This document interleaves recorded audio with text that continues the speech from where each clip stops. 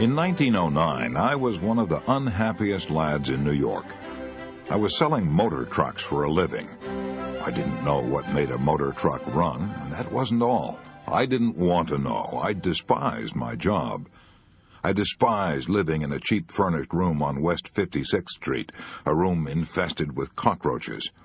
I still remember that I had a bunch of neckties hanging on the walls, and when I reached out of a morning to get a fresh necktie, the cockroaches scattered in all directions. I despised having to eat in cheap, dirty restaurants that were also probably infested with cockroaches. I came home to my lonely room each night with a sick headache, a headache bred and fed by disappointment, worry, bitterness, and rebellion. I was rebelling because the dreams I had nourished back in my college days had turned into nightmares. Was this life? Was this the vital adventure to which I had looked forward so eagerly? Was this all life would ever mean to me, working at a job I despised, living with cockroaches, eating vile food, and with no hope for the future? I longed for the leisure to read and to write the books I had dreamed of writing back in my college days. I knew I had everything to gain and nothing to lose by giving up the job I despised. I wasn't interested in making a lot of money, but I was interested in making a lot of living. In short, I had come to the Rubicon, to that moment of decision which faces most young people when they start out in life. So I made my decision, and that decision completely altered my future. It has made the rest of my life happy and rewarding beyond my most utopian aspirations. My decision was this. I would give up the work I loathed, and since I had spent 4 years studying in the State Teachers College in Warrensburg, Missouri, preparing to teach, I would make my living teaching adult classes in night schools. Then I'd have my days free to read books, prepare lectures, write novels and short stories. I wanted to live to write and write to live. What subject should I teach to adults at night? As I looked back and evaluated my own college training, I saw that the training and experience I had had in public speaking had been of more practical value to me in business and in life than everything else I had studied in college all put together. Why? Because it had wiped out my timidity and lack of self-confidence and given me the courage and assurance to deal with people. It had also made clear that leadership usually gravitates to the man who can get up and say what he thinks. I applied for a position teaching public speaking in the night extension courses both at Columbia University and New York University, but these universities decided they could struggle along somehow without my help. I was disappointed then, but now I thank God that they did turn me down, because I started teaching at YMCA night schools, where I had to show concrete results and show them quickly. What a challenge that was! These adults didn't come to my classes because they wanted college credits or social prestige. They came for one reason only. They wanted to solve their problems. They wanted to be able to stand up on their feet and say a few words at a business meeting without fainting from fright. Salesmen wanted to be able to call on a tough customer without having to walk around the block 3 times to get up courage. They wanted to develop poise and self-confidence. They wanted to get ahead in business. They wanted to have more money for their families. And since they were paying for their tuition on an installment basis, and they stopped paying if they didn't get results, and since I was being paid not a salary, but a percentage of the profits, I had to be practical if I wanted to eat. I felt at the time that I was teaching under a handicap, but I realize now that I was getting priceless training. I had to motivate my students. I had to help them solve their problems. I had to make each session so inspiring that they wanted to continue coming. It was exciting work. I loved it. I was astounded at how quickly these businessmen developed self-confidence and how quickly many of them secured promotions and increased pay. The classes were succeeding far beyond my most optimistic hopes. Within 3 seasons, the YMCAs, which had refused to pay me $5 a night in salary, were paying me $30 a night on a percentage basis. At first, I taught only public speaking, but as the years went by, I saw that these adults also needed the ability to win friends and influence people. Since I couldn't find an adequate textbook on human relations, I wrote one myself. It was written, no, it wasn't written in the usual way. It grew and evolved out of the experiences of the adults in these classes. I called it How to Win Friends and Influence People. Since it was written solely as a textbook for my own adult classes, and since I had written 4 other books that no one had ever heard of, I never dreamed that it would have a large sale. I am probably one of the most astonished authors now living. As the years went by, I realized that another of the biggest problems of these adults was worry. A large majority of my students were businessmen, executives, salesmen, engineers, accountants, a cross-section of all the trades and professions, and most of them had problems. There were women in the classes, businesswomen and housewives. They, too, had problems. Clearly, what I needed was a textbook on how to conquer worry. So again, I tried to find one. I went to New York's great public library at 5th Avenue and 42nd Street, and discovered, to my astonishment, that this library had only 22 books listed under the title Worry. I also noticed, to my amusement, that it had 189 books listed under worms, almost 9 times as many books about worms as about worry. Astounding, isn't it? Since worry is one of the biggest problems facing mankind, you'd think, wouldn't you, that every high school and college in the land would give a course on how to stop worrying. Yet if there is even one course on that subject in any college in the land, I have never heard of it. No wonder David Seabury said in his book, How to Worry Successfully, "We come to maturity with as little preparation for the pressures of experience as a bookworm asked to do a ballet." The result? More than half our hospital beds are occupied by people with nervous and emotional troubles. I looked over these 22 books on worry reposing on the shelves of the New York Public Library. In addition, I purchased all the books on worry I could find, yet I couldn't discover even one that I could use as a text in my course for adults. So I resolved to write one myself. I began preparing myself to write this book 7 years ago. How? By reading what the philosophers of all ages have said about worry. I also read hundreds of biographies, all the way from Confucius to Churchill. I also interviewed scores of prominent people in many walks of life, such as Jack Dempsey, General Omar Bradley, General Mark Clark, Henry Ford, Eleanor Roosevelt, and Dorothy Dix. But that was only a beginning. I also did something else that was far more important than the interviews and the reading. I worked for 5 years in a laboratory for conquering worry, a laboratory conducted in our own adult classes. As far as I know, it was the first and only laboratory of its kind in the world. This is what we did.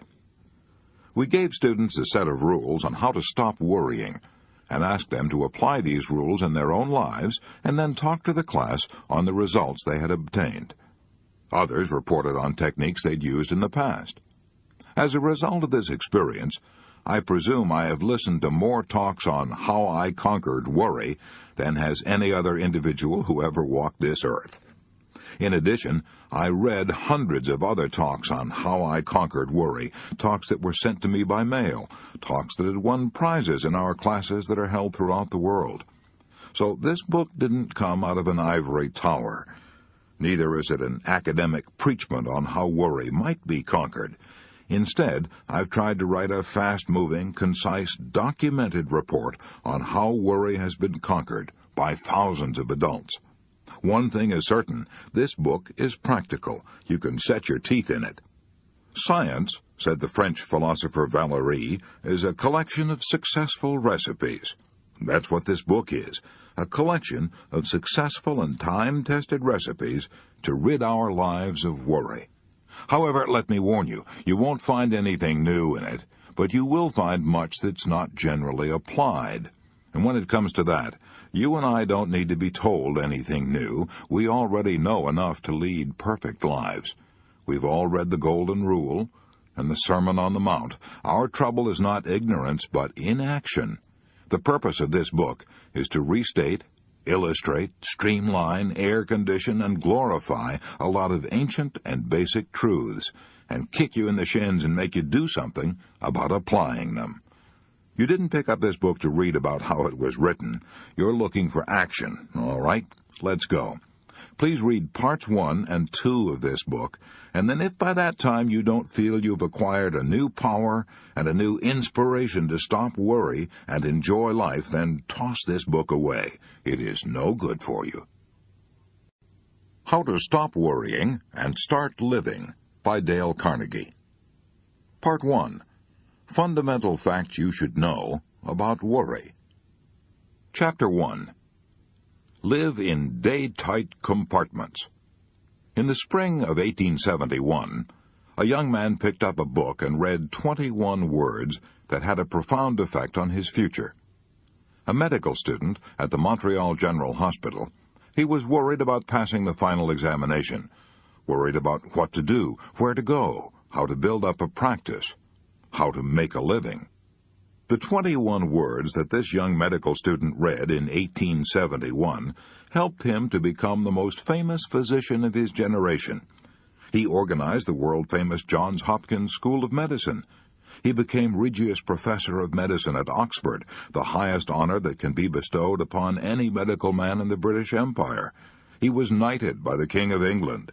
When he died, 2 huge volumes containing 1,466 pages were required to tell the story of his life. His name was Sir William Osler.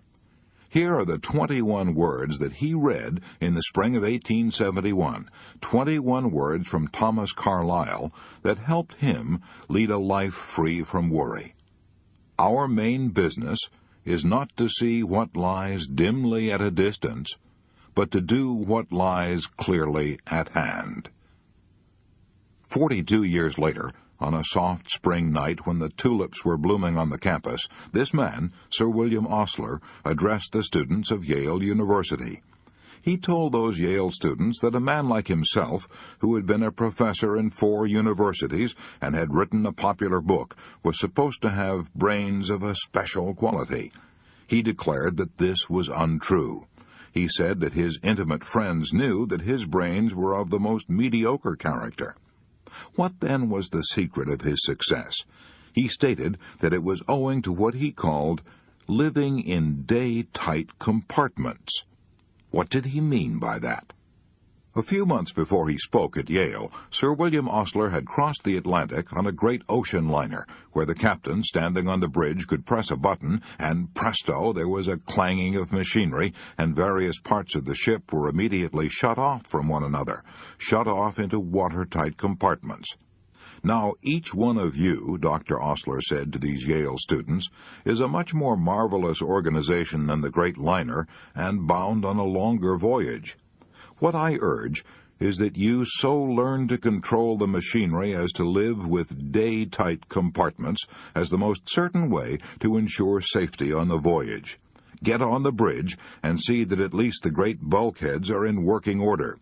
Touch a button and hear at every level of your life the iron doors shutting out the past, the dread yesterdays.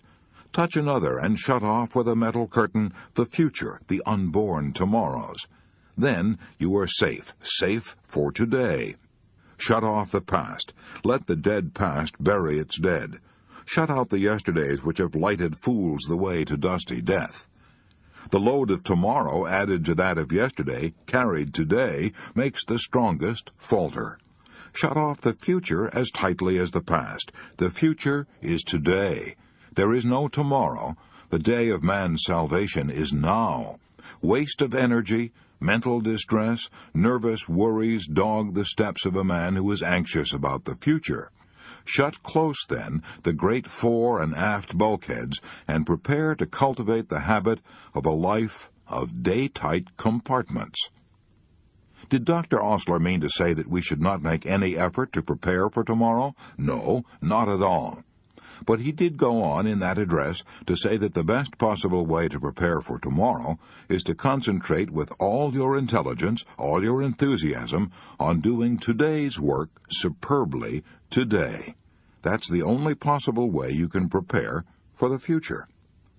Sir William Osler urged the students at Yale to begin the day with Christ's prayer, "Give us this day our daily bread." Remember that the prayer asks only for today's bread. It doesn't complain about the stale bread we had to eat yesterday, and it doesn't say, "Oh God, it has been pretty dry out in the wheat belts lately, and we may have another drought, and then how will I get my bread to eat next fall?" Or, "Suppose I lose my job, oh God, how could I get bread then?" No, this prayer teaches us to ask for today's bread only. Today's bread is the only kind of bread you can possibly eat. Years ago, a penniless philosopher was wandering through stony country where the people had a hard time making a living.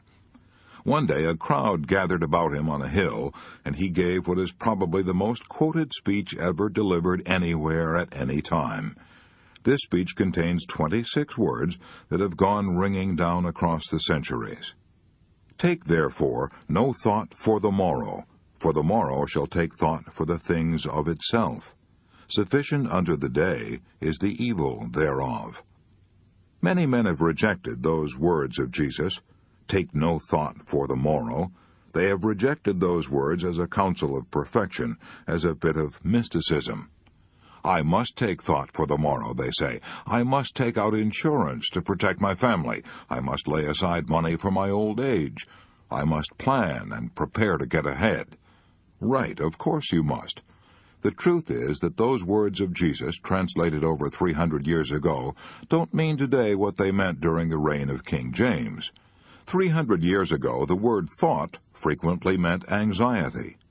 Modern versions of the Bible quote Jesus more accurately as saying, "Have no anxiety for the tomorrow." By all means, take thought for tomorrow. Yes, careful thought and planning and preparation, but have no anxiety.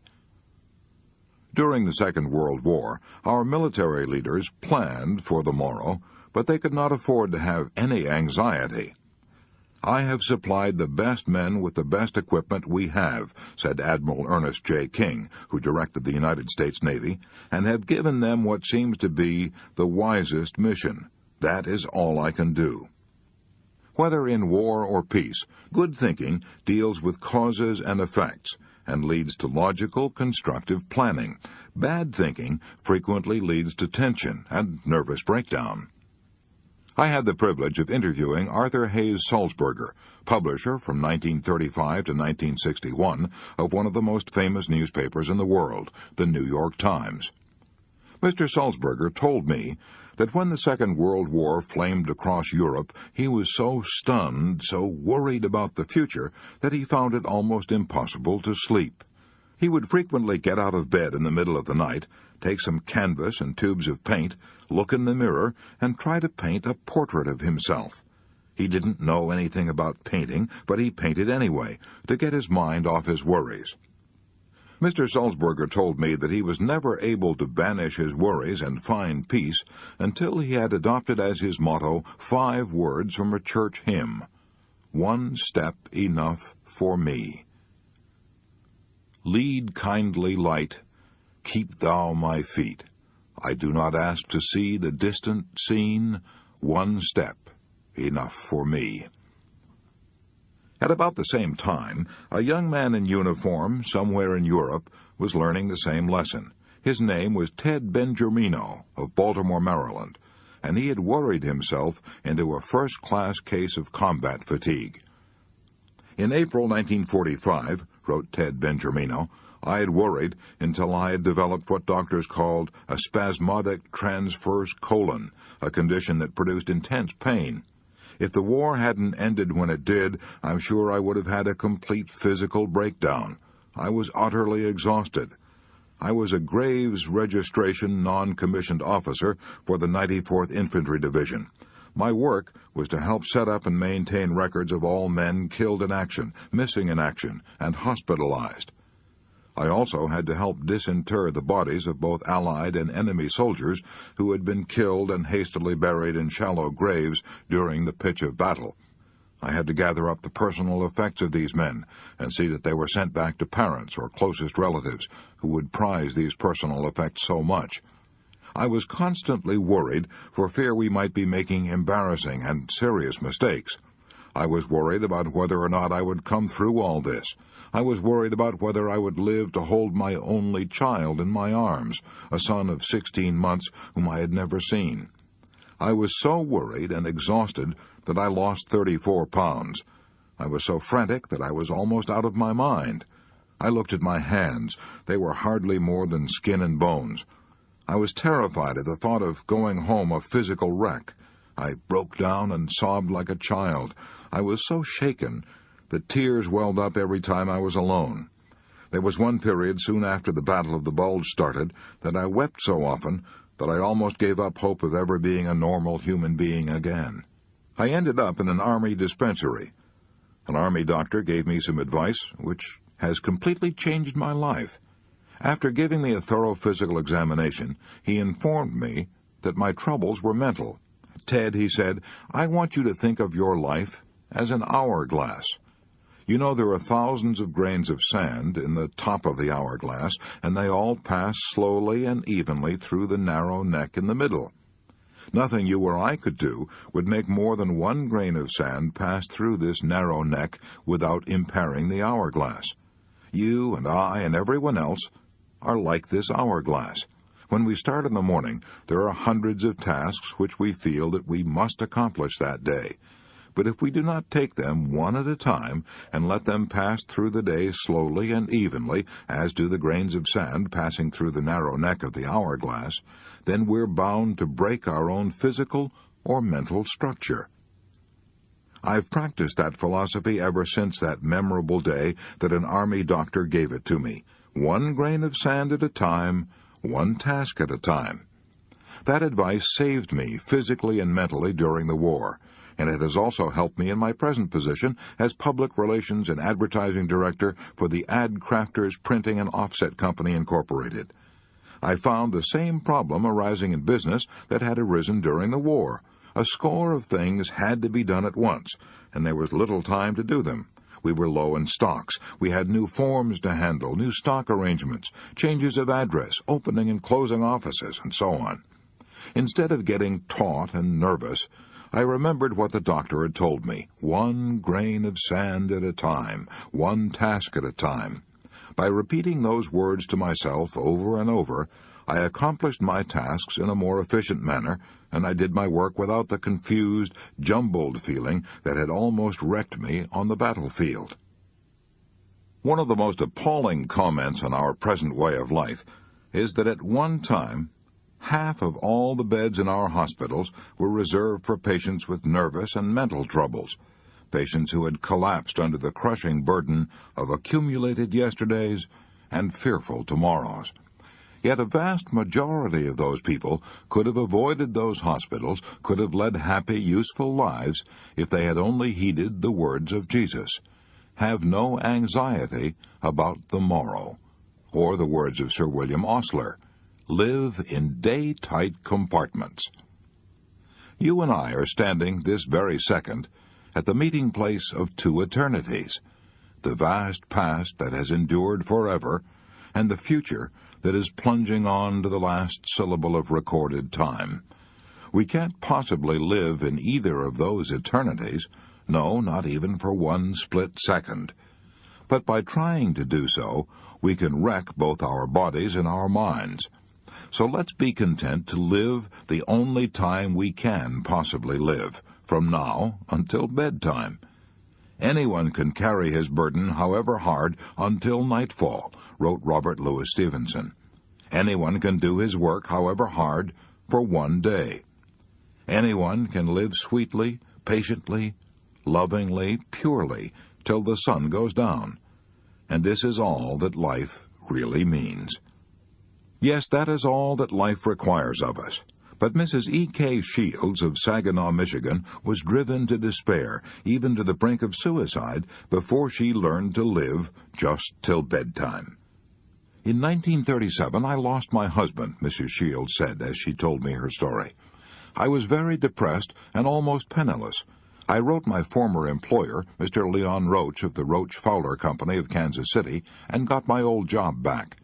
I had formerly made my living selling world books to rural and town school boards. I had sold my car 2 years previously when my husband became ill, but I managed to scrape together enough money to put a down payment on a used car and started out to sell books again. I'd thought that getting back on the road would help relieve my depression, but driving alone and eating alone was almost more than I could take. Some of the territory was not very productive, and I found it hard to make those car payments, small as they were. In the spring of 1938, I was working out of Versailles, Missouri. The schools were poor, the roads bad, and I was so lonely and discouraged that at one time I even considered suicide. It seemed that success was impossible. I had nothing to live for. I dreaded getting up each morning and facing life. I was afraid of everything. Afraid I could not meet the car payments, afraid I could not pay my room rent, afraid I would not have enough to eat.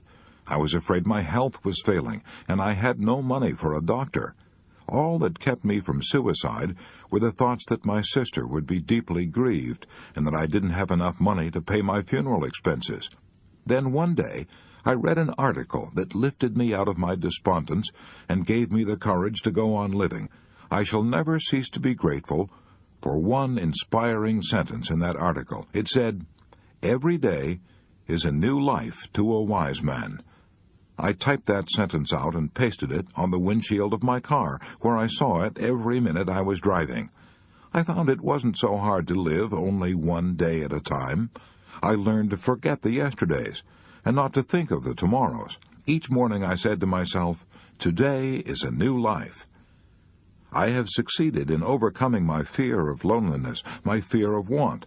I am happy and fairly successful now, and have a lot of enthusiasm and love for life. I know now that I shall never again be afraid, regardless of what life hands me. I know now that I won't have to fear the future. I know now that I can live one day at a time, and that every day is a new life to a wise man. Who do you suppose wrote this verse? Happy the man, and happy he alone, he who can call today his own, he who, secure within, can say, "Tomorrow do thy worst, for I have lived today." Those words sound modern, don't they? Yet they were written 30 years before Christ was born by the Roman poet Horace. One of the most tragic things I know about human nature is that all of us tend to put off living. We're all dreaming of some magical rose garden over the horizon instead of enjoying the roses that are blooming outside our windows today. Why are we such fools, such tragic fools? How strange it is, our little procession of life, wrote Stephen Leacock. The child says, "When I am a big boy," but what is that? The big boy says, "When I grow up." And then grown up, he says, "When I get married." But to be married, what is that after all? The thought changes to "when I'm able to retire." And then when retirement comes, he looks back over the landscape traversed. A cold wind seems to sweep over it. Somehow he has missed it all, and it is gone. Life, we learn too late, is in the living, in the tissue of every day and hour. The late Edward S. Evans of Detroit almost killed himself with worry before he learned that life is in the living, in the tissue of every day and hour. Brought up in poverty, Edward Evans made his first money by selling newspapers, then worked as a grocer's clerk. Later, with 7 people dependent upon him for bread and butter, he got a job as an assistant librarian. Small as the pay was, he was afraid to quit. 8 years passed before he could summon up the courage to start out on his own.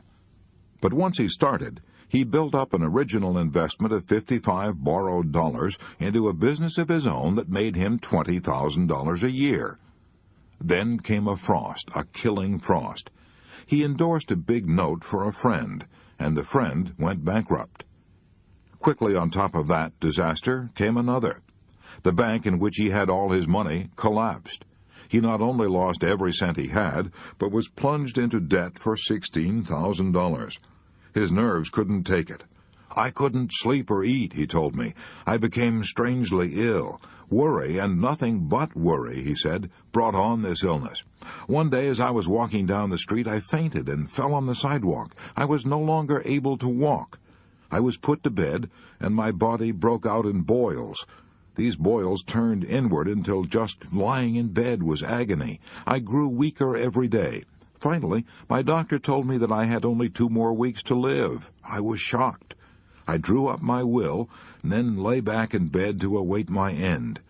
No use to struggle now or worry. I gave up, relaxed, and went to sleep. I hadn't slept 2 hours in succession for weeks, but now, with my earthly problems drawing to an end, I slept like a baby. My exhausting weariness began to disappear. My appetite returned. I gained weight. A few weeks later, I was able to walk with crutches. 6 weeks later, I was able to go back to work.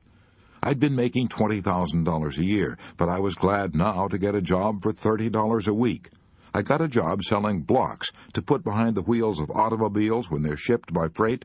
I'd learned my lesson now. No more worry for me, no more regret about what had happened in the past, no more dread of the future.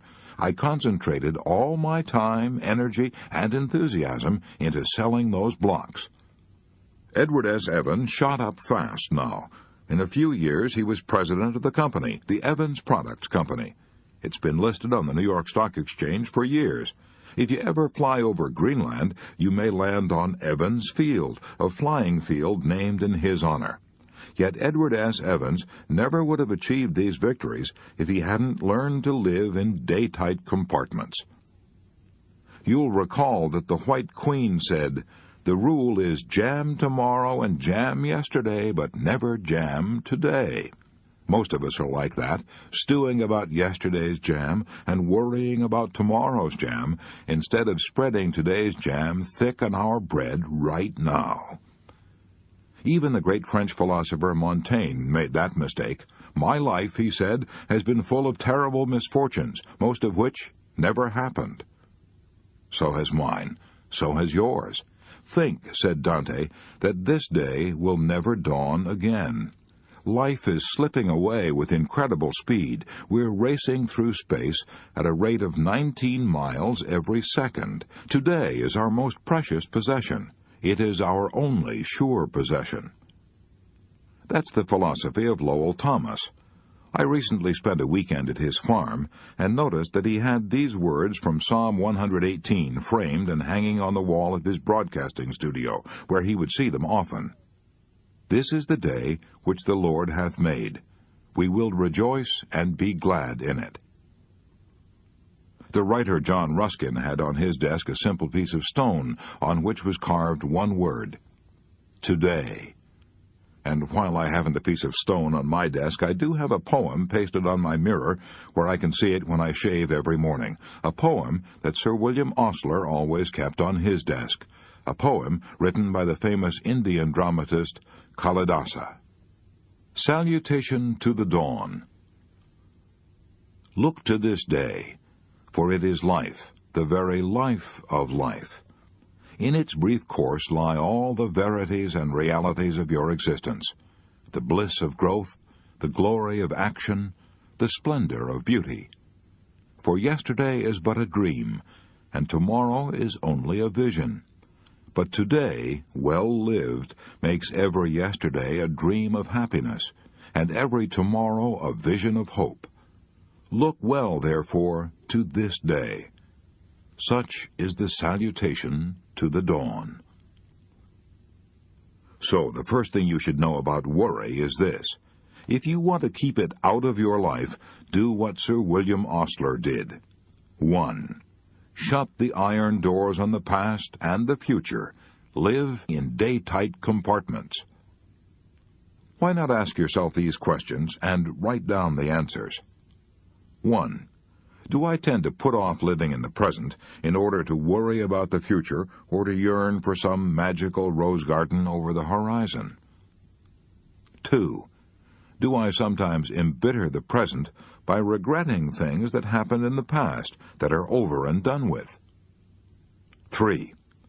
Do I get up in the morning determined to seize the day, to get the utmost out of these 24 hours? 4. Can I get more out of life by living in day-tight compartments? 5. When shall I start to do this? Next week? Tomorrow? Today? Chapter 2. A Magic Formula for Solving Worry Situations. Would you like a quick, surefire recipe for handling worry situations? A technique you can start using right away, before you go any further in reading this book. Then let me tell you about the method worked out by Willis H. Carrier, the brilliant engineer who launched the air conditioning industry and who headed the world-famous Carrier Corporation in Syracuse, New York. It's one of the best techniques I ever heard of for solving worry problems, and I got it from Mr. Carrier personally when we were having lunch together one day at the Engineers Club in New York. When I was a young man, Mr. Carrier said, I worked for the Buffalo Forge Company in Buffalo, New York. I was handed the assignment of installing a gas cleaning device in a plant of the Pittsburgh Plate Glass Company at Crystal City, Missouri, a plant costing millions of dollars. The purpose of this installation was to remove the impurities from the gas so it could be burned without injuring the engines. This method of cleaning gas was new. It had been tried only once before and under different conditions. In my work at Crystal City, Missouri, unforeseen difficulties arose. It worked after a fashion, but not well enough to meet the guarantees we had made. I was stunned by my failure. It was almost as if someone had struck me a blow on the head. My stomach, my insides began to twist and turn. For a while I was so worried I couldn't sleep. Finally, common sense reminded me that worry wasn't getting me anywhere, so I figured out a way to handle my problem without worrying. It worked superbly. I've been using this same anti-worry technique for more than 30 years. It is simple. Anyone can use it. It consists of 3 steps. Step 1. I analyzed the situation fearlessly and honestly, and figured out what was the worst that could possibly happen as a result of this failure. No one was going to jail me or shoot me, that was certain. True, there was also a chance that I would lose my position, and there was also a chance that my employers would have to remove the machinery and lose the $20,000 we had invested. Step 2. After figuring out what was the worst that could possibly happen, I reconciled myself to accepting it, if necessary. I said to myself, this failure will be a blow to my record, and it might possibly mean the loss of my job. But if it does, I can always get another position. Conditions could be much worse, and as far as my employers are concerned, well, they realize that we are experimenting with a new method of cleaning gas, and if this experience costs them $20,000, they can charge it up to research, for it's an experiment. After discovering the worst that could possibly happen and reconciling myself to accepting it, if necessary, an extremely important thing happened. I immediately relaxed and felt a sense of peace that I hadn't experienced in days. Step 3. From that moment on, I calmly devoted my time and energy to trying to improve upon the worst, which I had already accepted mentally. I now tried to figure out ways and means by which I might reduce the loss of $20,000 that we faced. I made several tests and finally figured out that if we spent another $5,000 for additional equipment, our problem would be solved. We did this, and instead of the firm losing $20,000, we made $15,000. I probably would never have been able to do this if I had kept on worrying, because one of the worst features about worrying is that it destroys our ability to concentrate. When we worry, our minds jump here and there and everywhere, and we lose all power of decision. However, when we force ourselves to face the worst and accept it mentally, we then eliminate all these vague imaginings and put ourselves in a position in which we are able to concentrate on our problem. Now, this incident that I have related occurred many years ago. It worked so superbly that I've been using it ever since, and as a result, my life has been almost completely free from worry. Now, why is Willis H. Carrier's magic formula so valuable and so practical, psychologically speaking? Because it yanks us down out of the great gray clouds in which we fumble about when we're blinded by worry. It plants our feet good and solid on the earth. we know where we stand. And if we haven't solid ground under us, how in creation can we ever hope to think anything through? Professor William James, the father of applied psychology, has been dead since 1910. But if he were alive today and could hear this formula for facing the worst, he would heartily approve it. How do I know that? Because he told his own students, "Be willing to have it so. Be willing to have it so," he said, because acceptance of what has happened is the first step in overcoming the consequences of any misfortune. Would you like to see how someone adopted Willis H. Carrier's magic formula and applied it to his own problem? Well, here's one example from a New York oil dealer who was a student in my classes. "I was being blackmailed," this student began. "I didn't believe it was possible. I didn't believe it could happen outside of the movies, but I was actually being blackmailed. What happened was this. The oil company of which I was the head had a number of delivery trucks and a number of drivers. At that time, war regulations were strictly in force, and we were rationed on the amount of oil we could deliver to any one of our customers. I didn't know it, but it seems that certain of our drivers had been delivering oil short to our regular customers and then reselling the surplus to customers of their own. The first inkling I had of these illegitimate transactions was when a man who claimed to be a government inspector came to see me one day and demanded hush money. He had got documentary proof of what our drivers had been doing, and he threatened to turn this proof over to the district attorney's office if I didn't cough up. I knew, of course, that I had nothing to worry about, personally at least, but I also knew that the law says a firm is responsible for the actions of its employees. What's more, I knew that if the case came to court and it was aired in the newspapers, the bad publicity would ruin my business. And I was proud of my business. It had been founded by my father 24 years before. I was so worried I was sick. I didn't eat or sleep for 3 days and nights. I kept going around in crazy circles. Should I pay the money, $5,000, or should I tell this man to go ahead and do his damnedest? Either way, I tried to make up my mind. It ended in a nightmare. Then, on Sunday night, I happened to pick up the booklet on How to Stop Worrying, which I had been given in my Carnegie class in public speaking. I started to read it, and came across the story of Willis H. Carrier. Face the worst, it said, so I asked myself, what's the worst that could happen if I refuse to pay up and these blackmailers turn their records over to the district attorney? The answer to that was, the ruin of my business. That's the worst that can happen. I can't go to jail. All that can happen is that I shall be ruined by the publicity. I then said to myself, all right, the business is ruined. I accept that mentally. What happens next? Well, with my business ruined, I would probably have to look for a job. That wasn't bad. I knew a lot about oil. There were several firms that might be glad to employ me. I began to feel better. The blue funk I had been in for 3 days and nights began to lift a little.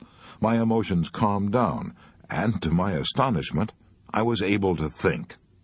I was clear-headed enough now to face step 3, improve on the worst. As I thought of solutions, an entirely new angle presented itself to me. If I told my attorney the whole situation, he might find a way out which I hadn't thought of. I know it sounds stupid to say that this hadn't even occurred to me before, but of course I hadn't been thinking. I had only been worrying. I immediately made up my mind that I would see my attorney first thing in the morning, and then I went to bed and slept like a log. How did it end? Well, the next morning, my lawyer told me to go and see the district attorney and tell him the truth. I did precisely that. When I finished, I was astonished to hear the DA say that this blackmail racket had been going on for months, and that the man who claimed to be a government agent was a crook wanted by the police. What a relief to hear all this after I had tormented myself for 3 days and nights wondering whether I should hand over $5,000 to this professional swindler. This experience taught me a lasting lesson. Now, whenever I face a pressing problem that threatens to worry me, I give it what I call the old Willis H. Carrier formula. If you think Willis H. Carrier had troubles, listen, you ain't heard nothing yet. Here's the story of Earl P. Haney of Winchester, Massachusetts. Here's the story as he told it to me himself on November 17, 1948, in the Hotel Statler in Boston. Back in the 20s, he said, I was so worried that ulcers began eating the lining of my stomach. One night I had a terrible hemorrhage. I was rushed to a hospital connected with the School of Medicine of Northwestern University of Chicago. My weight dropped from 175 pounds to 90 pounds. I was so ill, I was warned not even to lift my hand. 3 doctors, including a celebrated ulcer specialist, said my case was incurable. I lived on alkaline powders and a tablespoonful of half milk and half cream every hour. A nurse put a rubber tube down into my stomach every night and morning and pumped out the contents. This went on for months. Finally, I said to myself, "Look here, Earl Haney, if you have nothing to look forward to except a lingering death, you might as well make the most of the little time you have left. You have always wanted to travel around the world before you die, so if you're ever going to do it, you'll have to do it now." When I told my physicians I was going to travel around the world and pump out my own stomach twice a day, they were shocked. Impossible. They'd never heard of such a thing. They warned me that if I started around the world, I would be buried at sea. "No, I won't," I replied. "I've promised my relative that I will be buried in the family plot in Broken Bow, Nebraska, so I'm going to take my casket with me." I arranged for a casket, put it aboard a ship, and then made arrangements with the steamship company in the event of my death to put my corpse in a freezing compartment and keep it there till the liner returned home. I set out on my trip imbued with the spirit of old Omar. "Ah, make the most of what we yet may spend, before we too into the dust descend. Dust into dust, and under dust to lie, sans wine, sans song, sans singer, and sans end." The moment I boarded the SS President Adams in Los Angeles and headed for the Orient, I felt better. I gradually gave up my alkaline powders and my stomach pump. I was soon eating all kinds of food, even strange native mixtures and concoctions that were guaranteed to kill me. As the weeks went by, I even smoked long black cigars and drank highballs. I enjoyed myself more than I had in years.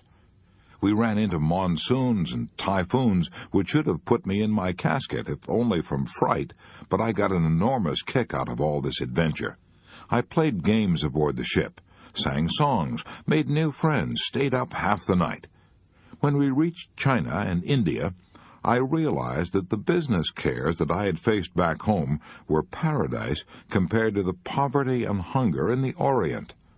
I stopped all my senseless worrying and felt fine. When I got back to America, I had gained 90 pounds and had almost forgotten I even had a stomach ulcer. I had never felt better in my life. I went back to business and haven't been ill a day since. Earl P. Haney told me he realizes now that he was unconsciously using the self-same principles that Willis H. Carrier used to conquer worry. First, I asked myself, what is the worst that could possibly happen? The answer was death. Second, I prepared myself to accept death. I had to. There was no choice. The doctors said my case was hopeless.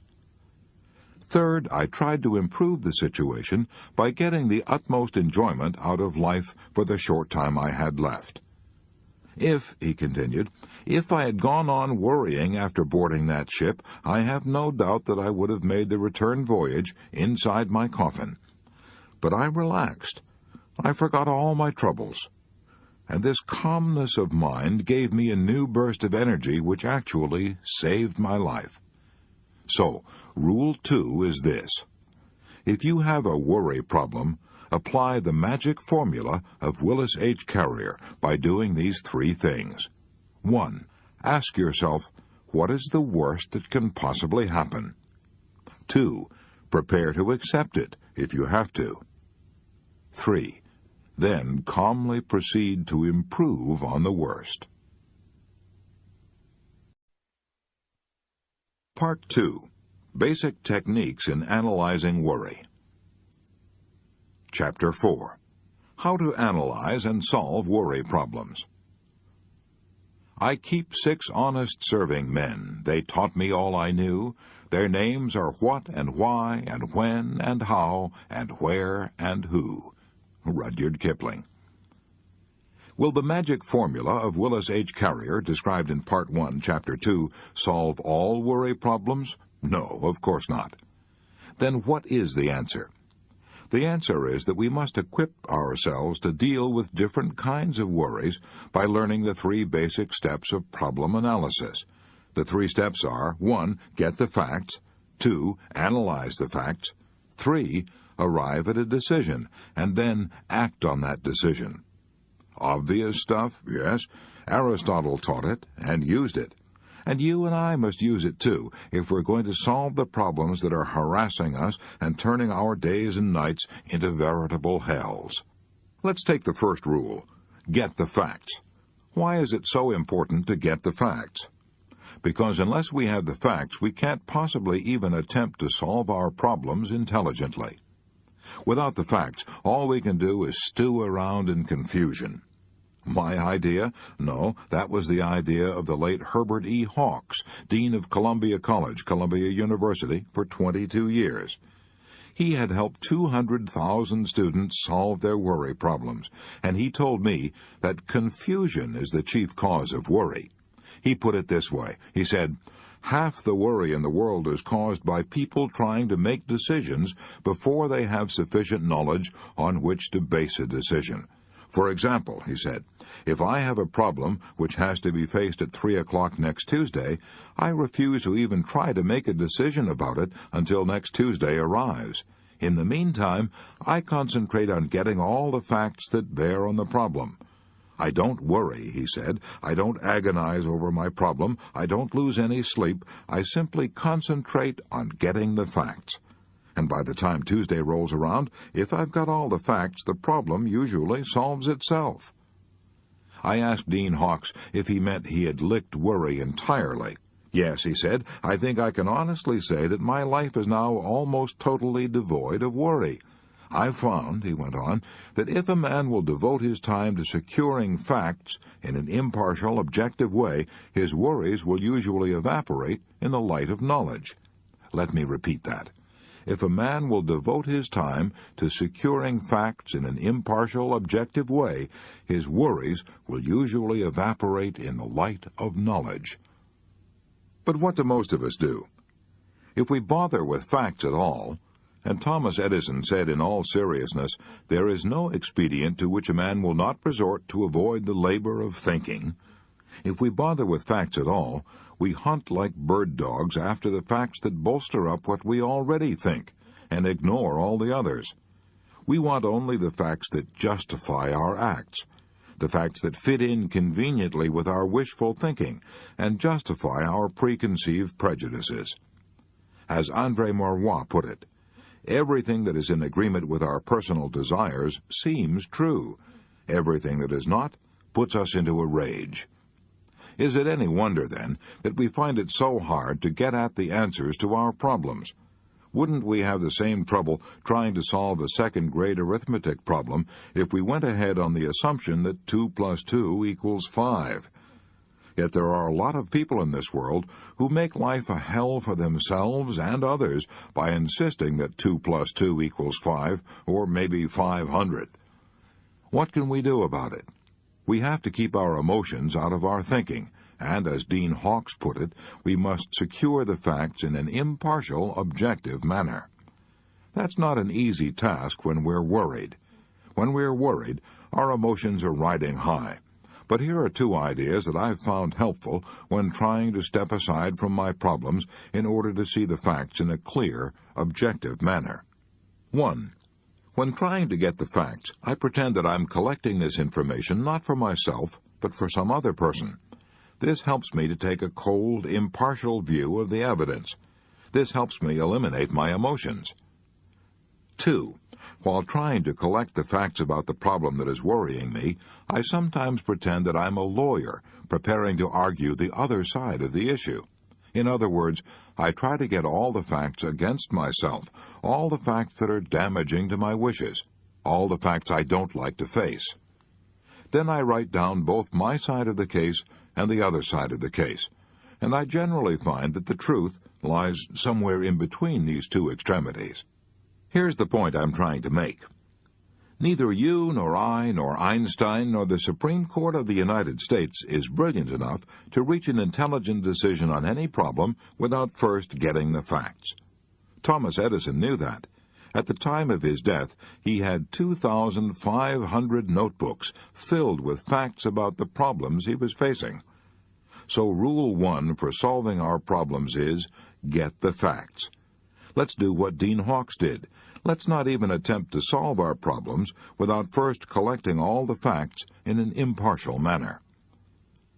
However, getting all the facts in the world won't do us any good until we analyze them and interpret them. I have found from costly experience that it's much easier to analyze the facts after writing them down. In fact, merely writing the facts on a piece of paper and stating our problem clearly goes a long way toward helping us reach a sensible decision. As Charles Kettering puts it, a problem well stated is a problem half solved. Let me show you all of this as it works out in practice. Since the Chinese say one picture is worth 10,000 words, suppose I show you a picture of how one man put exactly what we're talking about into concrete action. Let's take the case of Galen Litchfield, a man I've known for several years, one of the most successful American businessmen in the Far East. Mr. Litchfield was in China in 1942 when the Japanese invaded Shanghai, and here's his story as he told it to me while a guest in my home. Shortly after the Japanese bombed Pearl Harbor, Galen Litchfield began, they came swarming into Shanghai. I was the manager of the Asia Life Insurance Company in Shanghai. They sent us an army liquidator. He was really an admiral, and gave me orders to assist this man in liquidating our assets. I didn't have any choice in the matter. I could cooperate or else, and the or else was certain death. I went through the motions of doing what I was told because I had no alternative. But there was one block of securities worth $750,000 which I left off the list I gave to the admiral. I left that block of securities off the list because they belonged to our Hong Kong organization and had nothing to do with the Shanghai assets. All the same, I feared I might be in hot water if the Japanese found out what I'd done, and they soon found out. I wasn't in the office when the discovery was made, but my head accountant was there. He told me that the Japanese admiral flew into a rage and stamped and swore and called me a thief and a traitor. I had defied the Japanese army. I knew what that meant. I would be thrown into the bridge house. The bridge house, the torture chamber of the Japanese Gestapo. I had had personal friends who had killed themselves rather than be taken to that prison.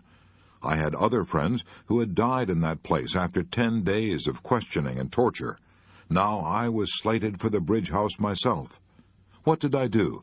I heard the news on Sunday afternoon. I suppose I should have been terrified, and I would have been terrified if I hadn't had a definite technique for solving my problems. For years, whenever I was worried, I had always gone to my typewriter and written down 2 questions, and the answer to these questions. 1. What am I worrying about? 2. What can I do about it? I used to try to answer those questions without writing them down, but I stopped that years ago. I found that writing down both the questions and the answers clarifies my thinking. So that Sunday afternoon, I went directly to my room at the Shanghai YMCA and got out my typewriter. I wrote, 1. What am I worrying about? I am afraid I will be thrown into the bridge house tomorrow morning. Then I typed out the second question. 2. What can I do about it? I spent hours thinking out and writing down the 4 courses of action I could take, and what the probable consequences of each action would be. 1. I can try to explain to the Japanese admiral, but he doesn't speak English. If I try to explain to him through an interpreter, I may stir him up again. That might mean death, for he is cruel, would rather dump me in the bridge house than bother talking about it. 2. I can try to escape. Impossible. They keep track of me all the time. I have to check in and out of my room at the YMCA. If I try to escape, I'll probably be captured and shot. 3, I can stay here in my room and not go near the office again. If I do, the Japanese admiral will be suspicious, will probably send soldiers to get me and throw me into the bridge house without giving me a chance to say a word. 4, I can go down to the office as usual on Monday morning. If I do, there's a chance that the Japanese admiral may be so busy that he will not think of what I did. Even if he does think of it, he may have cooled off and may not bother me. If this happens, I'm all right. Even if he does bother me, I'll still have a chance to try to explain to him.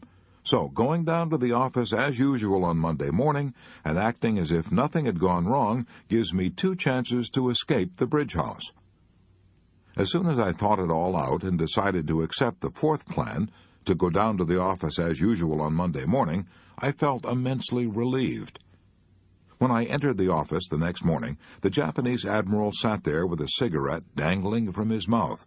He glared at me, as he always did, and said nothing. 6 weeks later, thank God, he went back to Tokyo, and my worries were ended. As I've already said, I probably saved my life by sitting down that Sunday afternoon and writing out all the various steps I could take, and then writing down the probable consequences of each step, and calmly coming to a decision. If I hadn't done that, I might have floundered and hesitated and done the wrong thing on the spur of the moment. If I hadn't thought out my problem and come to a decision, I would have been frantic with worry all Sunday afternoon. I wouldn't have slept that night. I would have gone down to the office Monday morning with a harassed and worried look, and that alone might have aroused the suspicion of the Japanese admiral and spurred him to act. Experience has proved to me, time after time, the enormous value of arriving at a decision. It is the failure to arrive at a fixed purpose, the inability to stop going round and round in maddening circles, that drives men to nervous breakdowns and living hells. I find that 50% of my worries vanish once I arrive at a clear, definite decision, and another 40% usually vanish once I start to carry out that decision. So I banish about 90% of my worries by taking these 4 steps. 1. Writing down precisely what I am worrying about. 2. Writing down what I can do about it. 3. Deciding what to do. 4. Starting immediately to carry out that decision. Galen Litchfield became the Far Eastern Director for Starr, Park & Freeman Incorporated, representing large insurance and financial interests. This made him one of the most important American businessmen in Asia, and he confessed to me that he owed a large part of his success to this method of analyzing worry and meeting it head-on. Why is his method so superb? Because it's efficient, concrete, and goes directly to the heart of the problem. On top of all that, it is climaxed by the 3rd and indispensable rule: do something about it. Unless we carry out our action, all our fact-finding and analysis is whistling up wind. It's a sheer waste of energy. William James said this: when once a decision is reached, and execution is the order of the day, dismiss absolutely all responsibility and care about the outcome. In this case, William James undoubtedly used the word care as a synonym for anxiety. He meant, once you've made a careful decision based on facts, go into action. Don't stop to reconsider. Don't begin to hesitate, worry, and retrace your steps. Don't lose yourself in self-doubting, which begets other doubts. Don't keep looking back over your shoulder. I once asked Wade Phillips, one of Oklahoma's most prominent oil men, how he carried out decisions. He replied, I find that to keep thinking about our problems beyond a certain point is bound to create confusion and worry. There comes a time when any more investigation and thinking are harmful. There comes a time when we must decide and act and never look back. Why don't you employ Galen Litchfield's technique to one of your worries right now? And write down the answers to these 4 questions. Here's question number 1. What am I worrying about? Question number 2. What can I do about it? Question number 3. Here's what I am going to do about it. Question number 4. When am I going to start doing it?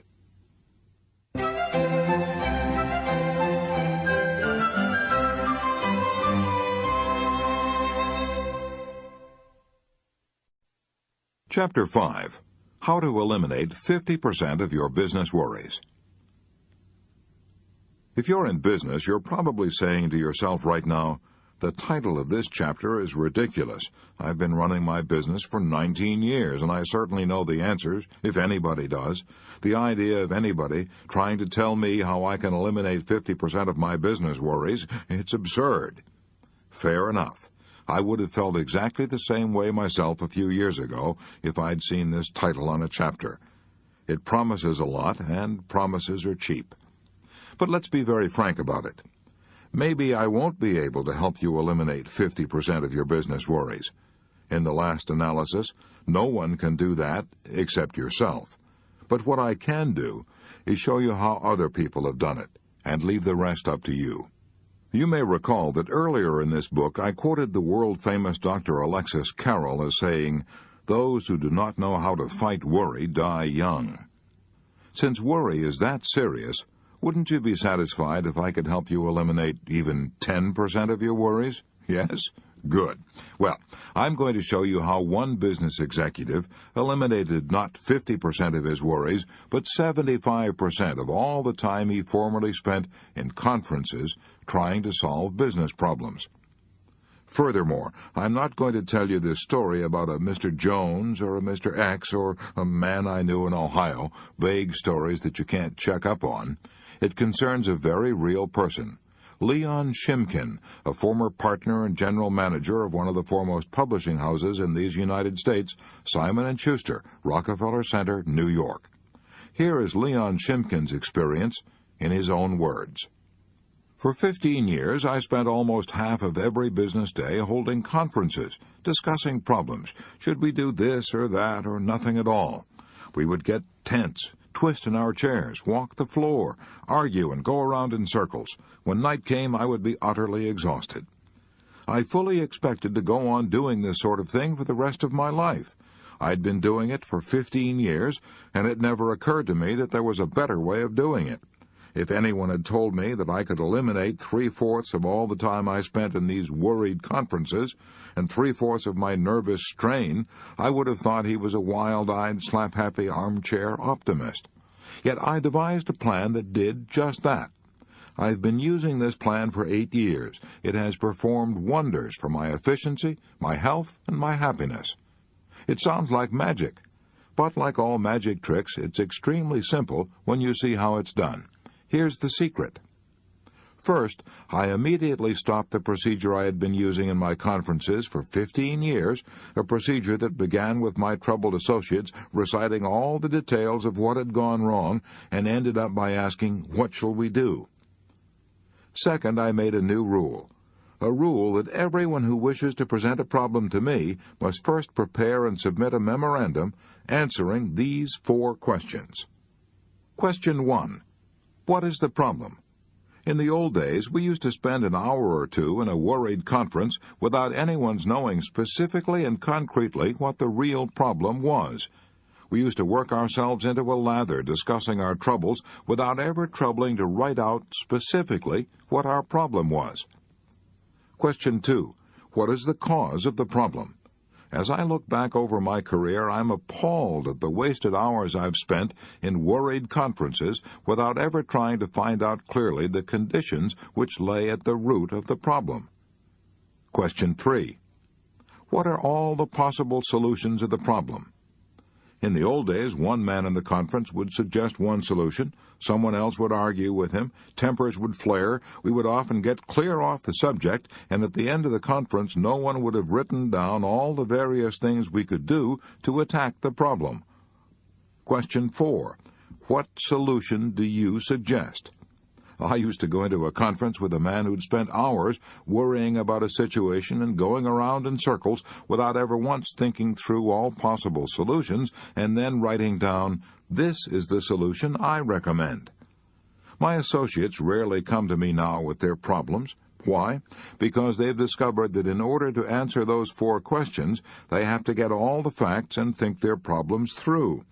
And after they've done that, they find in 3/4 of the cases they don't have to consult me at all, because the proper solution has popped out like a piece of bread popping out from an electric toaster.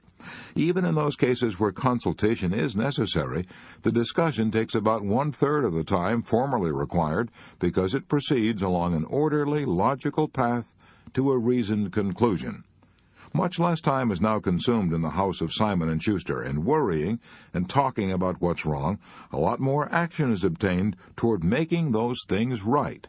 My friend Frank Betker, one of the top insurance men in America, told me he not only reduced his business worries, but nearly doubled his income by a similar method. "Years ago," said Frank Betker, "when I first started to sell insurance, I was filled with a boundless enthusiasm and love for my work, and then something happened. I became so discouraged that I despised my work and thought of giving it up. I think I would have quit if I hadn't got the idea one Saturday morning of sitting down and trying to get at the root of my worries. 1. I asked myself first, just what is the problem? The problem was that I was not getting high enough returns for the staggering amount of calls I was making. I seemed to do pretty well at selling a prospect until the moment came for closing a sale. And the customer would say, 'Well, I'll think it over, Mr. Betker. Come in and see me again.' It was the time I wasted on these follow-up calls that was causing my depression. 2. I asked myself, what are the possible solutions? But to get the answer to that one, I had to study the facts. I got out my record book for the last 12 months and studied the figures. I made an astounding discovery. Right there in black and white, I discovered that 70% of my sales had been closed on the very first interview. 23% of my sales had been closed on the second interview, and only 7% of my sales had been closed on those third, fourth, fifth, etc. interviews, which were running me ragged and taking up time. In other words, I was wasting fully 1/2 of my working day on a part of my business which was responsible for only 7% of my sales. 3. What is the answer? The answer was obvious. I immediately cut out all the visits beyond the second interview and spent the extra time building up new prospects. The results were unbelievable. In a very short time, I had doubled the cash value of every visit I made. As I said, Frank Betker became one of the best-known life insurance salesmen in the country. But he was on the point of giving up. He was on the point of admitting failure until analyzing the problem gave him a boost on the road to success. Can you apply these questions to your business problems? To repeat my challenge, they can reduce your worries by 50%. Here they are again. 1. What is the problem? 2. What is the cause of the problem? 3. What are all possible solutions to the problem? 4. What solution do you suggest? Part 2 in a nutshell. Basic techniques in analyzing worry. Rule 1. Get the facts. Remember that Dean Hawkes of Columbia University said that half the worry in the world is caused by people trying to make decisions before they have sufficient knowledge on which to base a decision. Rule 2. After carefully weighing all the facts, come to a decision. Rule 3.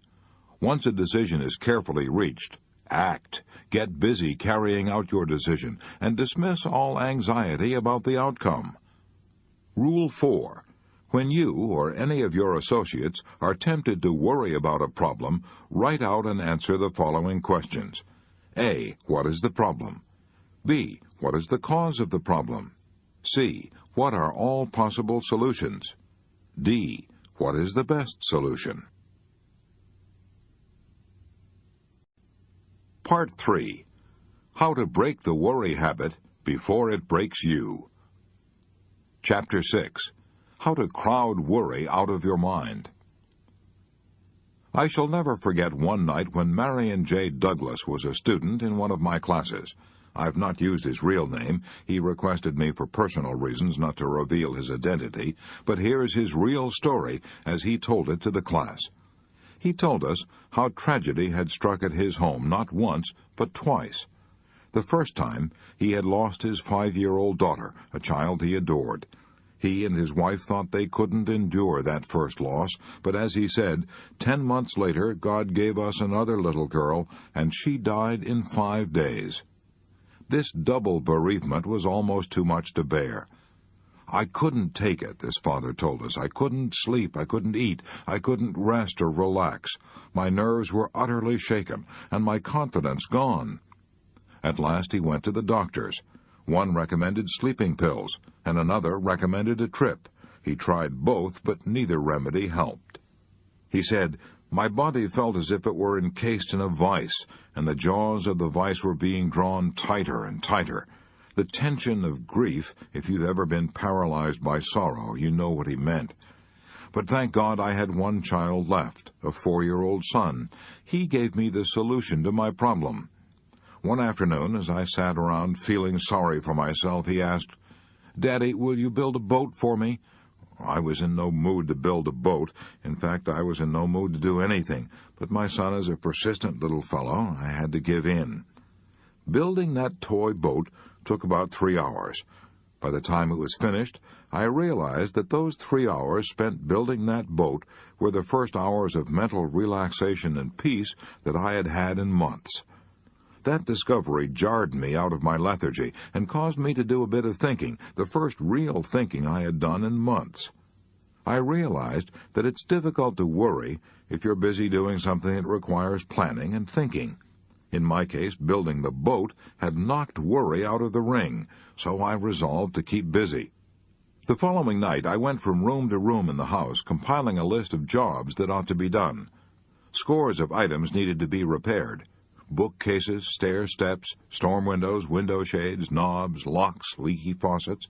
Astonishing as it seems, in the course of 2 weeks I had made a list of 242 items that needed attention. During the last 2 years, I have completed most of them. Besides, I have filled my life with stimulating activities. 2 nights per week I attend adult education classes in New York. I have gone in for civic activities in my hometown, and I am now chairman of the school board. I attend scores of meetings. I help collect money for the Red Cross and other activities. I'm so busy now that I have no time for worry. No time for worry. That's exactly what Winston Churchill said when he was working 18 hours a day at the height of the war. When he was asked if he worried about his tremendous responsibilities, he said, "I'm too busy. I have no time for worry." Charles Kettering was in the same fix when he started out to invest in a self-starter for automobiles. Mr. Kettering was, until his retirement, vice president of General Motors, in charge of the world-famous General Motors Research Corporation. But in those days, he was so poor that he had to use the hayloft of a barn as a laboratory.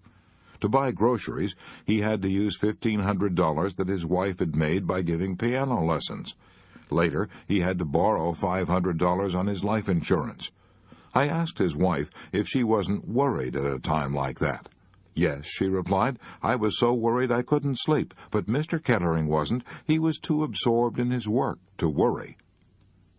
The great scientist Pasteur spoke of the peace that is found in libraries and laboratories. Why is peace found there? Because the men in libraries and laboratories are usually too absorbed in their tasks to worry about themselves. Research men rarely have nervous breakdowns. They haven't time for such luxuries. Why does such a simple thing as keeping busy help to drive out anxiety? Because of a law, one of the most fundamental laws ever revealed by psychology. And that law is that it is utterly impossible for any human mind, no matter how brilliant, to think of more than one thing at any given time. You don't quite believe it. Very well, then, let's try an experiment. Suppose you lean back right now, close your eyes, and try at the same instant to think of the Statue of Liberty and of what you plan to do tomorrow morning. Go ahead, try it. You found out, didn't you, that you could focus on either thought in turn, but never on both simultaneously. Well, the same thing is true in the field of emotions. We cannot be pepped up and enthusiastic about doing something exciting and feel dragged down by worry at the very same time. One kind of emotion drives out the other. And it was that simple discovery that enabled Army psychiatrists to perform such miracles during the Second World War. When men came out of battle so shaken by the experience that they were called psychoneurotic, Army doctors prescribed "keep 'em busy" as the cure. Every waking minute of these nerve-shocked men was filled with activity, usually outdoor activities such as fishing, hunting, playing ball, golf, taking pictures, making gardens, and dancing. They were given no time for brooding over their terrible experiences. Occupational therapy is the term now used by psychiatry when work is prescribed as though it were a medicine. It is not new. The old Greek physicians were advocating it 500 years before Christ was born. The Quakers were using it in Philadelphia in Ben Franklin's time. A man who visited a Quaker sanitarium in 1774 was shocked to see that the patients who were mentally ill were busy spinning flax. He thought these poor unfortunates were being exploited, until the Quakers explained that they found that their patients actually improved when they did a little work. It was soothing to the nerves. Any psychiatrist will tell you that work, keeping busy, is one of the best anesthetics ever known for sick nerves. Henry W. Longfellow found that out for himself when he lost his young wife. His wife had been melting some sealing wax at a candle one day when her clothes caught on fire. Longfellow heard her cries and tried to reach her in time, but she died from the burns. For a while, Longfellow was so tortured by the memory of that dreadful experience that he nearly went insane. But fortunately for him, his 3 small children needed his attention. In spite of his own grief, Longfellow undertook to be father and mother to his children. He took them for walks, told them stories, played games with them, and immortalized their companionship in his poem, The Children's Hour. He also translated Dante, and all these duties combined kept him so busy that he forgot himself entirely and regained his peace of mind. As Tennyson declared when he lost his most intimate friend, Arthur Hallam, "I must lose myself in action, lest I wither in despair." Most of us have little trouble losing ourselves in action while we have our noses to the grindstone and are doing our day's work, but the hours after work, they are the dangerous ones. Just when we're free to enjoy our own leisure and ought to be the happiest, that's when the blue devils of worry attack us. That's when we begin to wonder whether we're getting anywhere in life, whether we're in a rut, whether the boss meant anything by that remark he made today, or whether we're losing our sex appeal. When we're not busy, our minds tend to become a near vacuum. Every student of physics knows that nature abhors a vacuum. The nearest thing to a vacuum that you and I will probably ever see is inside of an incandescent electric light bulb. Break that bulb, and nature forces air in to fill the theoretical empty space. Nature also rushes in to fill the vacant mind. With what? Usually with emotions. Why? Because emotions of worry, fear, hate, jealousy, and envy are driven by primeval vigor and the dynamic energy of the jungle. Such emotions are so violent that they tend to drive out of our minds all peaceful, happy thoughts and emotions. James L. Mersell, professor of education, Teachers College, Columbia, put it very well when he said, "Worry is most apt to ride you ragged not when you're in action, but when the day's work is done. Your imagination can run riot then and bring up all sorts of ridiculous possibilities and magnify each little blunder. At such a time," he continued, "your mind is like a motor operating without its load. It races and threatens to burn out its bearings or even to tear itself to bits. The remedy for worry is to get completely occupied doing something constructive." But you don't have to be a college professor to realize this truth and put it into practice. During the Second World War, I met a housewife from Chicago who told me how she discovered for herself that the remedy for worry is to get completely occupied doing something constructive. I met this woman and her husband in the dining car while I was traveling from New York to my farm in Missouri. This couple told me that their son had joined the armed forces the day after Pearl Harbor. The woman told me that she had almost wrecked her health worrying over that only son. Where was he? Was he safe or in action? Would he be wounded or killed? When I asked her how she overcame her worry, she replied, "I got busy." She told me that at first she had dismissed her maid and tried to keep busy by doing all her housework herself, but that didn't help much. The trouble was, she said, that I could do my housework almost mechanically, without using my mind, so I kept on worrying while making the beds and washing the dishes. I realized I needed some new kind of work that would keep me busy both mentally and physically every hour of the day. So I took a job as a saleswoman in a large department store. That did it, she said. I immediately found myself in a whirlwind of activity.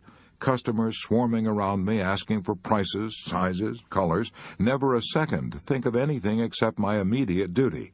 And when night came, I could think of nothing except getting off my aching feet. As soon as I ate dinner, I fell into bed and instantly became unconscious. I had neither the time nor the energy to worry. She discovered for herself what John Cowper Powys meant when he said, in The Art of Forgetting the Unpleasant, a certain comfortable security, a certain profound inner peace, a kind of happy numbness soothes the nerves of the human animal when absorbed in its allotted tasks. And what a blessing that it is so. Osa Johnson, one of the world's most famous women explorers, told me how she found release from worry and grief. You may have read the story of her life. It's called I Married Adventure. If any woman ever married adventure, she certainly did. Martin Johnson married her when she was 16 and lifted her feet off the sidewalks of Chanute, Kansas, and set them down on the wild jungle trails of Borneo. For a quarter of a century, this Kansas couple traveled all over the world, making motion pictures of the vanishing wildlife of Asia and Africa. Some years later, they were on a lecture tour showing their famous films. They took a plane out of Denver bound for the coast. The plane plunged into a mountain. Martin Johnson was killed instantly. The doctors said Osa would never leave her bed again. But they didn't know Osa Johnson. 3 months later, she was in a wheelchair, lecturing before large audiences. In fact, she addressed over 100 audiences that season, all from a wheelchair. When I asked her why she did it, she replied, "I did it so I would have no time for sorrow and worry." Osa Johnson had discovered the same truth that Tennyson had sung about a century earlier.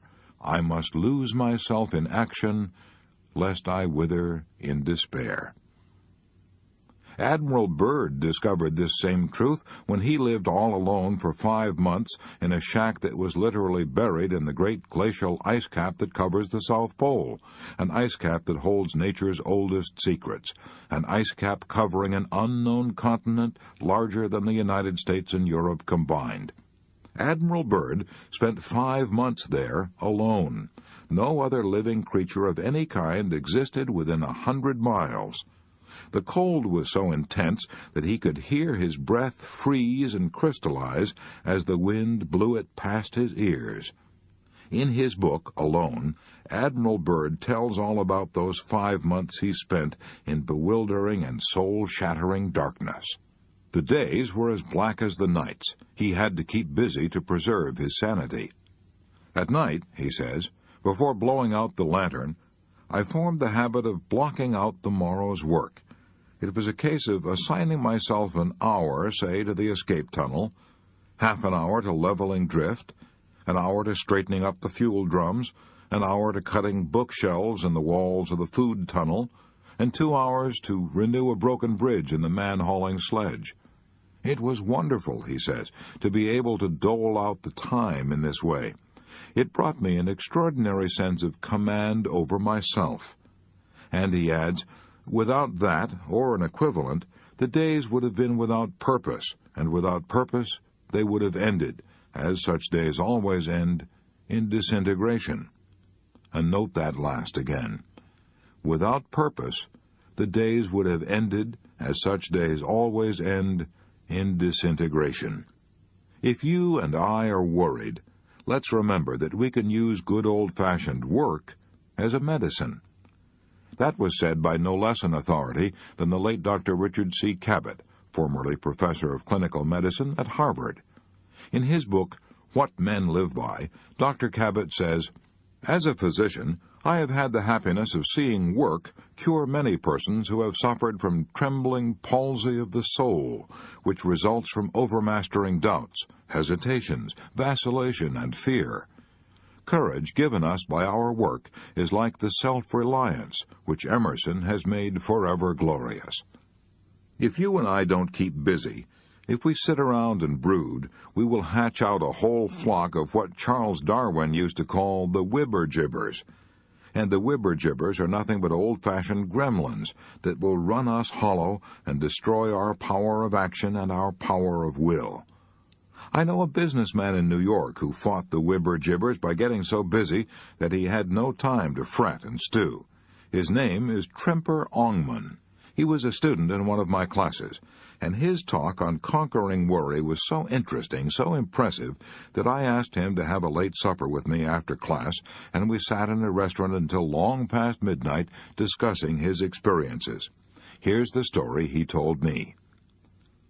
18 years ago, I was so worried I had insomnia. I was tense, irritated, and jittery. I felt I was headed for a nervous breakdown. I had reason to be worried. I was treasurer of the Crown Fruit and Extract Company.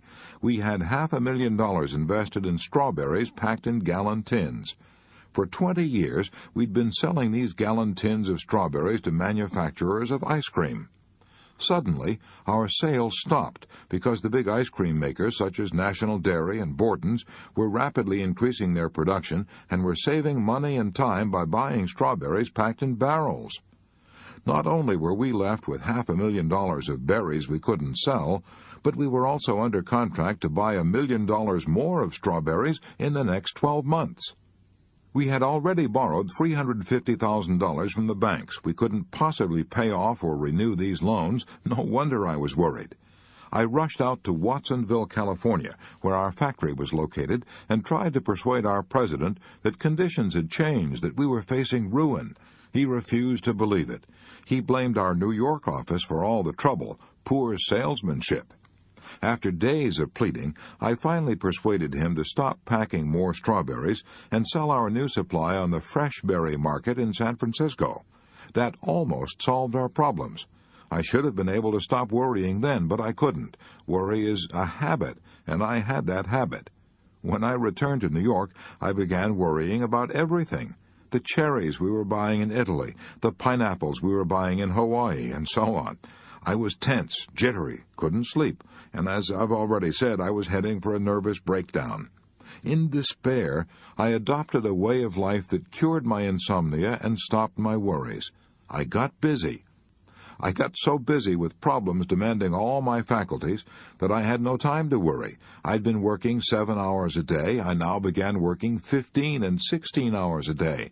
I got down to the office every morning at 8 o'clock and stayed there every night until almost midnight.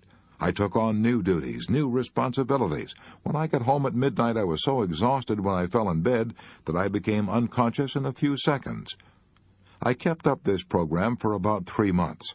I had broken the habit of worry by that time, so I returned to a normal working day of 7 or 8 hours. This event occurred 18 years ago. I have never been troubled with insomnia or worry since then. George Bernard Shaw was right. He summed it all up when he said, "The secret of being miserable is to have the leisure to bother about whether you are happy or not. So don't bother to think about it. Spit on your hands and get busy. Your blood will start circulating, your mind will start ticking, and pretty soon this whole positive upsurge of life in your body will drive worry from your mind. Get busy, keep busy. It's the cheapest kind of medicine there is on this earth, and one of the best. To break the worry habit, here is Rule 1. Keep busy. The worried person must lose himself in action, lest he wither in despair. Chapter 7. Don't Let the Beatles Get You Down. Here's a dramatic story that I'll probably remember as long as I live. It was told to me by Robert Moore of Maplewood, New Jersey. I learned the biggest lesson of my life in March 1945, he said. I learned it under 276 feet of water off the coast of Indochina. I was one of 88 men aboard the submarine Baya SS-318. We had discovered by radar that a small Japanese convoy was coming our way. As daybreak approached, we submerged to attack. I saw through the periscope a Japanese destroyer escort, a tanker, and a mine layer. We fired 3 torpedoes at the destroyer escort, but missed. Something went haywire in the mechanics of each torpedo. The destroyer, not knowing that she had been attacked, continued on. We were getting ready to attack the last ship, the mine layer, when suddenly she turned and came directly at us. A Japanese plane had spotted us under 60 feet of water and had radioed our position to the Japanese mine layer. We went down to 150 feet to avoid detection and rigged for depth charge.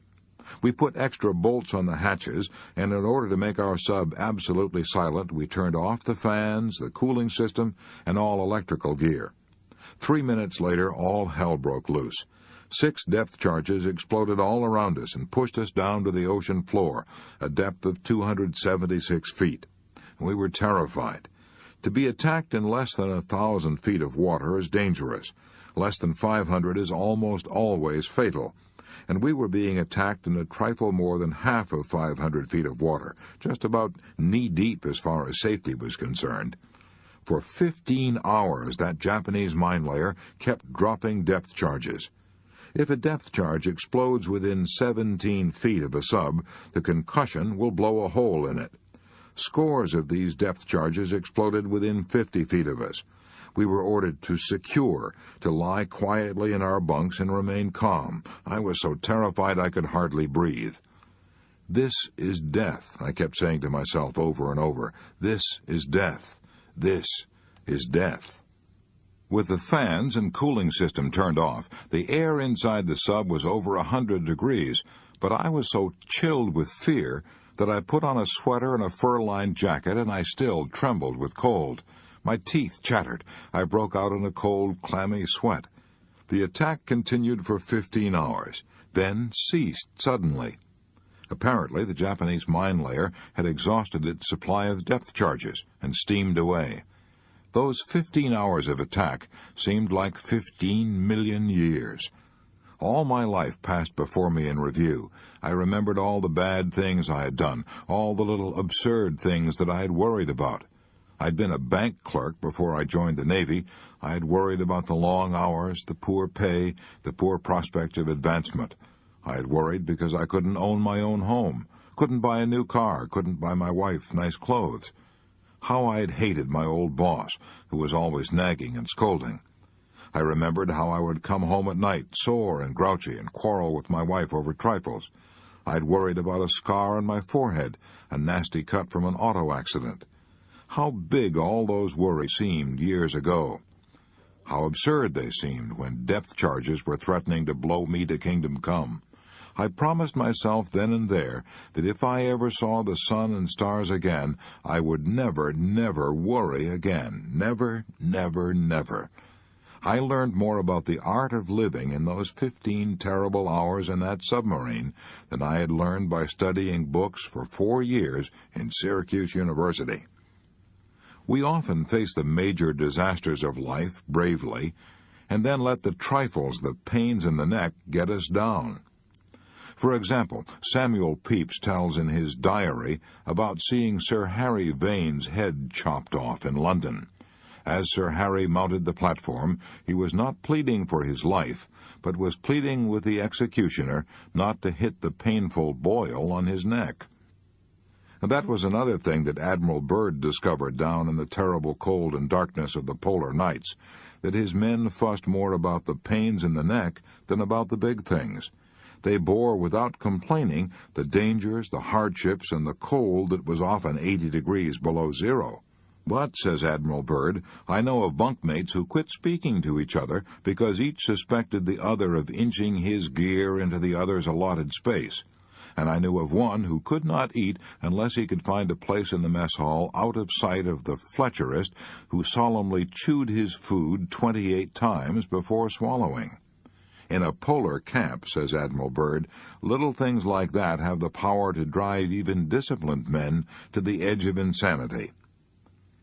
And you might have added, Admiral Byrd, that little things in marriage drive people to the edge of insanity and cause half the heartaches in the world. At least that's what the authorities say.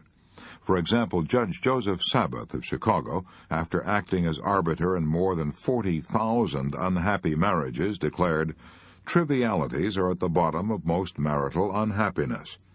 And Frank S. Hogan, former district attorney of New York County, says, "Fully half the cases in our criminal courts originate in little things. Barroom bravado, domestic wrangling, an insulting remark, a disparaging word, a rude action, those are the little things that lead to assault and murder. Very few of us are cruelly and greatly wronged. It is the small blows to our self-esteem, the indignities, the little jolts to our vanity, which cause half the heartaches in the world." When Eleanor Roosevelt was first married, she was worried for days because her new cook had served a poor meal. "But if that happened now," Mrs. Roosevelt said, "I would shrug my shoulders and forget it." Good. That is acting like an adult emotionally. Even Catherine the Great, an absolute autocrat, used to laugh the thing off when the cook spoiled a meal. Mrs. Carnegie and I had a dinner at a friend's house in Chicago. While carving the meat, he did something wrong. I didn't notice it, and I wouldn't have cared even if I had noticed it. But his wife saw it and jumped down his throat right in front of us. "John," she cried, "watch what you're doing. Can't you ever learn to serve properly?" And then she said to us, "He's always making mistakes. He just doesn't try." Maybe he didn't try to carve, but I certainly give him credit for trying to live with her for 20 years. Frankly, I would rather have eaten a couple of hot dogs with mustard in an atmosphere of peace than to have dined on Peking duck and shark fins while listening to her scolding. Shortly after that experience, Mrs. Carnegie and I had some friends at our home for dinner. Just before they arrived, Mrs. Carnegie found that 3 of the napkins didn't match the tablecloth. "I rushed to the cook," she told me later, "and found that the other 3 napkins had gone to the laundry.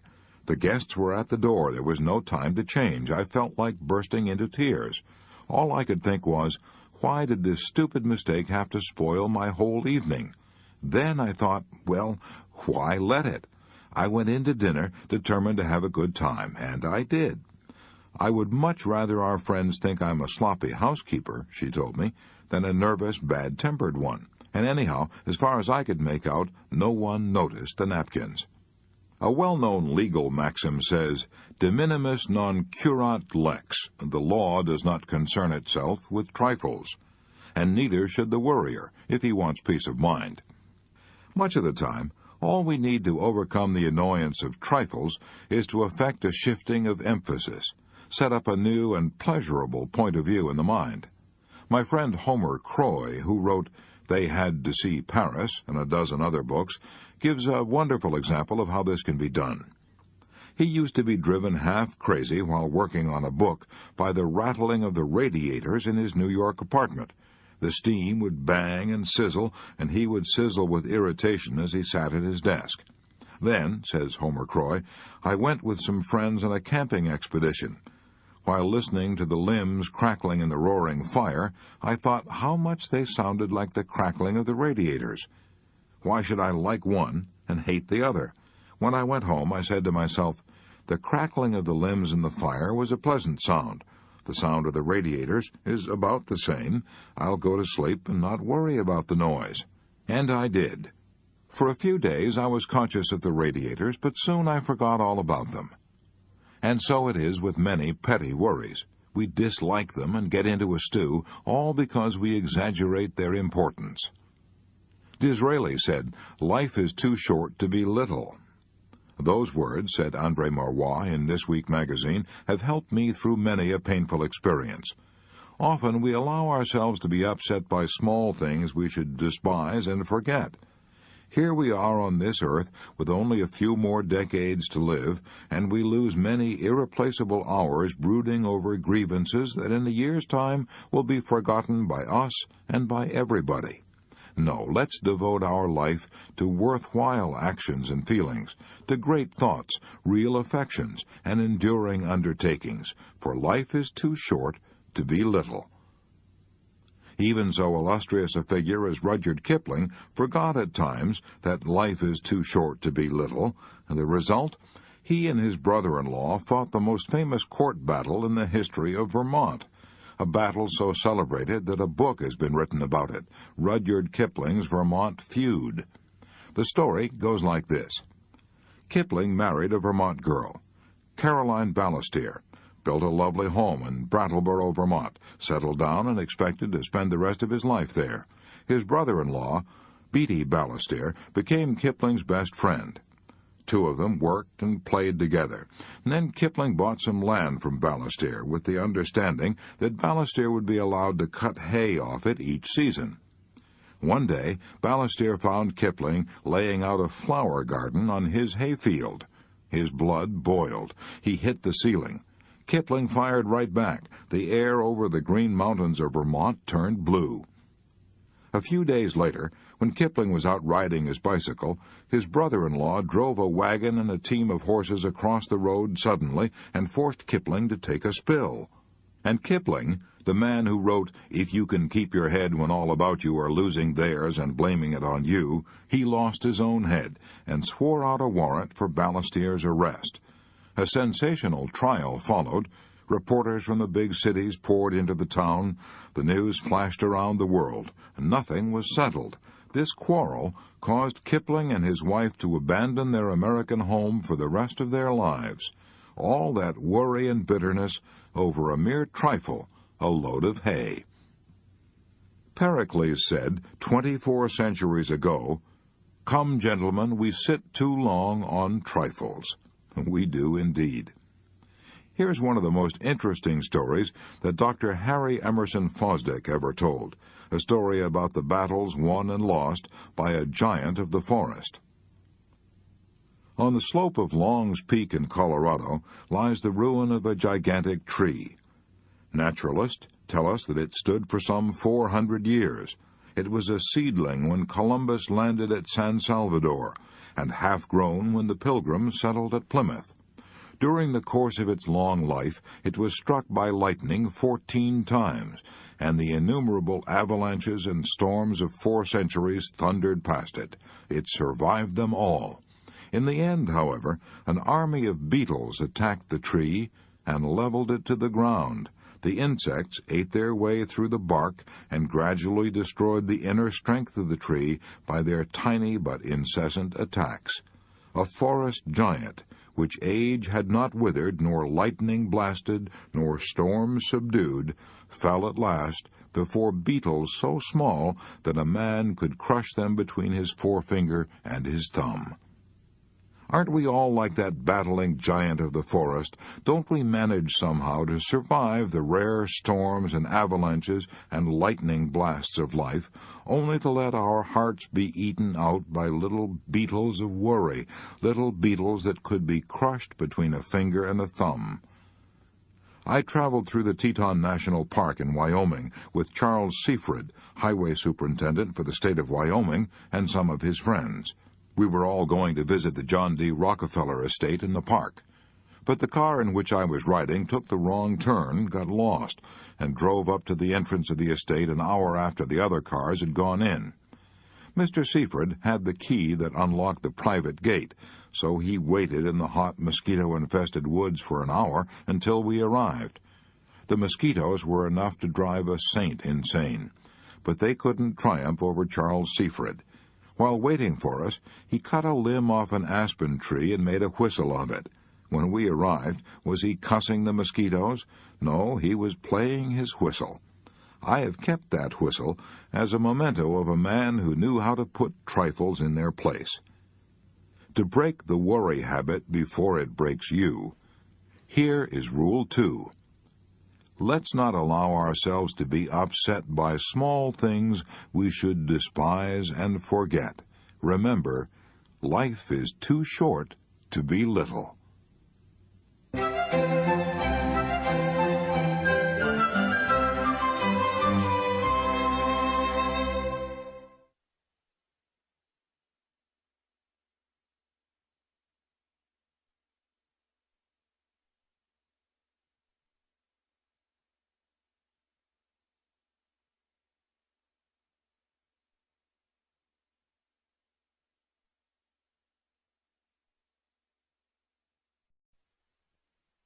Chapter 8.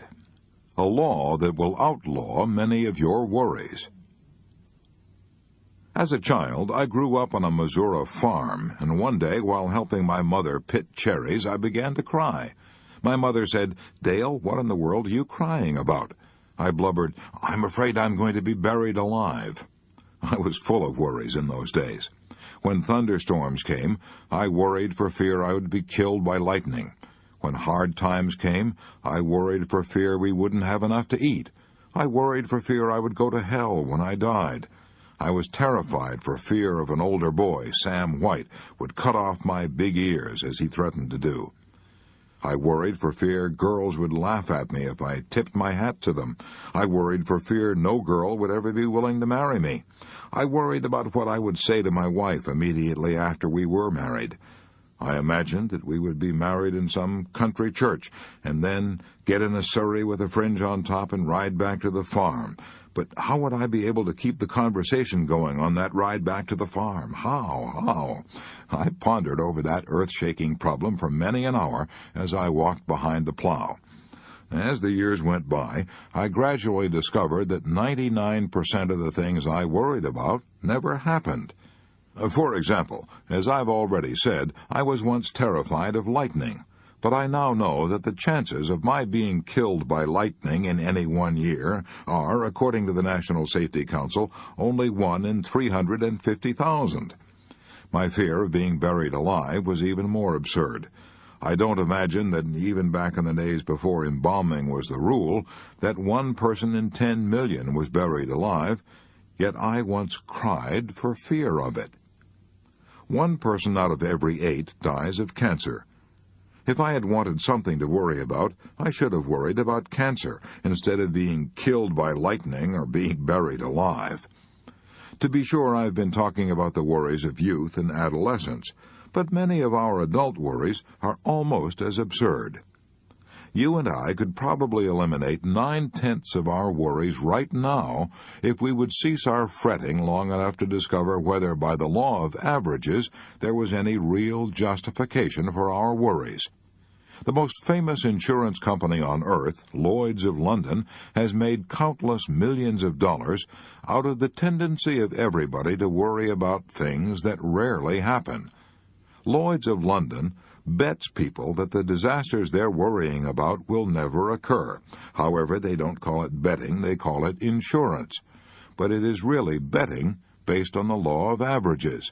This great insurance firm has been going strong for over 200 years, and unless human nature changes, it will still be going strong 50 centuries from now by insuring shoes and ships and sealing wax against disasters that, by the law of averages, don't happen nearly so often as people imagine.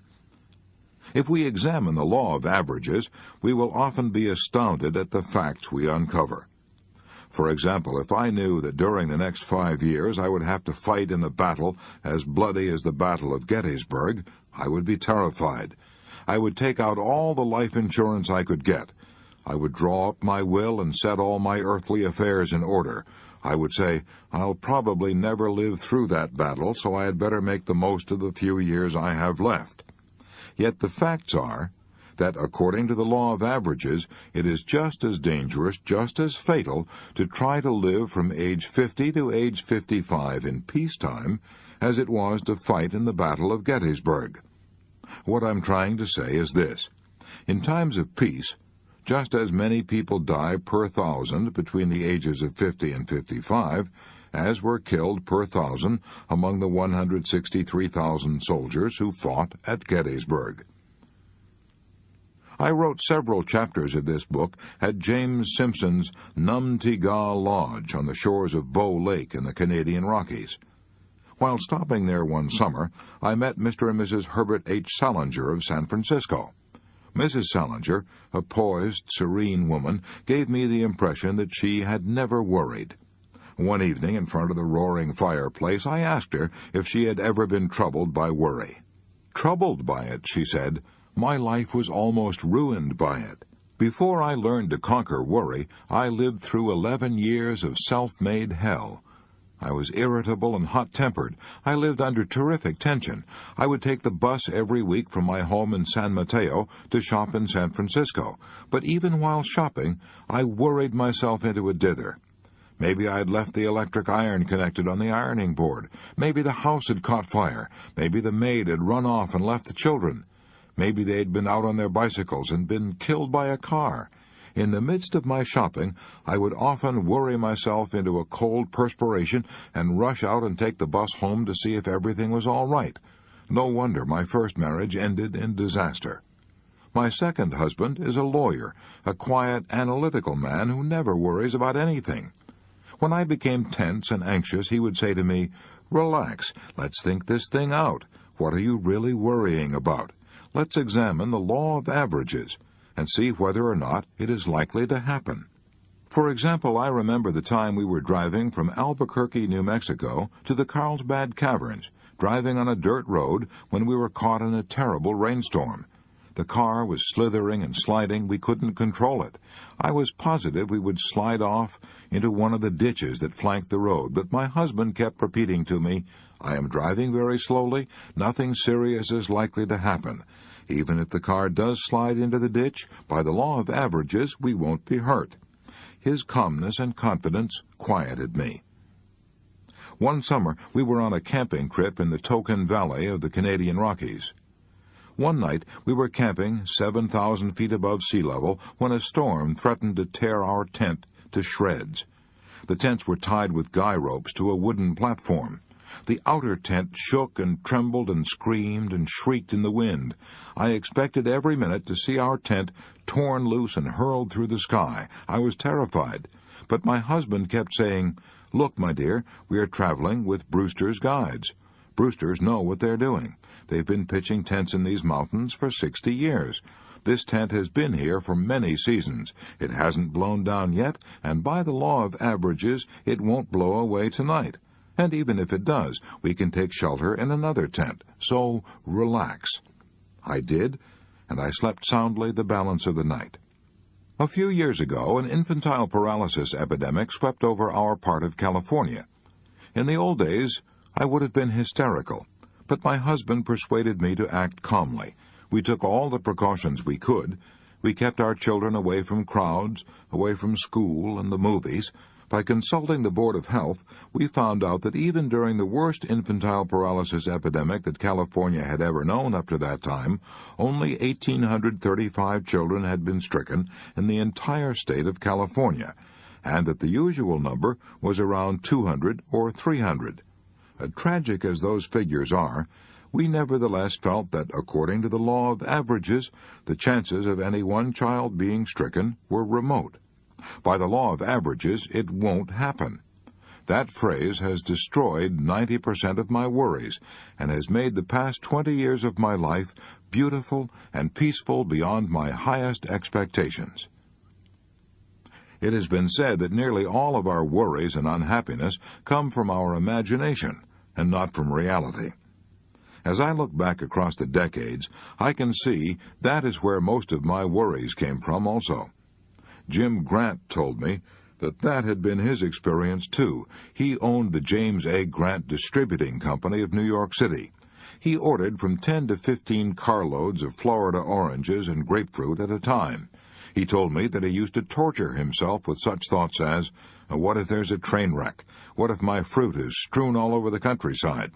What if a bridge collapses as my cars are going over it?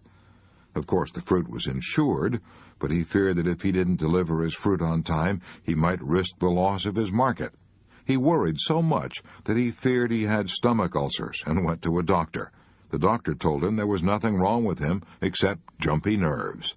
I saw the light then, he said, and began to ask myself questions. I said to myself, "Look here, Jim Grant, how many fruit cars have you handled over the years?" The answer was about 25,000. Then I asked myself, how many of those cars were ever wrecked? The answer was, maybe 5. Then I said to myself, only 5 out of 25,000. Do you know what that means? A ratio of 5,000 to 1. In other words, by the law of averages, based on experience, the chances are 5,000 to 1 against one of your cars ever being wrecked. So, what are you worried about?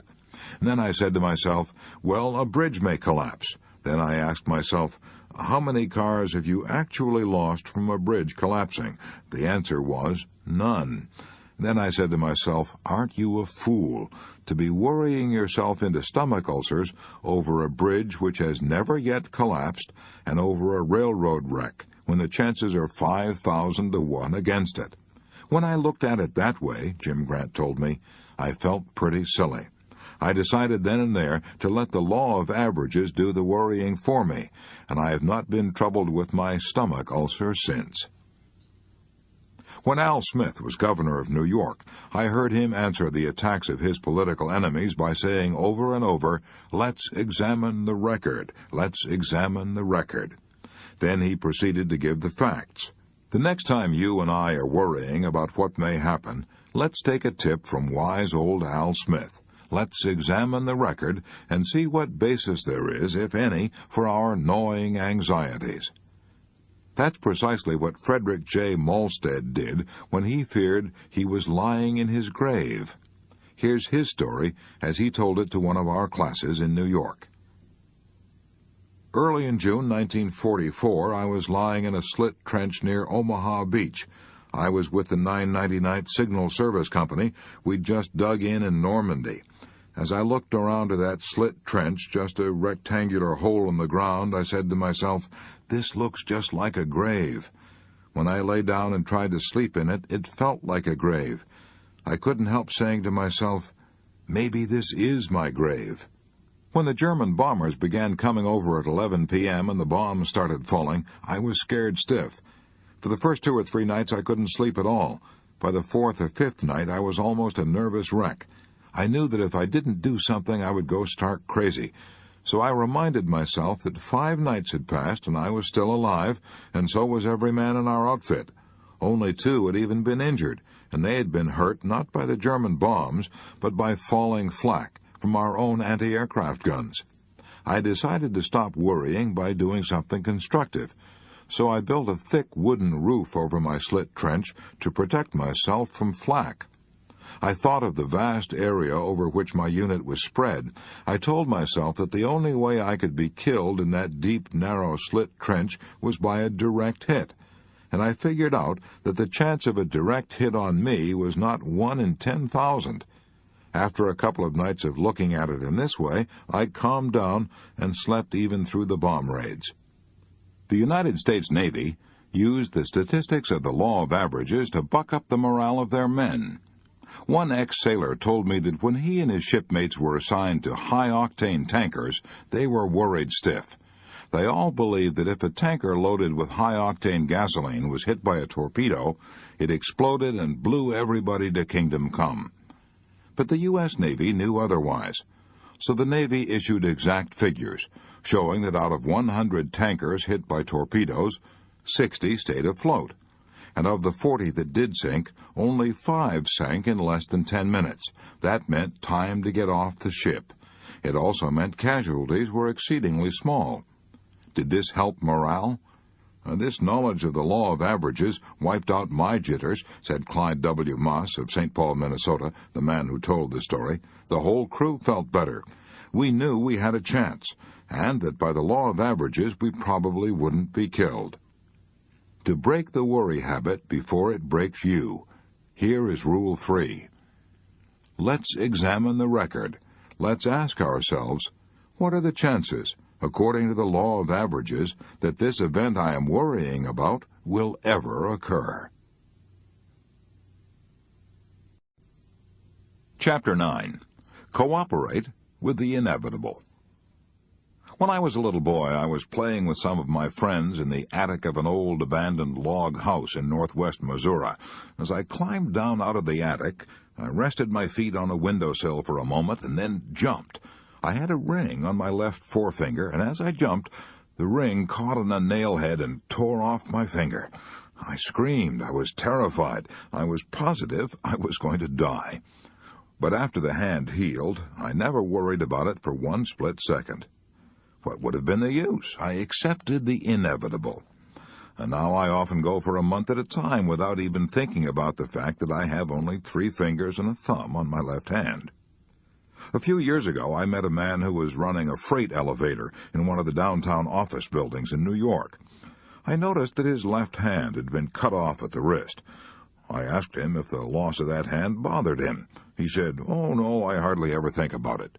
I'm not married. The only time I ever think about it is when I try to thread a needle." It's astonishing how quickly we can accept almost any situation, if we have to, and adjust ourselves to it and forget about it. I often think of an inscription on the ruins of a 15th-century cathedral in Amsterdam, Holland. This inscription says in Flemish, "It is so. It cannot be otherwise."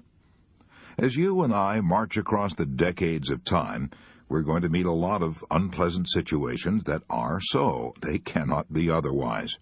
We have our choice. We can either accept them as inevitable and adjust ourselves to them, or we can ruin our lives with rebellion and maybe end up with a nervous breakdown. Here's a bit of sage advice from one of my favorite philosophers, William James. "Be willing to have it so," he said. "Acceptance of what has happened is the first step to overcoming the consequences of any misfortune." Elizabeth Conley of Portland, Oregon, had to find that out the hard way. Here's a letter that she wrote me. "On the very day that America was celebrating the victory of our armed forces in North Africa," the letter says, "I received a telegram from the War Department. My nephew, the person I loved most, was missing in action. A short time later, another telegram arrived saying he was dead. I was prostrate with grief. Up to that time, I had felt that life had been very good to me. I had a job I loved. I'd helped to raise this nephew. He represented to me all that was fine and good in young manhood. I had felt that all the bread I had cast upon the waters was coming back to me as cake. Then came this telegram. My whole world collapsed. I felt there was nothing left to live for. I neglected my work, neglected my friends. I let everything go. I was bitter and resentful. Why did my loving nephew have to be taken? Why did this good boy, with life all before him, why did he have to be killed? I couldn't accept it. My grief was so overwhelming that I decided to give up my work and go away and hide myself in tears and bitterness.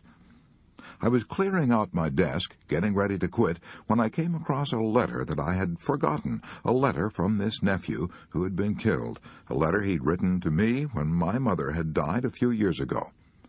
Of course we will all miss her, the letter said, and especially you, but I know you'll carry on. Your own personal philosophy will make you do that.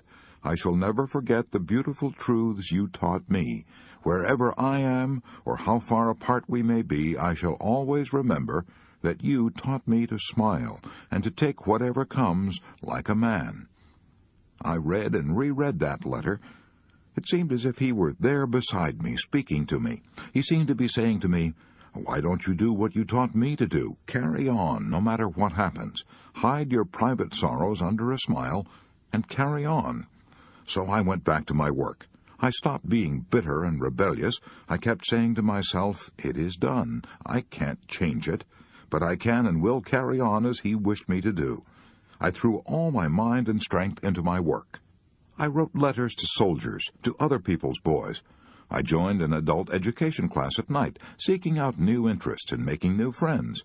I can hardly believe the change that has come over me. I have ceased mourning over the past that is forever gone. I am living each day now with joy, just as my nephew would have wanted me to do. I have made peace with life. I have accepted my fate. I am now living a fuller and more complete life than I have ever known. Elizabeth Conley learned what all of us will have to learn sooner or later, namely that we must accept and cooperate with the inevitable. It is so, it cannot be otherwise. That's not an easy lesson to learn. Even kings on their thrones have to keep reminding themselves of it. The late George V had these framed words hanging on the wall of his library at Buckingham Palace. "Teach me neither to cry for the moon nor over spilt milk." The same thought is expressed by Schopenhauer in this way.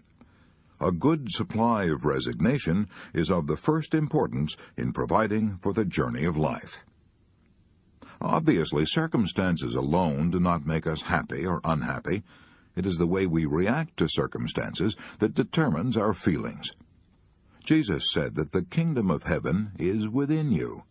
That is where the kingdom of hell is, too. We can all endure disaster and tragedy and triumph over them if we have to. We may not think we can, but we have surprisingly strong inner resources that will see us through if we will only make use of them. We are stronger than we think. The late Booth Tarkington always said, "I could take anything that life could force upon me except one thing, blindness. I could never endure that." Then one day, when he was along in his 60s, Tarkington glanced down at the carpet on the floor. The colors were blurred. He couldn't see the pattern. He went to a specialist. He learned the tragic truth. He was losing his sight. One eye was nearly blind, and the other would follow. That which he feared most had come upon him. How did Tarkington react to this worst of all disasters? Did he feel, "This is it, this is the end of my life"? No. To his amazement, he felt quite gay. He even called upon his humor. Floating specks annoyed him. They would swim across his eyes and cut off his vision. Yet when the largest of these specks would swim across his sight, he would say, "Hello, there's Grandfather again. Wonder where he's going this fine morning." How could fate ever conquer a spirit like that? Well, the answer is it couldn't. When total darkness closed in, Tarkington said, "I found I could take the loss of my eyesight just as a man can take anything else. If I lost all 5 of my senses, I know I could live on inside my mind. For it is in the mind we see, and in the mind we live, whether we know it or not." In the hope of restoring his eyesight, Tarkington had to go through more than 12 operations within 1 year, with local anesthetic. Did he rail against this? He knew it had to be done. He knew he couldn't escape it, so the only way to lessen his suffering was to take it with grace. He refused a private room at the hospital and went into a ward where he could be with other people who had troubles too. He tried to cheer them up, and when he had to submit to repeated operations, fully conscious of what was being done to his eyes, he tried to remember how fortunate he was. How wonderful, he said, how wonderful that science now has the skill to operate on anything so delicate as the human eye. The average man would have been a nervous wreck if he had had to endure more than 12 operations and blindness. Yet Tarkington said, "I would not exchange this experience for a happier one." It taught him acceptance. It taught him that nothing life could bring him was beyond his strength to endure. It taught him, as John Milton discovered, that it is not miserable to be blind, it is only miserable not to be able to endure blindness. Margaret Fuller, the famous New England feminist, once offered as her credo, "I accept the universe."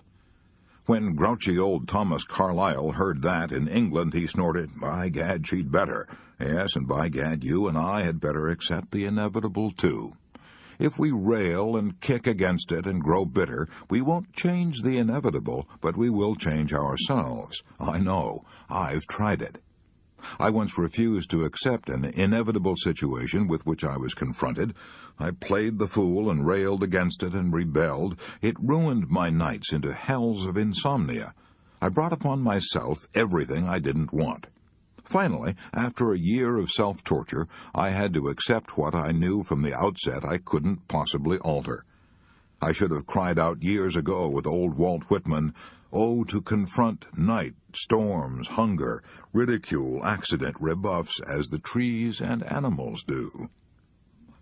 I spent 12 years working with cattle, yet I never saw a Jersey cow running a temperature because the pasture was burning up from a lack of rain, or because of sleet and cold, or because her boyfriend was paying too much attention to another heifer. The animals confront night, storms, and hunger calmly, so they never have nervous breakdowns or stomach ulcers, and they never go insane. Am I advocating that we simply bow down to all the adversities that come our way? Not by a long shot. That's mere fatalism. As long as there's a chance we can save a situation, let's fight.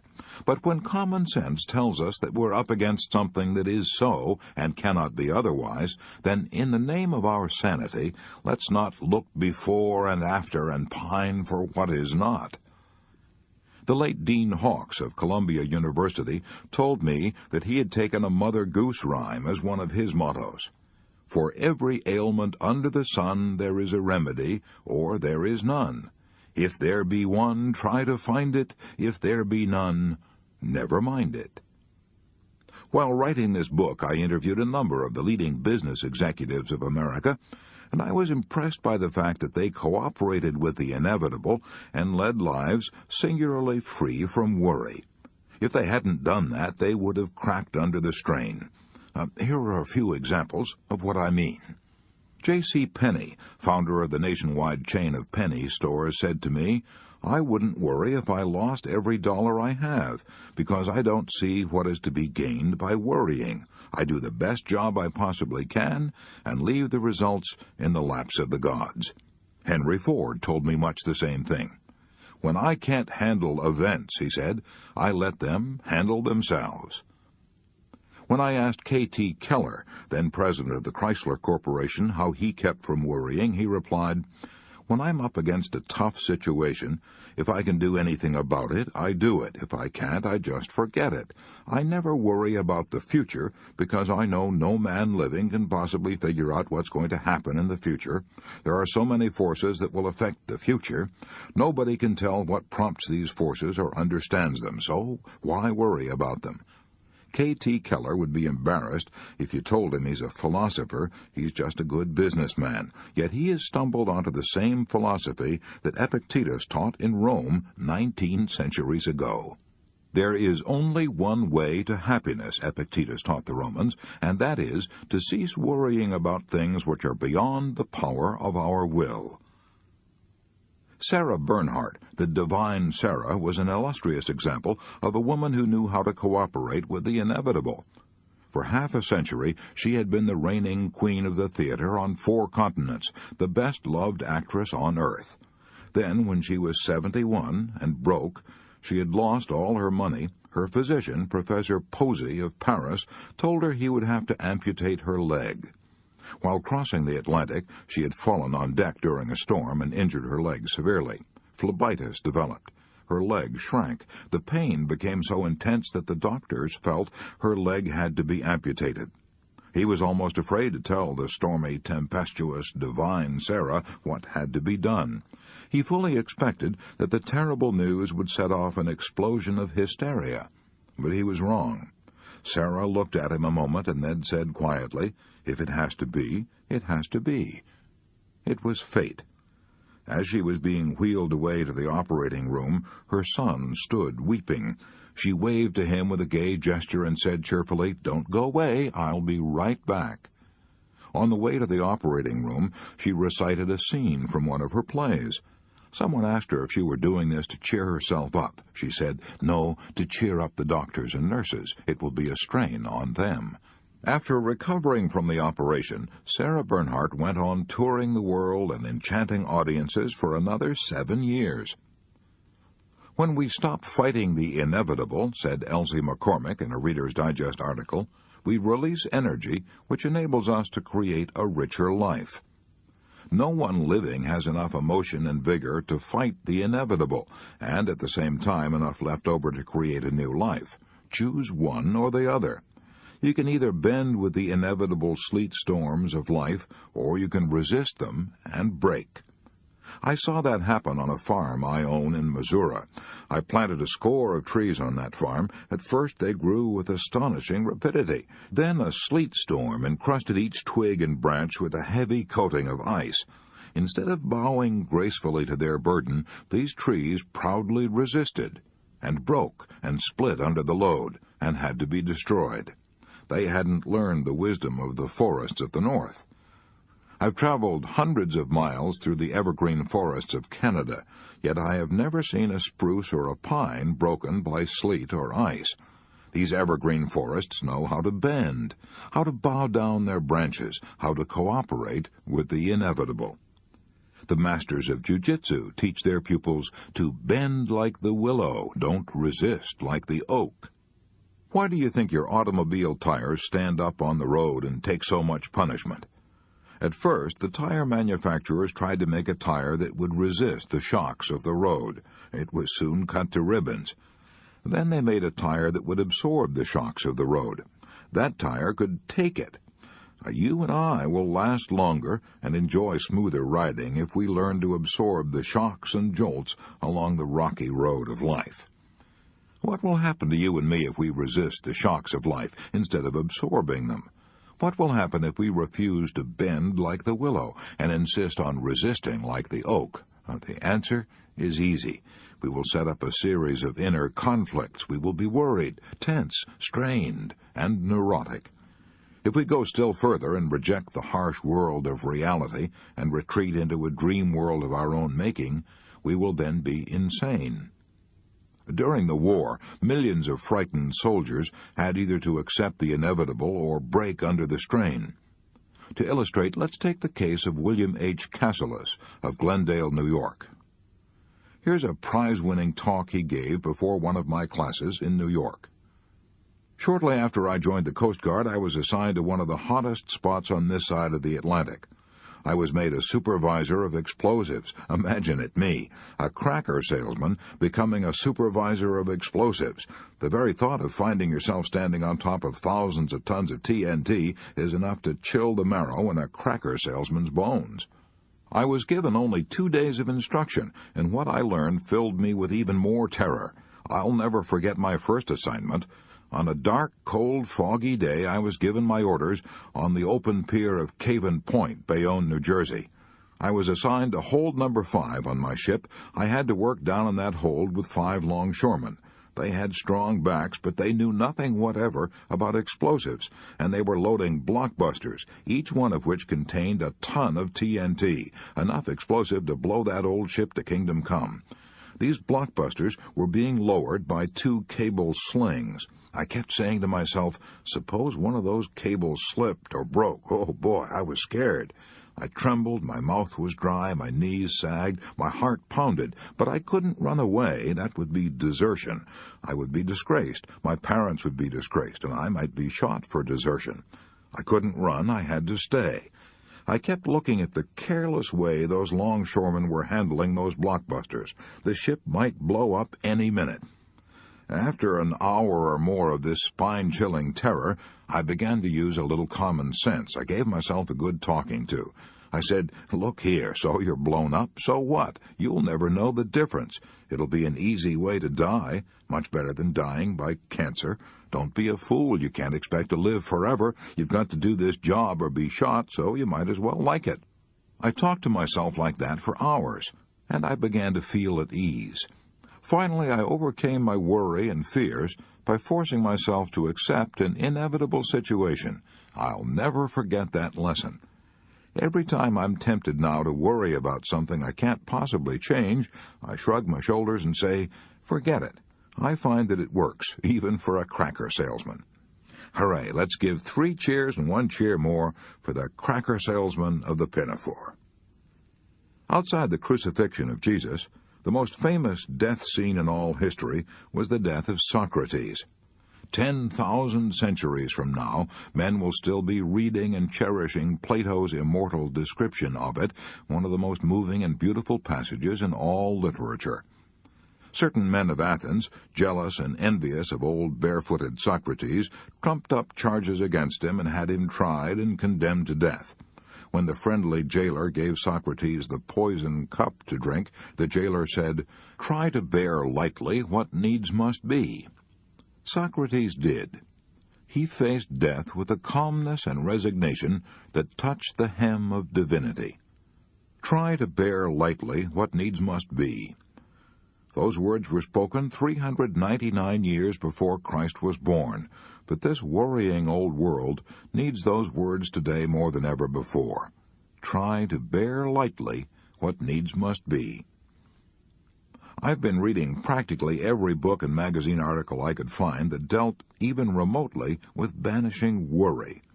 Would you like to know what the best single bit of advice about worry that I've discovered in all that reading? Well, here it is, summed up in 27 words. Words that you and I ought to paste on our bathroom mirror, so that each time we wash our faces, we could also wash away all worry from our minds. This priceless prayer was written by Dr. Reinhold Niebuhr.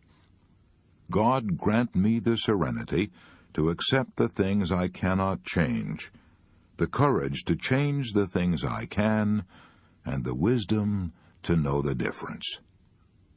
To break the worry habit before it breaks you, Rule 4 is, cooperate with the inevitable.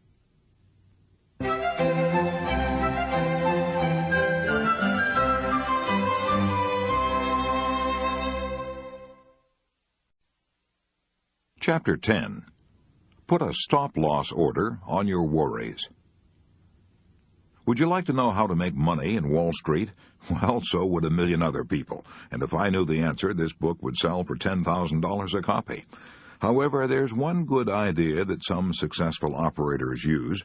This story was told to me by Charles Roberts, an investment counselor. I originally came up to New York from Texas with $20,000 which my friends had given me to invest in the stock market, Charles Roberts told me. I thought, he continued, that I knew the ropes in the stock market, but I lost every cent. True, I made a lot of profits on some deals, but I ended up by losing everything. I did not mind so much losing my own money, Mr. Roberts explained, but I felt terrible about having lost my friends' money, even though they could well afford it. I dreaded facing them again after our venture had turned out so unfortunately, but to my astonishment, they not only were good sports about it, but proved to be incurable optimists. I knew I'd been trading on a hit-or-miss basis, and depending largely on luck and other people's opinions, I had been playing the stock market by ear. I began to think over my mistakes, and I determined that before I went back into the market again, I would try to find out what it was all about. So I sought out and became acquainted with one of the most successful speculators who ever lived, Burton S. Cassels. I believed I could learn a great deal from him because he had long enjoyed the reputation of being successful year after year, and I knew that such a career was not the result of mere chance or luck. He asked me a few questions about how I had traded before, then told me what I believe is the most important principle in trading. He said, I put a stop-loss order on every market commitment I make. If I buy a stock at, say, $50 a share, I immediately place a stop-loss order on it at $45. That means that when and if the stock should decline by as much as 5 points below its cost, it would be sold automatically, thereby limiting the loss to 5 points. If your commitments are intelligently made in the first place, the old master continued, your profits will average 10, 25, or even 50 points. Consequently, by limiting your losses to 5 points, you can be wrong more than half the time and still make plenty of money. I adopted that principle immediately and have used it ever since. It has saved my clients and me many thousands of dollars. After a while, I realized that the stop-loss principle could be used in other ways besides in the stock market. I began to place stop-loss orders on other worries besides financial ones. I began to place a stop-loss order on any and every kind of annoyance and resentment that came to me. It has worked like magic. For example, I often have a luncheon date with a friend who's rarely on time. In the old days, he used to keep me stewing around for half my lunch hours before he showed up. Finally, I told him about my stop-loss orders on my worries. I said, Bill, my stop-loss order on waiting for you is exactly 10 minutes. If you arrive more than 10 minutes late, our luncheon engagement will be sold down the river and I'll be gone. Man alive, how I wish I had the sense years ago to put stop-loss orders on my impatience, on my temper, on my desire for self-justification, on my regrets, and on all my mental and emotional strains. Why didn't I have the horse sense to size up each situation that threatened to destroy my peace of mind and say to myself, see here, Dale Carnegie, this situation is worth just so much fussing about and no more. Why didn't I? However, I must give myself credit for a little sense on one occasion at least. And it was a serious occasion, too. A crisis in my life. A crisis when I stood watching my dreams and my plans for the future and the work of years vanish into thin air. It happened like this. In my early 30s, I decided to spend my life writing novels. I was going to be a second Frank Narrowist or Jack London or Thomas Hardy. I was so in earnest that I spent 2 years in Europe, where I could live cheaply with dollars during the period of wild printing press money that followed the First World War. I spent 2 years there, writing my magnum opus. I called it The Blizzard. The title was a natural, for the reception it got among the publishers was as cold as any blizzard that ever howled across the plains of the Dakotas. When my literary agent told me it was worthless, that I had no gift, no talent for fiction, my heart almost stopped. I left his office in a daze. I couldn't have been more stunned if he had hit me across the head with a club. I was stupefied. I realized that I was standing at the crossroads of life and had to make a tremendous decision. Which way should I turn? Weeks passed before I came out of the daze. At that time, I had never heard of the phrase, put a stop-loss order on your worries, but as I look back now, I can see that I did just that. I wrote off my 2 years of sweating over that novel for just what they were worth, a noble experiment, and went forward from there. I returned to my work of organizing and teaching adult education classes, and wrote biographies in my spare time, biographies and non-fiction books, such as the one you're reading now. Am I glad now that I made that decision? Glad. Every time I think about it now, I feel like dancing in the street for sheer joy. I can honestly say that I have never spent a day or an hour since lamenting the fact that I am not another Thomas Hardy.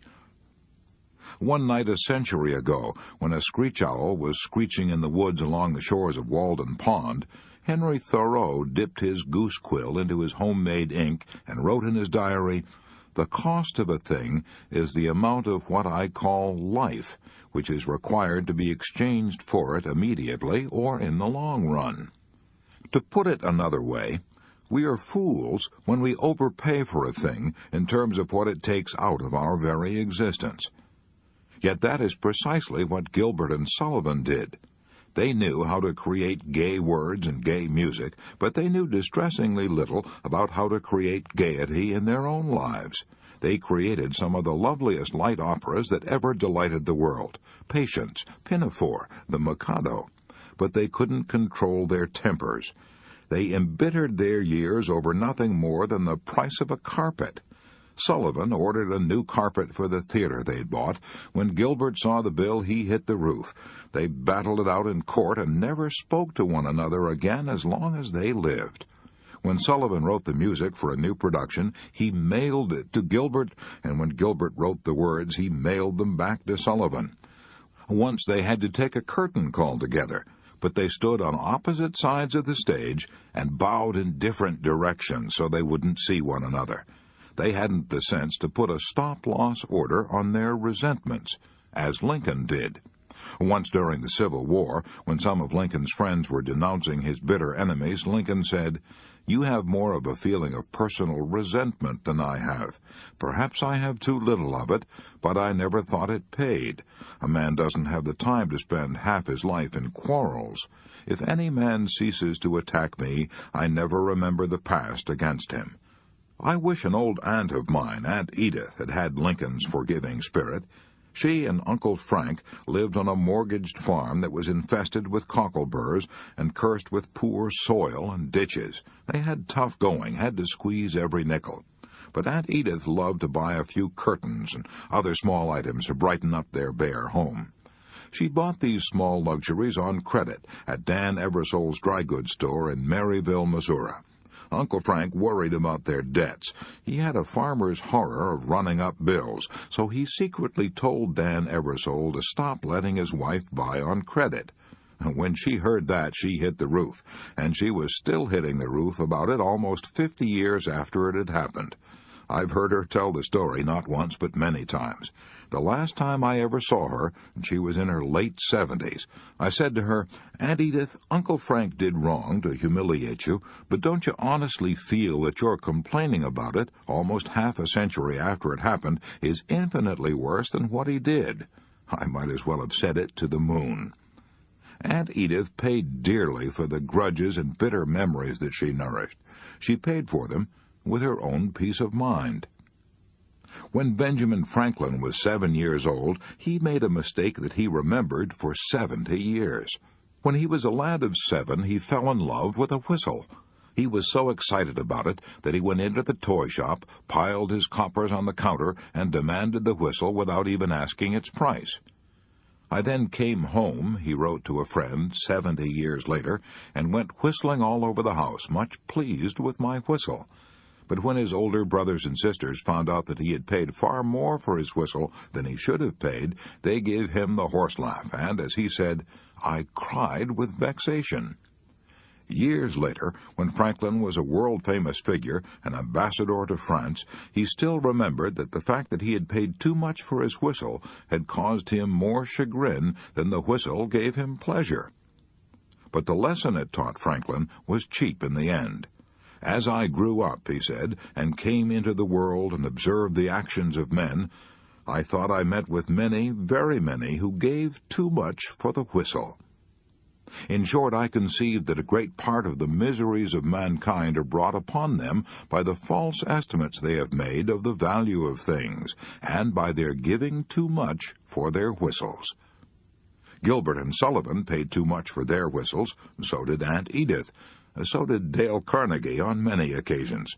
And so did the immortal Leo Tolstoy, author of 2 of the world's greatest novels, War and Peace and Anna Karenina. According to the Encyclopedia Britannica, Leo Tolstoy was, during the last 20 years of his life, probably the most venerated man in the whole world. For 20 years before he died, from 1890 to 1910, an unending stream of admirers made pilgrimages to his home in order to catch a glimpse of his face, to hear the sound of his voice, or even touch the hem of his garment. Every sentence he uttered was taken down in a notebook, almost as if it were a divine revelation. But when it came to living, to ordinary living, well, Tolstoy had even less sense at 70 than Franklin had at 7. He had no sense at all. Here's what I mean. Tolstoy married a girl he loved very dearly. In fact, they were so happy together that they used to get on their knees and pray to God to let them continue their lives in such sheer, heavenly ecstasy. But the girl Tolstoy married was jealous by nature. She used to dress herself up as a peasant and spy on his movements, even out in the woods. They had fearful rows. She became so jealous even of her own children that she grabbed a gun and shot a hole in her daughter's photograph. She even rolled on the floor with an opium bottle held to her lips and threatened to commit suicide, while the children huddled in a corner of the room and screamed with terror. And what did Tolstoy do? Well, I don't blame the man for up and smashing the furniture. He had good provocation, but he did far worse than that. He kept a private diary. Yes, a diary in which he placed all the blame on his wife. That was his whistle. He was determined to make sure that coming generations would exonerate him and put the blame on his wife. What did his wife do in answer to this? Why, she tore pages out of his diary and burned them, of course. She started a diary of her own, in which she made him the villain. She even wrote a novel entitled Whose Fault?, in which she depicted her husband as a household fiend and herself as a martyr. All to what end? Why did these two people turn the only home they had into what Tolstoy himself called a lunatic asylum? Obviously, there were several reasons. One of those reasons was their burning desire to impress you and me. Yes, we are the posterity whose opinions they were worried about. Do we give a hoot in Hades about which one was to blame? No, we're too concerned with our own problems to waste a minute thinking about the Tolstoys. What a price these two wretched people paid for their whistle. 50 years of living in a veritable hell just because neither of them had the sense to say, stop. because neither of them had enough judgment of values to say, let's put a stop-loss order on this thing instantly. We are squandering our lives. Let's say enough now. Yes, I honestly believe that this is one of the greatest secrets to true peace of mind, a decent sense of values. And I believe we could annihilate 50% of all our worries at once if we would develop a sort of private gold standard, a gold standard of what things are worth to us in terms of our lives. So, to break the worry habit before it breaks you, here is Rule 5. Whenever we are tempted to throw good money after bad in terms of human living, let's stop and ask ourselves these 3 questions. 1. How much does this thing I am worrying about really matter to me? 2. At what point shall I set a stop-loss order on this worry and forget it? 3. Exactly how much shall I pay for this whistle? Have I already paid more than it is worth? Chapter 11. Don't try to saw sawdust. As I write this sentence, I can look out of my window and see some dinosaur tracks in my garden. Dinosaur tracks embedded in shale and stone. I purchased those dinosaur tracks from the Peabody Museum of Yale University, and I have a letter from the curator of the Peabody Museum saying that those tracks were made 180 million years ago. Even a Mongolian idiot wouldn't dream of trying to go back 180 million years to change those tracks. Yet that would not be any more foolish than worrying because we can't go back and change what happened 180 seconds ago, and a lot of us are doing just that. To be sure, we may do something to modify the effects of what happened 180 seconds ago, but we can't possibly change the event that occurred then. There is only one way on God's green footstool that the past can be constructive, and that is by calmly analyzing our past mistakes and profiting by them, and forgetting them. I know that is true, but have I always had the courage and sense to do it? To answer that question, let me tell you about a fantastic experience I had years ago. I let more than $300,000 slip through my fingers without making a penny's profit.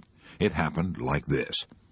I launched a large-scale enterprise in adult education, opened branches in various cities, and spent money lavishly in overhead and advertising. I was so busy with teaching that I had neither the time nor the desire to look after finances. I was too naive to realize that I needed an astute business manager to watch expenses. Finally, after about a year, I discovered a sobering and shocking truth. I discovered that in spite of our enormous intake, we had not netted any profit whatever. After discovering that, I should have done 2 things. First, I should have had the sense to do what George Washington Carver did when he lost $40,000 in a bank crash, the savings of a lifetime. When someone asked him if he knew he was bankrupt, he replied, "Yes, I heard," and went on with his teaching. He wiped the loss out of his mind so completely that he never mentioned it again. Here's the second thing I should have done. I should have analyzed my mistakes and learned a lasting lesson. But frankly, I didn't do either one of these things. Instead, I went into a tailspin of worry. For months I was in a daze. I lost sleep and I lost weight. Instead of learning a lesson from this enormous mistake, I went right ahead and did the same thing again on a smaller scale. It is embarrassing for me to admit all this stupidity, but I discovered long ago that it is easier to teach 20 what were good to be done than to be one of the 20 to follow my own teaching. How I wish I had had the privilege of attending the George Washington High School here in New York and studying under Dr. Paul Brandwein, the same teacher who taught Alan Saunders of New York. Mr. Saunders told me that the teacher of his hygiene class, Dr. Paul Brandwein, taught him one of the most valuable lessons he had ever learned. "I was only in my teens," said Alan Saunders as he told me the story, "but I was a worrier even then. I used to stew and fret about the mistakes I had made. If I turned in an examination paper, I used to lie awake and chew my fingernails for fear I hadn't passed. I was always living over the things I had done and wishing I had done them differently, thinking over the things I had said and wishing I'd said them better. Then one morning, our class filed into the science laboratory, and there was the teacher, Dr. Paul Brandwine, with a bottle prominently displayed on the edge of the desk. We all sat down, staring at the milk and wondering what it had to do with the hygiene course he was teaching. Then, all of a sudden, Dr. Paul Brandwine stood up, swept the bottle of milk with a crash into the sink, and shouted, "Don't cry over spilt milk." He then made us all come to the sink and look at the wreckage. "Take a good look," he told us, "because I want you to remember this lesson the rest of your lives. That milk is gone. You can see it down the drain, and all the fussing and hair-pulling in the world won't bring back a drop of it. With a little thought and prevention, that milk might have been saved, but it's too late now. All we can do is write it off, forget it, and go on to the next thing." That one little demonstration, Alan Saunders told me, stuck with me long after I'd forgotten my solid geometry and Latin. In fact, it taught me more about practical living than anything else in my 4 years of high school. It taught me to keep from spilling milk if I could, but to forget it completely once it was spilled and had gone down the drain. Some readers are going to snort at the idea of making so much over a hackneyed proverb like "don't cry over spilt milk." I know it's trite, commonplace, and a platitude. I know you've heard it 1,000 times, but I also know that these hackneyed proverbs contain the very essence of the distilled wisdom of all ages.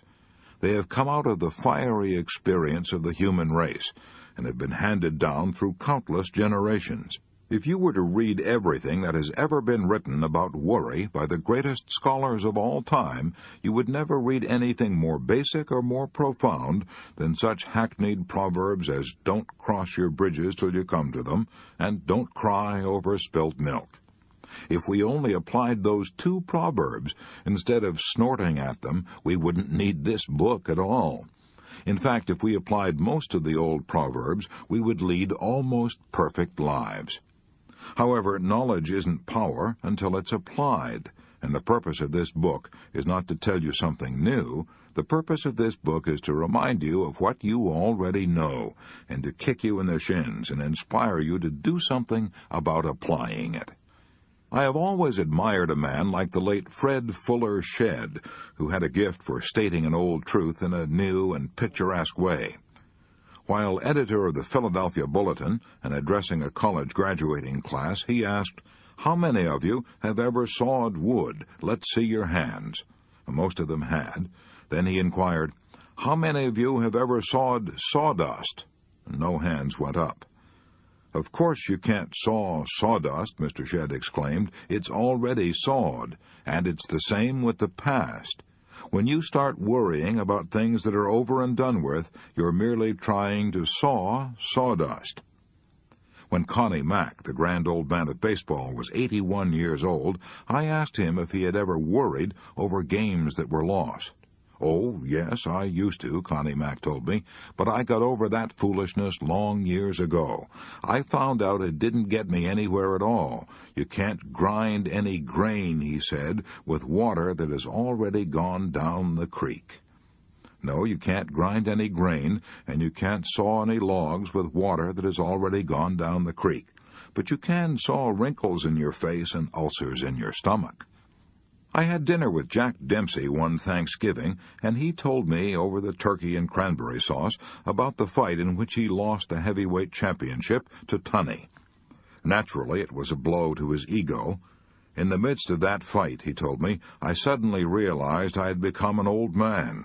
At the end of the 10th round, I was still on my feet, but that was about all. My face was puffed and cut, and my eyes were nearly closed. I saw the referee raise Gene Tunney's hand in a token of victory. I was no longer champion of the world. I started back in the rain, back through the crowd to my dressing room. As I passed, some people tried to grab my hand. Others had tears in their eyes. A year later, I fought Tunney again, but it was no use. I was through forever. It was hard to keep from worrying about it all, but I said to myself, I'm not going to live in the past or cry over spilt milk. I'm going to take this blow on the chin and not let it floor me. And that is precisely what Jack Dempsey did. How? by saying to himself over and over, "I won't worry about the past." No, that would merely have forced him to think of his past worries. He did it by accepting and writing off his defeat and then concentrating on plans for the future. He did it by running the Jack Dempsey restaurant on Broadway and the Great Northern Hotel on 57th Street. He did it by promoting prize fights and giving boxing exhibitions. He did it by getting so busy on something constructive that he had neither the time nor the temptation to worry about the past. "I have had a better time during the last 10 years, Jack Dempsey said, than I had when I was champion. Mr. Dempsey told me that he had not read many books, but without knowing it he was following Shakespeare's advice. Wise men ne'er sit and wail their loss, but cheerily seek how to redress their harms. As I read history and biography and observe people under trying circumstances, I'm constantly astonished and inspired by some people's ability to write off their worries and tragedies and go on living fairly happy lives. I once paid a visit to Sing Sing, and the thing that astonished me most was that the prisoners there appeared to be about as happy as the average person on the outside. I commented on it to Louis E. Laws, then warden of Sing Sing, and he told me that when criminals first arrive at Sing Sing, they're likely to be resentful and bitter. But after a few months, the majority of the more intelligent ones write off their misfortunes and settle down and accept prison life calmly and make the best of it. Warden Laws told me about one Sing Sing prisoner, a gardener, who sang as he cultivated the vegetables and flowers inside the prison walls. That Sing Sing prisoner who sang as he cultivated the flowers showed a lot more sense than most of us do. He knew that the moving finger writes, and, having writ, moves on. Nor all your piety nor wit shall lure it back to cancel half a line, nor all your tears wash out a word of it. So why waste the tears? Of course we have been guilty of blunders and absurdities, and so what? Who hasn't? Even Napoleon lost 1/3 of all the important battles he fought. Perhaps our batting average is no worse than Napoleon's, who knows? And anyhow, all the king's horses and all the king's men can't put the past back together again. So, let's remember Rule 6. Don't try to saw sawdust. Part 3 in a nutshell. How to break the worry habit before it breaks you. Rule 1. Crowd worry out of your mind by keeping busy. Plenty of action is one of the best therapies ever devised for curing whibber-jibbers. Rule 2. Don't fuss about trifles. Don't permit little things, the mere termites of life, to ruin your happiness. Rule 3. Use the law of averages to outlaw your worries. Ask yourself, what are the odds against this thing's happening at all? Rule 4. Cooperate with the inevitable. If you know a circumstance is beyond your power to change or revise, say to yourself, it is so, it cannot be otherwise. Rule 5. Put a stop-loss order on your worries. Decide just how much anxiety a thing may be worth, and refuse to give it any more. Rule 6. Let the past bury its dead. Don't saw sawdust.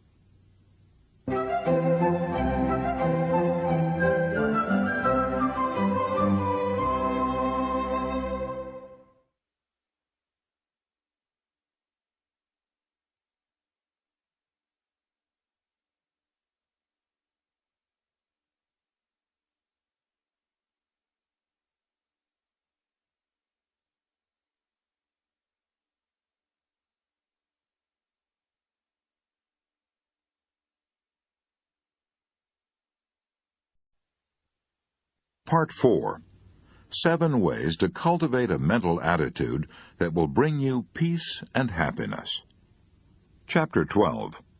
8 words that can transform your life. A few years ago, I was asked to answer this question on a radio program. What is the biggest lesson you have ever learned? That was easy. By far the most vital lesson I have ever learned is the importance of what we think. If I knew what you think, I would know what you are. Our thoughts make us what we are.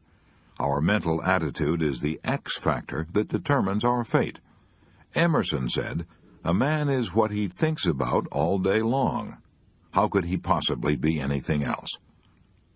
I now know with a conviction beyond all doubt that the biggest problem you and I have to deal with, in fact almost the only problem we have to deal with, is choosing the right thoughts. If we can do that, we will be on the high road to solving all our problems. The great philosopher who ruled the Roman Empire, Marcus Aurelius, summed it up in 8 words that can determine your destiny. Our life is what our thoughts make it. Yes, if we think happy thoughts, we will be happy.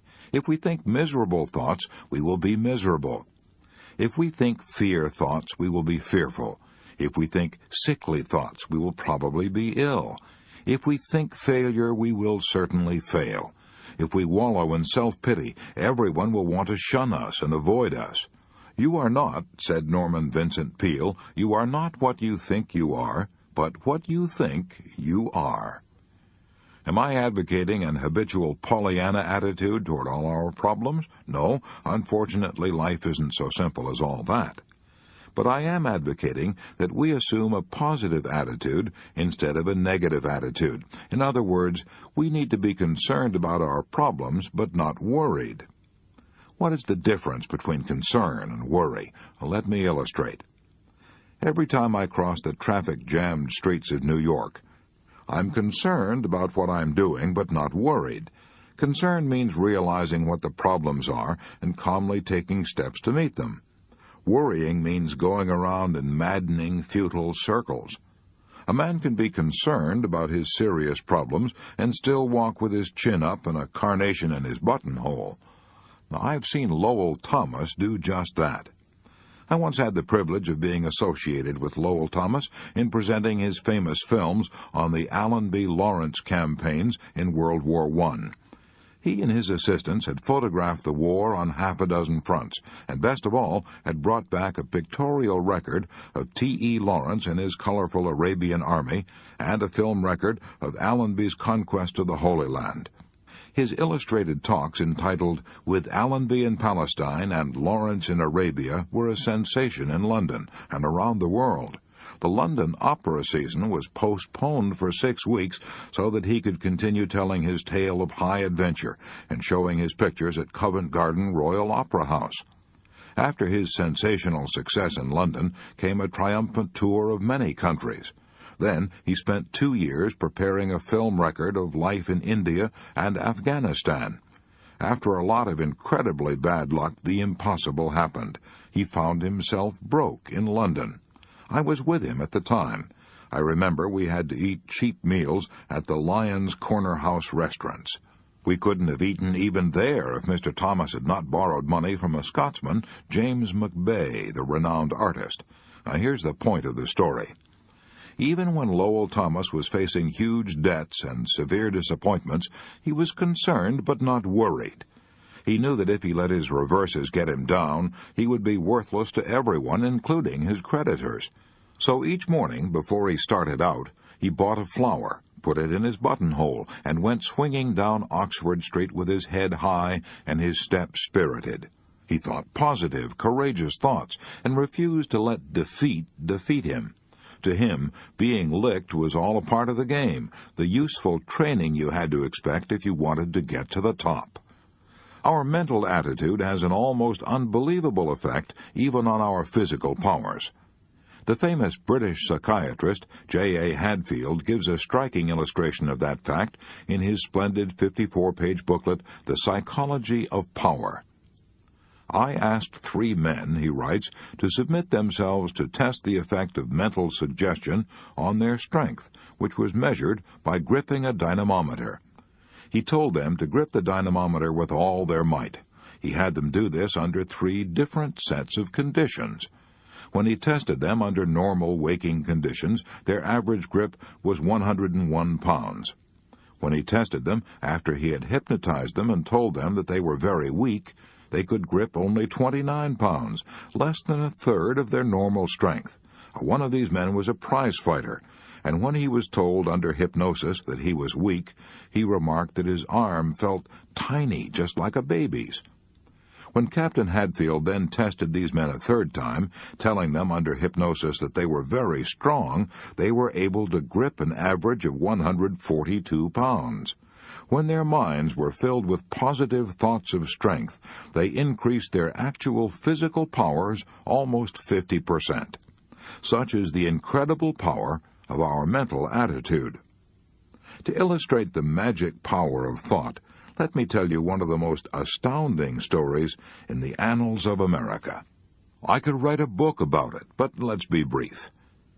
On a frosty October night, shortly after the close of the Civil War, a homeless, destitute woman who was little more than a wanderer on the face of the earth knocked at the door of Mother Webster, the wife of a retired sea captain living in Amesbury, Massachusetts.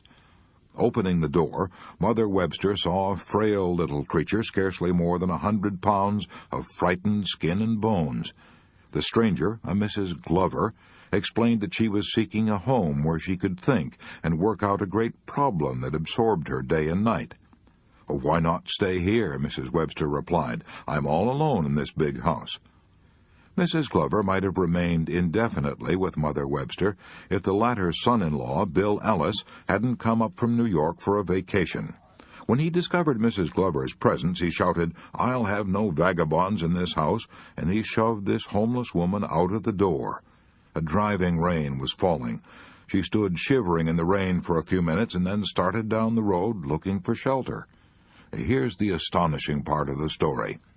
That vagabond whom Bill Ellis put out of the house was destined to have as much influence on the thinking of the world as any other woman who ever walked this earth. She is now known to millions of devoted followers as Mary Baker Eddy, the founder of Christian Science. Yet until this time she had known little in life except sickness, sorrow, and tragedy. Her first husband had died shortly after their marriage. Her second husband had deserted her and eloped with a married woman. He later died in a poorhouse. She had only one child, a son, and she was forced because of poverty, illness, and jealousy to give him up when he was 4 years old. She lost all track of him and never saw him again for 31 years. Because of her own ill health, Mrs. Eddy had been interested for years in what she called the science of mind healing. But the dramatic turning point in her life occurred in Lynn, Massachusetts. Walking downtown one cold day, she slipped and fell on the icy pavement and was knocked unconscious. Her spine was so injured that she was convulsed with spasms. Even the doctor expected her to die. If by some miracle she lived, he declared that she would never walk again. Lying on what was supposed to be her deathbed, Mary Baker Eddy opened her Bible and was led, she declared, by divine guidance to read these words from St. Matthew. "And behold, they brought to him a man sick of the palsy lying on a bed. And Jesus said unto the sick of the palsy, Son, be of good cheer, thy sins be forgiven thee. Arise, take up thy bed, and go unto thine house. And he arose and departed to his house." These words of Jesus, she declared, produced within her such a strength, such a faith, such a surge of healing power that she immediately got out of bed and walked. That experience, Mrs. Eddy declared, was the falling apple that led me to the discovery of how to be well myself and how to make others so. I gained the scientific certainty that all causation was mind, and every effect a mental phenomenon. Such was the way in which Mary Baker Eddy became the founder and high priestess of a new religion, Christian Science, the only great religious faith ever established by a woman, a religion that has encircled the globe. You're probably saying to yourself by now, this man Carnegie is proselytizing for Christian Science. No, you're wrong. I am not a Christian Scientist, but the longer I live, the more deeply I am convinced of the tremendous power of thought. As a result of many years spent in teaching adults, I know men and women can banish worry, fear, and various kinds of illnesses, and can transform their lives by changing their thoughts. I know. I have seen such incredible transformations performed hundreds of times. I have seen them so often that I no longer wonder at them. For example, one of these incredible transformations, which illustrate the power of thought, happened to one of my students. He had a nervous breakdown. What brought it on? A worry. This student told me, "I worried about everything. I worried because I was too thin, because I thought I was losing my hair, because I feared I would never make enough money to get married, because I felt I would never make a good father, because I feared I was losing the girl I wanted to marry, because I felt I was not living a good life. I worried about the impression I was making on other people. I worried because I thought I had stomach ulcers. I could no longer work. I gave up my job. I built up tension inside me until I was like a boiler without a safety valve. The pressure got so unbearable that something had to give. And it did. If you have ever had a nervous breakdown, pray God that you never do, for no pain of the body can exceed the excruciating pain of an agonized mind. My breakdown was so severe that I couldn't talk, even to my own family. I had no control over my thoughts. I was filled with fear. I would jump at the slightest noise. I avoided everybody. I would break out crying for no apparent reason at all. Every day was one of agony. I felt that I was deserted by everybody, even God. I was tempted to jump into the river and end it all. I decided instead to take a trip to Florida, hoping that a change of scene would help me. As I stepped on the train, my father handed me a letter and told me not to open it until I reached Florida. I landed in Florida during the height of the tourist season. Since I couldn't get in a hotel, I rented a sleeping room in a garage. I tried to get a job on a tramp freighter out of Miami, but had no luck, so I spent my time on the beach. I was more wretched in Florida than I had been at home, so I opened the envelope to see what Dad had written. His note said, "Son, you are 1,500 miles from home, and you don't feel any different, do you? I knew you wouldn't, because you took with you the one thing that is the cause of all your trouble, that is, yourself. There is nothing wrong with either your body or your mind. It is not the situations you have met that have thrown you. It is what you think of these situations. As a man thinketh in his heart, so is he. When you realize that, son, come home, for you will be cured." Dad's letter made me angry. I was looking for sympathy, not instruction. I was so mad that I decided then and there that I would never go home. That night, as I was walking down one of the side streets of Miami, I came to a church where services were going on. Having no place to go, I drifted in and listened to the sermon on the text, "He who conquers his spirit is mightier than he who taketh a city." Sitting in the sanctity of the house of God, and hearing the same thoughts that my dad had written in his letter, all this swept the accumulated litter out of my brain. I was able to think clearly and sensibly for the first time in my life. I realized what a fool I had been. I was shocked to see myself in my true light. Here I was, wanting to change the whole world and everyone in it, when the only thing that needed changing was the focus of the lens of the camera, which was my mind. The next morning, I packed and started home. A week later, I was back on the job. 4 months later, I married the girl I had been afraid of losing. We now have a happy family of 5 children. God has been good to me, both materially and mentally. At the time of the breakdown, I was a night foreman of a small department handling 18 people. I am now superintendent of carton manufacture in charge of over 450 people. Life is much fuller and friendlier. I believe I appreciate the true values of life now. When moments of uneasiness try to creep in, as they will in everyone's life, I tell myself to get that camera back in focus, and everything is okay. I can honestly say that I am glad I had the breakdown, because I found out the hard way what power our thoughts can have over our mind and body. Now I can make my thoughts work for me instead of against me. I can see now that Dad was right when he said it wasn't outward situations that had caused all my suffering, but what I thought of those situations. And as soon as I realized that, I was cured, and stayed cured. Such was the experience of this student. I'm deeply convinced that our peace of mind and the joy we get out of living depends not on where we are or what we have or who we are, but solely upon our mental attitude. Outward conditions have very little to do with it. For example, let's take the case of old John Brown, who was hanged for seizing the United States arsenal at Harper's Ferry and trying to incite the slaves to rebellion. He rode away to the gallows, sitting on his coffin. The jailer who rode beside him was nervous and worried, but old John Brown was calm and cool. Looking up at the Blue Ridge Mountains of Virginia, he exclaimed, "What a beautiful country! I never had an opportunity to really see it before." Or take the case of Robert Falcon Scott and his companions, the first Englishmen ever to reach the South Pole. Their return trip was probably the cruelest journey ever undertaken by man. Their food was gone, and so was their fuel.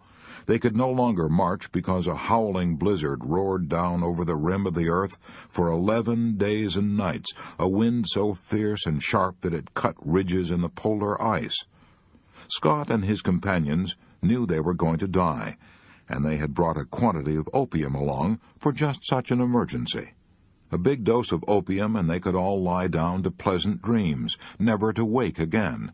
But they ignored the drug and died singing ringing songs of cheer. We know they did because of a farewell letter found with their frozen bodies by a searching party 8 months later. Yes, if we cherish creative thoughts of courage and calmness, we can enjoy the scenery while sitting on our coffin, riding to the gallows, or we can fill our tents with ringing songs of cheer while starving and freezing to death. Milton, in his blindness, discovered that same truth 300 years ago. The mind is its own place, and in itself can make a heaven of hell, a hell of heaven. Napoleon and Helen Keller are perfect illustrations of Milton's statement. Napoleon had everything men usually crave, glory, power, riches, yet he said at St. Helena, "I have never known 6 happy days in my life," while Helen Keller, blind, deaf, dumb, declared, "I have found life so beautiful." If half a century of living has taught me anything at all, it has taught me that nothing can bring you peace but yourself. I'm merely trying to repeat what Emerson said so well in the closing words of his essay on self-reliance. A political victory, a rise in rents, the recovery of your sick, or the return of your absent friend, or some other quite external event raises your spirits, and you think good days are preparing for you. Do not believe it. It can never be so. Nothing can bring you peace but yourself. Epictetus, the great Stoic philosopher, warned that we ought to be more concerned about removing wrong thoughts from the mind than about removing tumors and abscesses from the body. Epictetus said that 19 centuries ago, but modern medicine would back him up. Dr. G. Canby Robinson declared that 4 out of 5 patients admitted to Johns Hopkins Hospital were suffering from conditions brought on in part by emotional strains and stresses. This was often true, even in cases of organic disturbances. Eventually, he declared, these traced back to maladjustments to life and its problems. Montaigne, the great French philosopher, adopted these 17 words as the motto of his life. A man is not hurt so much by what happens as by his opinion of what happens, and our opinion of what happens is entirely up to us. And what do I mean?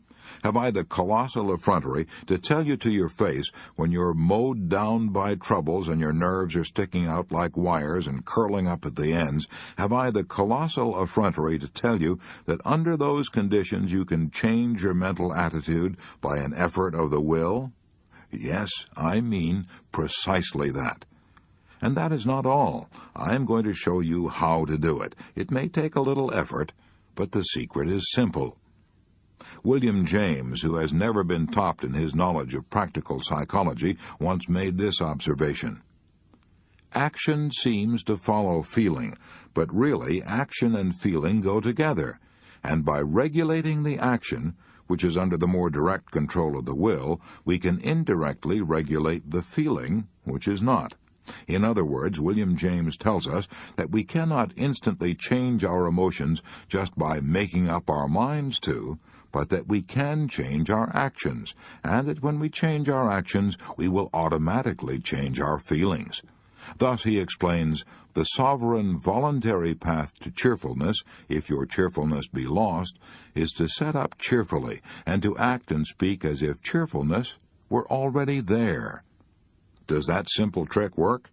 Try it yourself. Put a big, broad, honest-to-God smile on your face. Throw back your shoulders, take a good deep breath, and sing a snatch of song. If you can't sing, whistle. If you can't whistle, hum. You will quickly discover what William James was talking about, that it is physically impossible to remain blue or depressed while you're acting out the symptoms of being radiantly happy. This is one of the little basic truths of nature that can easily work miracles in all our lives. I know a woman in California, I won't mention her name, who could wipe out all of her miseries in 24 hours if she only knew this secret. She's old and she's a widow, and that's sad, I admit, but does she try to act happy? No, if you ask her how she is feeling, she says, "Oh, I'm all right," but the expression on her face and the whine in her voice say, "Oh, God, if you only knew the troubles I've seen." She seems to reproach you for being happy in her presence. Hundreds of women are worse off than she is. Her husband left her enough insurance to last the rest of her life. She has married children to give her a home, but I've rarely seen her smile. She complains that all 3 of her sons-in-law are stingy and selfish, although she's a guest in their homes for months at a time.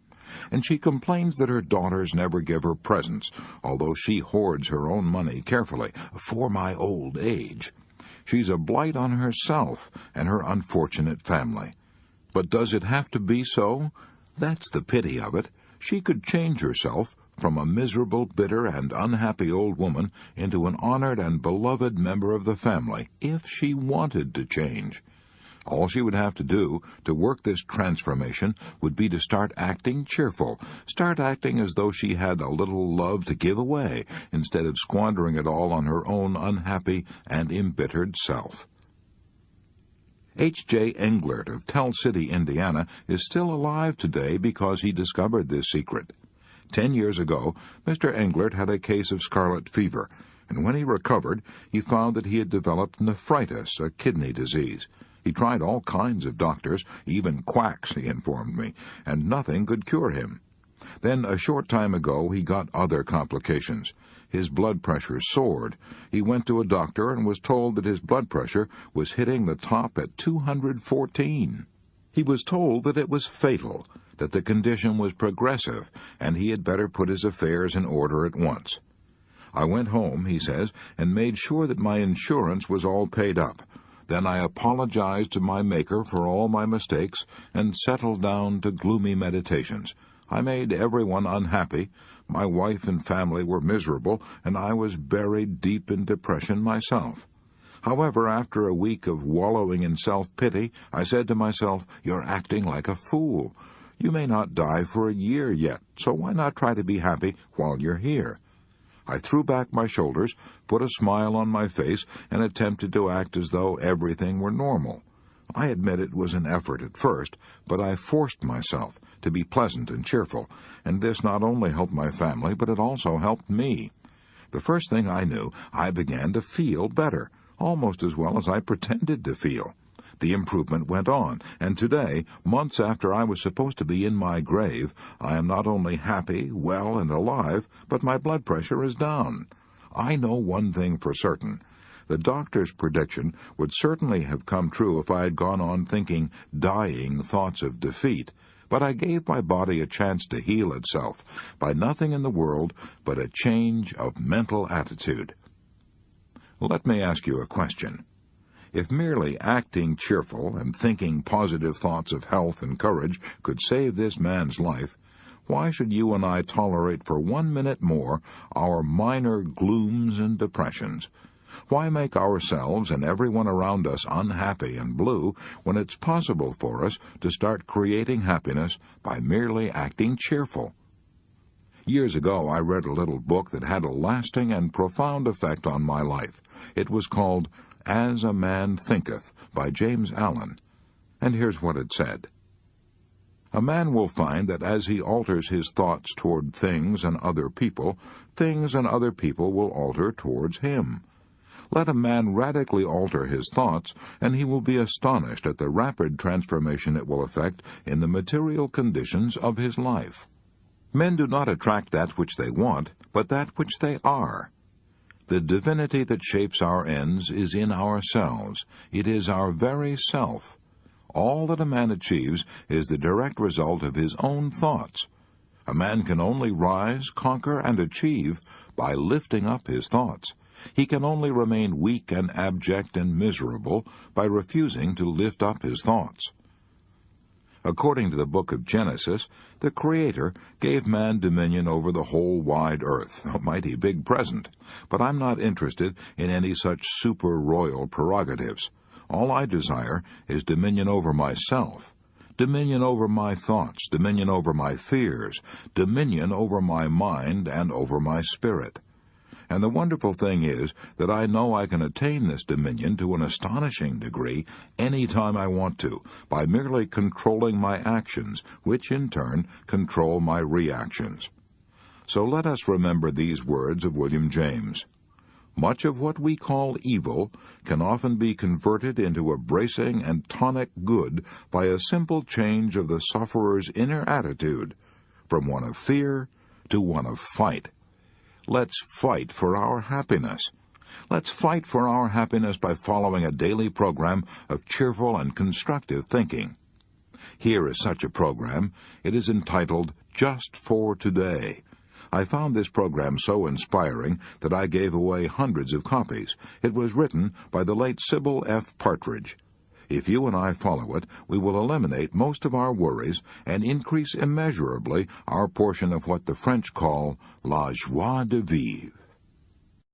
Just for today. 1. Just for today, I will be happy. This assumes that what Abraham Lincoln said is true, that most folks are about as happy as they make up their minds to be. Happiness is from within. It is not a matter of externals. 2. Just for today, I will try to adjust myself to what is, and not try to adjust everything to my own desires. I will take my family, my business, and my luck as they come, and fit myself to them. 3. Just for today, I will take care of my body. I will exercise it, care for it, nourish it, not abuse it nor neglect it, so that it will be a perfect machine for my bidding. 4. Just for today, I will try to strengthen my mind. I will learn something useful. I will not be a mental loafer. I will read something that requires effort, thought, and concentration. 5. Just for today, I will exercise my soul in 3 ways. I will do somebody a good turn and not get found out. I will do at least 2 things I don't want to do, as William James suggests, just for exercise. 6. Just for today, I will be agreeable. I will look as well as I can, dress as becomingly as possible, talk low, act courteously, be liberal with praise, criticize not at all, nor find fault with anything, and not try to regulate nor improve anyone. 7. Just for today, I will try to live through this day only, not to tackle my whole life problem at once. I can do things for 12 hours that would appall me if I had to keep them up for a lifetime. 8. Just for today, I will have a program. I will write down what I expect to do every hour. I may not follow it exactly, but I will have it. It will eliminate 2 pests, hurrying and indecision. 9. Just for today, I will have a quiet half-hour all by myself and relax. In this half-hour, sometimes I will think of God, so as to get a little more perspective into my life. 10. Just for today, I will be unafraid. Especially, I will not be afraid to be happy, to enjoy what is beautiful, to love, and to believe that those I love love me. If we want to develop a mental attitude that will bring us peace and happiness, here is Rule 1. Think and act cheerfully, and you will feel cheerful. Chapter 13. The High Cost of Getting Even. One night years ago, as I was traveling through Yellowstone Park, I sat with other tourists on bleachers facing a dense growth of pine and spruce. Presently, the animal which we had been waiting to see, the terror of the forest, the grizzly bear, strode out into the glare of the lights and began devouring the garbage that had been dumped there from the kitchen of one of the park hotels. A forest ranger, Major Martindale, sat on a horse and talked to the excited tourists about bears. He told us that the grizzly bear can whip any other animal in the western world, with the possible exception of the buffalo and the Kodiak bear. Yet I noticed that night that there was one animal, and only one, that the grizzly permitted to come out of the forest and eat with him under the glare of the lights: a skunk. The grizzly knew that he could liquidate a skunk with one swipe of his mighty paw. Why didn't he do it? Because he had found out from experience that it didn't pay. I found that out, too. As a farm boy, I trapped four-legged skunks along the hedgerows in Missouri, and as a man, I encountered a few two-legged skunks on the sidewalks of New York. I have found out from sad experience that it doesn't pay to stir up either variety. When we hate our enemies, we're giving them power over us, power over our sleep, our appetites, our blood pressure, our health, and our happiness. Our enemies would dance with joy if only they knew how they were worrying us, lacerating us, and getting even with us. Our hate is not hurting them at all, but our hate is turning our own days and nights into a hellish turmoil. Who do you suppose said this? If selfish people try to take advantage of you, cross them off your list, but don't try to get even. When you try to get even, you hurt yourself more than you hurt the other fellow. Now, those words sound as if they might have been uttered by some starry-eyed idealist, but they weren't. Those words appeared in the bulletin issued by the police department of Milwaukee. How will trying to get even hurt you? In many ways. According to Life magazine, it may even wreck your health. The chief personality characteristic of persons with hypertension, high blood pressure, is resentment, said Life. When resentment is chronic hypertension and heart trouble follow. So you see that when Jesus said, "Love your enemies," he was not only preaching sound ethics, he was also preaching 20th century medicine. When he said, "Forgive 70 times 7, Jesus was telling you and me how to keep from having high blood pressure, heart trouble, stomach ulcers, and many other ailments. A friend of mine recently had a serious heart attack. Her physician put her to bed and ordered her to refuse to get angry about anything, no matter what happened. Physicians know that if you have a weak heart, a fit of anger can kill you. Did I say can kill you? A fit of anger did kill a restaurant owner in Spokane, Washington, a few years ago. I have in front of me now a letter from Jerry Swarthout, then chief of the police department, Spokane, Washington, saying, "A few years ago, William Falkaber, a man of 68 who owned a cafe in Spokane, killed himself by flying into a rage because his cook insisted on drinking coffee out of his saucer. The cafe owner was so indignant that he grabbed a revolver and started to chase the cook and fell dead from heart failure, with his hand still gripping the gun. The coroner's report declared that anger had caused the heart failure." When Jesus said, "Love your enemies," he was also telling us how to improve our looks. I know people, and so do you, whose faces have been wrinkled and hardened by hate and disfigured by resentment. All the cosmetic surgery in Christendom won't improve their looks half so much as would a heart full of forgiveness, tenderness, and love. Hatred destroys our ability to enjoy even our food. The Bible puts it this way: "Better is a dinner of herbs where love is than a stalled ox and hatred therewith." Wouldn't our enemies rub their hands with glee if they knew that our hate for them was exhausting us, making us tired and nervous, ruining our looks, giving us heart trouble, and probably shortening our lives? Even if we can't love our enemies, let's at least love ourselves. Let's love ourselves so much that we won't permit our enemies to control our happiness, our health, and our looks. As Shakespeare put it, "Heat not a furnace for your foe so hot that it do singe yourself." When Jesus said that we should forgive our enemies 70 times 7, he was also preaching sound business. For example, I have before me as I write a letter I received from George Rona of Uppsala, Sweden. For years, George Rona was an attorney in Vienna, but during the Second World War he fled to Sweden. He had no money, needed work badly. Since he could speak and write several languages, he hoped to get a position as correspondent for some firm engaged in importing or exporting. Most of the firms replied that they had no need of such services because of the war, but they would keep his name on file, and so on. One man, however, wrote George Rona a letter saying, "What you imagine about my business is not true. You are both wrong and foolish. I do not need any correspondent. Even if I did need one, I wouldn't hire you, because you can't even write good Swedish. Your letter is full of mistakes." When George Rona read that letter, he was as mad as Donald Duck. What did this Swede mean by telling him he couldn't write the language? Why, the letter that this Swede himself had written was full of mistakes. So George Rona wrote a letter that was calculated to burn this man up. And then he paused.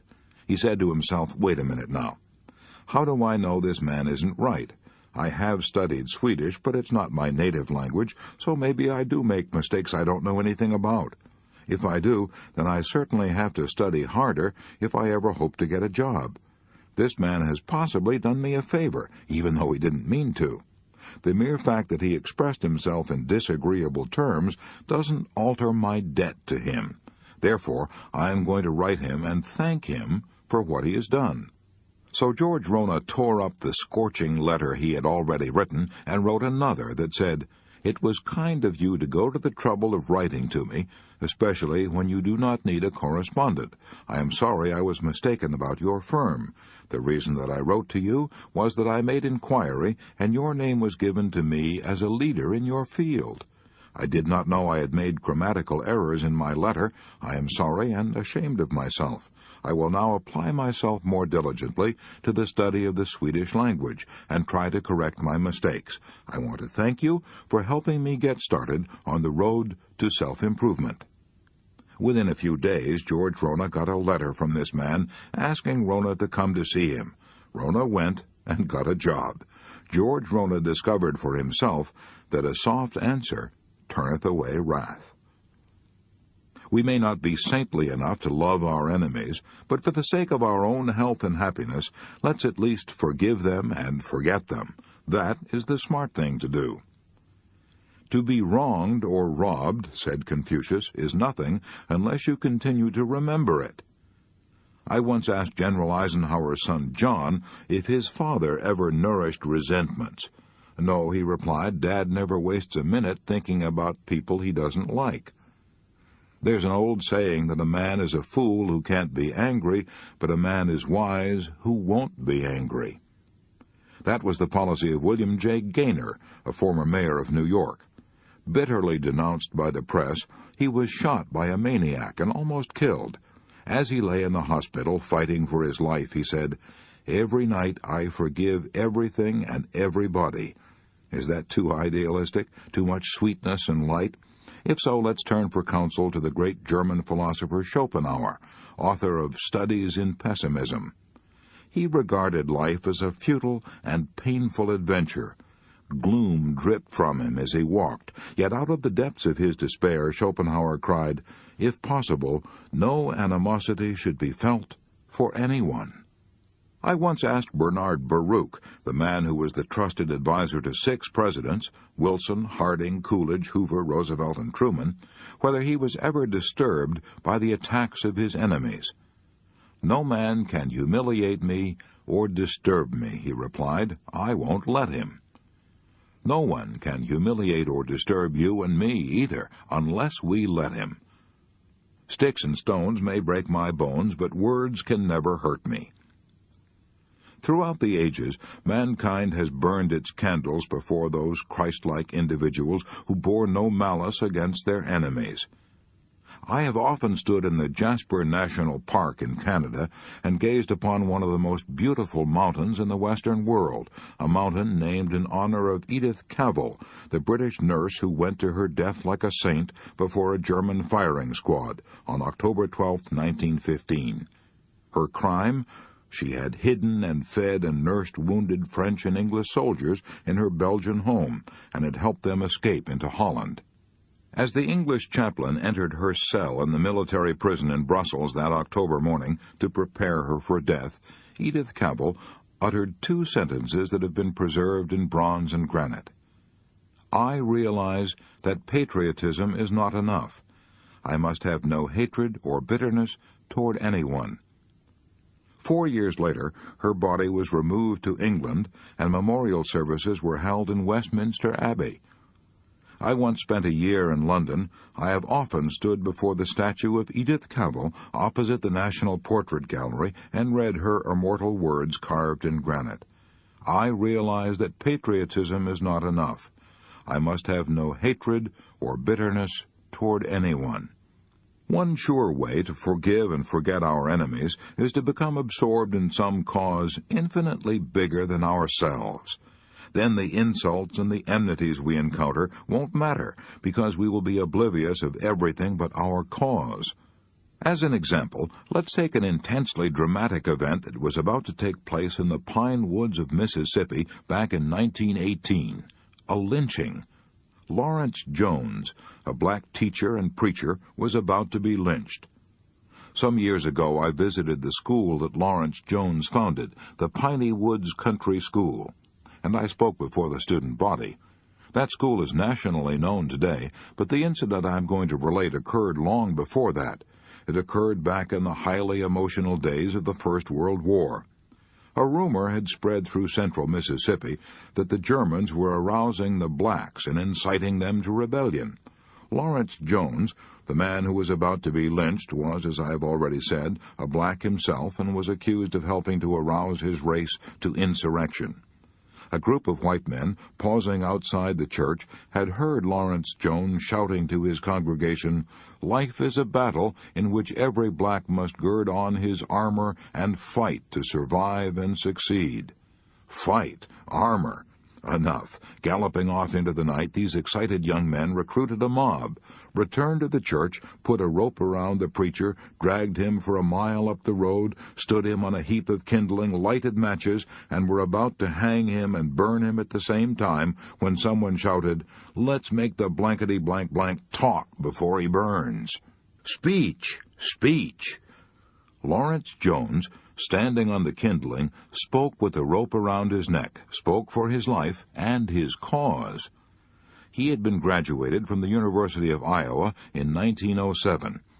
His sterling character, his scholarship, and his musical ability had made him popular with both the students and the faculty.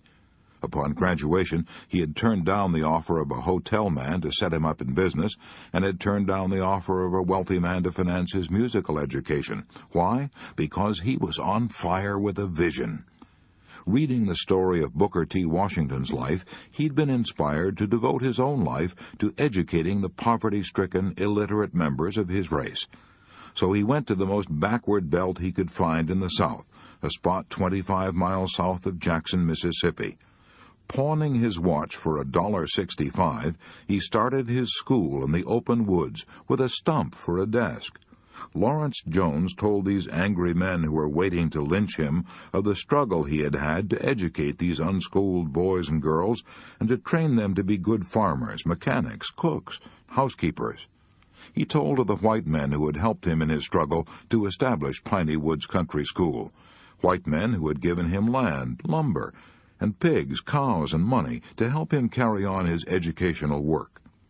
When Lawrence Jones talked with sincere and moving eloquence, as he pleaded not for himself but his cause, the mob began to soften. Finally, an old Confederate veteran in the crowd said, "I believe this boy's telling the truth. I know the white men whose names he has mentioned. He's doing fine work. We have made a mistake. We ought to help him instead of hang him."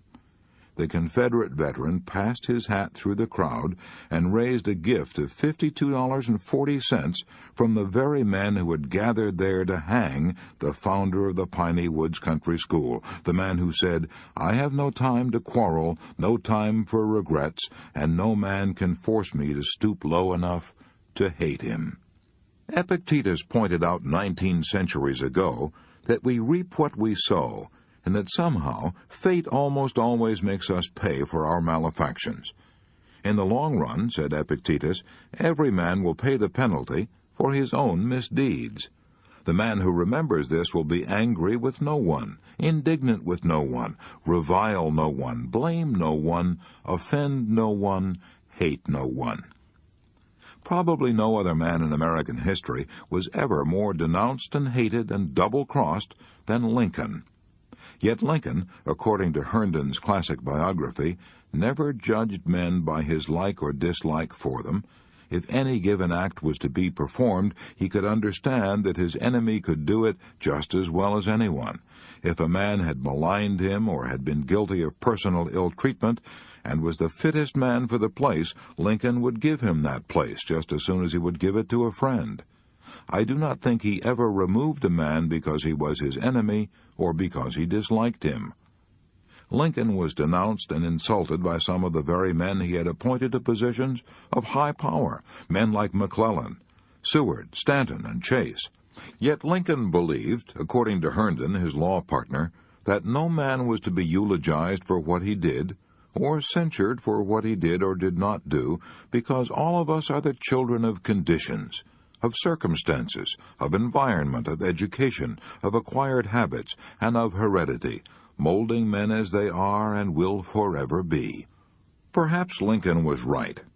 If you and I had inherited the same physical, mental, and emotional characteristics that our enemies have inherited, and if life had done to us what it has done to them, we would act exactly as they do. We couldn't possibly do anything else.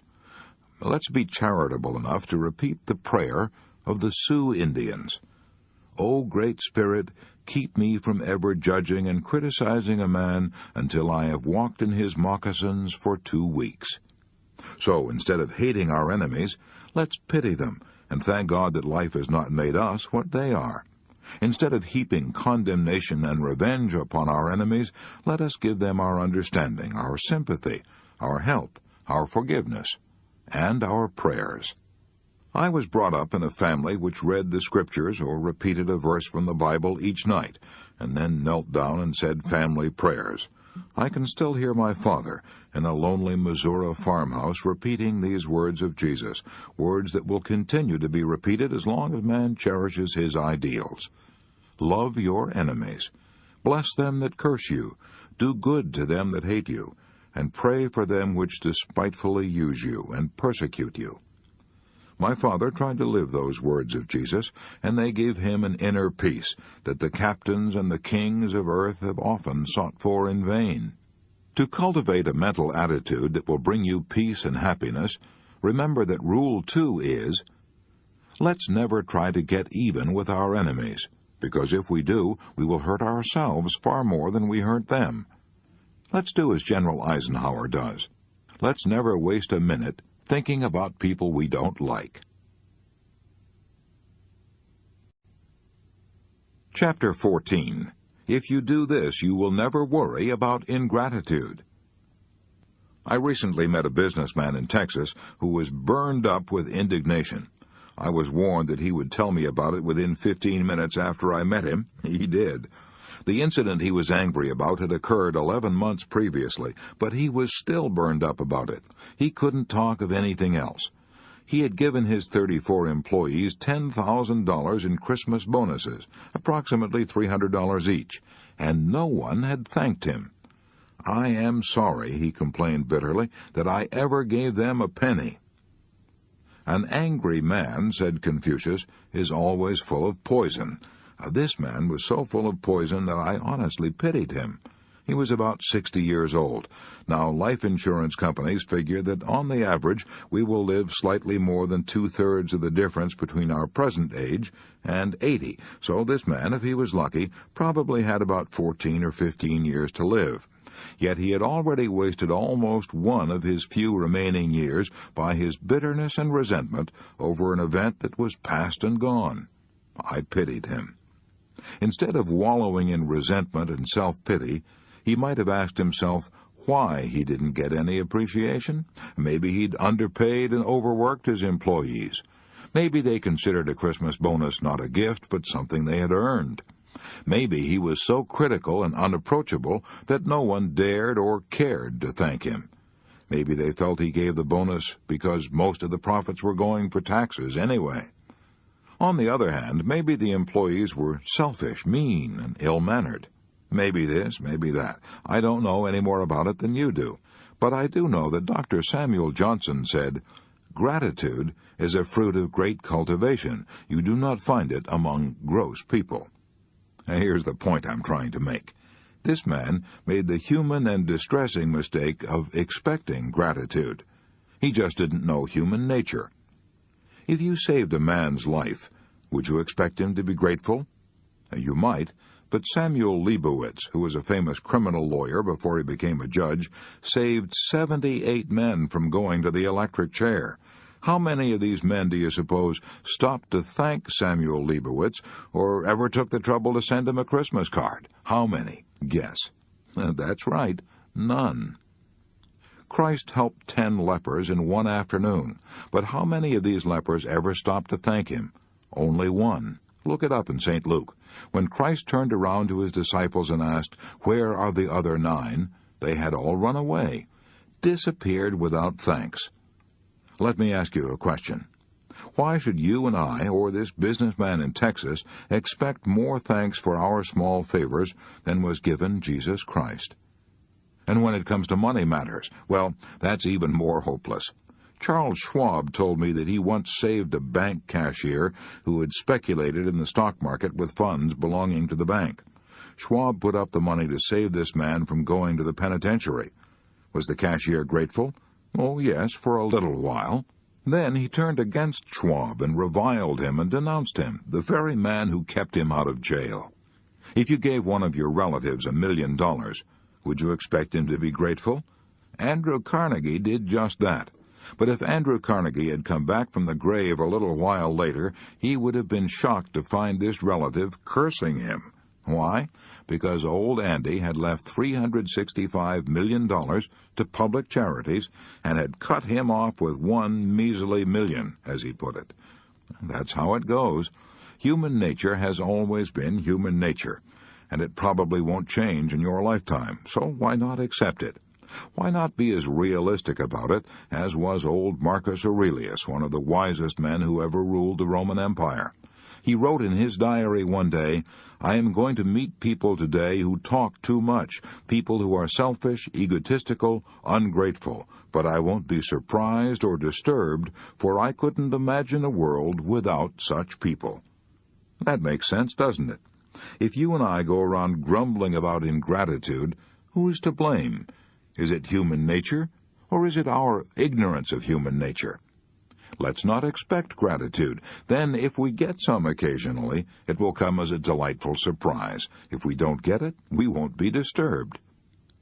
Here's the first point I'm trying to make in this chapter. It is natural for people to forget to be grateful, so if we go around expecting gratitude, we're heading straight for a lot of headaches. I know a woman in New York who's always complaining because she's lonely. Not one of her relatives wants to go near her, and no wonder. If you visit her, she'll tell you for hours what she did for her nieces when they were children. She nursed them through the measles and the mumps and the whooping cough. She boarded them for years. She helped to send one of them through business school, and she made a home for the other until she got married. Do the nieces come to see her? Oh, yes, now and then, out of a spirit of duty. But they dread these visits. They know they will have to sit and listen for hours to half-veiled reproaches. They will be treated to an endless litany of bitter complaints and self-pitying sighs. And when this woman can no longer bludgeon, browbeat, or bully her nieces into coming to see her, she has one of her spells. She develops a heart attack. Is the heart attack real? Yes. The doctors say she has a nervous heart, suffers from palpitations.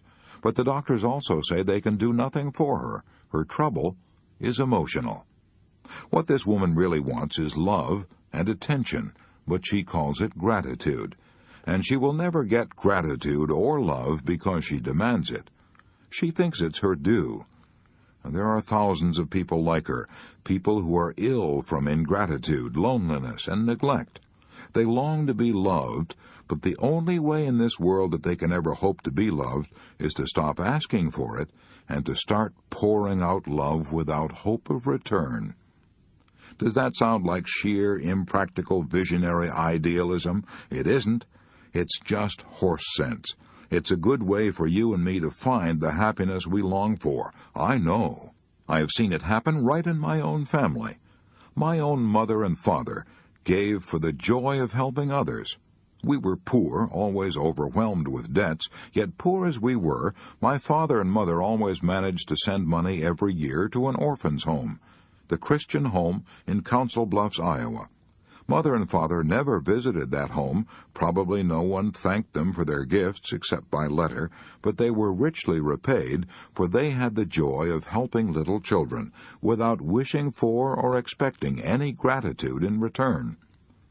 After I left home, I would always send father and mother a check at Christmas and urge them to indulge in a few luxuries for themselves, but they rarely did.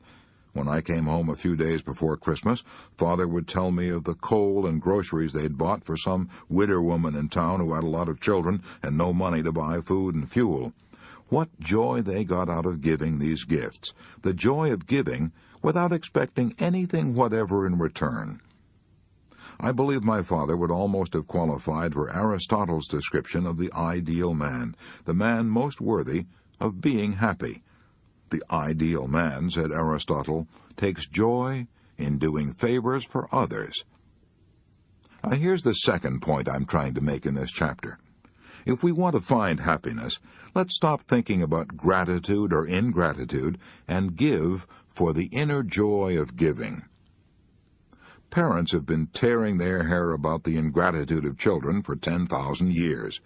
Even Shakespeare's King Lear cried out, "How sharper than a serpent's tooth it is to have a thankless child."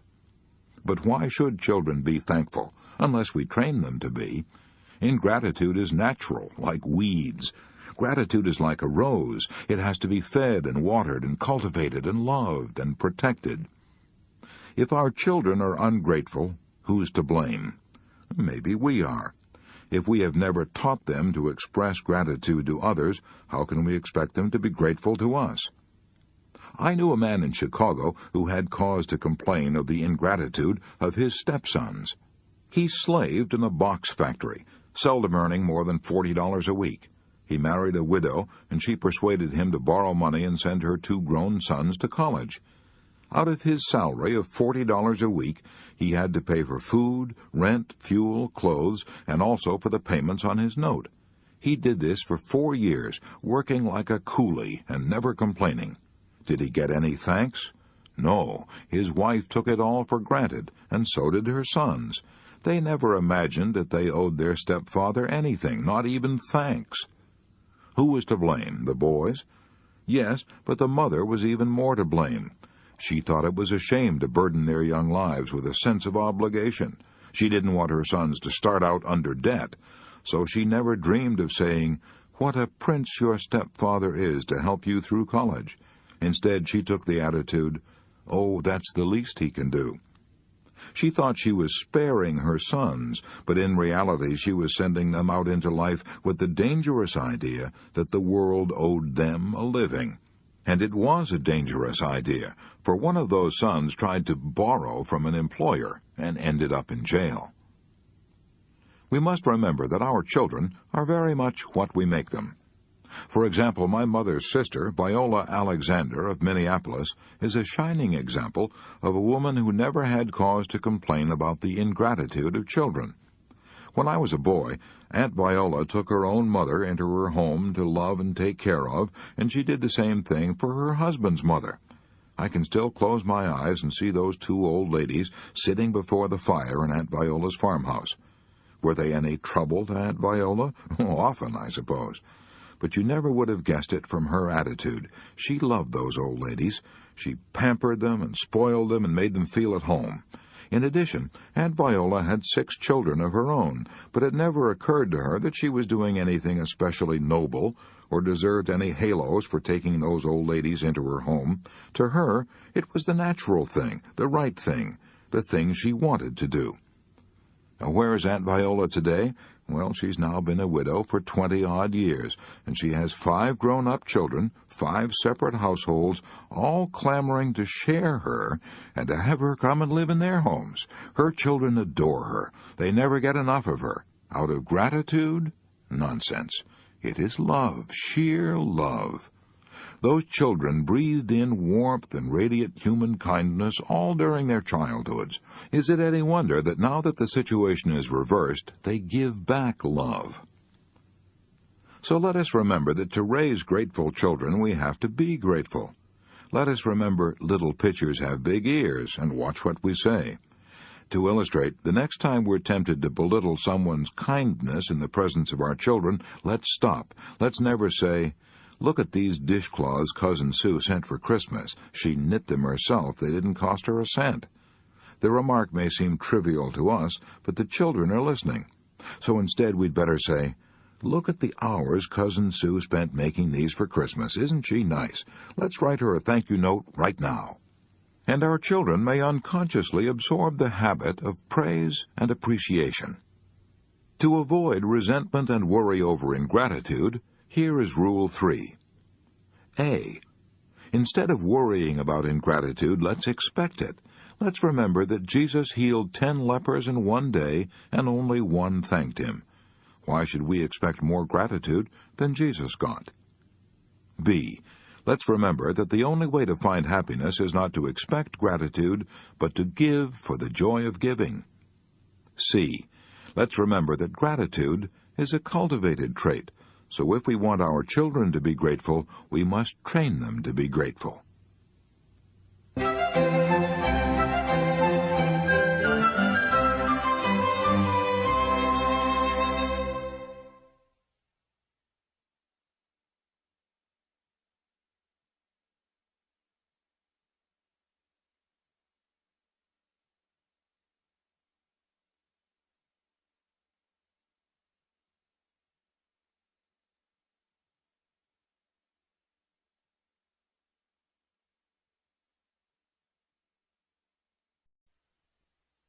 Chapter 15.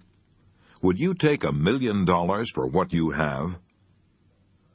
I have known Harold Abbott for years. He lived in Webb City, Missouri. He used to be my lecture manager.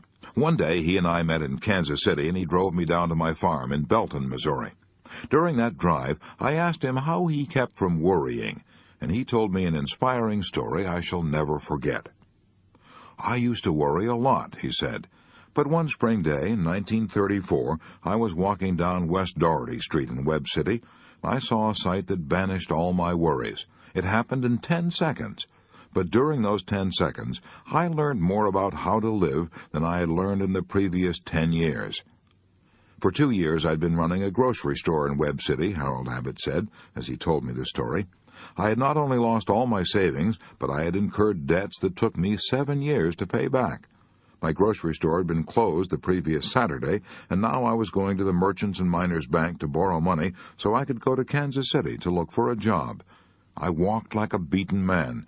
I'd lost all my fight and faith. Then suddenly, coming down the street, I saw a man who had no legs. He was sitting on a little wooden platform equipped with wheels from roller skates. He propelled himself along the street with a block of wood in each hand. I met him just after he crossed the street and was starting to lift himself up a few inches over the curb to the sidewalk. As he tilted his little wooden platform to an angle, his eyes met mine. He greeted me with a grand smile. "Morning, sir. It's a fine morning, isn't it?" he said with spirit. As I stood looking at him, I realized how rich I was. I had 2 legs, I could walk. I felt ashamed of my self-pity. I said to myself, if he can be happy, cheerful, and confident without legs, I certainly can with legs. I could already feel my chest lifting. I had intended to ask the Merchants and Miners Bank for only $100, but now I had courage to ask for $200. I had intended to say that I wanted to go to Kansas City to try to get a job, but now I announced confidently that I wanted to go to Kansas City to get a job.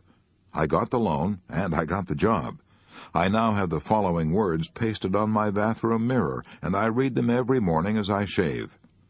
I had the blues because I had no shoes, until upon the street I met a man who had no feet.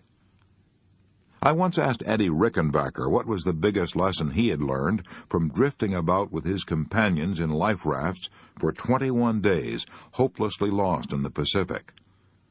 The biggest lesson I learned from that experience, he said, was that if you have all the fresh water you want to drink and all the food you want to eat, you ought never to complain about anything. Time ran an article about a sergeant who had been wounded on Guadalcanal. Hit in the throat by a shell fragment, this sergeant had 7 blood transfusions. Writing a note to his doctor, he asked, "Will I live?" The doctor replied, "Yes." He wrote another note asking, "Will I be able to talk?" Again, the answer was yes. Then he wrote another note saying, "Then what in the hell am I worrying about?" Why don't you stop right now and ask yourself, what in the hell am I worrying about? You will probably find that it is comparatively unimportant and insignificant. About 90% of the things in our lives are right, and about 10% are wrong. If we want to be happy, all we have to do is concentrate on the 90% that are right, and ignore the 10% that are wrong. If we want to be worried and bitter and have stomach ulcers, all we have to do is concentrate on the 10% that are wrong and ignore the 90% that are glorious. The words think and thank are inscribed in many of the Cromwellian churches of England. These words ought to be inscribed in our hearts, too. Think and thank. Think of all we have to be grateful for, and thank God for all our boons and bounties.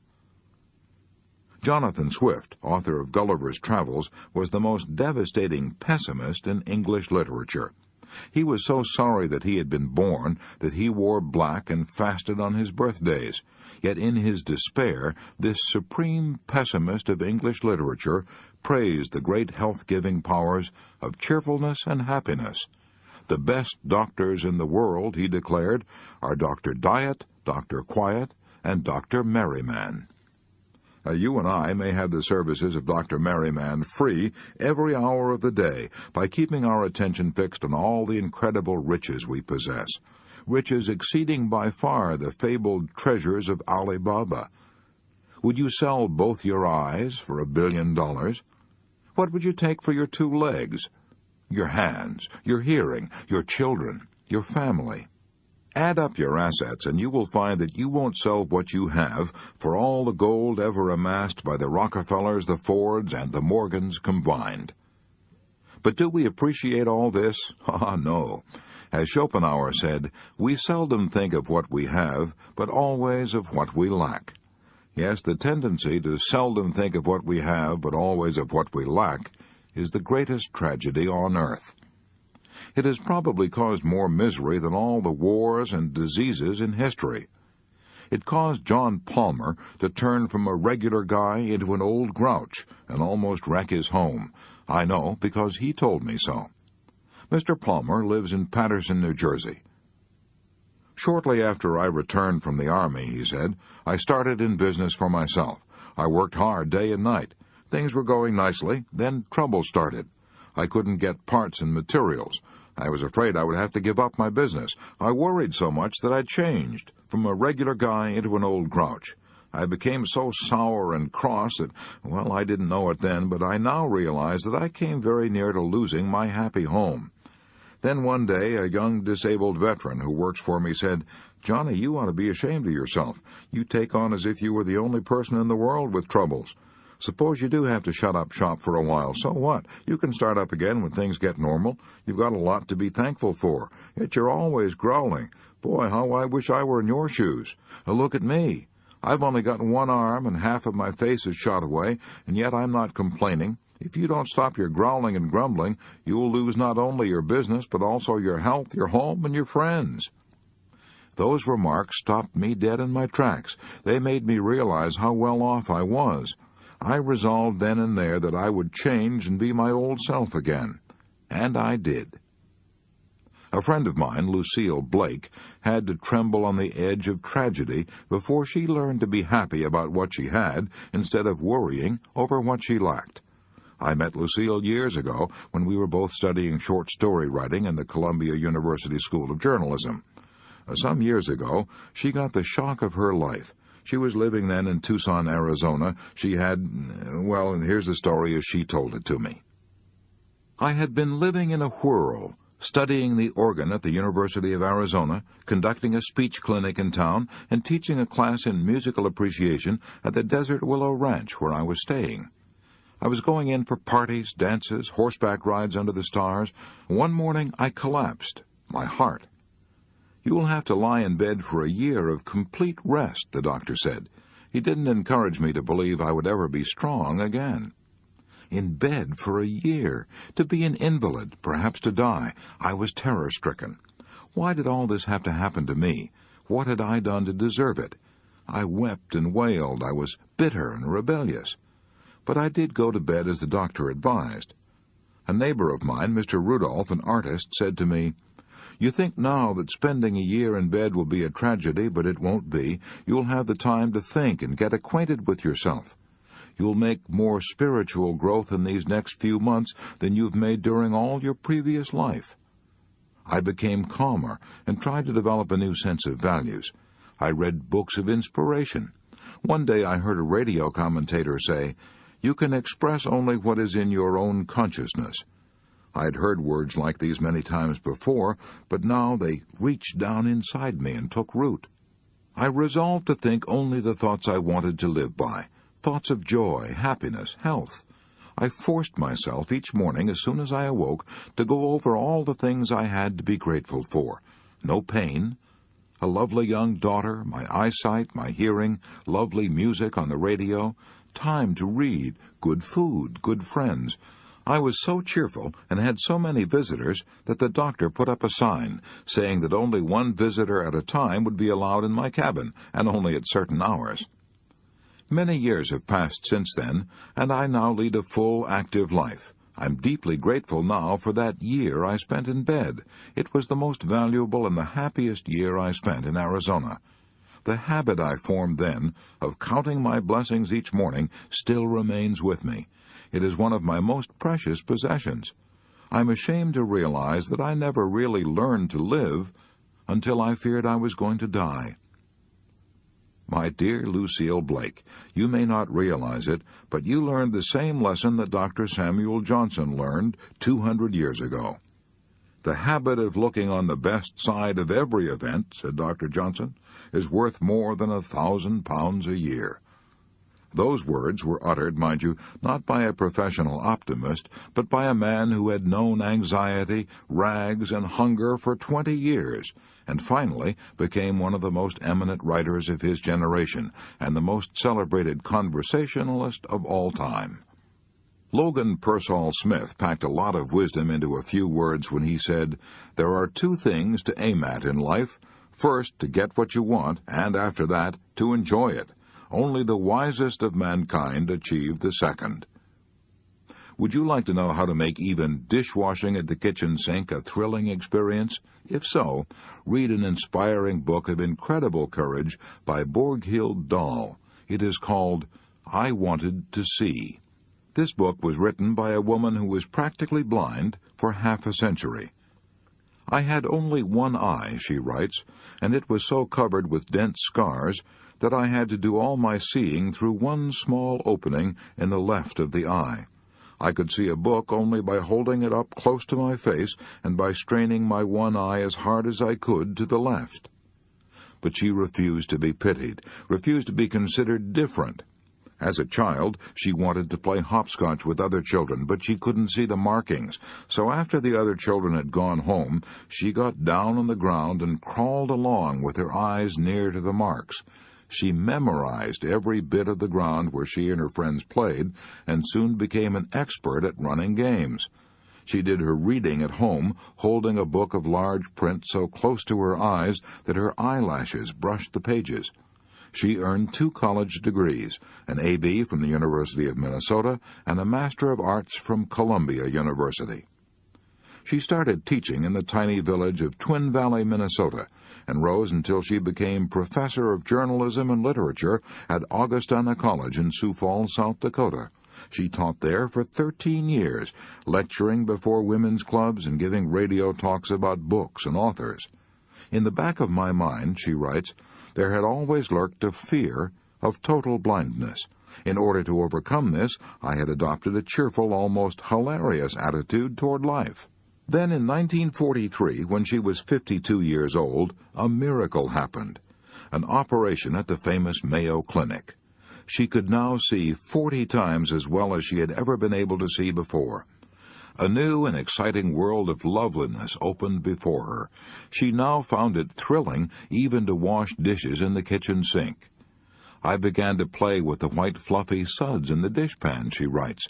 I dip my hands into them, and I pick up a ball of tiny soap bubbles. I hold them up against the light, and in each of them I can see brilliant colors of a miniature rainbow. As she looked through the windows above the kitchen sink, she saw the flapping gray-black wings of the sparrows flying through the thick, falling snow. She found such ecstasy looking at the soap bubbles and sparrows that she closed her book with these words. Dear Lord, I whisper, our Father in heaven, I thank Thee. I thank Thee. Imagine thanking God because you can wash dishes and see rainbows and bubbles and sparrows flying through the snow. You and I ought to be ashamed of ourselves. All the days of our years we have been living in a fairyland of beauty, but we have been too blind to see, too satiated to enjoy. If we want to stop worrying and start living, Rule 4 is, count your blessings, not your troubles. Chapter 16. Find yourself and be yourself. Remember, there is no one else on earth like you.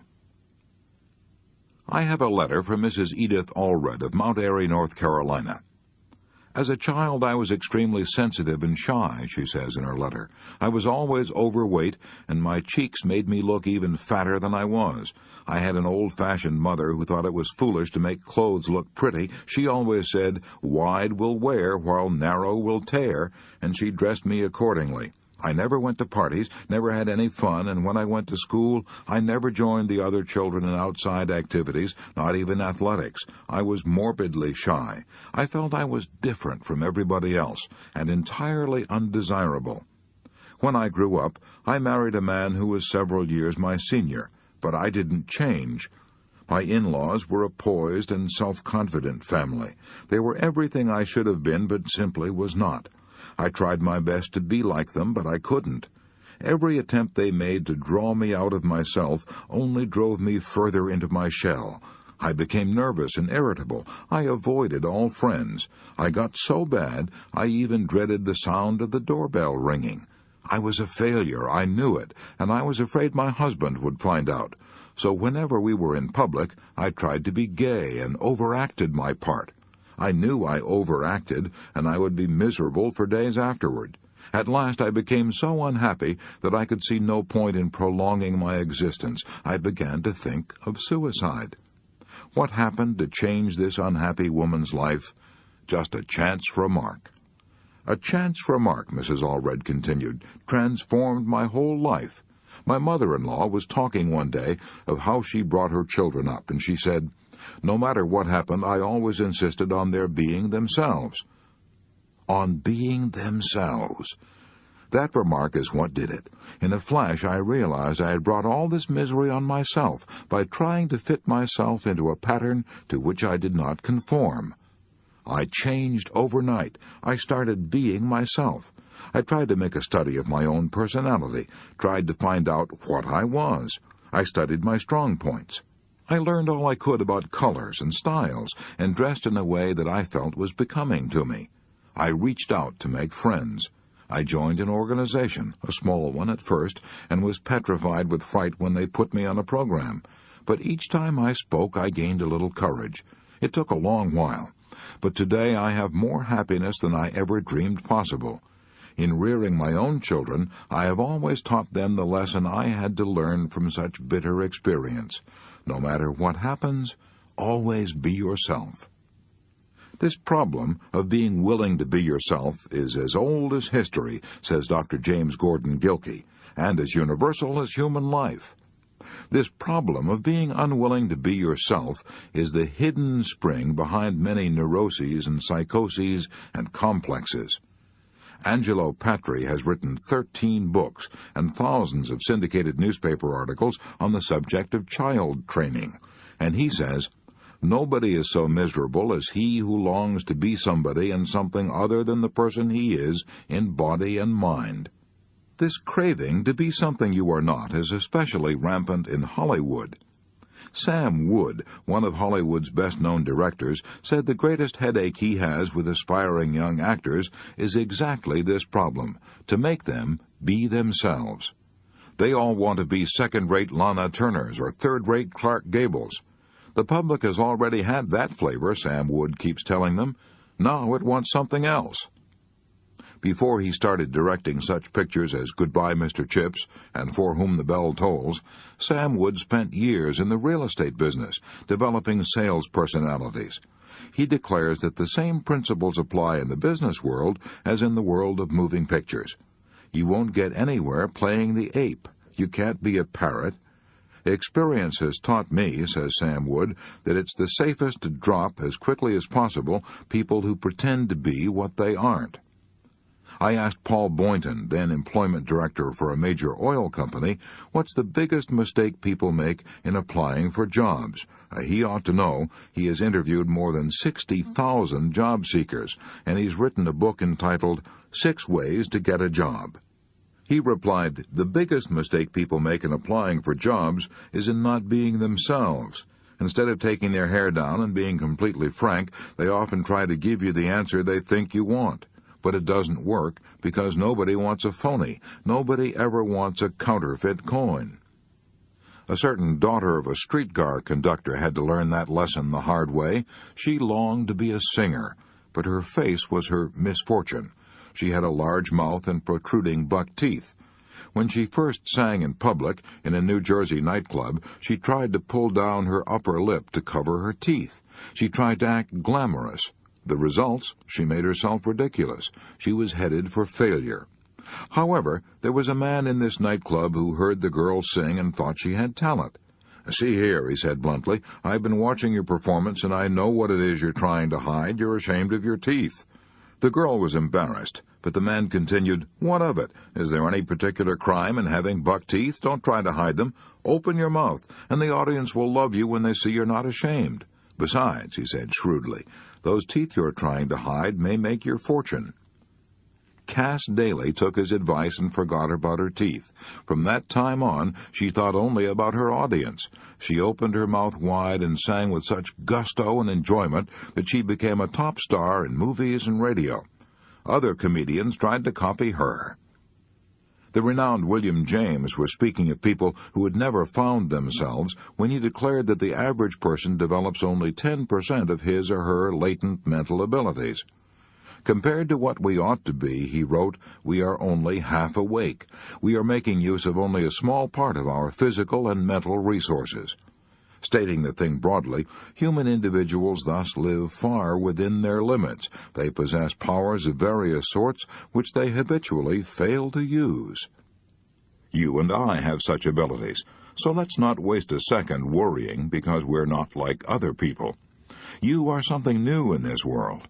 Never before since the beginning of time has there ever been anybody exactly like you. And never again throughout all the ages to come will there ever be anybody exactly like you again.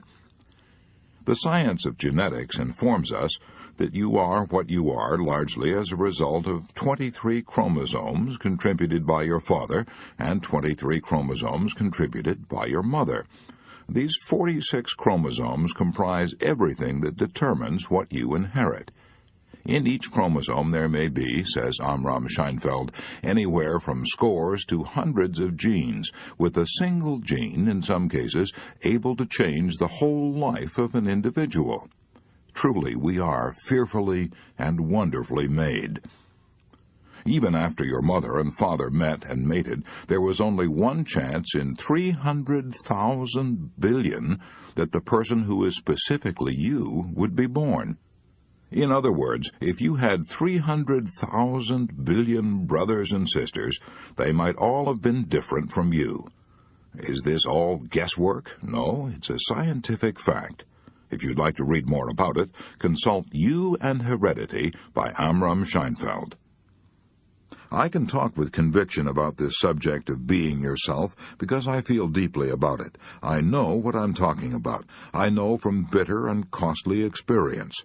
To illustrate, when I first came to New York from the cornfields of Missouri, I enrolled in the American Academy of Dramatic Arts. I aspired to be an actor. I had what I thought was a brilliant idea, a shortcut to success, an idea so simple, so foolproof that I couldn't understand why thousands of ambitious people hadn't already discovered it. It was this. I would study how the famous actors of that day, John Drew, Walter Hamden, and Otis Skinner, got their effects. Then I would imitate the best points of each one of them and make myself into a shining, triumphant combination of all of them. How silly, how absurd. I had to waste years of my life imitating other people before it penetrated through my thick Missouri skull that I had to be myself, that I couldn't possibly be anyone else. That distressing experience ought to have taught me a lasting lesson, but it didn't, not me. I was too dumb. I had to learn it all over again. Several years later, I set out to write what I hoped would be the best book on public speaking for businessmen that had ever been written. I had the same foolish idea about writing this book that I had formerly had about acting. I was going to borrow the ideas of a lot of other writers and put them all in one book, a book that would have everything. So I got scores of books on public speaking and spent a year incorporating their ideas into my manuscript.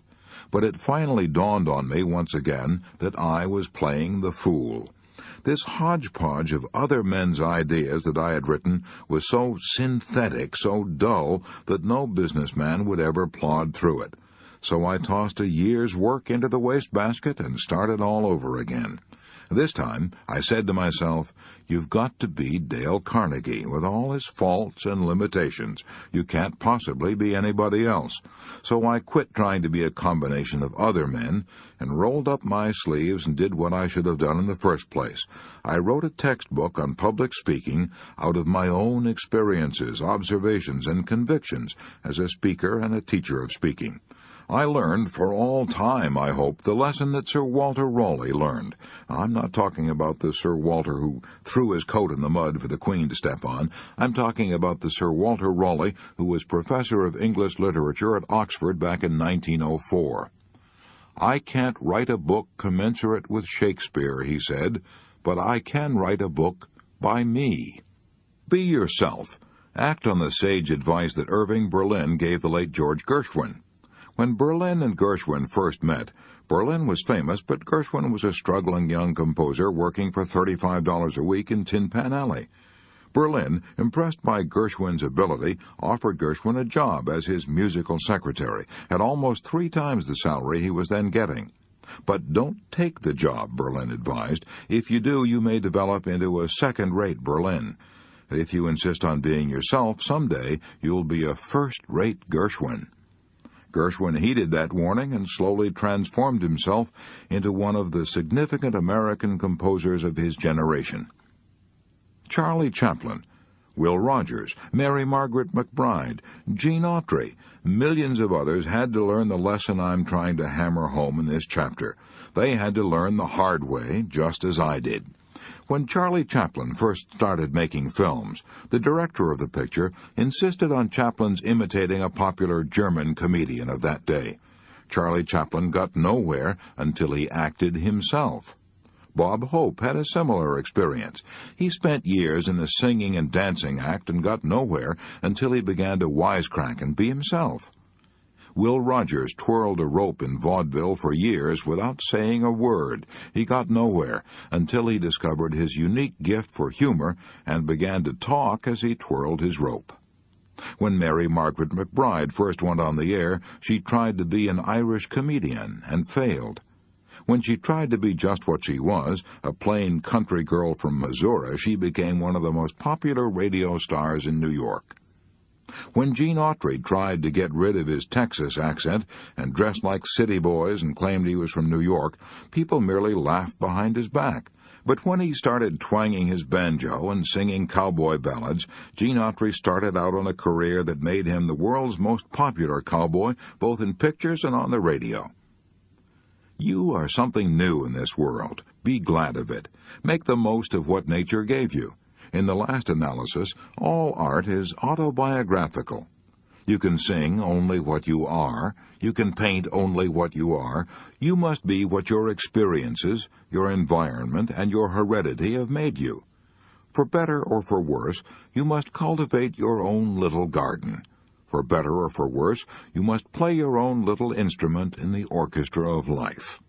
As Emerson said in his essay on self-reliance, there is a time in every man's education when he arrives at the conviction that envy is ignorance, that imitation is suicide, that he must take himself, for better, for worse, as his portion, that though the wide universe is full of good, no kernel of nourishing corn can come to him but which his toil bestowed on that plot of ground which is given him to till. The power which resides in him is new in nature, and none but he knows what that is which he can do, nor does he know until he has tried. And that's the way Emerson said it. But here's the way a poet, the late Douglas Mallock, said it. If you can't be a pine on the top of the hill, be a scrub in the valley, but be the best little scrub by the side of the hill. Be a bush if you can't be a tree. If you can't be a bush, be a bit of the grass, and some highway happier make. If you can't be a muskie, then just be a bass, but the liveliest bass in the lake. We can't all be captains, we've got to be crew. There's something for all of us here. There's big work to do, and there's lesser to do, and the task we must do is the near. If you can't be a highway, then just be a trail. If you can't be the sun, be a star. It isn't by size that you win or you fail. Be the best of whatever you are. To cultivate a mental attitude that will bring us peace and freedom from worry, here's Rule 5. Let's not imitate others. Let's find ourselves and be ourselves. Chapter 17. If you have a lemon, make a lemonade. While writing this book, I dropped in one day at the University of Chicago and asked the Chancellor, Robert Maynard Hutchins, how he kept from worrying. He replied, I've always tried to follow a bit of advice given to me by the late Julius Rosenwald, president of Sears Roebuck and Company. When you have a lemon, make a lemonade. That is what a great educator does. But the fool does the exact opposite. If he finds that life has handed him a lemon, he gives up and says, I'm beaten. It is fate. I haven't got a chance. Then he proceeds to rail against the world and indulge in an orgy of self-pity. But when the wise man is handed a lemon, he says, what lesson can I learn from this misfortune? How can I improve my situation? How can I turn this lemon into a lemonade? After spending a lifetime studying people and their hidden reserves of power, the great psychologist Alfred Adler declared that one of the wonder-filled characteristics of human beings is their power to turn a minus into a plus. Here's an interesting and stimulating story of a woman I know who did just that. Her name is Thelma Thompson. During the war, she said, as she told me of her experience, during the war, my husband was stationed at an Army training camp near the Mojave Desert in California. I went to live there in order to be near him. I hated the place. I loathed it.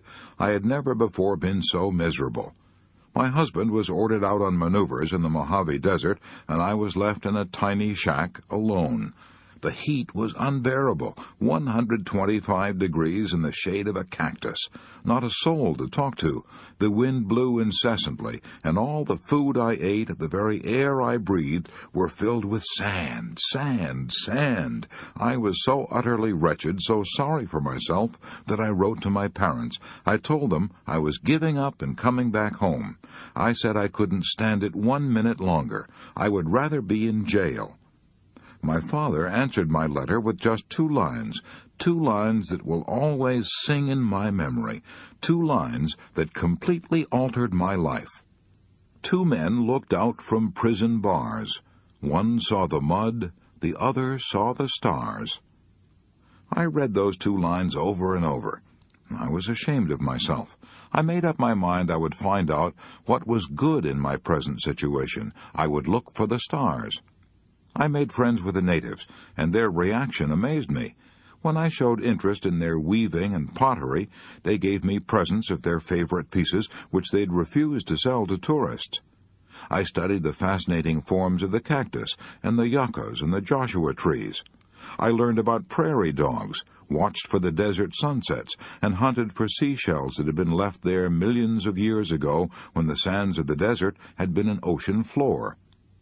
What brought about this astonishing change in me? The Mojave Desert hadn't changed, but I had.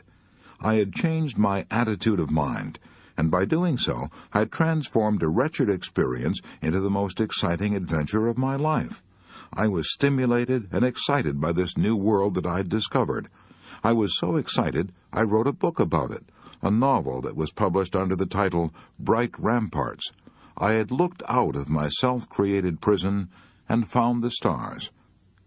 Thelma Thompson, you discovered an old truth that the Greeks taught 500 years before Christ was born. The best things are the most difficult. Harry Emerson Fosdick repeated it again in the 20th century.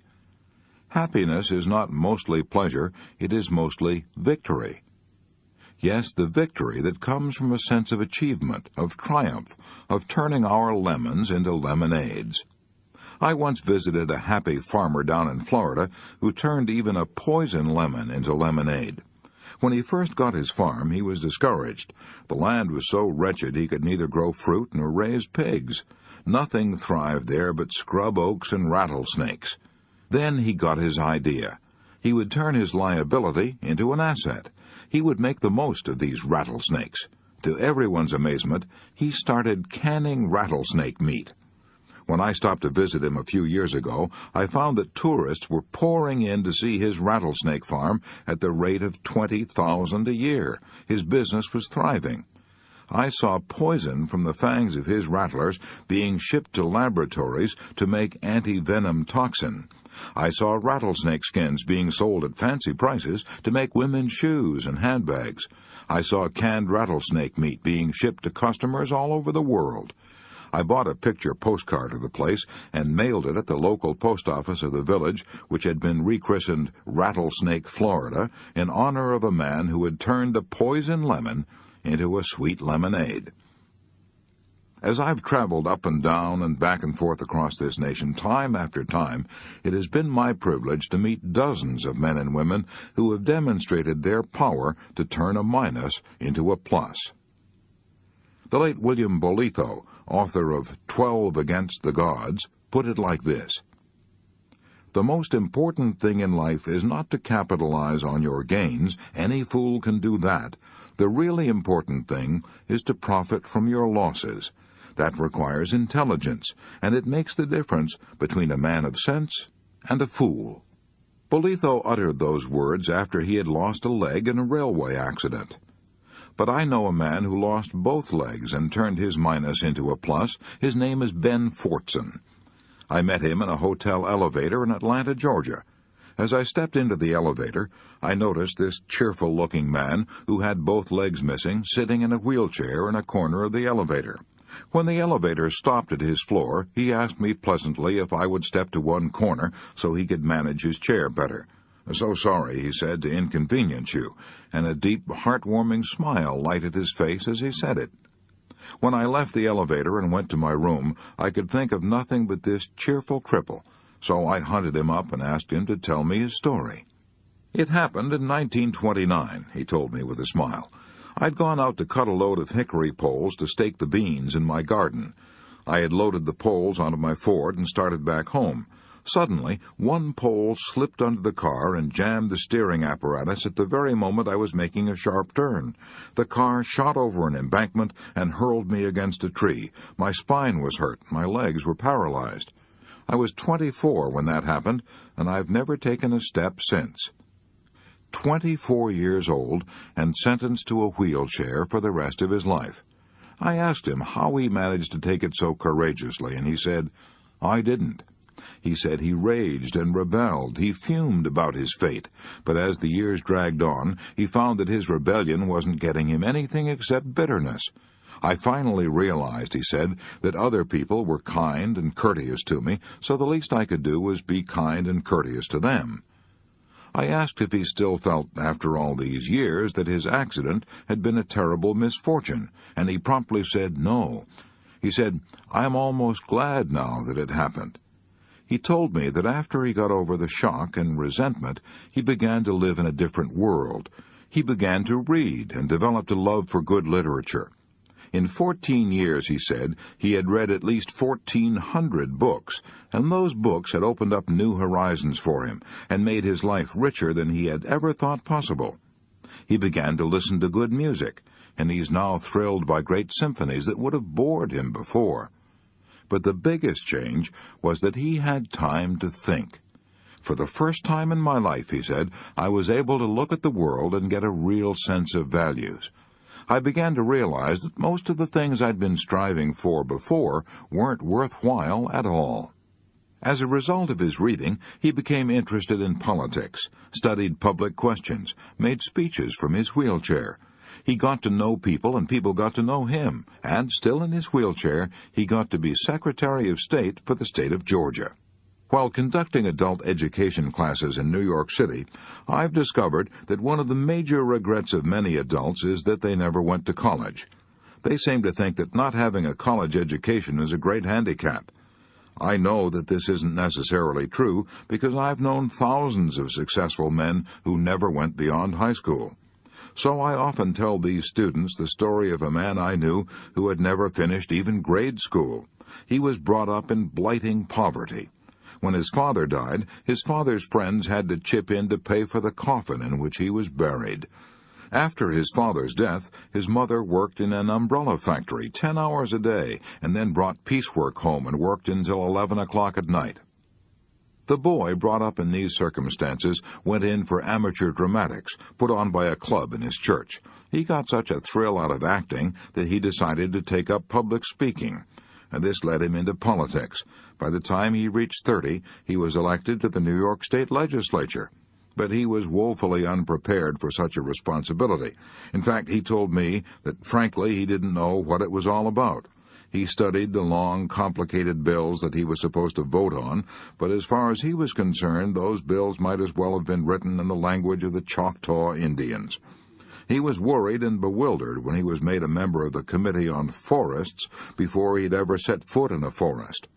He was worried and bewildered when he was made a member of the State Banking Commission before he had ever had a bank account. He himself told me that he was so discouraged that he would have resigned from the legislature if he hadn't been ashamed to admit defeat to his mother. In despair, he decided to study 16 hours a day and turn his lemon of ignorance into a lemonade of knowledge. By doing that, he transformed himself from a local politician into a national figure and made himself so outstanding that the New York Times called him the best-loved citizen of New York. I'm talking about Al Smith.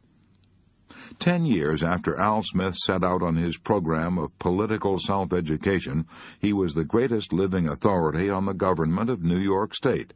He was elected governor of New York for 4 terms, at that time a record never attained by any other man.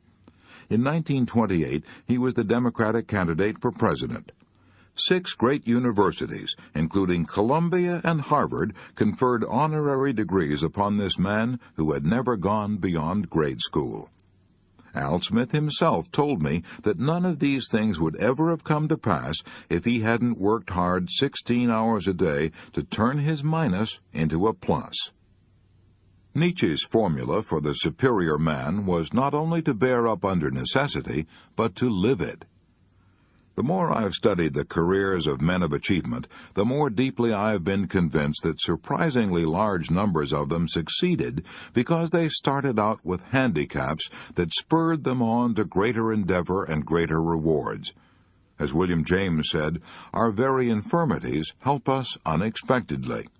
Yes, it's highly probable that Milton wrote better poetry because he was blind, and that Beethoven composed better music because he was deaf. Helen Keller's brilliant career was inspired and made possible because of her blindness and deafness. If Tchaikovsky had not been frustrated and driven almost to suicide by his tragic marriage, if his own life had not been pathetic, he probably would never have been able to compose his immortal Symphonie Pathétique. If Dostoevsky and Tolstoy had not led tortured lives, they would probably never have been able to write their immortal novels. If I had not been so great an invalid, wrote the man who changed the scientific concept of life on Earth, if I had not been so great an invalid, I should not have done so much work as I have accomplished. That was Charles Darwin's confession that his infirmities had helped him unexpectedly. The same day that Darwin was born in England, another baby was born in a log cabin in the forests of Kentucky. He, too, was helped by his infirmities. His name was Lincoln, Abraham Lincoln. If he had been reared in an aristocratic family and had had a law degree from Harvard and a happy married life, he would probably never have found in the depths of his heart the haunting words that he immortalized at Gettysburg, nor the sacred poem that he spoke at his second inauguration, the most beautiful and noble phrases ever uttered by a ruler of men, with malice toward none, with charity for all. Harry Emerson Fosdick says in his book, The Power to See It Through, there is a Scandinavian saying which some of us might well take as a rallying cry for our lives. The north wind made the Vikings. Wherever did we get the idea that secure and pleasant living, the absence of difficulty and the comfort of ease, ever of themselves made people either good or happy? Upon the contrary, people who pity themselves go on pitying themselves even when they are laid softly on a cushion. But always in history, character and happiness have come to people in all sorts of circumstances, good, bad, and indifferent, when they shouldered their personal responsibility. So repeatedly, the north wind has made the Vikings. Suppose we're so discouraged that we feel there's no hope of our ever being able to turn our lemons into lemonade. Then here are 2 reasons why we ought to try, anyway. 2 reasons why we have everything to gain and nothing to lose. Reason 1, we may succeed. Reason 2, even if we don't succeed, the mere attempt to turn our minus into a plus will cause us to look forward instead of backward. It will replace negative thoughts with positive thoughts. It will release creative energy and spur us to get so busy that we won't have either the time or the inclination to mourn over what is past and forever gone. Once when Uwe Boll, the world-famous violinist, was giving a concert in Paris, the A string on his violin suddenly snapped. But Uwe Boll simply finished the melody on 3 strings. That is life, says Harry Emerson Fosdick, to have your A string snap and finish on 3 strings. That is not only life, it is more than life, it is life triumphant. If I had the power to do so, I would have these words of William Bolitho carved in eternal bronze and hung in every schoolhouse in the land. The most important thing in life is not to capitalize on your gains. Any fool can do that. The really important thing is to profit from your losses. That requires intelligence, and it makes the difference between a man of sense and a fool. So to cultivate a mental attitude that will bring us peace and happiness, let's do something about Rule 6. When fate hands us a lemon, let's try to make a lemonade. Chapter 18. How to Cure Depression in 14 Days. When I started writing this book, I offered a $200 prize for the most helpful and inspiring true story on how I conquered worry. The 3 judges for this contest were Eddie Rickenbacker, President, Eastern Airlines; Dr. Stuart W. McClelland, President, Lincoln Memorial University; H.B. Kaltenborn, radio news analyst. However, we received 2 stories so superb that the judges found it impossible to choose between them. So we divided the prize. Here's one of the stories that tied for first prize. The story of C.R. Burton, who worked for Whizzer Motor Sales of Springfield, Missouri. I lost my mother when I was 9 years old and my father when I was 12, Mr. Burton wrote me. My father was killed, but my mother simply walked out of the house one day 19 years ago, and I've never seen her since. Neither have I ever seen my 2 little sisters that she took with her. She never even wrote me a letter until after she'd been gone 7 years. My father was killed in an accident 3 years after Mother left. He and a partner had bought a cafe in a small Missouri town, and while Father was away on a business trip, his partner sold the cafe for cash and skipped out. A friend wired Father to hurry back home, and in his hurry, Father was killed in a car accident at Salinas, Kansas. 2 of my father's sisters, who were poor and old and sick, took 3 of the children into their homes, and nobody wanted me and my little brother. We were left at the mercy of the town. We were haunted by the fear of being called orphans and treated as orphans. Our fears soon materialized, too. I lived for a little while with a poor family in town, but times were hard, and the head of the family lost his job, so they couldn't afford to feed me any longer. Then Mr. and Mrs. Lofton took me to live with them on their farm 11 miles from town. Mr. Lofton was 70 years old and sick in bed with shingles. He told me I could stay there as long as I didn't lie, didn't steal, and did as I was told. Those 3 orders became my Bible. I lived by them strictly. I started to school, but the first week found me at home bawling like a baby. The other children picked on me and poked fun at my big nose and said I was dumb and called me an orphan brat. I was hurt so badly that I wanted to fight them, but Mr. Lofton, the farmer who'd taken me in, said to me, "Always remember that it takes a bigger man to walk away from a fight than it does to stay and fight." I didn't fight until one day a kid picked up some chicken manure from the schoolhouse yard and threw it in my face. I beat the hell out of him and made a couple of friends. They said he had it coming to him.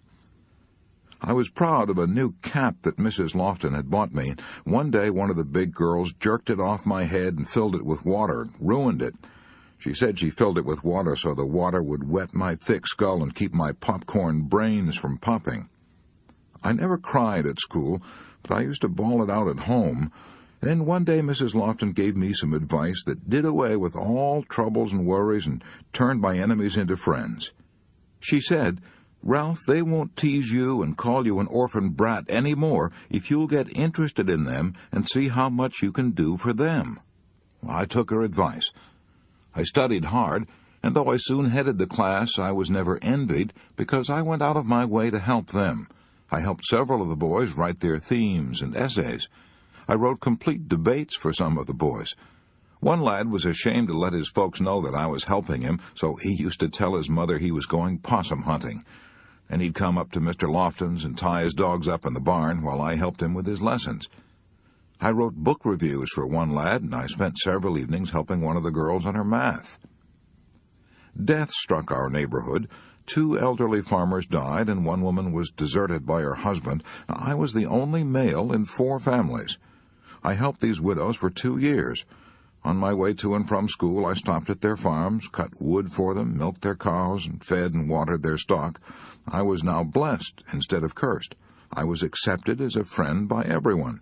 They showed me their real feelings when I returned home from the Navy. More than 200 farmers came to see me the first day I was home. Some of them drove as far as 80 miles, and their concern for me was really sincere. Because I've been busy and happy trying to help other people, I have few worries, and I haven't been called an orphan brat now for 13 years. Hooray for C.R. Burton.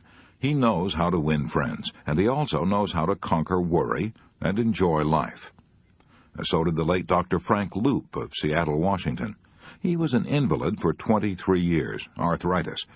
Yet Stuart Whithouse of the Seattle Star wrote me saying, "I interviewed Dr. Loop many times, and I have never known a man more unselfish or a man who got more out of life." How did this bedridden invalid get so much out of life? I'll give you two guesses. Did he do it by complaining and criticizing? No. By wallowing in self-pity and demanding that he be the center of attention and everyone cater to him? No. Still wrong. He did it by adopting as his slogan the motto of the Prince of Wales, "Ich dien, I serve." He accumulated the names and addresses of other invalids and cheered both them and himself by writing happy, encouraging letters. In fact, he organized a letter-writing club for invalids and got them writing letters to one another. Finally, he formed a national organization called the Shut-In Society. As he lay in bed, he wrote an average of 1,400 letters a year and brought joy to thousands of invalids by getting radios and books for shut-ins. What was the chief difference between Dr. Loop and a lot of other people? Just this. Dr. Loop had the inner glow of a man with a purpose, a mission. He had the joy of knowing that he was being used by an idea far nobler and more significant than himself, instead of being, as Shaw put it, a self-centered little clod of ailments and grievances, complaining that the world would not devote itself to making him happy. Here's the most astonishing statement that I ever read from the pen of a great psychiatrist. This statement was made by Alfred Adler. He used to say to his melancholia patients, "You can be cured in 14 days if you follow this prescription. Try to think every day how you can please someone." That statement sounds so incredible that I feel I ought to try to explain it by quoting a couple of pages from Dr. Adler's splendid book, What Life Should Mean to You. Melancholia is like a long-continued rage and reproach against others. Though for the purpose of gaining care, sympathy, and support, the patient seems only to be dejected about his own guilt. A melancholiac's first memory is generally something like this. I can remember I wanted to lie on the couch, but my brother was lying there. I cried so much that he had to leave. Melancholiacs are often inclined to revenge themselves by committing suicide, and the doctor's first care is to avoid giving them an excuse for suicide. I myself try to relieve the whole tension by proposing to them as the first rule of treatment, never do anything you don't like. This seems to be very modest, but I believe that it goes right to the root of the whole trouble. If a melancholiac is able to do anything he wants, whom can he accuse? What has he got to revenge himself for? If you want to go to the theater, I tell him, or go on a holiday, do it. If you find on the way that you don't want to, stop it. It's the best situation anyone could be in. It gives a satisfaction to his striving for superiority. He is like God and can do what he pleases. On the other hand, it does not fit very easily into his style of life. He wants to dominate and accuse others, and if they agree with him, there is no way of dominating them. This rule is a great relief, and I have never had a suicide among my patients. Generally, the patient replies, "But there is nothing I like doing. I have prepared for this answer because I have heard it so often." Then refrain from doing anything you dislike, I say. Sometimes, however, he will reply, "I should like to stay in bed all day." I know that if I allow it, he will no longer want to do it. I know that if I hinder him, he will start a war. I always agree. This is one rule. Another attacks their style of life still more directly. I tell them, you can be cured in 14 days if you follow this prescription. Try to think every day how you can please someone. See what this means to them. They are occupied with the thought, how can I worry someone? Their answers are very interesting. Some say, "Oh, this will be very easy for me. I have done it all my life." They have never done it. I ask them to think it over. They do not think it over. I tell them you can make use of all the time you spend when you're unable to go to sleep by thinking how you can please someone, and it will be a big step forward in your health. When I see them the next day, I ask them, "Did you think over what I suggested?" And they answer, "Last night I went to sleep as soon as I got into bed." All this must be done, of course, in a modest, friendly manner, without a hint of superiority. Others will answer, "I could never do it. I was so worried." I tell them, don't stop worrying, but at the same time you can think now and then of others. I want to direct their interest always toward their fellows. Many say, "Why should I please others?" Others do not try to please me. You must think of your health, I answer. The others will suffer later on. It's extremely rare that I have found a patient who said, "I have thought over what you suggested. All my efforts are devoted toward increasing the social interest of the patient." I know that the real reason for his malady is his lack of cooperation, and I want him to see it too. As soon as he can connect himself with his fellow men on an equal and cooperative footing, he is cured. The most important task imposed by religion has always been love thy neighbor. It is the individual who is not interested in his fellow man who has the greatest difficulties in life and provides the greatest injury to others. It is from among such individuals that all human failures spring. All that we demand of a human being, and the highest praise we can give him, is that he should be a good fellow worker, a friend to all other men, and a true partner in love and marriage. Dr. Adler urges us to do a good deed every day. And what is a good deed? A good deed, said the Prophet Muhammad, is one that brings a smile of joy to the face of another. Why will doing a good deed every day produce such astounding effects on the doer? Because trying to please others will cause us to stop thinking of ourselves, the very thing that produces worry and fear and melancholia. Mrs. William T. Moon, who operated the Moon Secretarial School in New York, didn't have to spend 2 weeks thinking how she could please someone in order to banish her melancholy. She went Alfred Adler one better. No, she did Adler 13 better. She banished her melancholy, not in 14 days, but in 1 day, by thinking how she could please a couple of orphans. It happened like this. In December 5 years ago, said Mrs. Moon, I was engulfed in a feeling of sorrow and self-pity. After several years of happy married life, I had lost my husband. As the Christmas holidays approached, my sadness deepened.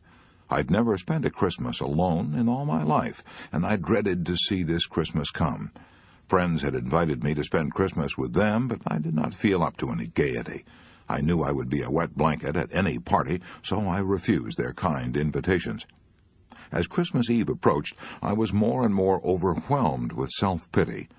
True, I should have been thankful for many things, as all of us have many things for which to be thankful.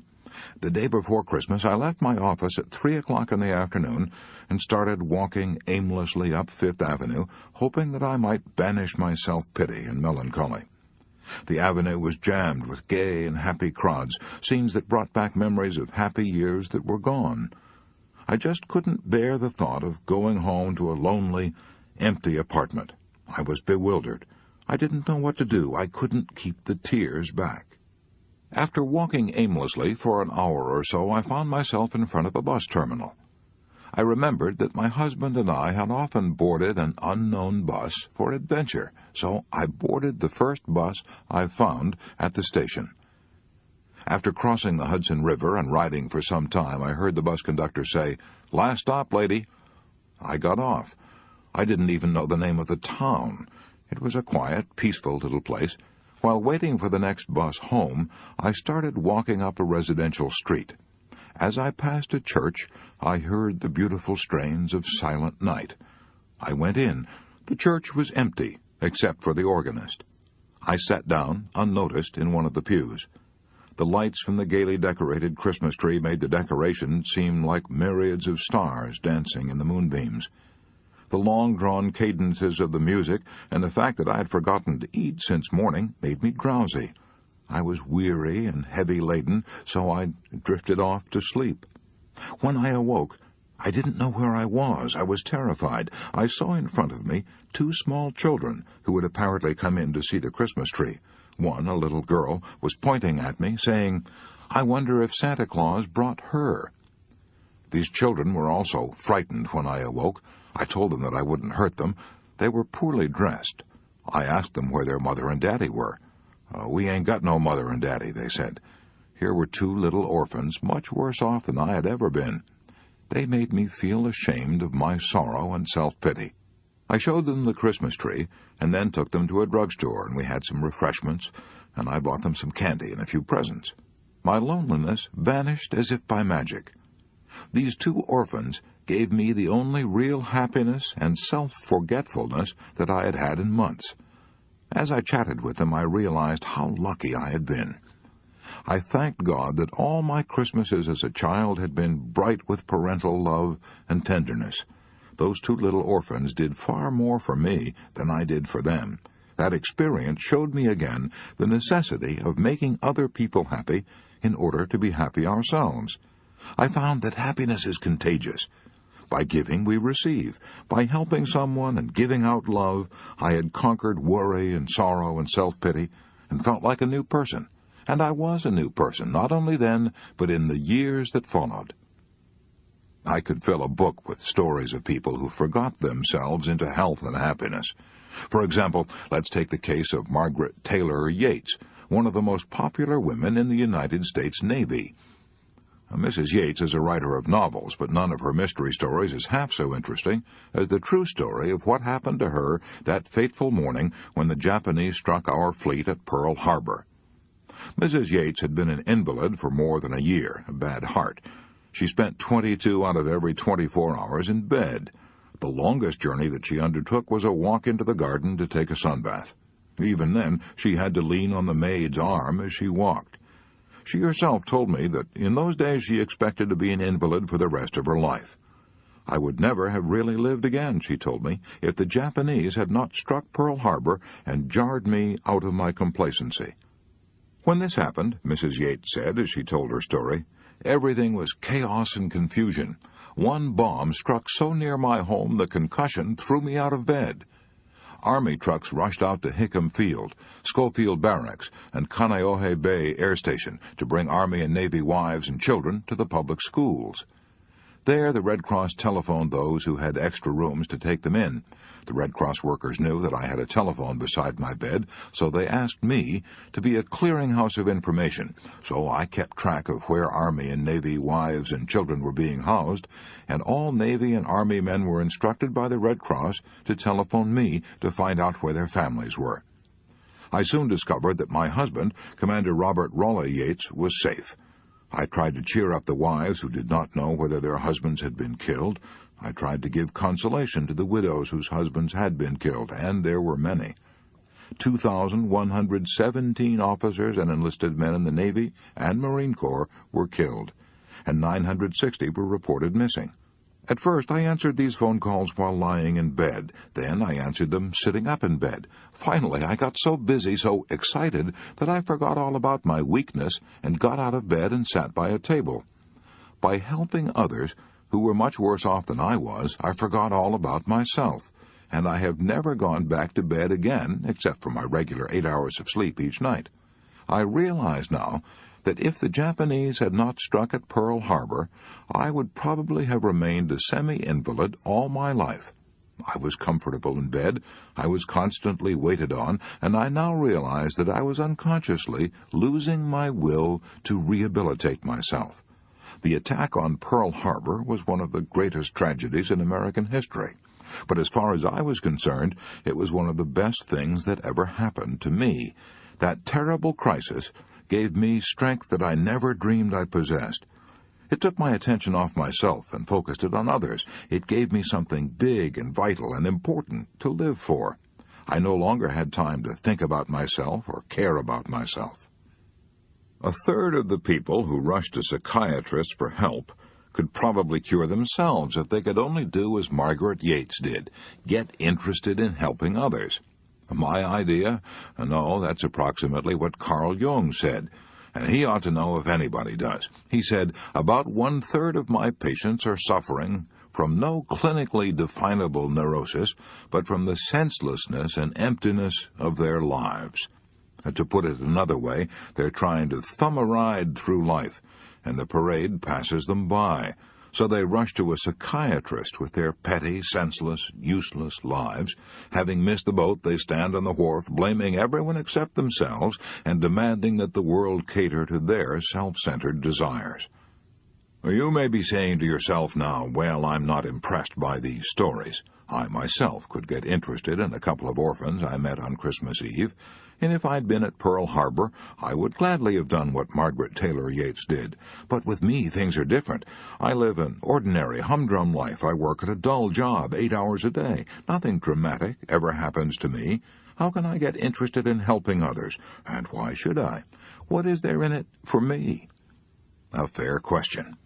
I'll try to answer it. However humdrum your existence may be, you surely meet some people every day of your life. And what do you do about them? Do you merely stare through them, or do you try to find out what it is that makes them tick? How about the postman, for example? He travels hundreds of miles every year delivering your mail, but have you ever taken the trouble to find out where he lives, or asked to see a snapshot of his wife and his kids? Did you ever ask him if he gets tired, or if he ever gets bored? What about the grocery boy, the newspaper vendor, the chap at the corner who polishes your shoes? These people are human, bursting with troubles and dreams and private ambitions. They're also bursting for the chance to share them with someone. But do you ever let them? Do you ever show an eager, honest interest in them or their lives? That's the sort of thing I mean. You don't have to become a Florence Nightingale or a social reformer to help improve the world, your own private world. You can start tomorrow morning with the people you meet. What's in it for you? Much greater happiness, greater satisfaction and pride in yourself. Aristotle called this kind of attitude enlightened selfishness. Zoroaster said, doing good for others is not a duty, it is a joy, for it increases your own health and happiness. And Benjamin Franklin summed it up very simply. When you're good to others, said Franklin, you are best to yourself. No discovery of modern psychology, wrote Henry C. Link, director of the Psychological Service Center in New York, is, in my opinion, so important as its scientific proof of the necessity of self-sacrifice or discipline to self-realization and happiness.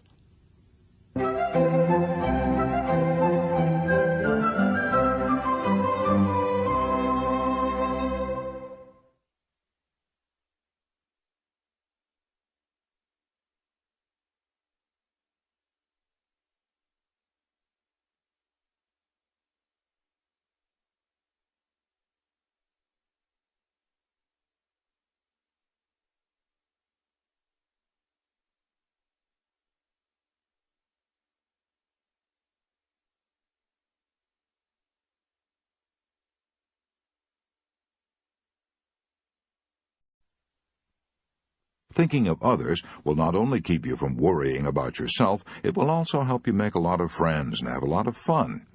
How? Well, I once asked Professor William Lyon Phelps of Yale how he did it, and here's what he said.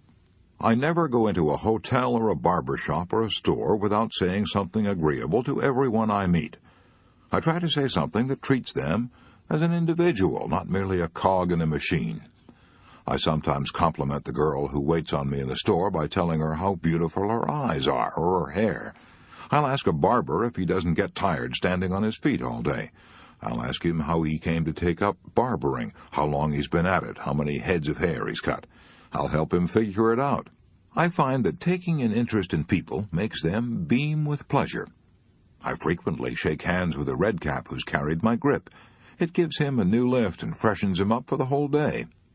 One extremely hot summer day, I went to a dining car of the New Haven Railway to have lunch.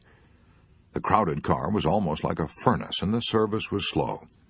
When the steward finally got around to handing me the menu, I said, "The boys back there cooking in that hot kitchen certainly must be suffering today." The steward began to curse. His tones were bitter. At first I thought he was angry. "Good God Almighty," he exclaimed. "People come in here and complain about the food. They kick about the slow service and growl about the heat and the prices.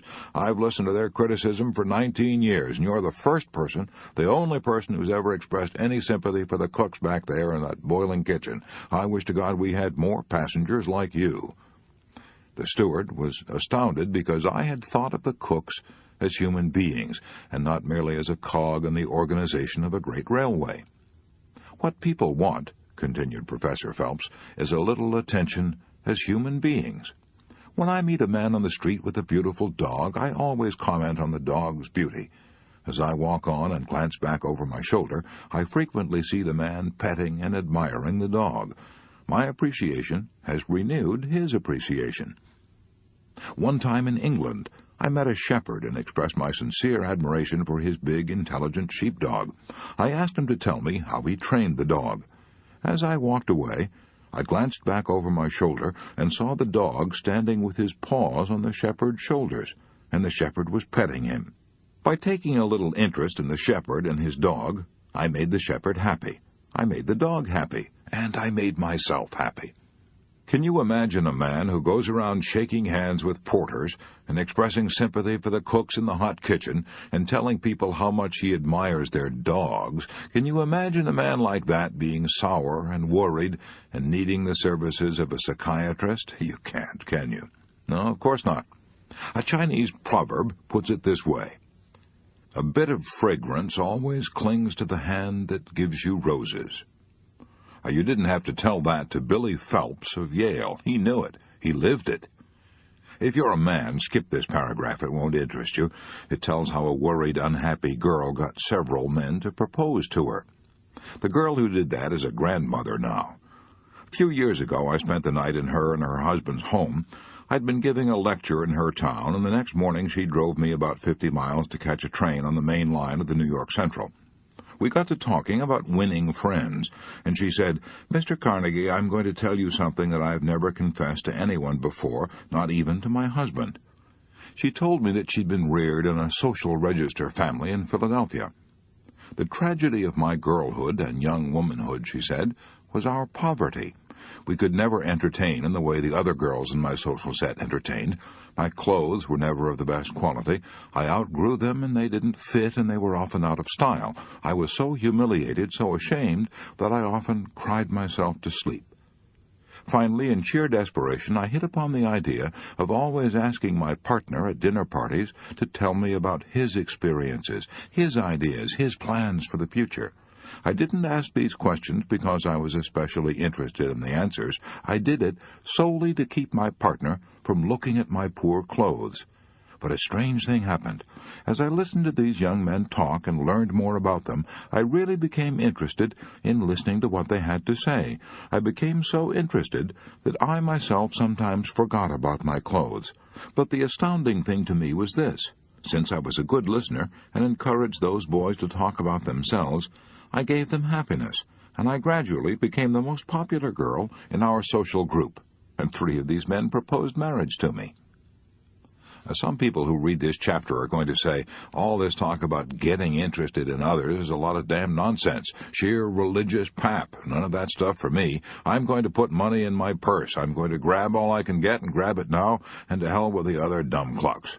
Well, if that's your opinion, you're entitled to it. But if you're right, then all the great philosophers and teachers since the beginning of recorded history, Jesus, Confucius, Buddha, Plato, Aristotle, Socrates, St. Francis, were all wrong. But since you may sneer at the teachings of religious leaders, let's turn for advice to a couple of atheists. First, let's take the late A.E. Housman, professor at Cambridge University and one of the most distinguished scholars of his generation. In 1936, he gave an address at Cambridge University on the name and nature of poetry.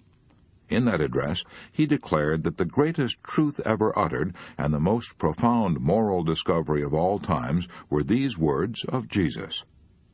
"He that findeth his life shall lose it, and he that loseth his life for my sake shall find it."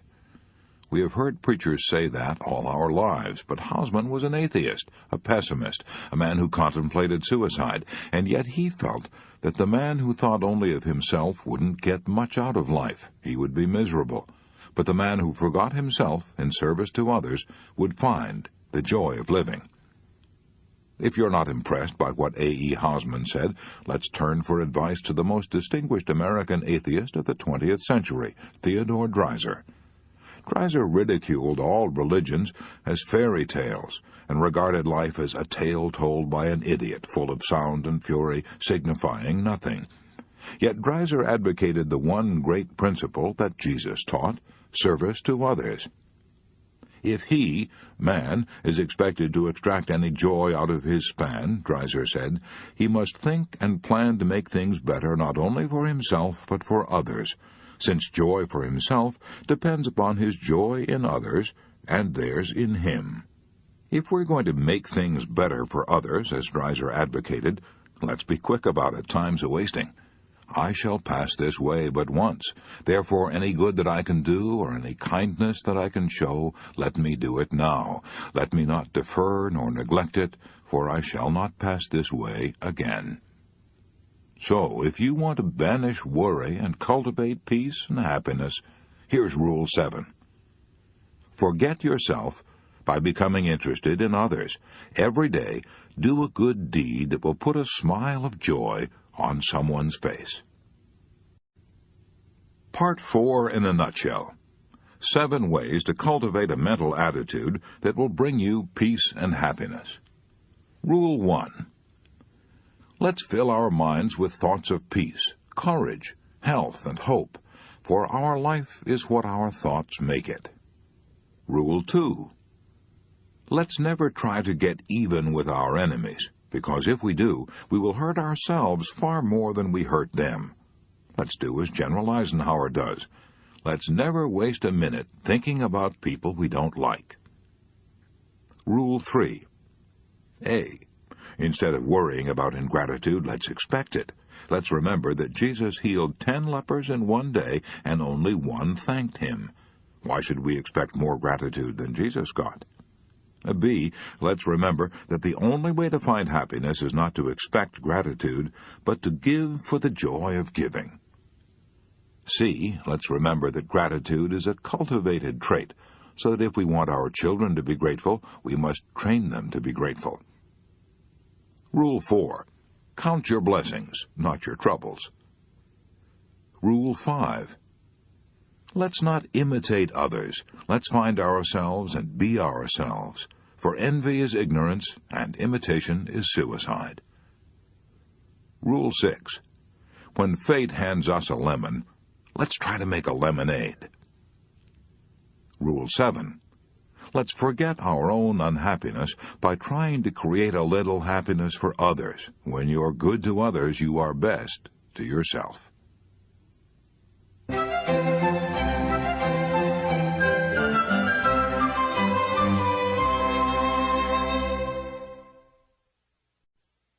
Part 5. The Perfect Way to Conquer Worry. Chapter 19. How My Mother and Father Conquered Worry. As I have said, I was born and brought up on a Missouri farm. Like most farmers of that day, my parents had pretty hard scratching. My mother had been a country school teacher. My father had been a farmhand working for $12 a month. Mother made not only my clothes, but also the soap with which we washed our clothes. We rarely had any cash, except once a year when we sold our hogs. We traded our butter and eggs at the grocery store for flour, sugar, coffee. When I was 12 years old, I didn't have as much as 50 cents a year to spend on myself. I can still remember the day we went to a 4th of July celebration, and Father gave me 10 cents to spend as I wished. I felt the wealth of the Indies was mine. I walked a mile to attend a one-room country school. I walked when the snow was deep and the thermometer shivered around 28 degrees below zero. Until I was 14, I never had any rubbers or overshoes. During the long, cold winters, my feet were always wet and cold. As a child, I never dreamed that anyone had dry, warm feet during the winter. My parents slaved 16 hours a day, yet we constantly were oppressed by debts and harassed by hard luck. One of my earliest memories is watching the floodwaters of the 102 River rolling over our corn and hayfields, destroying everything. The floods destroyed our crops 6 years out of 7. Year after year, our hogs died of cholera, and we burned them. I can close my eyes now and recall the pungent odor of burning hog flesh. One year, the floods didn't come. We raised a bumper corn crop, bought feed cattle, fattened them with our own corn. But the floods might just as well have drowned our corn that year, for the price of fat cattle fell on the Chicago market, and after feeding and fattening the cattle, we got only $30 more for them than we'd paid for them. $30 for a whole year's work. No matter what we did, we lost money. I can still remember the mule colts that my father bought. We fed them for 3 years, hired men to break them, then shipped them to Memphis, Tennessee, and sold them for less than what we'd paid for them 3 years previously. After 10 years of hard, grueling work, we were not only penniless, we were heavily in debt. Our farm was mortgaged. Try as hard as we might, we couldn't even pay the interest on the mortgage. The bank that held the mortgage abused and insulted my father and threatened to take his farm away from him. Father was 47 years old. After more than 30 years of hard work, he had nothing but debts and humiliation. It was more than he could take. He worried. His health broke. He had no desire for food. In spite of the hard physical work he was doing in the field all day, he had to take medicine to give him an appetite. He lost flesh. The doctor told my mother that he'd be dead within 6 months. Father was so worried that he no longer wanted to live.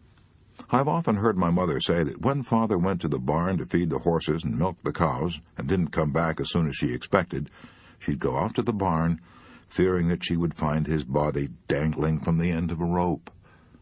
One day, as he returned home from Maryville, where the banker had threatened to foreclose the mortgage, he stopped his horses on a bridge crossing the 102 River, got off the wagon, and stood there for a long time, looking down at the water, debating with himself whether he should jump in and end it all. Years later, Father told me that the only reason he didn't jump was because of my mother's deep, abiding, and joyous belief that if we loved God and kept His commandments, everything would come out all right. My mother was right. Everything did come out all right in the end. Father lived 42 happy years longer and died in 1941 at the age of 89. During all those years of struggle and heartache, my mother never worried. She took all her troubles to God in prayer. Every night before we went to bed, Mother would read a chapter from the Bible. Frequently, Mother or Father would read these comforting words of Jesus, "In my Father's house are many mansions. I go to prepare a place for you, that where I am, there ye may be also."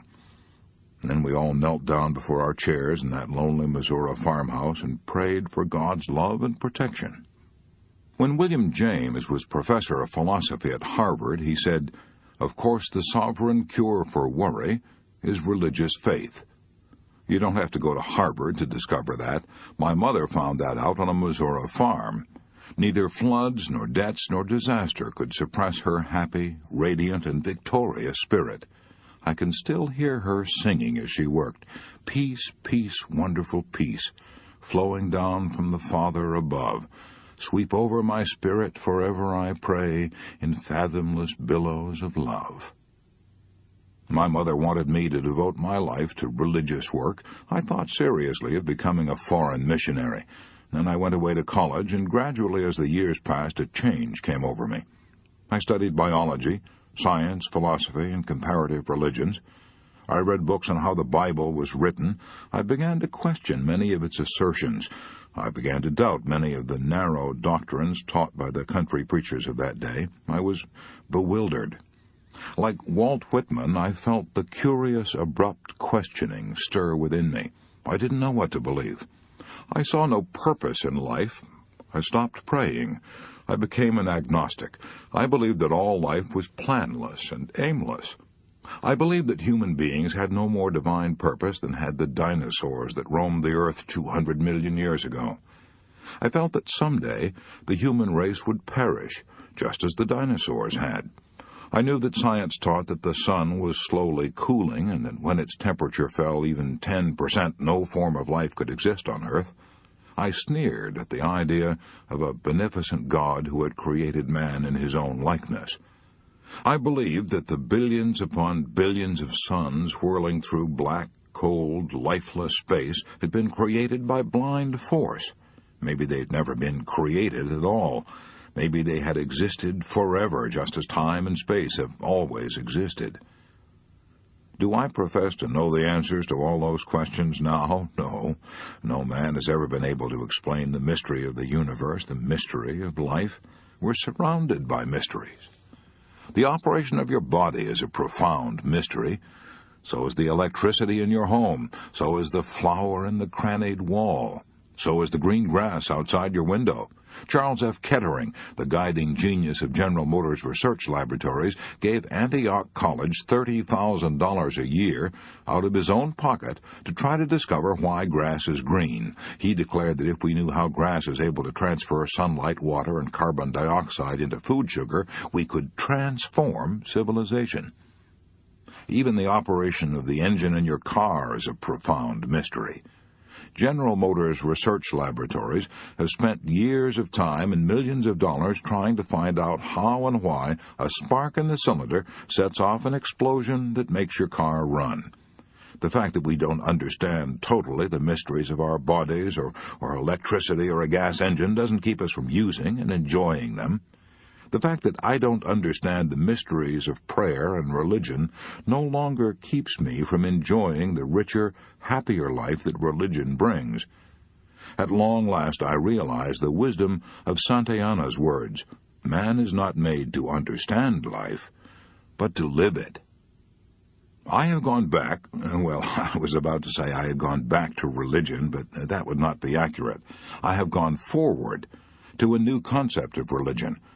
I no longer have the faintest interest in the differences in creeds that divide the churches, but I'm tremendously interested in what religion does for me, just as I'm interested in what electricity and good food and water do for me. They help me to lead a richer, fuller, happier life.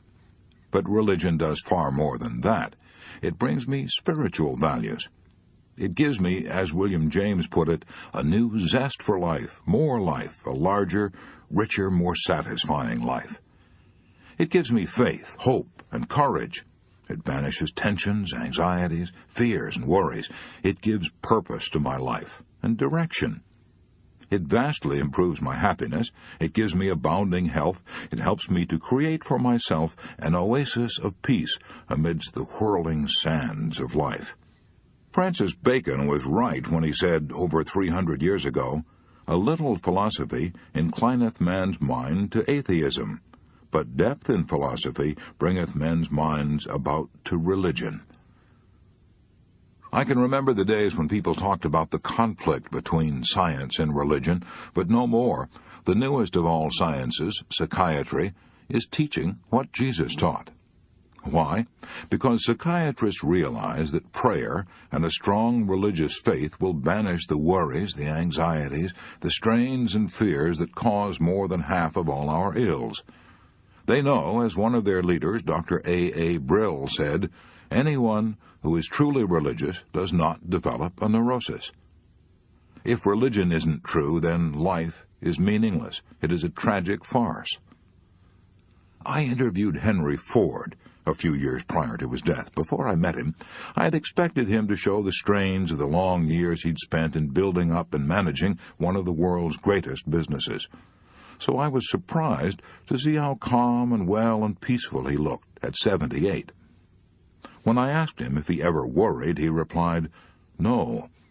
I believe God is managing affairs and that he doesn't need any advice from me. With God in charge, I believe that everything will work out for the best in the end. So what is there to worry about?" Today, even many psychiatrists are becoming modern evangelists. They're not urging us to lead religious lives to avoid hellfires in the next world, but they are urging us to lead religious lives to avoid the hellfires of stomach ulcer, angina pectoris, nervous breakdowns, and insanity. As an example of what our psychologists and psychiatrists are teaching, read The Return to Religion by Dr. Henry C. Link. Yes, the Christian religion is an inspiring, health-giving activity.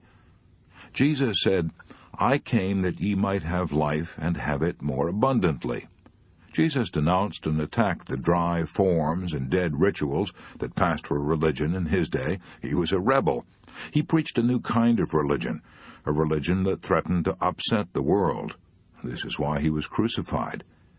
He preached that religion should exist for man, not man for religion, that the Sabbath was made for man, not man for the Sabbath. He taught more about fear than he did about sin. The wrong kind of fear is a sin against your health, a sin against the richer, fuller, happier, courageous life that Jesus advocated. Emerson spoke of himself as a professor of the science of joy. Jesus, too, was a teacher of the science of joy. He commanded his disciples to rejoice and leap for joy. Jesus declared that there were only two important things about religion: loving God with all our heart and our neighbor as ourselves. Any man who does that is religious regardless of whether he knows it.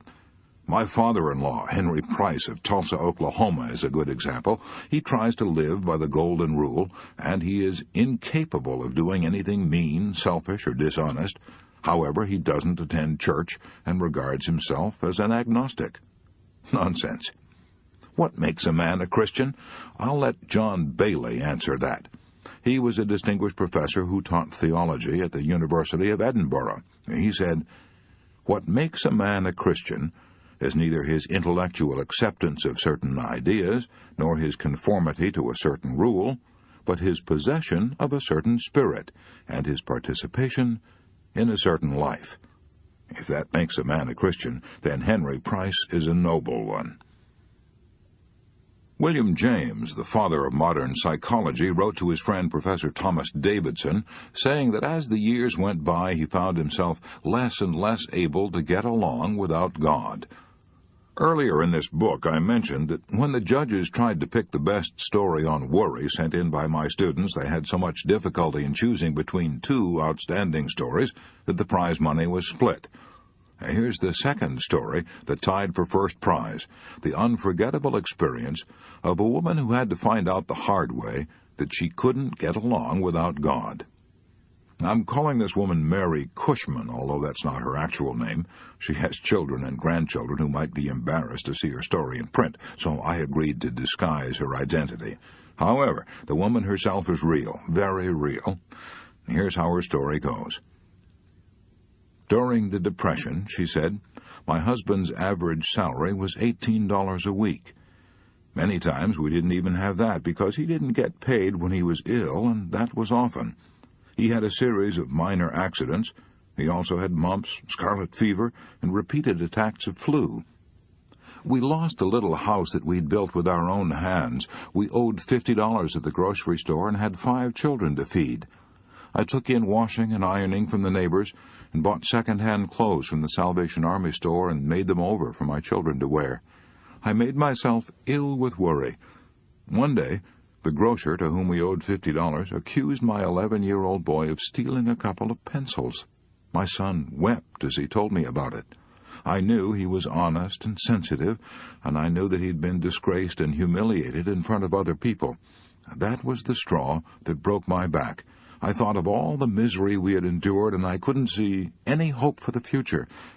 I must have become temporarily insane with worry, for I shut off my washing machine, took my little 5-year-old daughter up to the bedroom, and plugged up the windows and cracks with paper and rags. My little girl said to me, "Mommy, what are you doing?"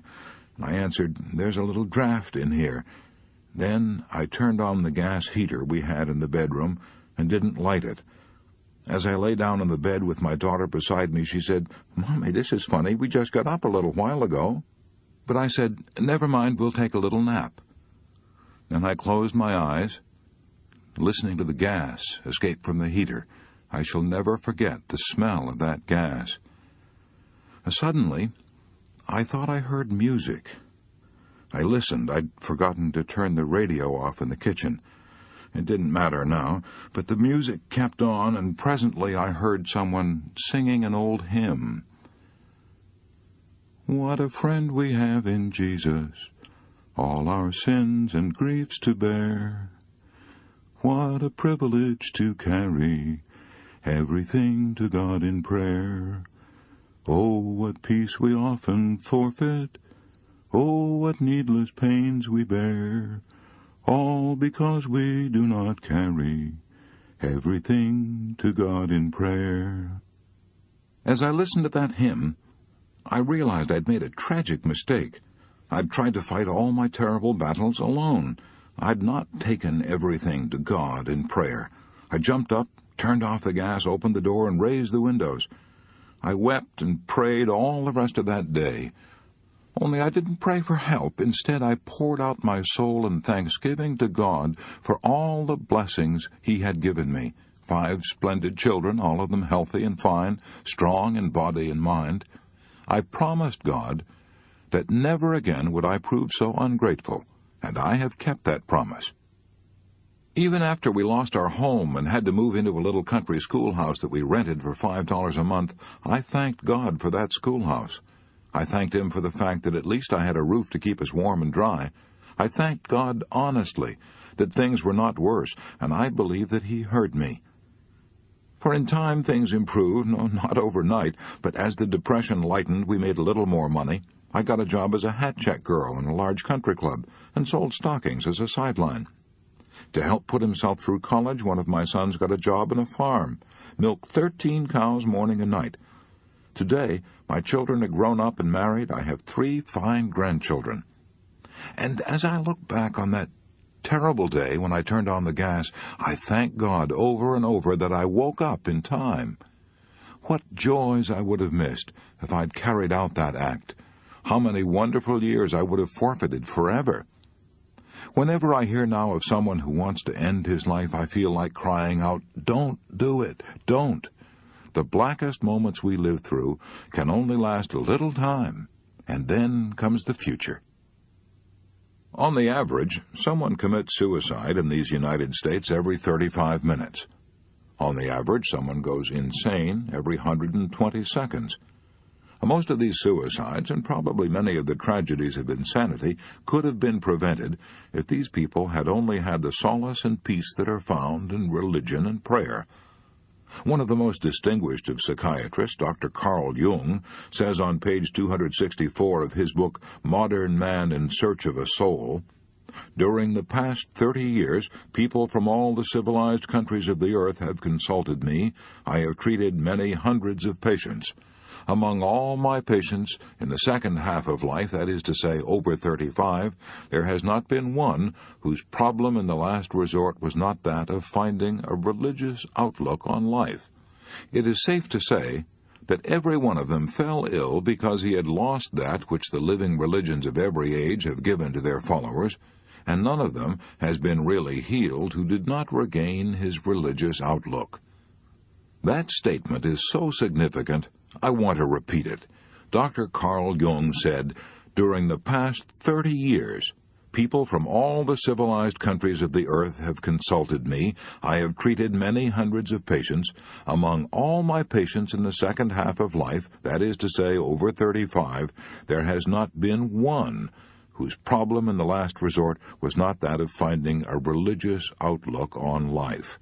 It is safe to say that every one of them fell ill because he had lost that which the living religions of every age have given to their followers, and none of them has been really healed who did not regain his religious outlook."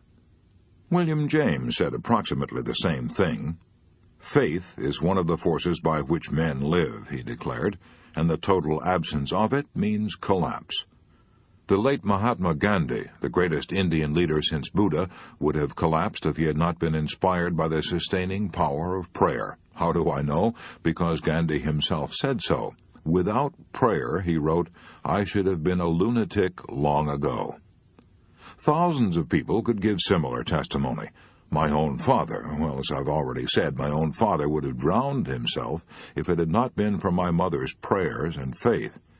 Probably thousands of the tortured souls who are now screaming in our insane asylums could have been saved if they had only turned to a higher power for help, instead of trying to fight life's battles alone. When we are harassed and reach the limit of our strength, many of us then turn in desperation to God. There are no atheists in foxholes. But why wait until we're desperate? Why not renew our strength every day? Why wait even till Sunday? For years, I've had the habit of dropping into empty churches on weekday afternoons.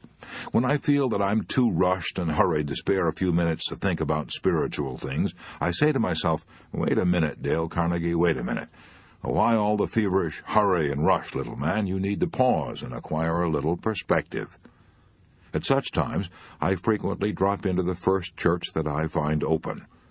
Although I'm a Protestant, I frequently on weekday afternoons drop into St. Patrick's Cathedral on Fifth Avenue and remind myself that I'll be dead in another 30 years, but that the great spiritual truths that all churches teach are eternal. I close my eyes and pray. I find that doing this calms my nerves, rests my body, clarifies my perspective, and helps me revalue my values. May I recommend this practice to you. During the past 6 years that I've been writing this book, I've collected hundreds of examples and concrete cases of how men and women conquered fear and worry by prayer. I have in my filing cabinet folders bulging with case histories. Let's take as a typical example the story of a discouraged and disheartened book salesman, John R. Anthony of Houston, Texas. Here's his story as he told it to me.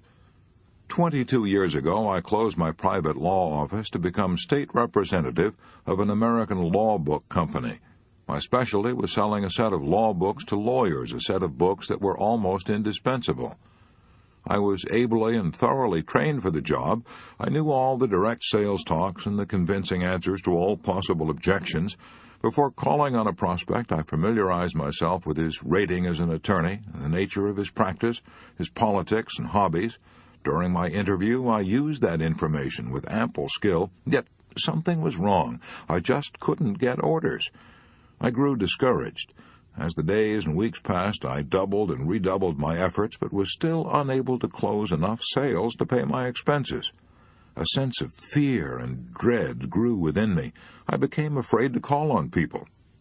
Before I could enter a prospect's office, that feeling of dread flared up so strong I'd pace up and down the hallway outside the door, or go out of the building and circle the block. Then, after losing much valuable time and feigning enough courage by sheer willpower to crash the office door, I feebly turned the doorknob with trembling hand, half hoping my prospect would not be in.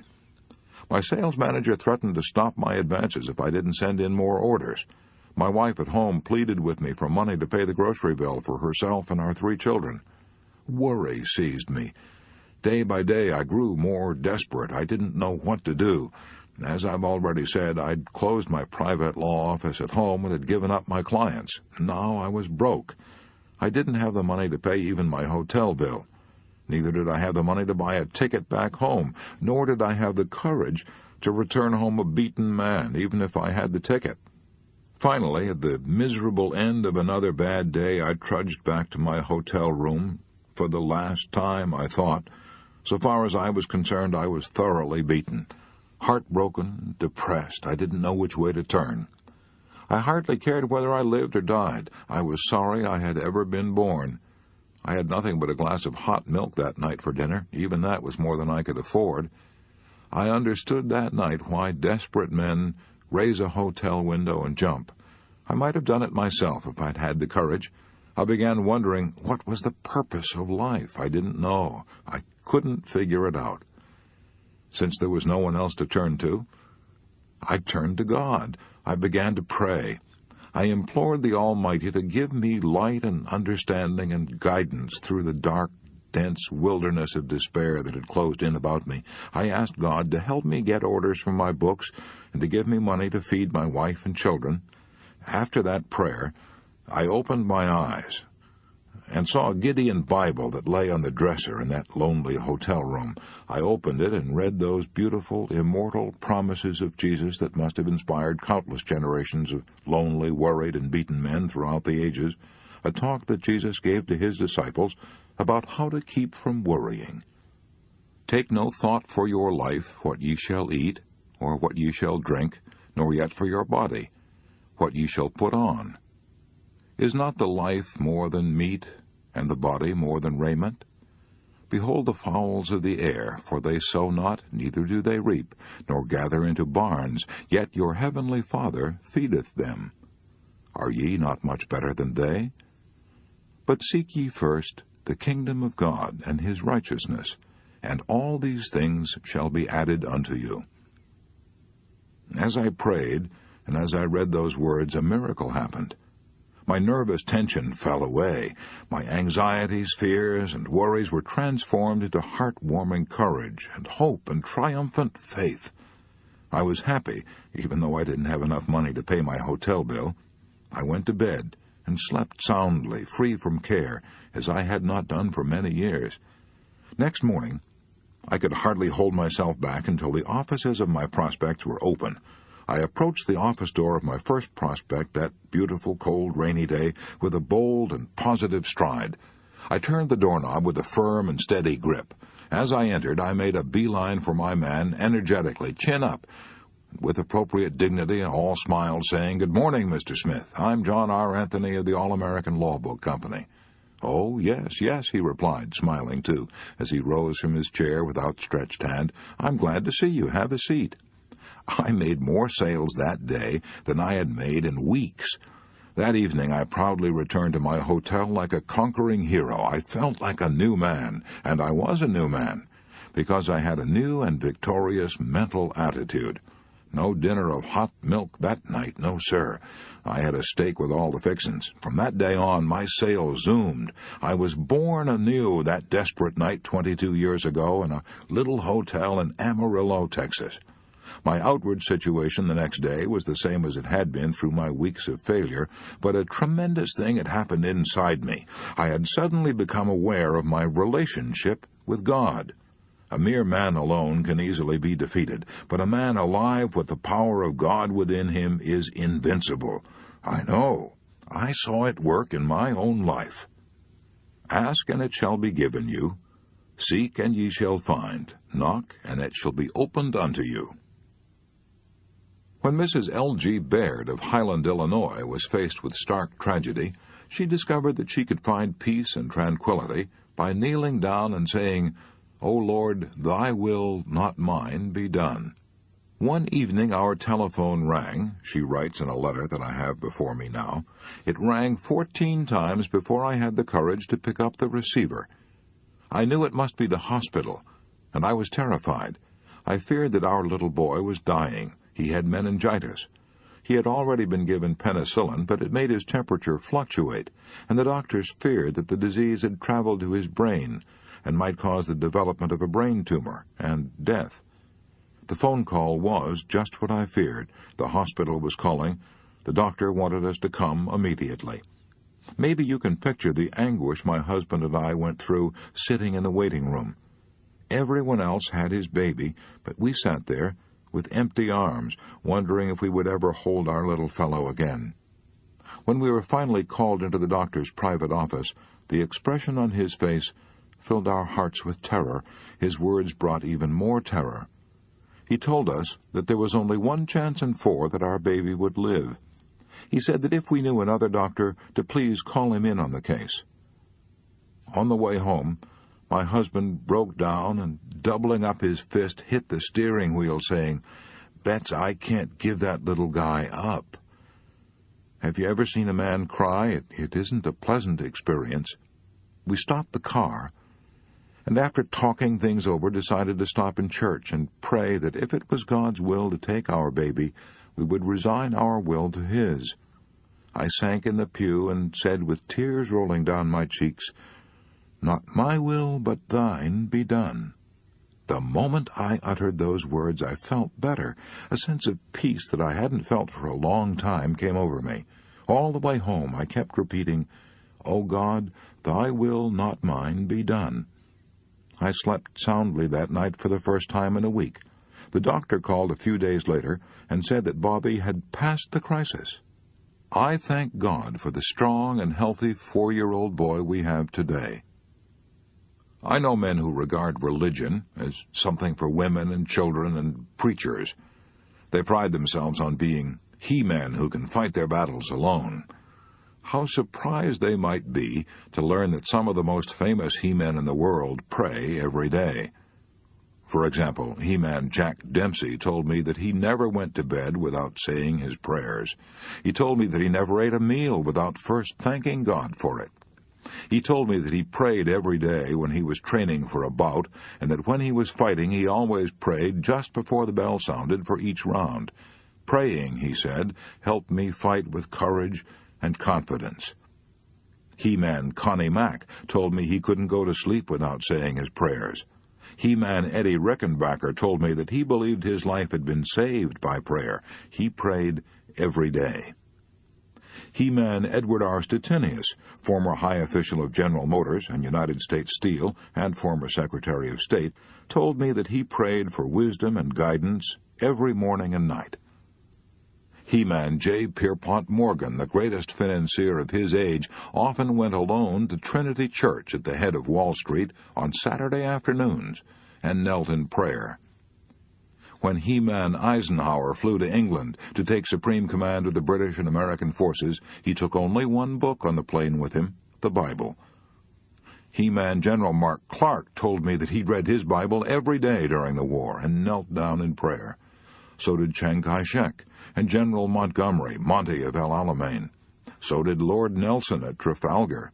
So did General Washington, Robert E. Lee, Stonewall Jackson, and scores of other great military leaders.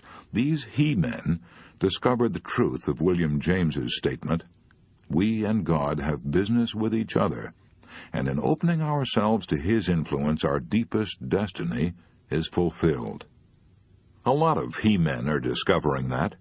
72 million Americans are church members now, an all-time record.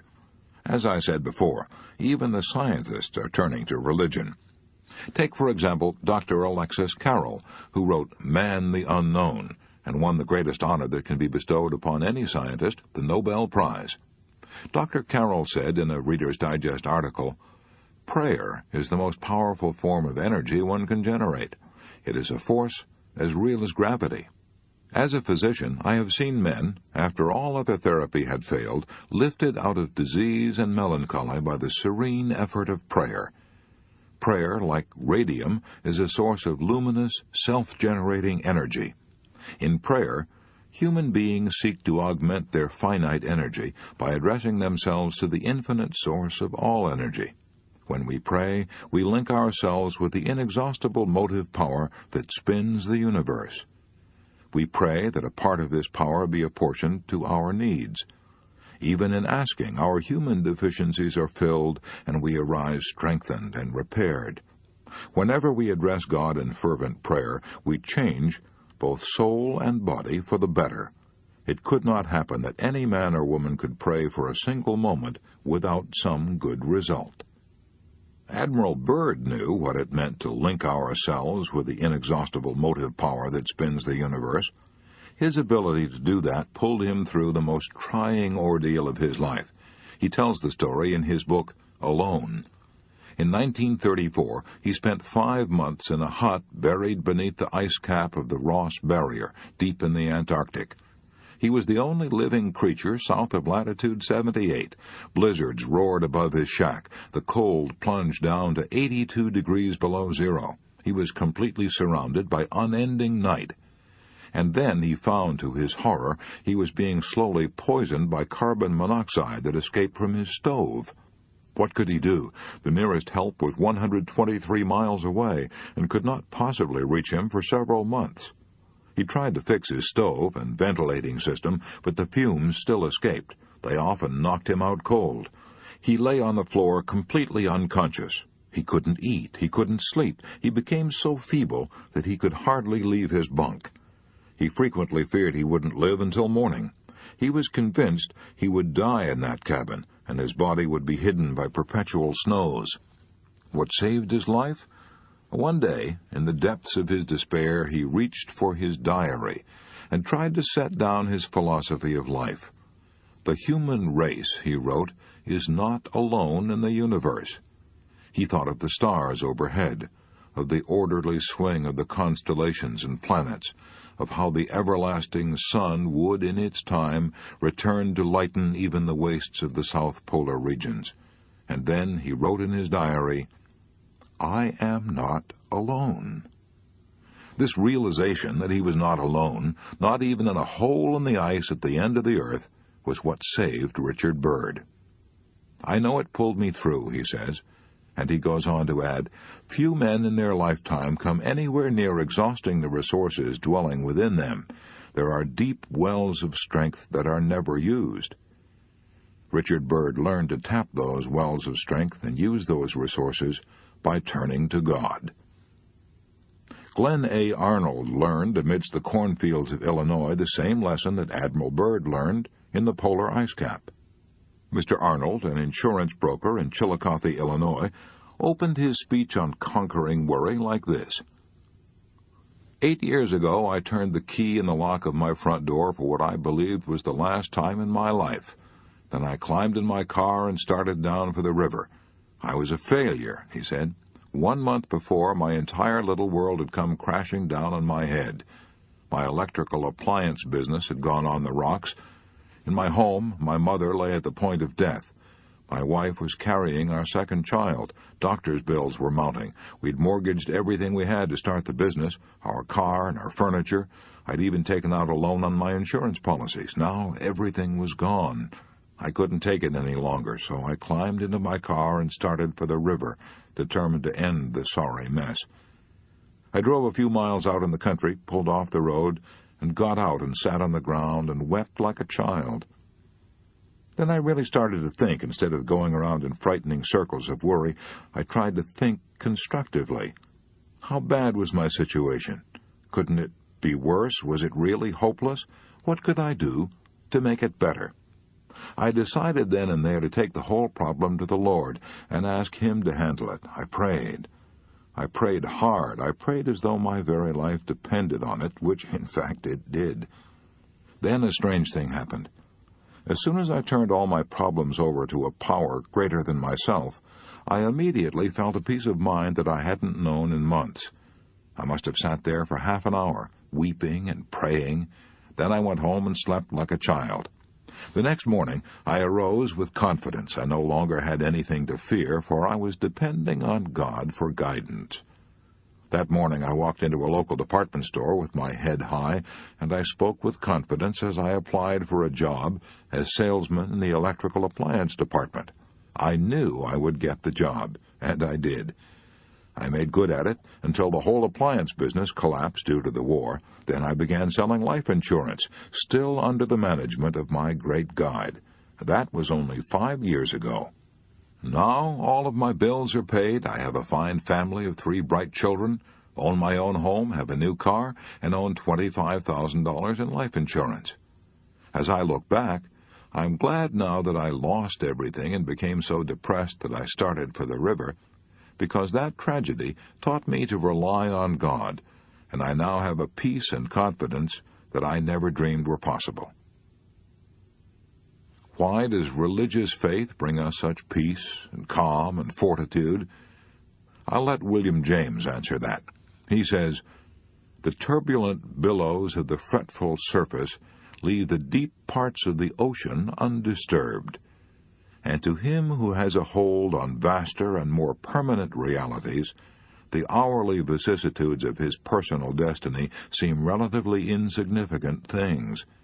The really religious person is accordingly unshakable and full of equanimity, and calmly ready for any duty that the day may bring forth." If we're worried and anxious, why not try God? Why not, as Immanuel Kant said, accept a belief in God because we need such a belief? Why not link ourselves now with the inexhaustible motive power that spins the universe? Even if you're not a religious person by nature or training, even if you're an out-and-out skeptic, prayer can help you much more than you believe, for it is a practical thing.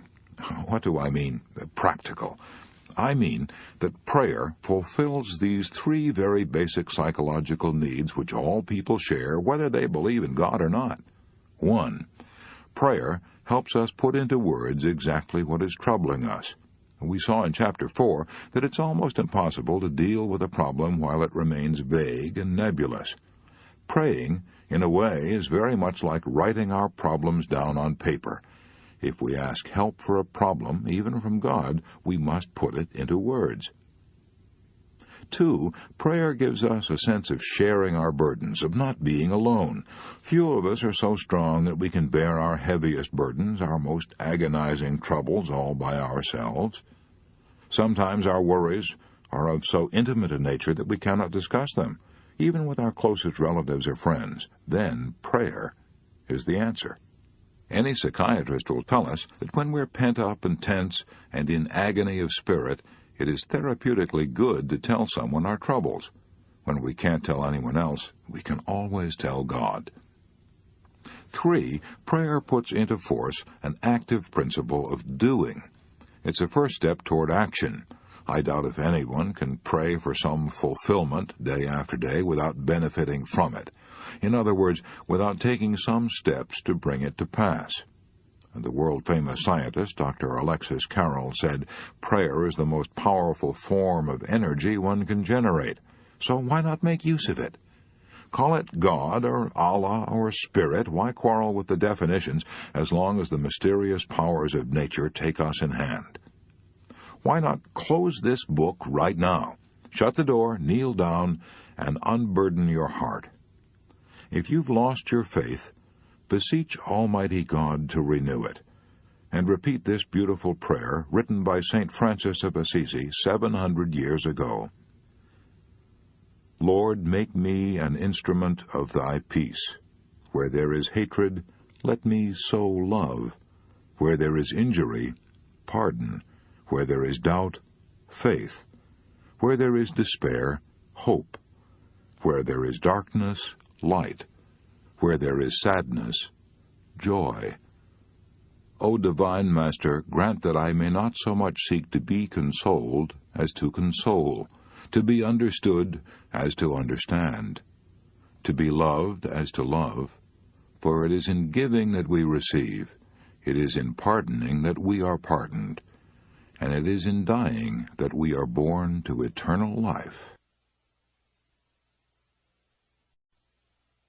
Part 6. How to keep from worrying about criticism. Chapter 20. Remember that no one ever kicks a dead dog. An event occurred in 1929 that created a national sensation in educational circles. Learned men from all over America rushed to Chicago to witness the affair. A few years earlier, a young man by the name of Robert Hutchins had worked his way through Yale, acting as a waiter, a lumberjack, a tutor, and a clothesline salesman. Now, only 8 years later, he was being inaugurated as president of the fourth richest university in America, the University of Chicago. His age, 30. Incredible. The older educators shook their heads. Criticism came roaring down upon this boy wonder like a rock slide. He was this and he was that, too young, inexperienced, his educational ideas were cockeyed. Even the newspapers joined in the attack. The day he was inaugurated, a friend said to the father of Robert Maynard Hutchins, "I was shocked this morning to read that newspaper editorial denouncing your son." Yes, the elder Hutchins replied, it was severe, but remember that no one ever kicks a dead dog. Yes, and the more important a dog is, the more satisfaction people get in kicking him. The Prince of Wales, who later became Edward VIII, had that brought home to him in the seat of his pants. He was attending Dartmouth College in Devonshire at the time, a college that corresponds to our Naval Academy at Annapolis. The prince was about 14. One day, one of the naval officers found him crying and asked him what was wrong. He refused to tell at first, but finally admitted the truth. He was being kicked by the naval cadets. The commodore of the college summoned the boys and explained to them that the prince had not complained, but he wanted to find out why the prince had been singled out for this rough treatment. After much hemming and hawing and toe-scraping, the cadets finally confessed that when they themselves became commanders and captains in the king's navy, they wanted to be able to say that they had kicked the king. So when you're kicked and criticized, remember that it's often done because it gives the kicker a feeling of importance. It often means that you're accomplishing something and are worthy of attention. Many people get a sense of savage satisfaction out of denouncing those who are better educated than they are or more successful. For example, while I was writing this chapter, I received a letter from a woman denouncing General William Booth, founder of the Salvation Army. I'd given a laudatory broadcast about General Booth, so this woman wrote me, saying that General Booth had stolen $8 million of the money he had collected to help poor people. The charge, of course, was absurd. But this woman wasn't looking for truth. She was seeking the mean-spirited gratification she got from tearing down someone far above her. I threw her bitter letter into the wastebasket, and thanked God that I wasn't married to her. Her letter didn't tell me anything at all about General Booth, but it did tell me a lot about her. Schopenhauer had said years ago, "Vulgar people take huge delight in the faults and follies of great men." One hardly thinks of the president of Yale as a vulgar man, yet a former president of Yale, Timothy Dwight, apparently took huge delight in denouncing a man who was running for president of the United States. The president of Yale warned that if this man were elected president, we may see our wives and daughters the victims of legal prostitution, soberly dishonored, speciously polluted, the outcasts of delicacy and virtue, the loathing of God and man. Sounds almost like a denunciation of Hitler, doesn't it? But it wasn't. It was a denunciation of Thomas Jefferson. Which Thomas Jefferson? Surely not the immortal Thomas Jefferson, the author of the Declaration of Independence, the patron saint of democracy? Yes, verily, that was the man. What American do you suppose was denounced as a hypocrite, an impostor, and as little better than a murderer? A newspaper cartoon depicted him on a guillotine, the big knife ready to cut off his head. Crowds jeered at him and hissed him as he rode through the streets. Who was he? George Washington. But that occurred a long time ago. Maybe human nature has improved since then. Let's see. Let's take the case of Admiral Peary, the explorer who startled and thrilled the world by reaching the North Pole with dog sleds on April 6, 1909, a goal that brave men for centuries had suffered and starved and died to attain. Peary himself almost died from cold and starvation, and 8 of his toes were frozen so hard they had to be cut off. He was so overwhelmed with disasters that he feared he would go insane. His superior naval officers in Washington were burned up because Peary was getting so much publicity and acclaim, so they accused him of collecting money for scientific expeditions and then lying around and loafing in the Arctic. They probably believed it, because it's almost impossible not to believe what you want to believe. Their determination to humiliate and block Peary was so violent that only a direct order from President McKinley enabled Peary to continue his career in the Arctic. Would Peary have been denounced if he had a desk job at the Navy Department in Washington? No, he wouldn't have been important enough then to have aroused jealousy. General Grant had an even worse experience than Admiral Peary.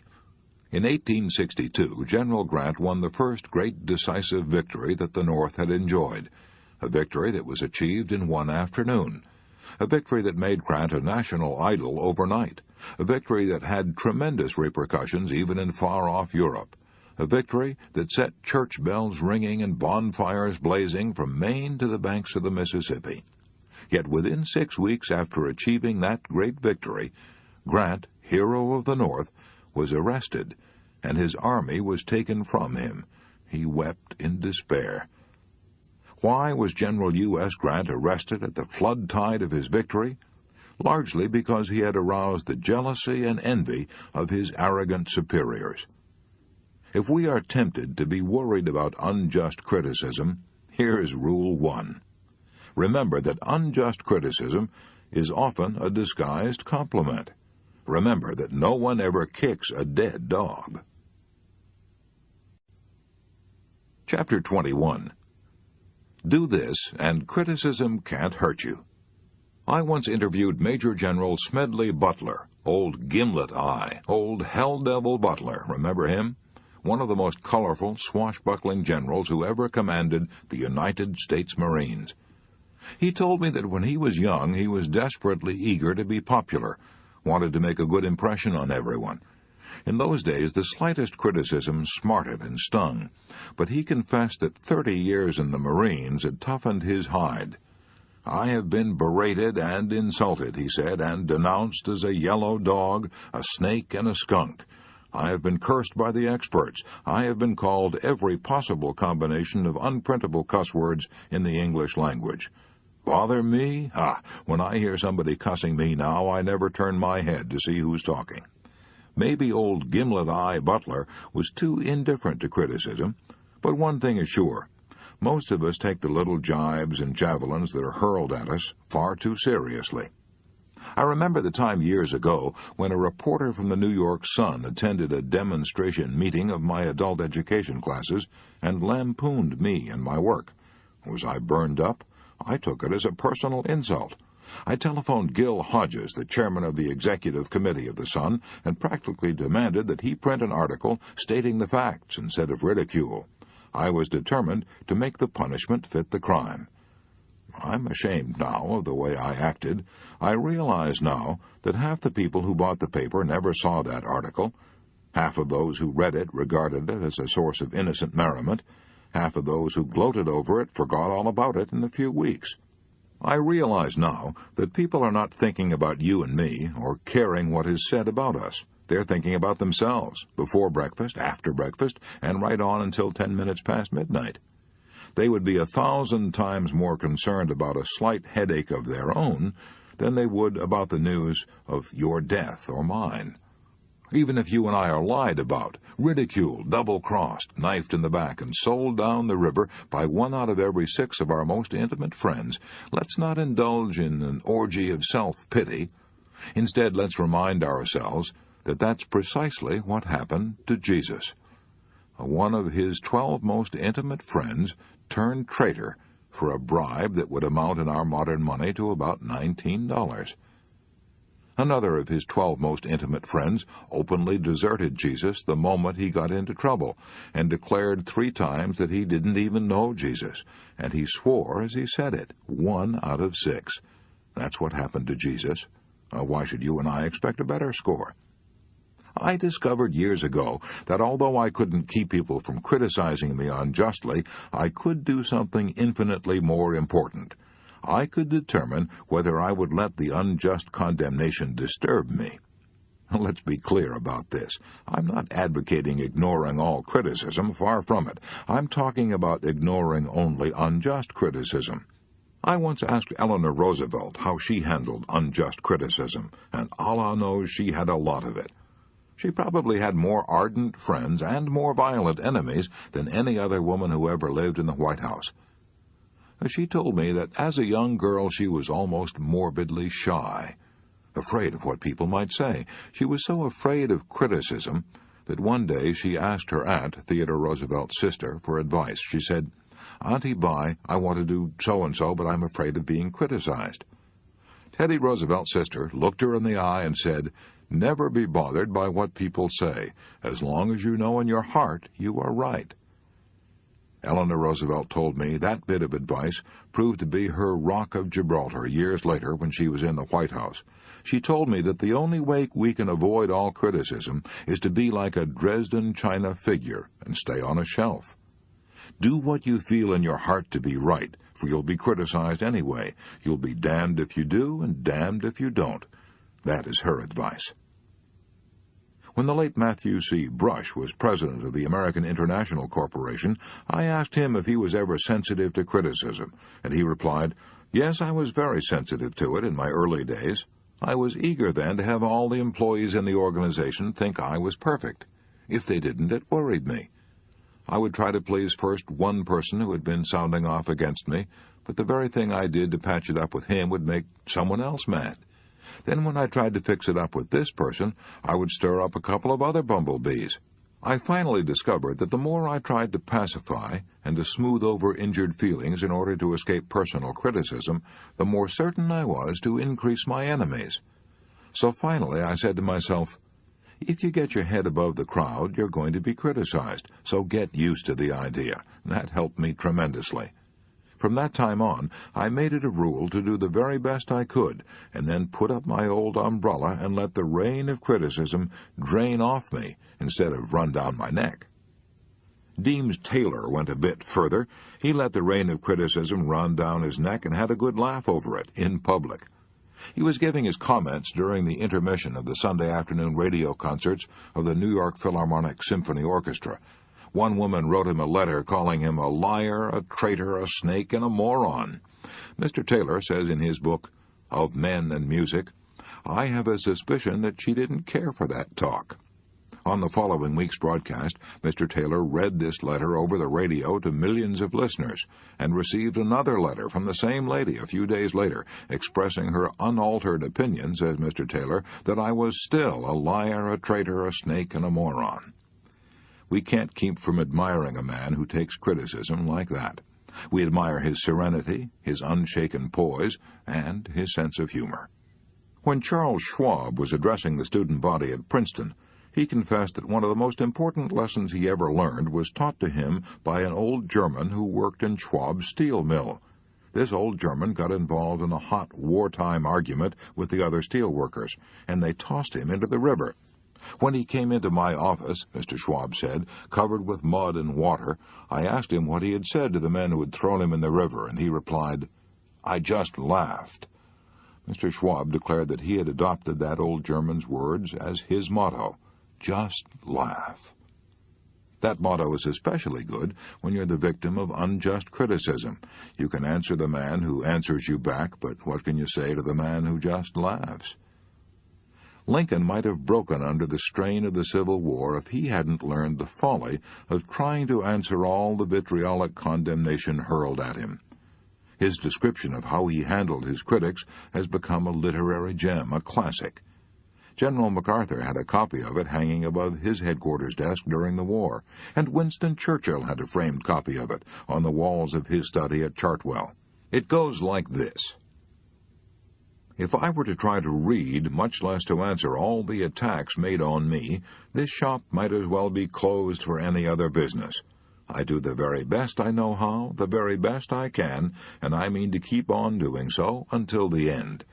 If the end brings me out all right, then what is said against me won't matter. If the end brings me out wrong, then 10 angels swearing I was right would make no difference. When you and I are unjustly criticized, let's remember Rule 2. Do the very best you can, and then put up your old umbrella and keep the rain of criticism from running down the back of your neck.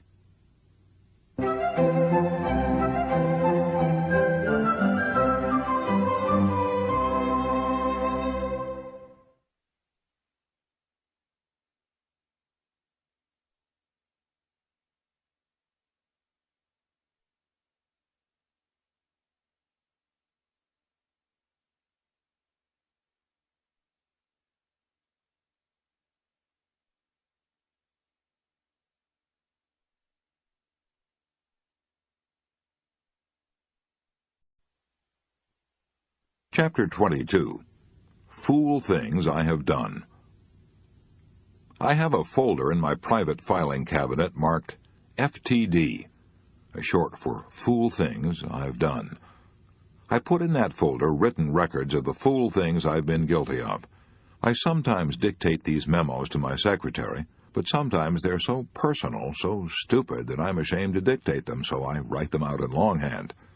I can still recall some of the criticism of Dale Carnegie that I put in my FTD folder 15 years ago.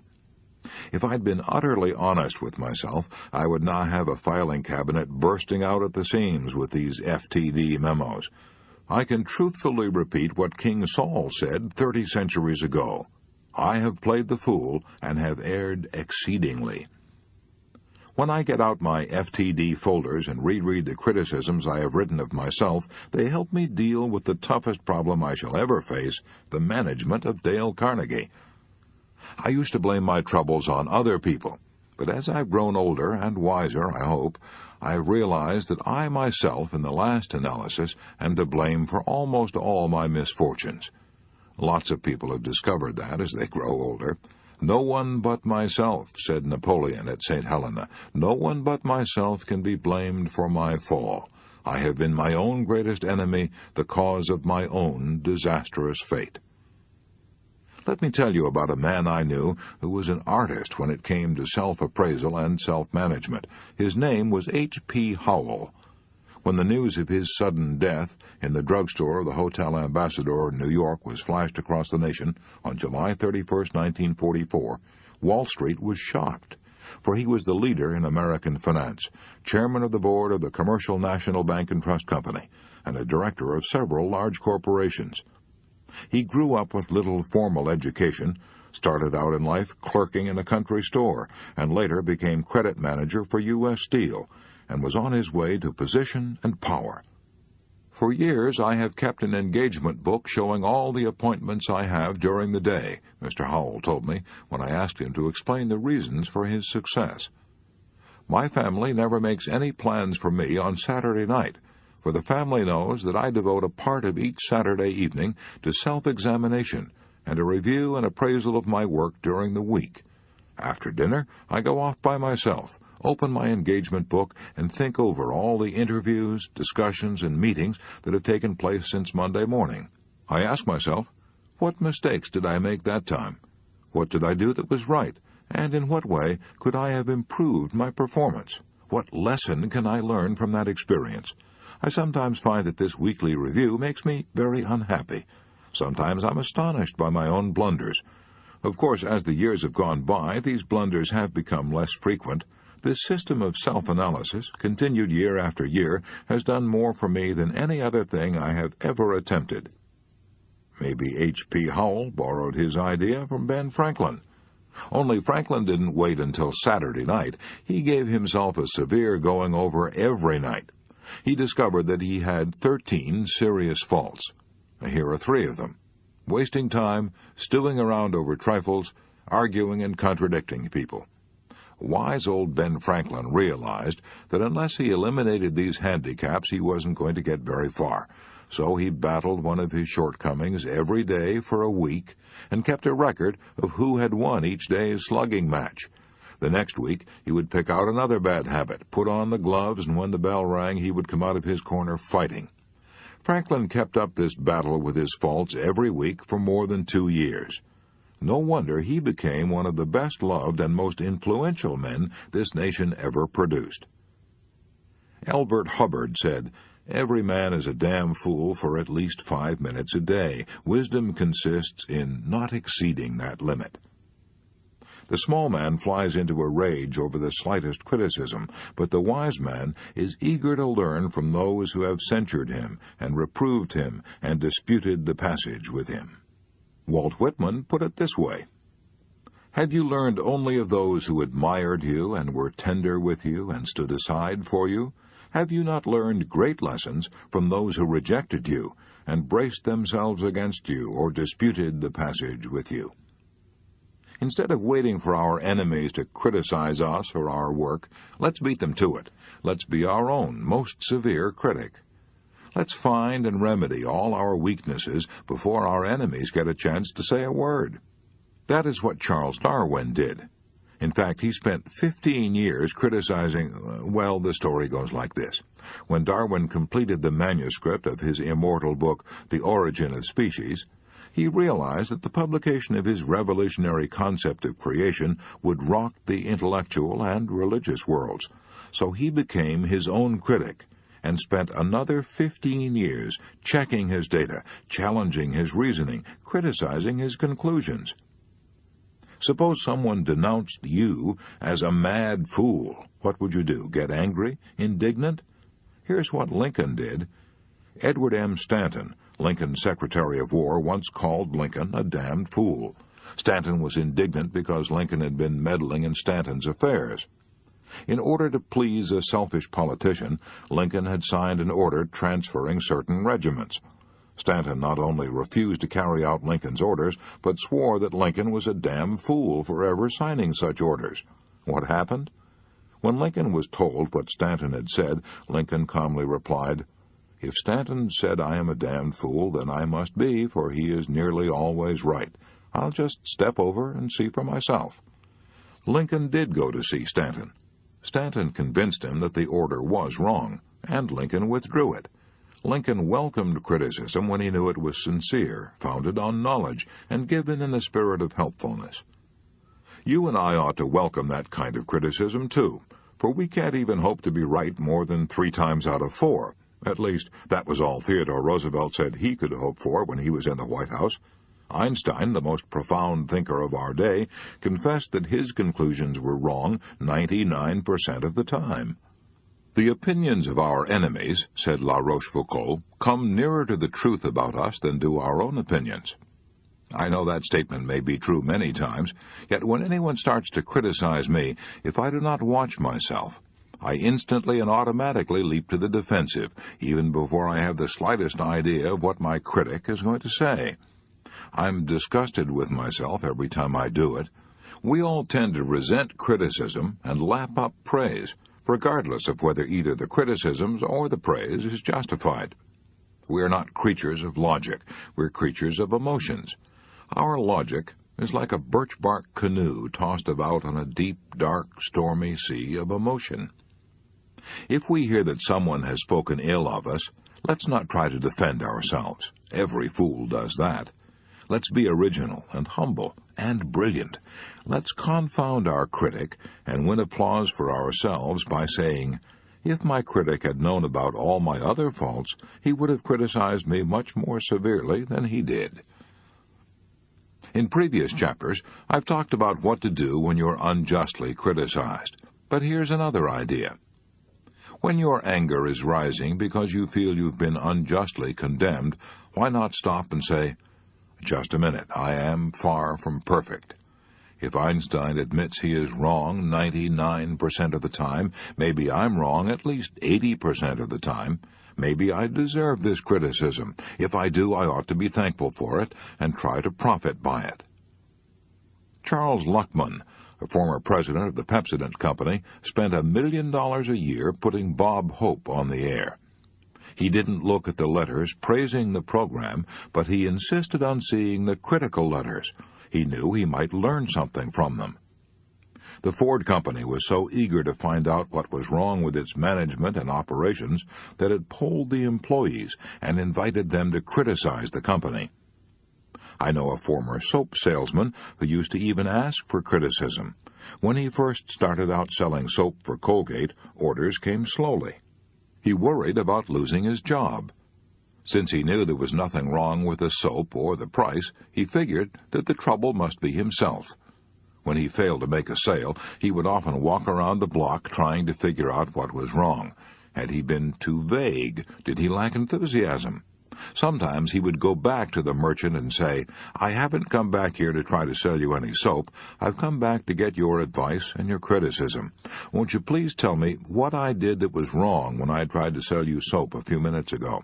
You're far more experienced and successful than I am. Please give me your criticism. Be frank. Don't pull your punches." This attitude won him a lot of friends and priceless advice. And what do you suppose ever happened to him? He rose to be president of the Colgate-Palmolive Peet Soap Company, one of the world's largest makers of soap. His name is E. H. Little. It takes a big man to do what H. P. Howell, Ben Franklin, and E. H. Little did. And now, while nobody is looking, why not peep into the mirror and ask yourself whether you belong in that kind of company? To keep from worrying about criticism, here is Rule 3. Let's keep a record of the fool things we've done and criticize ourselves. Since we can't hope to be perfect, let's do what E. H. Little did. Let's ask for unbiased, helpful, constructive criticism. Part 6 in a nutshell. How to keep from worrying about criticism. Rule 1. Unjust criticism is often a disguised compliment.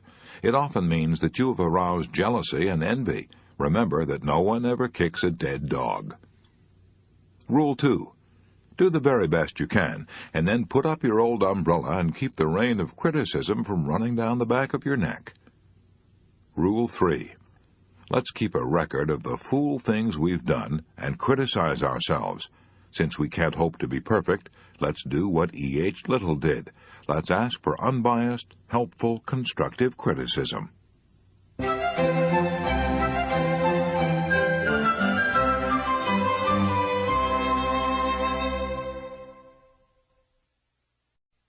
Part 7.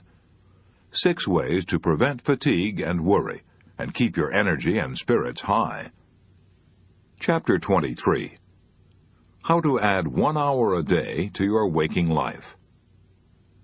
Why am I writing a chapter on preventing fatigue in a book on preventing worry? That's simple, because fatigue often produces worry, or at least it makes you susceptible to worry. Any medical student will tell you that fatigue lowers your resistance to the emotions of fear and worry, so preventing fatigue tends to prevent worry.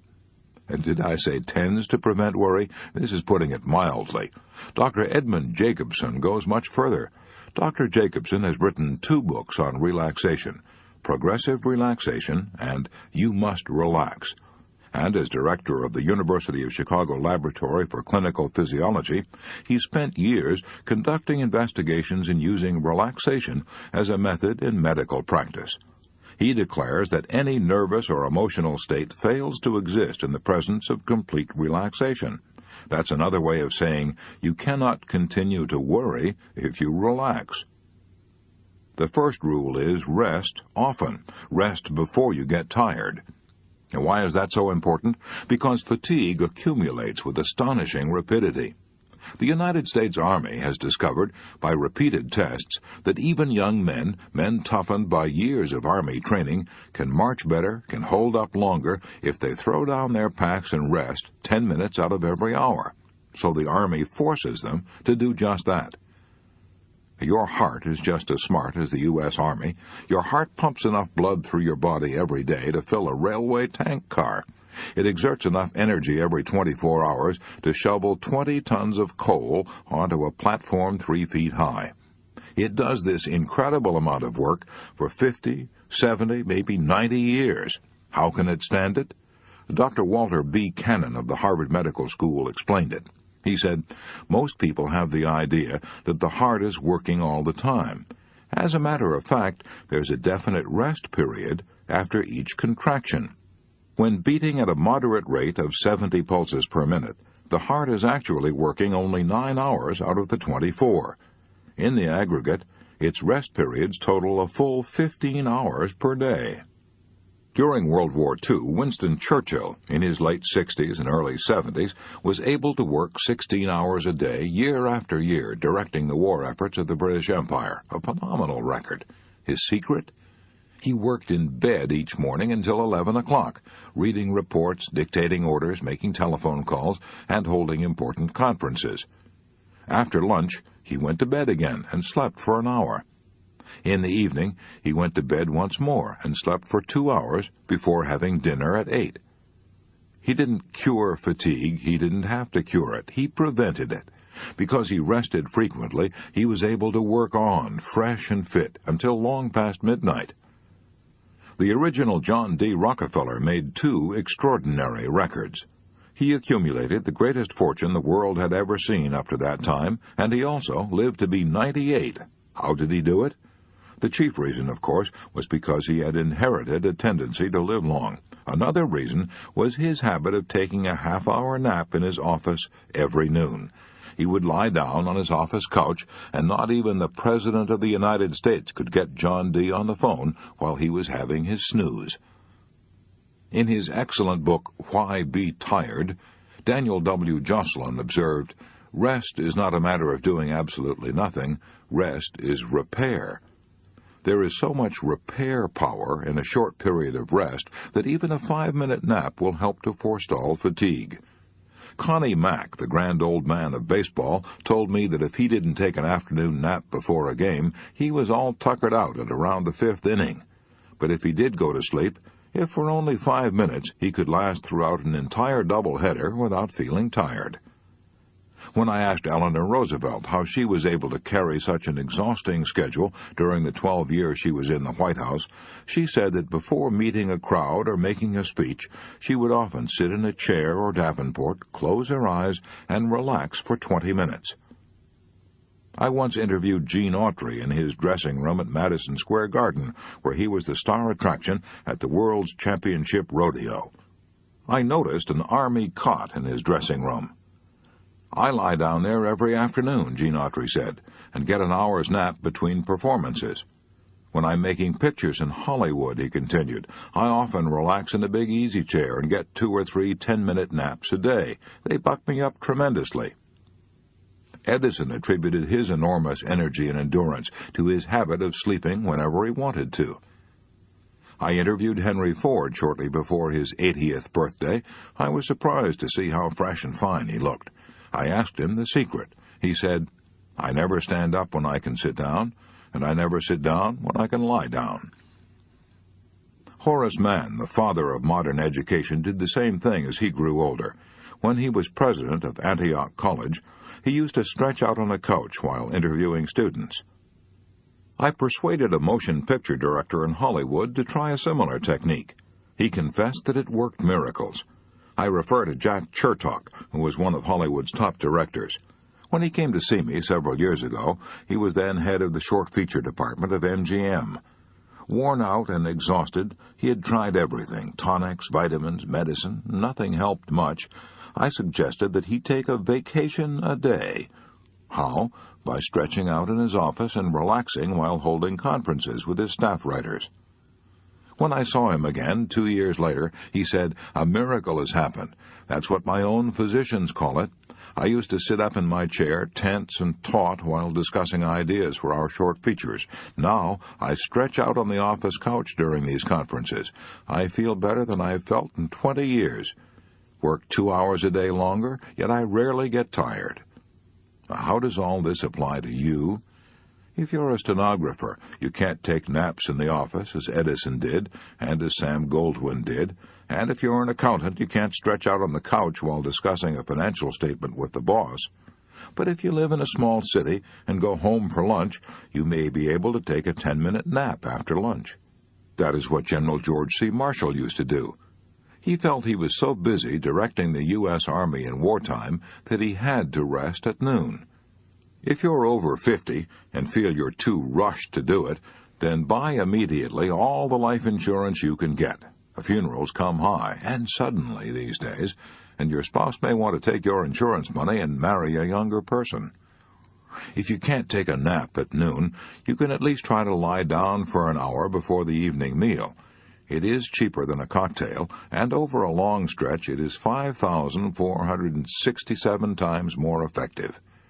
If you can sleep for an hour around 5, 6, or 7 o'clock, you can add 1 hour a day to your waking life. Why? How? Because an hour's nap before the evening meal, plus 6 hours sleep at night, a total of 7 hours, will do you more good than 8 hours of unbroken sleep. A physical worker can do more work if he takes more time out for rest. Frederick Taylor demonstrated that while working as a scientific management engineer with the Bethlehem Steel Company. He observed that laboring men were loading approximately 12.5 tons of pig iron per man each day on freight cars, and they were exhausted at noon.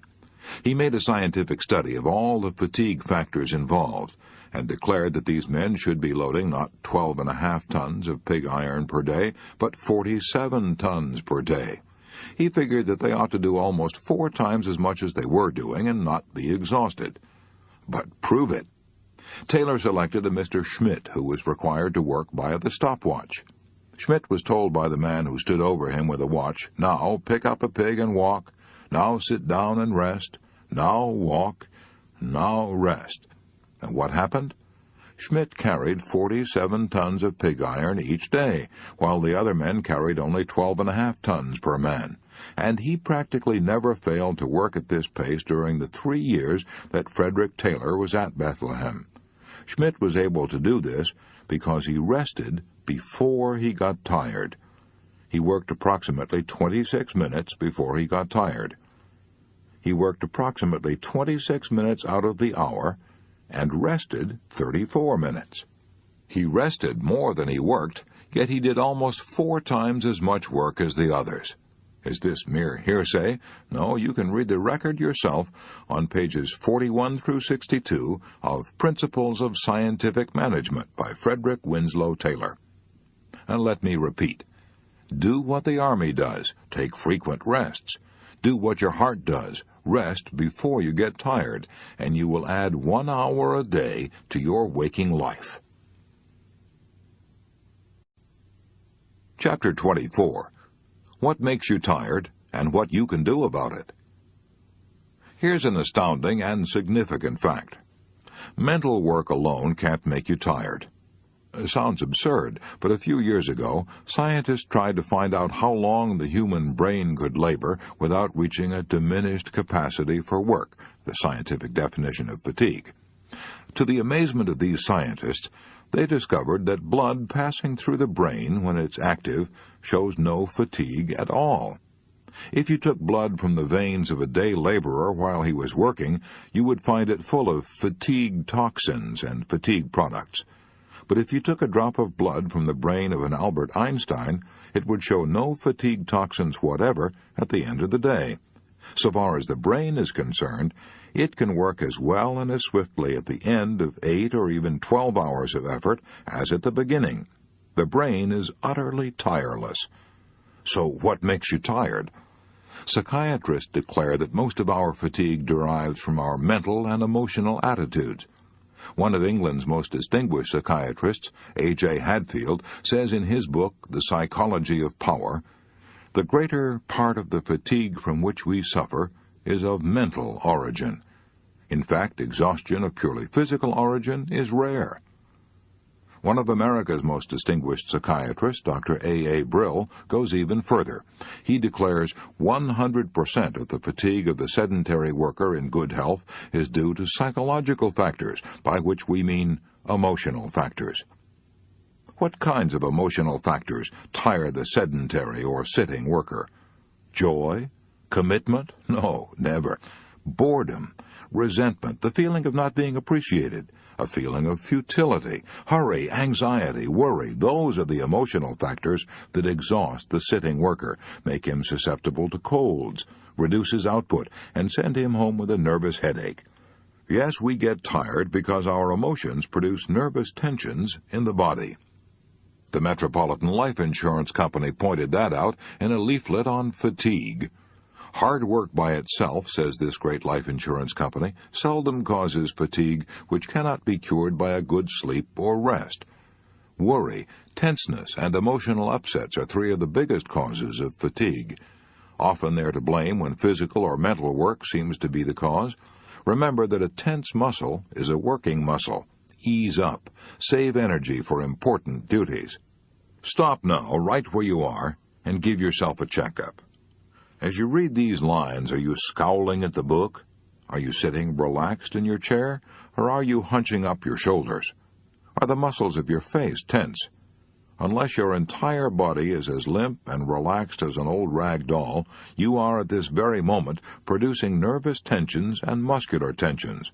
You are producing nervous tensions and nervous fatigue. Why do we produce these unnecessary tensions in doing mental work? Daniel W. Joslin says, I find that the chief obstacle is the almost universal belief that hard work requires a feeling of effort, else it is not well done. So we scowl when we concentrate. We hunch up our shoulders. We call on our muscles to make the motion of effort, which in no way assists our brain in its work. Here's an astonishing and tragic truth. Millions of people who wouldn't dream of wasting dollars go right on wasting and squandering their energy with the recklessness of 7 drunken sailors in Singapore.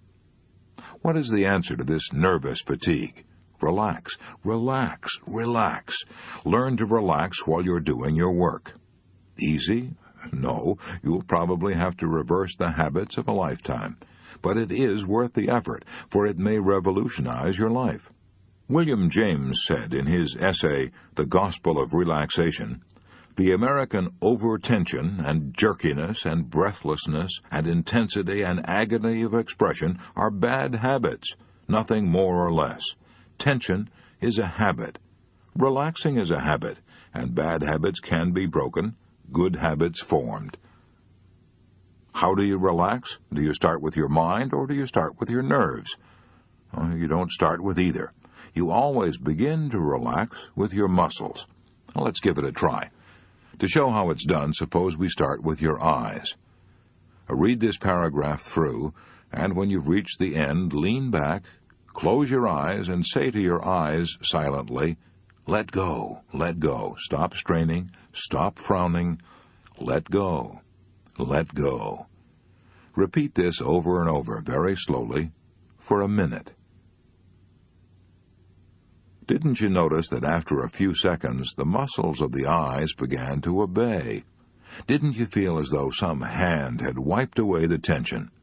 Well, incredible as it seems, you have sampled in that 1 minute the whole key and secret to the art of relaxing. You can do the same thing with the jaw, with the muscles of the face, with the neck, with the shoulders, the whole of the body.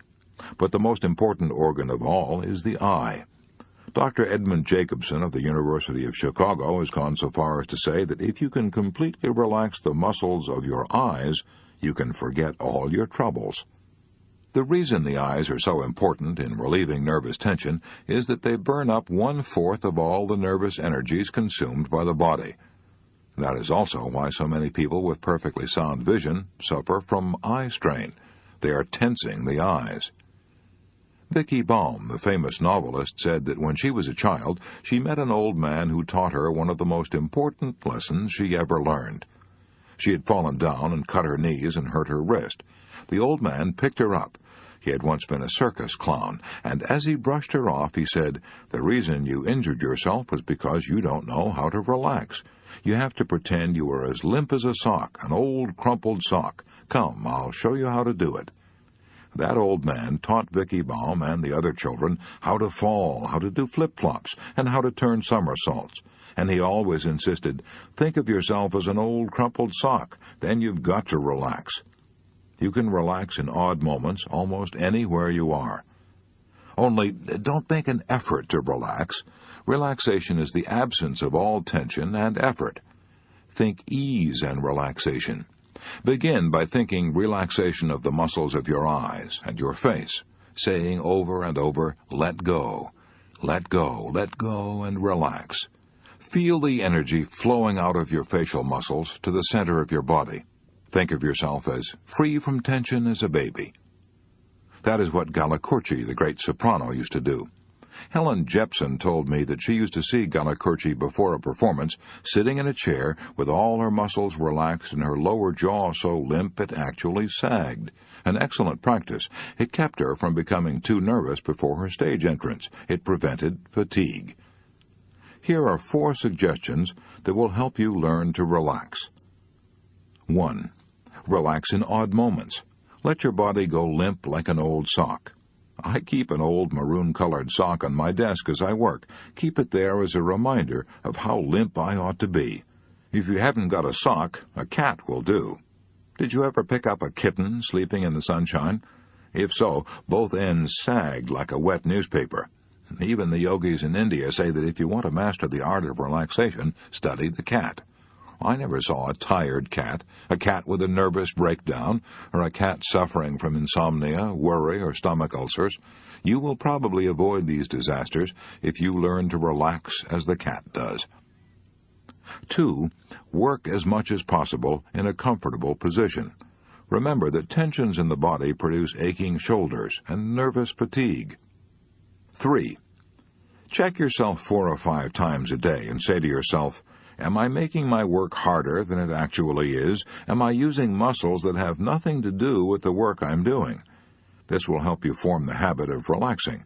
And as Dr. David Harold Fink says, among those who know psychology best, it is habits 2 to 1. 4. Test yourself again at the end of the day by asking yourself, just how tired am I? If I am tired, it's not because of the mental work I have done, but because of the way I have done it. I measure my accomplishments, says Daniel W. Joslin, not by how tired I am at the end of the day, but how tired I am not. He says, when I feel particularly tired at the end of the day, or when irritability proves that my nerves are tired, I know beyond question that it has been an inefficient day, both as to quantity and quality. If every businessman in America would learn that same lesson, our death rate from hypertension diseases would drop overnight, and we would stop filling up our sanitariums and asylums with people who have been broken by fatigue and worry. Chapter 25. How to Avoid Fatigue and Keep Looking Young. One day last autumn, my associate flew up to Boston to attend a session of one of the most unusual medical classes in the world. Medical? Well, yes, it meets once a week at the Boston Dispensary, and the patients who attend it get regular and thorough medical examinations before they're admitted. But actually, this class is a psychological clinic. Although it's officially called a class in applied psychology, formerly the thought control class, a name suggested by the first member, its real purpose is to deal with people who are ill from worry, and many of these patients are emotionally disturbed housewives. How did such a class for worriers get started?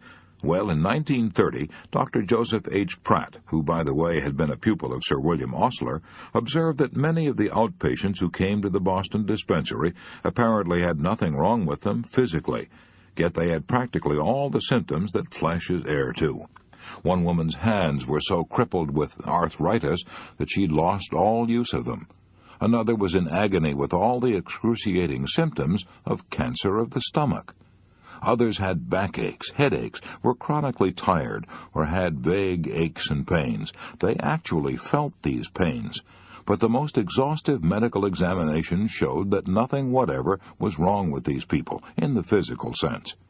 Many old-fashioned doctors would have said it was all imagination, all in the mind. But Dr. Pratt realized that it was no use to tell these patients to go home and forget it. He knew that most of these people didn't want to be sick. If it was so easy to forget their ailments, they would do so themselves. So, what could be done? He opened this class to a chorus of doubts from the medical doubters on the sidelines, and the class worked wonders. In the years that have passed since it started, thousands of patients have been cured by attending it. Some of the patients have been coming for years, as religious in their attendance as though going to church. My assistant talked to a woman who has hardly missed a session in more than 9 years.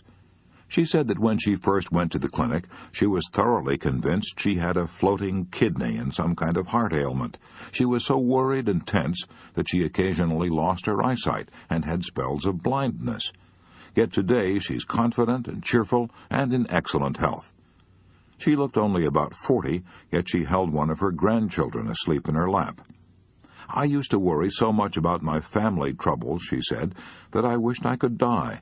But I learned at this clinic the futility of worrying. I learned to stop it, and I can honestly say now that my life is serene.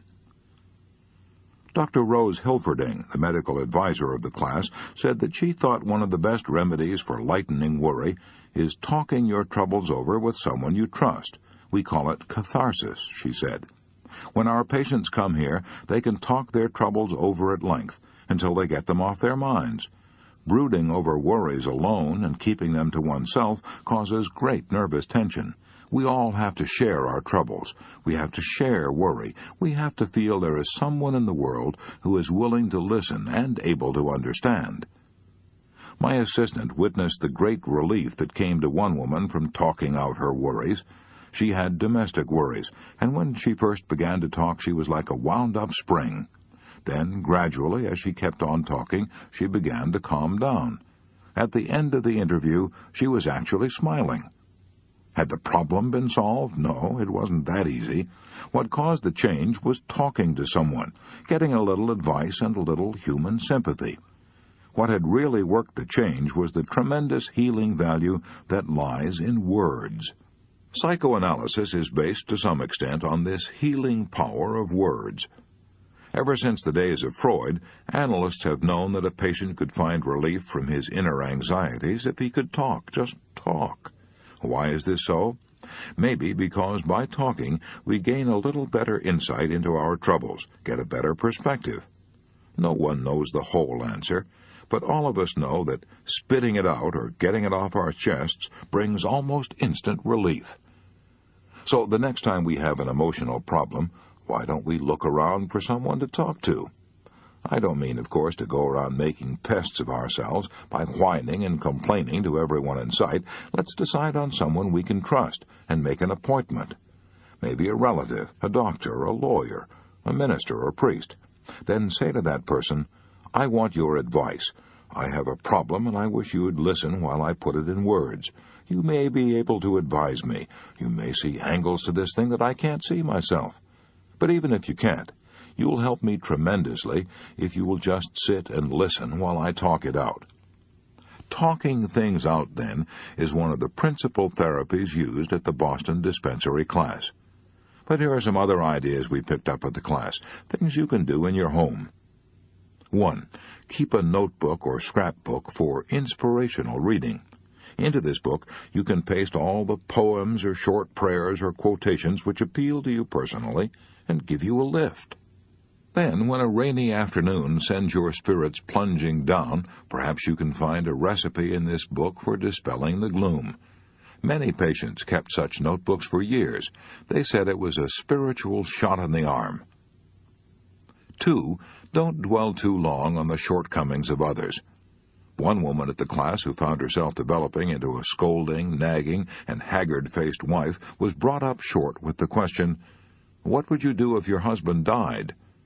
She was so shocked by the idea that she immediately sat down and drew up a list of all her husband's good points. She made quite a list. Why don't you try the same thing the next time you feel you married a tyrant? Maybe you will find, after reading your spouse's virtues, that he or she is a person you'd like to meet. 3. Get interested in people. Develop a friendly, healthy interest in the people who share your life. One ailing woman who felt herself so exclusive that she hadn't any friends was told to try to make up a story about the next person she met. She began in the bus to weave backgrounds and settings for the people she saw. She tried to imagine what their lives had been like. First thing you know, she was talking to people everywhere, and today she's happy, alert, and a charming human being, cured of her pains. 4. Make up a schedule for tomorrow's work before you go to bed tonight. The class found out that many people feel driven and harassed by the unending round of work and things they must do. They never got their work finished. They were chased by the clock. To cure this sense of hurry and worry, the suggestion was made that they draw up a schedule each night for the following day. What happened? More work was accomplished, much less fatigue, a feeling of pride and achievement, and time left over for rest and enjoyment. 5. Finally, avoid tension and fatigue. Relax, relax. Nothing will make you look old sooner than tension and fatigue. Nothing will work such havoc with your freshness and looks. My assistant sat for an hour in the Boston Thought Control class while Professor Paul E. Johnson, the director, went over many of the principles we've already discussed in the previous chapter, the rules for relaxing. At the end of 10 minutes of these relaxing exercises, which my assistant did with the others, she was almost asleep sitting upright in her chair. Why is such stress laid on this physical relaxing? Because the clinic knows, as other doctors know, that if you're going to get the worry kinks out of people, they've got to relax. Yes, you have got to relax. Strangely enough, a good hard floor is better to relax on than an inner spring bed. It gives more resistance. It's good for the spine. All right then, here are some exercises you can do. Try them for a week and see what you do for your looks and disposition. A. Lie flat on the floor whenever you feel tired. Stretch as tall as you can. Roll around if you want to. Do it twice a day. B. Close your eyes. You might try saying, as Professor Johnson recommended, something like this. The sun is shining overhead. The sky is blue and sparkling. Nature is calm and in control of the world, and I, as nature's child, am in tune with the universe. Or, better still, pray. C. If you cannot lie down because you can't spare the time, then you can achieve almost the same effect sitting down in a chair. A hard, upright chair is the best for relaxing. Sit upright in the chair like a seated Egyptian statue, and let your hands rest, palms down, on the tops of your thighs. D. Now, slowly tense the toes, then let them relax. Tense the muscles in your legs, and let them relax. Do this slowly upward with all the muscles of your body until you get to the neck. Then let your head roll around heavily, as though it were a football. Keep saying to your muscles, as in the previous chapter, let go, let go. E. Quiet your nerves with slow, steady breathing. Breathe from deep down. The yogis of India were right. Rhythmical breathing is one of the best methods ever discovered for soothing the nerves. F. Think of all the wrinkles and frowns in your face, and smooth them all out. Loosen up the worry creases you feel between your brows and at the sides of your mouth. Do this twice a day, and maybe you won't have to go to a health club to get a massage. Maybe the lines will disappear from the inside out. Chapter 26. 4 good working habits that will help prevent fatigue and worry. Good working habit number 1. Clear your desk of all papers except those relating to the immediate problem at hand. Roland L. Williams, president of Chicago and Northwestern Railway, once said, "A person with his desk piled high with papers on various matters will find his work much easier and more accurate if he clears that desk of all but the immediate problem on hand. I call this good housekeeping, and it's the #1 step toward efficiency." If you visit the Library of Congress in Washington, D.C., you will find 5 words painted on the ceiling, 5 words written by the poet Pope. Order is heaven's first law. Order ought to be the first law of business, too. But is it? No. The average desk is cluttered up with papers that haven't been looked at for weeks. In fact, the publisher of a New Orleans newspaper once told me that his secretary cleared up one of his desks and found a typewriter that had been missing for 2 years. The mere sight of a desk littered with unanswered mail and reports and memos is enough to breed confusion, tensions, and worries. It is much worse than that. The constant reminder of a million things to do and no time to do them can worry you not only into tension and fatigue, but it can also worry you into high blood pressure, heart trouble, and stomach ulcers. Dr. John H. Stokes, professor, Graduate School of Medicine, University of Pennsylvania, read a paper before the National Convention of the American Medical Association, a paper entitled Functional Neuroses as Complications of Organic Disease. In that paper, Dr. Stokes listed 11 conditions under the title, What to Look For in the Patient's State of Mind. Here's the first item on that list.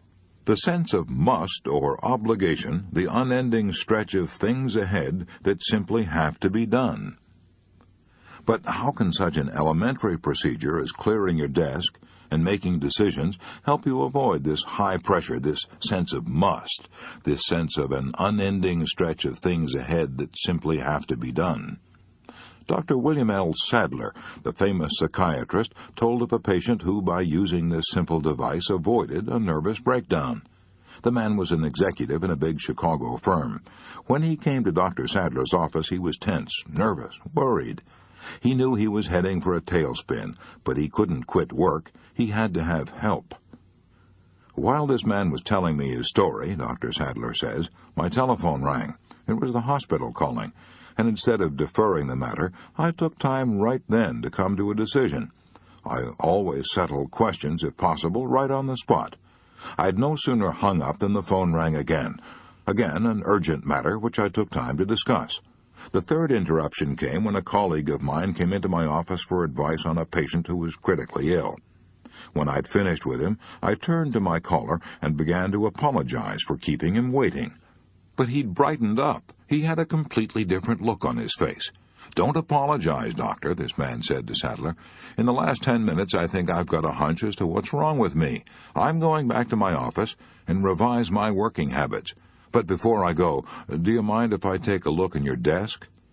Dr. Sadler opened up the drawers of his desk, all empty except for supplies. "Tell me," said the patient, "where do you keep your unfinished business?" "Finished," said Sadler.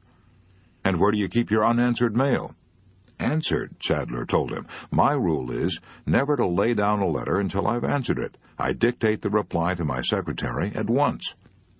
6 weeks later, this same executive invited Dr. Sadler to come to his office. He was changed, and so was his desk. He opened the desk drawers to show that there was no unfinished business inside of the desk. 6 weeks ago, this executive said, I had 3 different desks in 2 different offices and was snowed under by my work. I was never finished. After talking to you, I came back here and cleared out a wagon load of reports and old papers. Now I work at one desk, settle things as they come up, and don't have a mountain of unfinished business nagging me and making me tense and worried. But the most astonishing thing is I've recovered completely. There's nothing wrong any more with my health. Charles Evans Hughes, former Chief Justice of the United States Supreme Court, said, "Men do not die from overwork, they die from dissipation and worry. Yes, from dissipation of their energies, and worry because they never seem to get their work done." Good working habit number 2. Do things in the order of their importance. Henry L. Doherty, founder of the nationwide Cities Service Company, said that regardless of how much salary he paid, there were 2 abilities he found it almost impossible to find. Those 2 priceless abilities? First, the ability to think. Second, the ability to do things in the order of their importance. Charles Luckman, the lad who started from scratch and climbed in 12 years to president of the Pepsodent Company, got a salary of $100,000 a year and made $1 million besides.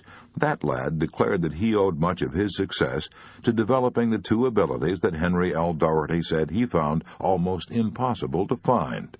Charles Luckman said, "As far back as I can remember, I have gotten up at 5 o'clock in the morning because I can think better then than at any other time. I can think better then and plan my day, plan to do things in the order of their importance." Frank Betker, one of America's most successful insurance salesmen, didn't wait until 5 o'clock in the morning to plan his day. He planned it the night before. Set a goal for himself, a goal to sell a certain amount of insurance that day.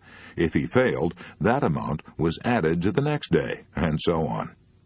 I know from long experience that one is not always able to do things in the order of their importance, but I also know that some kind of plan to do first things first is infinitely better than extemporizing as you go along. If George Bernard Shaw had not made it a rigid rule to do first things first, he would probably have failed as a writer and might have remained a bank cashier all his life. His plan called for writing 5 pages each day. That plan inspired him to go right on writing 5 pages a day for 9 heartbreaking years, even though he made a total of only $30 in those 9 years, about a penny a day. Even Robinson Crusoe wrote out a schedule of what he would do each hour of the day. Good working habit number 3. When you face a problem, solve it then and there if you have the facts necessary to make a decision. Don't keep putting off decisions. One of my former students, the late H.P. Howell, told me that when he was a member of the board of directors of U.S. Steel, the meetings of the board were often long, drawn-out affairs. Many problems were discussed. Few decisions were made. The result? Each member of the board had to carry home bundles of reports to study. Finally, Mr. Howell persuaded the board of directors to take up one problem at a time and come to a decision. No procrastination, no putting off. The decision might be to ask for additional facts. It might be to do something or do nothing, but a decision was reached on each problem before passing on to the next. Mr. Howell told me that the results were striking and salutary. The docket was cleared. The calendar was clean. No longer was it necessary for each member to carry home a bundle of reports. No longer was there a worried sense of unresolved problems. A good rule not only for the board of directors of U.S. Steel, but for you and me. Good working habit number 4. Learn to organize, deputize, and supervise. Many business persons are driving themselves to premature graves because they've never learned to delegate responsibility to others, insisting on doing everything themselves. Result: details and confusion overwhelm them. They're driven by a sense of hurry, worry, anxiety, and tension. It is hard to learn to delegate responsibilities. I know. It was hard for me, awfully hard. I also know from experience the disasters that can be caused by delegating authority to the wrong people. But difficult as it is to delegate authority, executives must do it if they are to avoid worry, tension, and fatigue. Executives who build up big businesses and don't learn to organize, deputize, and supervise usually pop off with heart trouble in their 50s or early 60s, heart trouble caused by tension and worries. Want a specific instance? Look at the death notices in your local paper. Chapter 28. How to keep from worrying about insomnia. Do you worry when you can't sleep well? Then it may interest you to know that Samuel Untermeyer, the famous international lawyer, never got a decent night's sleep in his life. When Sam Untermeyer went to college, he worried about 2 afflictions, asthma and insomnia. He couldn't seem to cure either, so he decided to do the next best thing, take advantage of his wakefulness. Instead of tossing and turning and worrying himself into a breakdown, he'd get up and study. The result? He began ticking off honors in all of his classes and became one of the prodigies of the College of the City of New York. Even after he started to practice law, his insomnia continued, but Untermeyer didn't worry. Nature, he said, will take care of me. Nature did. In spite of the small amount of sleep he was getting, his health kept up and he was able to work as hard as any of the young lawyers of the New York bar. He even worked harder, for he worked while they slept. At the age of 21, Sam Untermeyer was earning $75,000 a year, and other young attorneys rushed to courtrooms to study his methods. In 1931, he was paid for handling one case, what was at that time probably the highest lawyer's fee ever paid, a cool $1 million cash on the barrelhead. Still, he had insomnia, read half the night, then got up at 5 a.m. and started dictating letters. By the time most people were just starting work, his day's work would be almost half done. He lived to the age of 81, this man who had rarely had a sound night's sleep. But if he fretted and worried about his insomnia, he probably would have wrecked his life. We spend a third of our lives sleeping, yet nobody knows what sleep really is. We know it's a habit and a state of rest in which nature knits up the raveled sleeve of care, but we don't know how many hours of sleep each individual requires. We don't even know if we have to sleep at all. Fantastic? Well, during the First World War, Paul Kern, a Hungarian soldier, was shot through the frontal lobe of his brain. He recovered from the wound, but curiously enough, he couldn't fall asleep. No matter what the doctors did, and they tried all kinds of sedatives and narcotics, even hypnotism, Paul Kern couldn't be put to sleep or even made to feel drowsy. The doctors said he wouldn't live long, but he fooled them. He got a job and went on living in the best of health for years. He would lie down and close his eyes and rest, but he got no sleep whatever. His case was a medical mystery that upset many of our beliefs about sleep. Some people require far more sleep than others. Toscanini needed only 5 hours a night, but Calvin Coolidge needed more than twice that much. Coolidge slept 11 hours out of every 24. In other words, Toscanini slept away approximately 1/5 of his life, while Coolidge slept away almost half of his life. Worrying about insomnia will hurt you far more than insomnia. For example, one of my students, Ira Sandner of Ridgefield Park, New Jersey, was driven nearly to suicide by chronic insomnia. "I actually thought I was going insane," Ira Sandner told me. The trouble was, in the beginning, that I was too sound a sleeper. I wouldn't wake up when the alarm clock went off, and the result was that I was getting to work late in the morning. I worried about it, and in fact my boss warned me that I would have to get to work on time. I knew that if I kept oversleeping, I'd lose my job. I told my friends about it, and one of them suggested I concentrate hard on the alarm clock before I went to sleep. That started the insomnia. The tick-tick-tick of that blasted alarm clock became an obsession. It kept me awake, tossing all night long. When morning came, I was almost ill. I was ill from fatigue and worry. This kept on for 8 weeks. I can't put into words the tortures I suffered. I was convinced I was going insane. Sometimes I paced the floor for hours at a time, and I honestly considered jumping out of the window and ending the whole thing. At last I went to a doctor I had known all my life. He said, "Ira, I can't help you. No one can help you, because you've brought this thing on yourself. Go to bed nights, and if you can't fall asleep, forget all about it. Just say to yourself, I don't care a hang if I don't go to sleep. It's all right with me if I lie awake till morning. Keep your eyes closed and say, as long as I just lie still and don't worry about it, I'll be getting rest anyway." I did that, says Santner, and in 2 weeks' time I was dropping off to sleep. In less than 1 month I was sleeping 8 hours, and my nerves were back to normal. It wasn't insomnia that was killing Ira Sandner. It was his worry about it. Dr. Nathaniel Kleitman, professor at the University of Chicago, had done more research work on sleep than had any other living man. An expert on sleep, he declared that he had never known anyone to die from insomnia. To be sure, a man might worry about insomnia until he lowered his vitality and was swept away by germs, but it was the worry that did the damage, not the insomnia itself. Dr. Kleitman also said that the people who worry about insomnia usually sleep far more than they realize. The man who swears, "I never slept a wink last night," may have slept for hours without knowing it.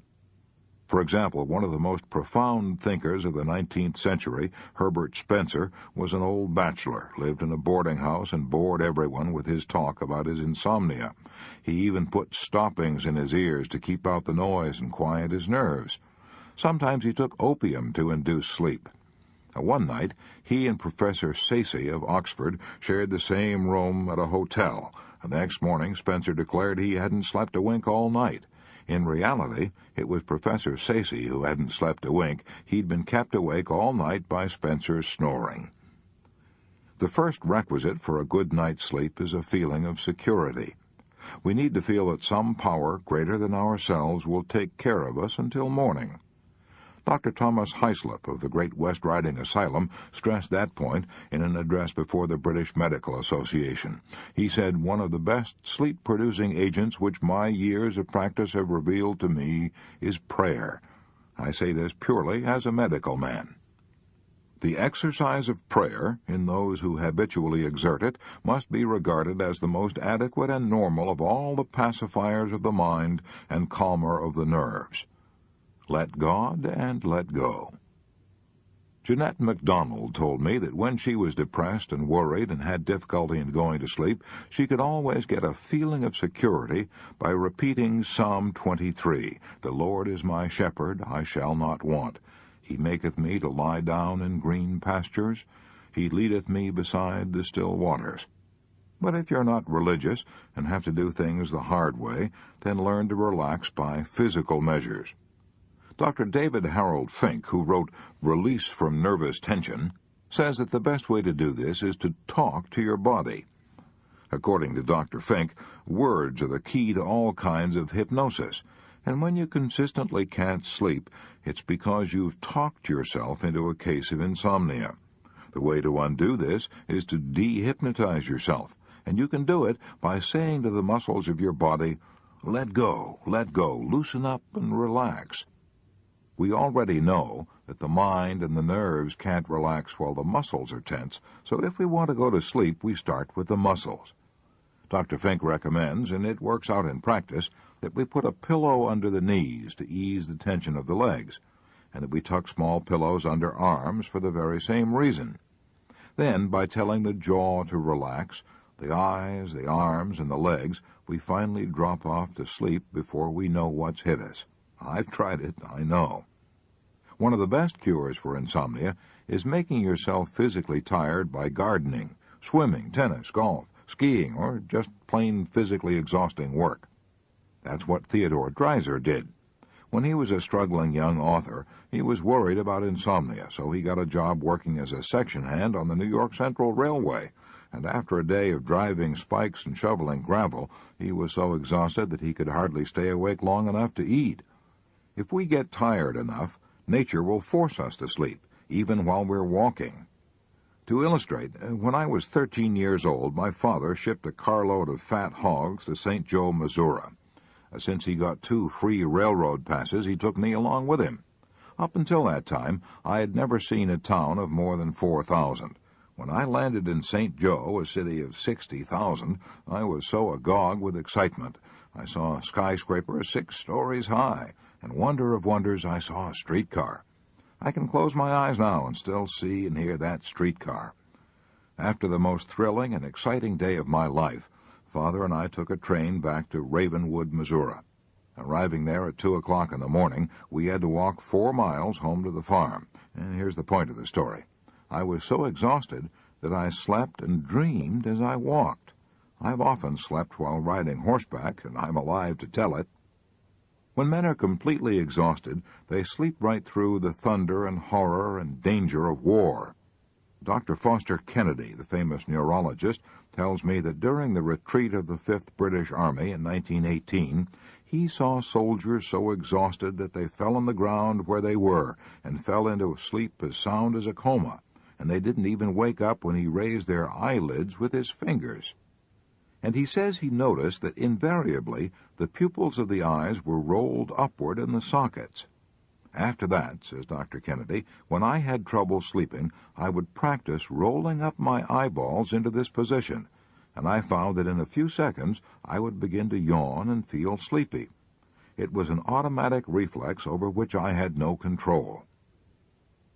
No man ever committed suicide by refusing to sleep, and no one ever will. Nature would force a man to sleep in spite of all his willpower.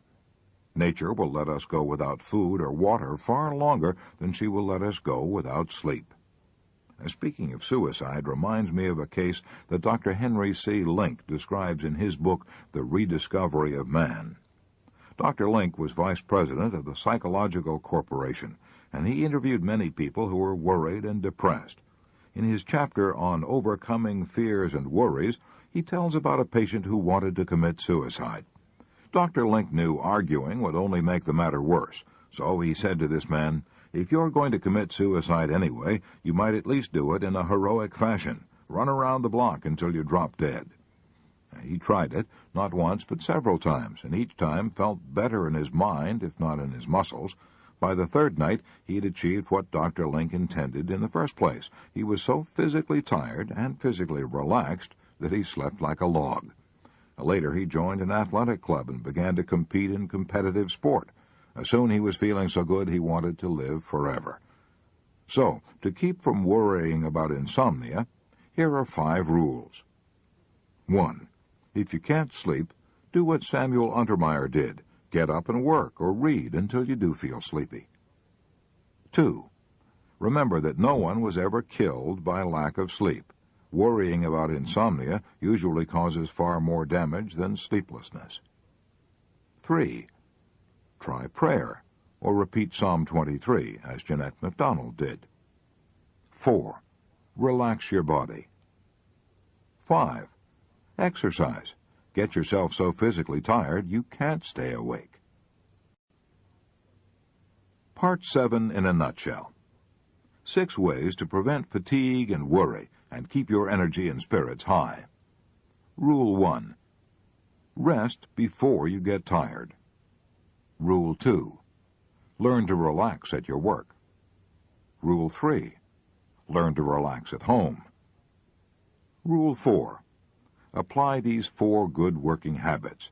A. Clear your desk of all papers except those relating to the immediate problem at hand.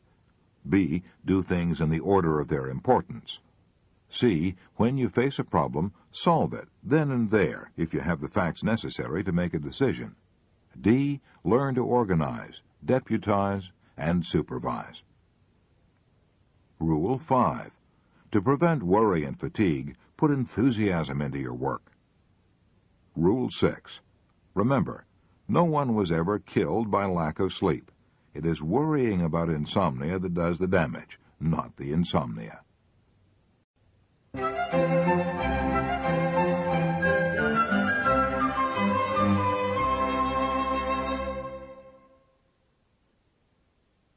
Part 8.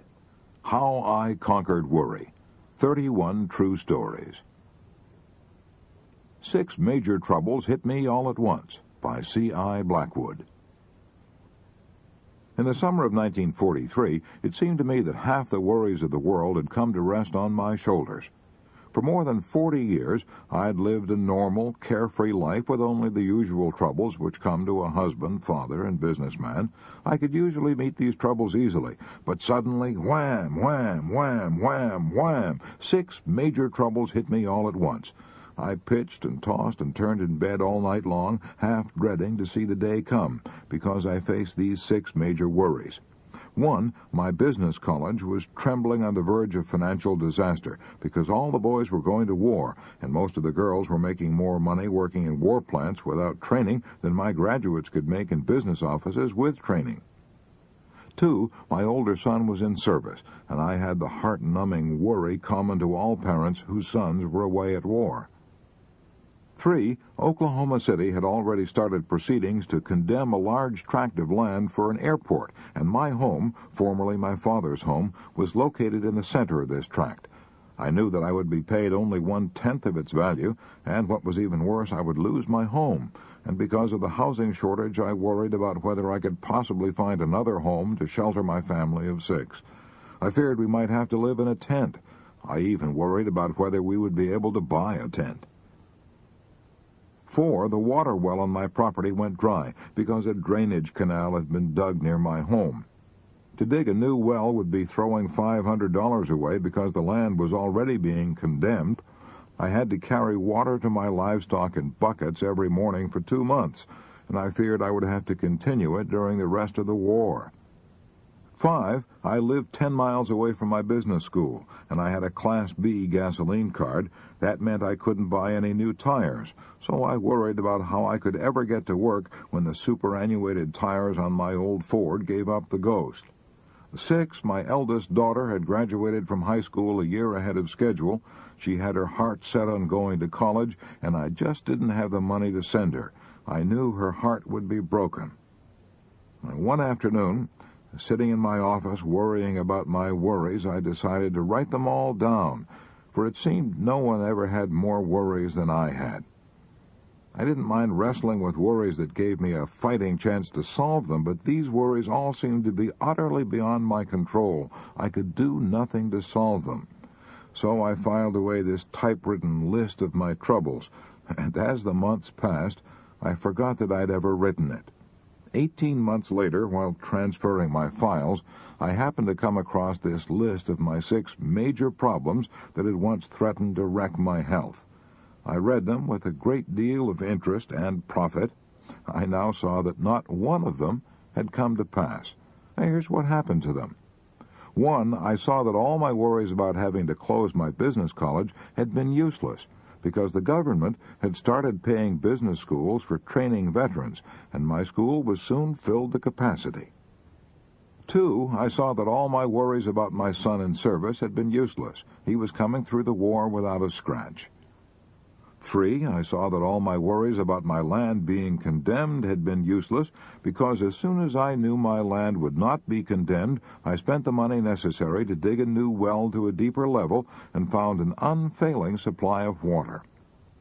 5, I saw that all my worries about my tires giving out had been useless, because by recapping and careful driving, the tires had managed somehow to survive.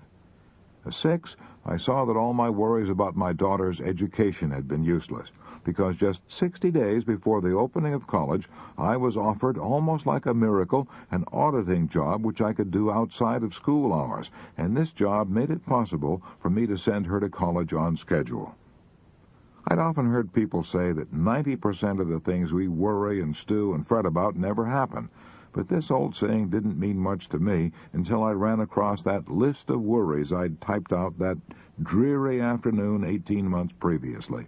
I'm thankful now that I had to wrestle in vain with those 6 terrible worries. That experience has taught me a lesson I'll never forget. It's shown me the folly and tragedy of stewing about events that haven't happened, events that are beyond our control and may never happen. Remember, today is the tomorrow you worried about yesterday. Ask yourself, how do I know this thing I'm worrying about will really come to pass?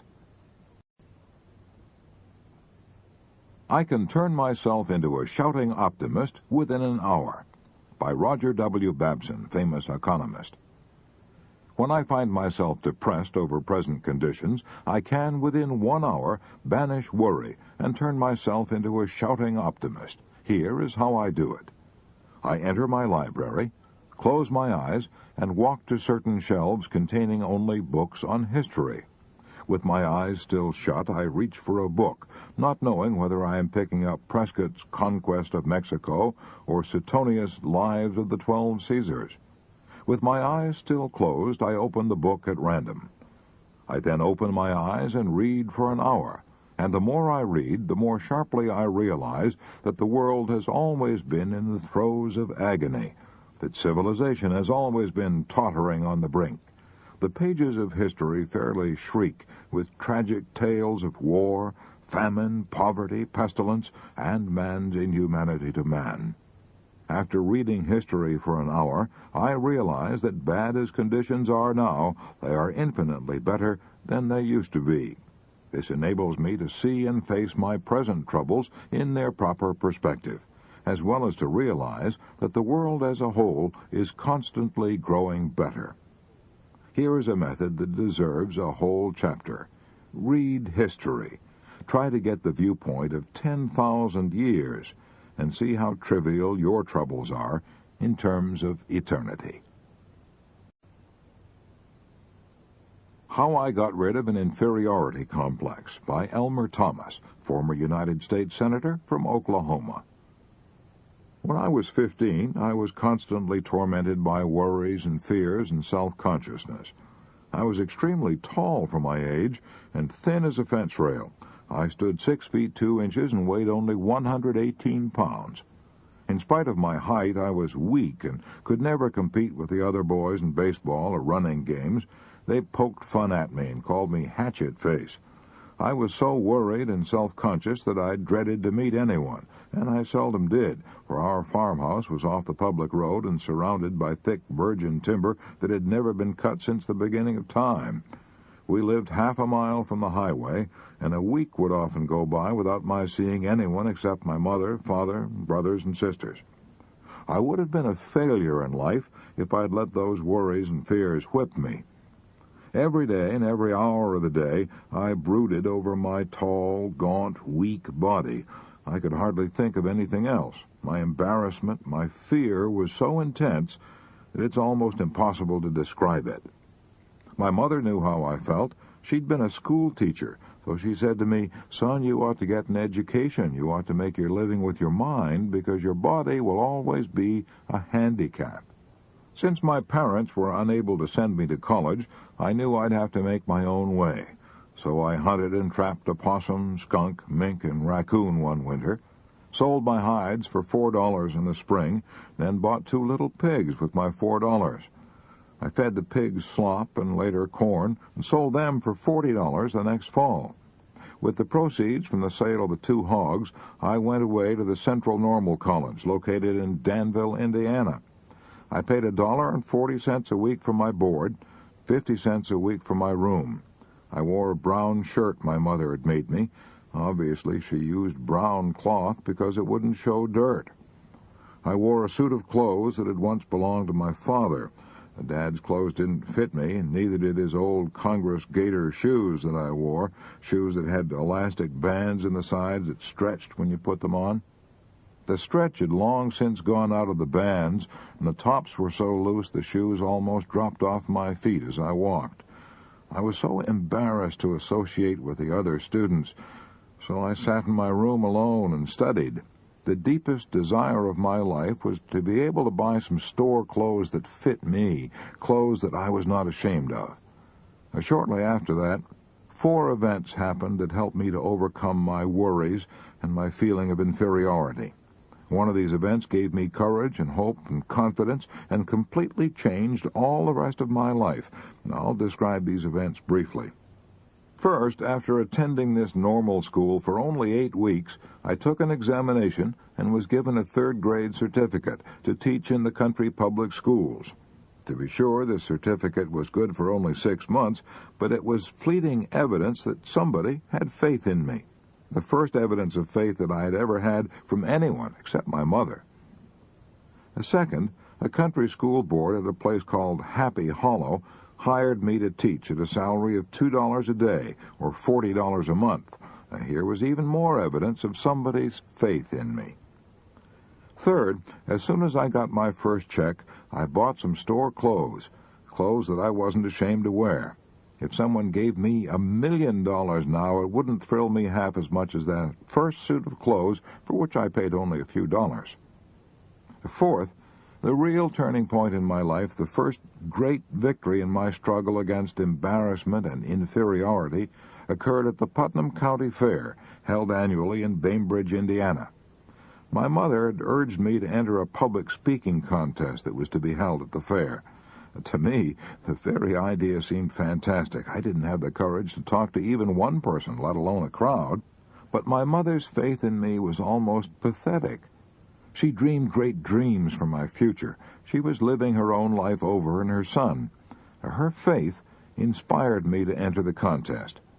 I chose for my subject about the last thing in the world that I was qualified to talk on, the fine and liberal arts of America. Frankly, when I began to prepare the speech, I didn't know what the liberal arts were, but it didn't matter much because my audience didn't know either. I memorized my flowery talk and rehearsed it to the trees and cows 100 times. I was so eager to make a good showing for my mother's sake that I must have spoken with emotion. At any rate, I was awarded first prize. I was astounded at what happened. A cheer went up from the crowd. The very boys who'd once ridiculed me and poked fun at me and called me Hatchet Face now slapped me on the back and said, "I knew you could do it, Elmer." My mother put her arms around me and sobbed. As I look back in retrospect, I can see that winning that speaking contest was the turning point of my life. The local newspapers ran an article about me on the front page and prophesied great things for my future. Winning that contest put me on the map locally and gave me prestige, and, what's far more important, it multiplied my confidence 100-fold. I now realize that if I'd not won that contest, I probably would never have become a member of the United States Senate, for it lifted my sights, widened my horizons, and made me realize that I had latent abilities that I never dreamed I possessed. Most important, however, was the fact that the first prize in the oratorical contest was a year's scholarship in the Central Normal College. I hungered now for more education, so during the next few years, from 1896 to 1900, I divided my time between teaching and studying. In order to pay my expenses at DePaul University, I waited on tables, looked after furnaces, mowed lawns, kept books, worked in the wheat and cornfields during the summer, and hauled gravel on a public road construction job. In 1896, when I was only 19, I made 28 speeches urging people to vote for William Jennings Bryan for president. The excitement of speaking for Bryan aroused a desire in me to enter politics myself. So when I entered DePaul University, I studied law and public speaking. In 1899, I represented the university in a debate with Butler College, held in Indianapolis, on the subject, "Resolved that United States senators should be elected by popular vote." Well, I won other speaking contests and became editor-in-chief of the class of 1900 college annual, The Mirage, and the university paper, The Palladium. After receiving my A.B. degree at DePaul, I took Horace Greeley's advice, only I didn't go west, I went Southwest, I went down to a new country, Oklahoma, when the Kiowa, Comanche, and Apache Indian Reservation was opened. I homesteaded a claim and opened a law office in Lawton, Oklahoma. I served in the Oklahoma State Senate for 13 years, in the lower house of Congress for 4 years, and at 50 years of age I achieved my lifelong ambition. I was elected to the United States Senate from Oklahoma. I've served in that capacity since March 4, 1927. Since Oklahoma and Indian Territories became the state of Oklahoma on November 16, 1907, I have been continuously honored by the Democrats of my adopted state by nominations, first for state Senate and for Congress, and later for the United States Senate. I've told this story not to brag about my own feeling of accomplishment, which can't possibly interest anyone else. I've told it wholly with the hope that it may give renewed courage and confidence to some poor boy who's now suffering from the worries and shyness and feeling of inferiority that devastated my life when I was wearing my father's cast-off clothes and gaiter shoes that almost dropped off my feet as I walked. It's interesting to know that Elmer Thomas, who was so ashamed of his ill-fitting clothes as a youth, was later voted the best-dressed man in the United States Senate. I Lived in the Garden of Allah by R.V.C. Bodley, descendant of Sir Thomas Bodley, founder of the Bodleian Library, Oxford, author of Wind in the Sahara, The Messenger, and 14 other volumes. In 1918, I turned my back on the world I had known and went to northwest Africa and lived with the Arabs in the Sahara, the Garden of Allah. I lived there 7 years. I learned to speak the language of the nomads. I wore their clothes, I ate their food, and adopted their mode of life, which has changed very little during the last 20 centuries. I became an owner of sheep and slept on the ground in the Arabs' tents. I also made a detailed study of their religion. In fact, I later wrote a book about Muhammad entitled The Messenger. Those 7 years which I spent with these wandering shepherds were the most peaceful and contented years of my life. I had already had a rich and varied experience. I was born of English parents in Paris and lived in France for 9 years. Later, I was educated at Eton and at the Royal Military College at Sandhurst. Then I spent 6 years as a British Army officer in India, where I played polo and hunted and explored in the Himalayas, as well as doing some soldiering. I fought through the First World War, and at its close, I was sent to the Paris Peace Conference as an assistant military attaché. I was shocked and disappointed at what I saw there. During the 4 years of slaughter on the Western Front, I had believed we were fighting to save civilization. But at the Paris Peace Conference, I saw selfish politicians laying the groundwork for the Second World War, each country grabbing all it could for itself, creating national antagonisms, and reviving the intrigues of secret diplomacy. I was sick of war, sick of the army, sick of society. For the first time in my career, I spent sleepless nights worrying about what I should do with my life. Lloyd George urged me to go in for politics. I was considering taking his advice when a strange thing happened, a strange thing that shaped and determined my life for the next 7 years. It all came from a conversation with Ted Lawrence, Lawrence of Arabia, the most colorful and romantic figure produced by the First World War. He had lived in the desert with the Arabs, and he advised me to do the same thing. At first it sounded fantastic. However, I was determined to leave the Army, and I had to do something. Civilian employers did not want to hire men like me, ex-officers of the regular Army, especially when the labor market was jammed with millions of unemployed. So I did as Lawrence suggested. I went to live with the Arabs. I'm glad I did so. They taught me how to conquer worry. Like all faithful Muslims, they are fatalists.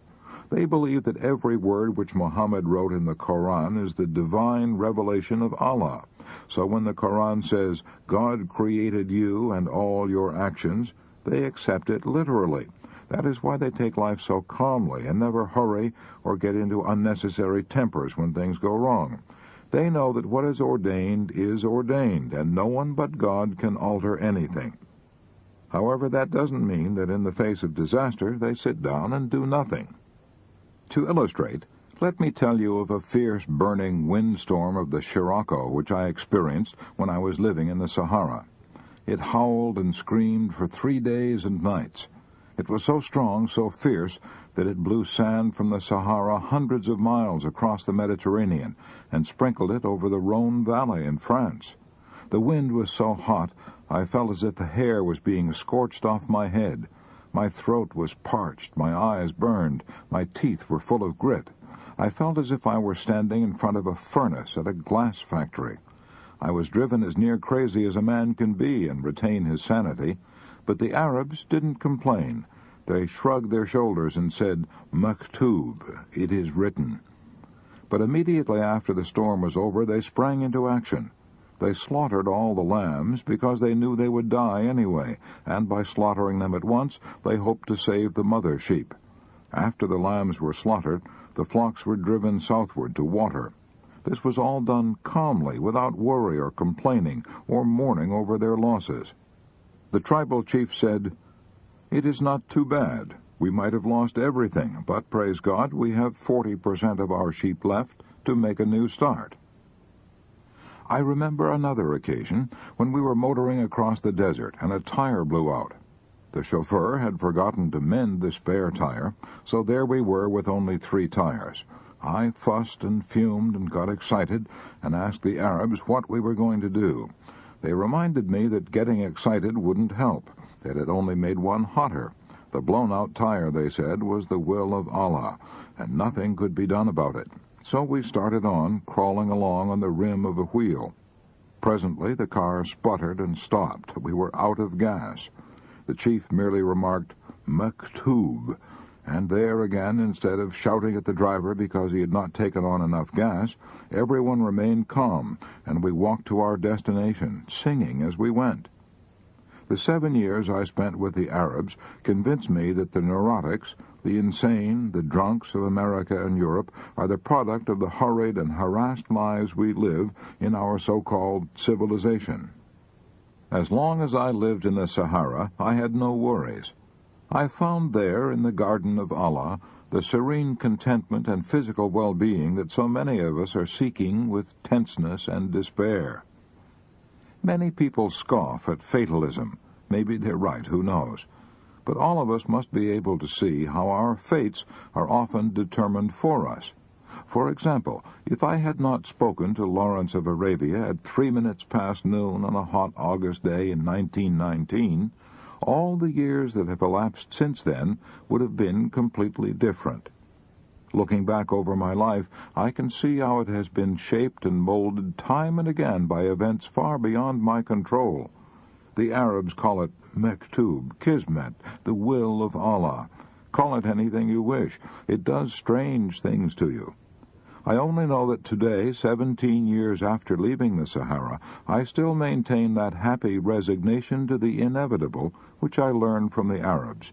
That philosophy has done more to settle my nerves than 1,000 sedatives could have achieved. When the fierce burning winds blow over our lives, and we cannot prevent them, let us too accept the inevitable, and then get busy and pick up the pieces. 5 Methods I Have Used to Banish Worry by Professor William Lyon Phelps. I had the privilege of spending an afternoon with Billy Phelps of Yale shortly before his death. Here are the 5 methods he used to banish worry, based on the notes I took during that interview. Number 1. When I was 24 years old, my eyes suddenly gave out. After reading 3 or 4 minutes, my eyes felt as if they were full of needles. And even when I was not reading, they were so sensitive that I could not face a window.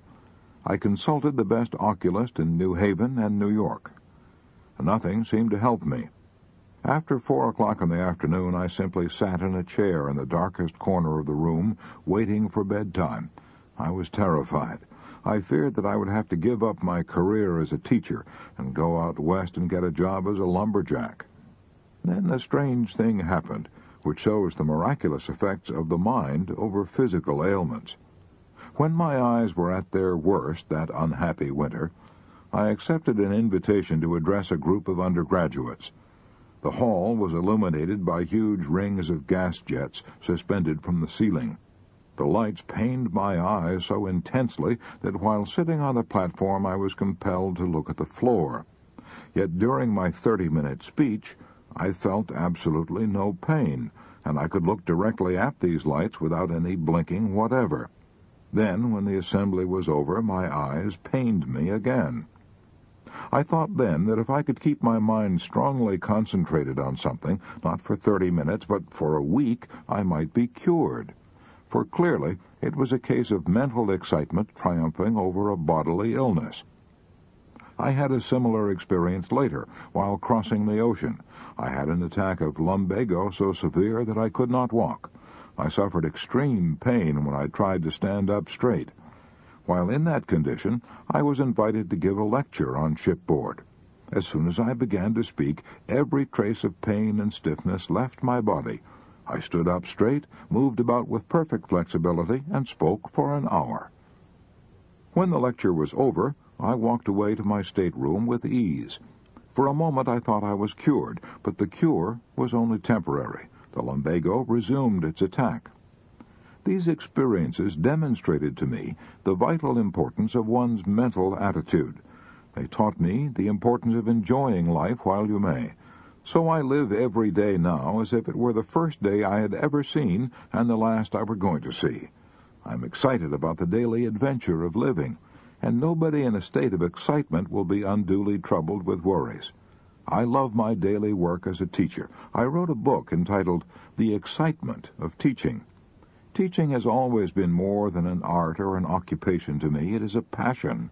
I love to teach as a painter loves to paint or a singer loves to sing. Before I get out of bed in the morning, I think with ardent delight of my first group of students. I have always felt that one of the chief reasons for success in life is enthusiasm. Number 2, I have found that I can crowd worry out of my mind by reading an absorbing book. When I was 59, I had a prolonged nervous breakdown. During that period, I began reading David Alec Wilson's monumental Life of Carlyle. It had a good deal to do with my convalescence because I became so absorbed in reading it that I forgot my despondency. Number 3. At another time, when I was terribly depressed, I forced myself to become physically active almost every hour of the day. I played 5 or 6 sets of violent games of tennis every morning, then took a bath, had lunch, played 18 holes of golf every afternoon. On Friday nights, I danced until 1 o'clock in the morning. I'm a great believer in working up a tremendous sweat. I found that depression and worry oozed out of my system with the sweat. Number 4, I learned long ago to avoid the folly of hurry, rush, and working under tension. I've always tried to apply the philosophy of Wilbur Cross. When he was governor of Connecticut, he said to me, "Sometimes when I have too many things to do all at once, I sit down and relax and smoke my pipe for an hour and do nothing." Number 5, I have also learned that patience and time have a way of resolving our troubles. When I'm worried about something, I try to see my troubles in their proper perspective. I say to myself, 2 months from now, I shall not be worrying about this bad break, so why worry about it now? Why not assume now the same attitude that I will have 2 months from now? To sum up, here are the 5 ways in which Professor Phelps banished worry. 1. Live with gusto and enthusiasm. I live every day as if it were the first day I have ever seen and the last I were going to see. 2. Read an interesting book. When I had a prolonged nervous breakdown, I began reading The Life of Carlyle and became so absorbed in reading that I forgot my despondency. 3. Play games.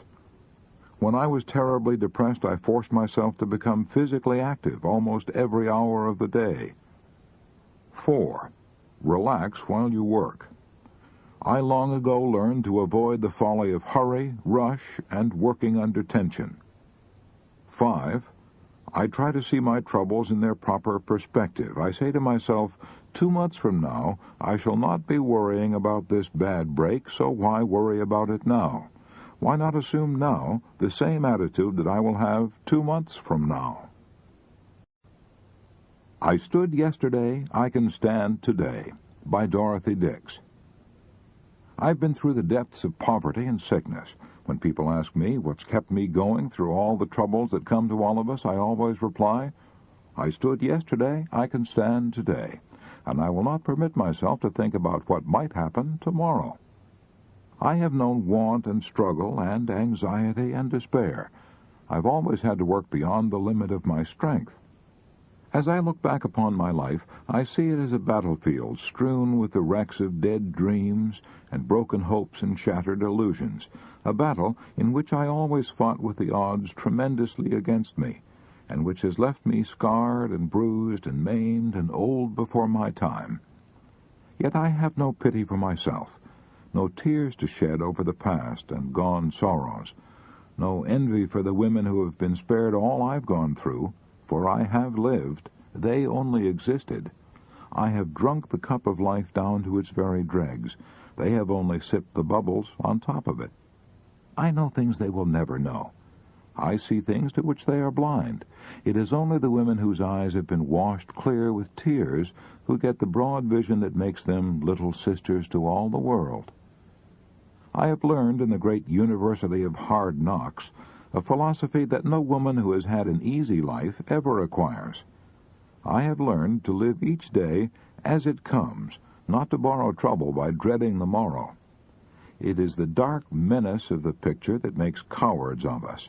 I put that dread from me, because experience has taught me that when the time comes that I so fear, the strength and wisdom to meet it will be given me. Little annoyances no longer have the power to affect me.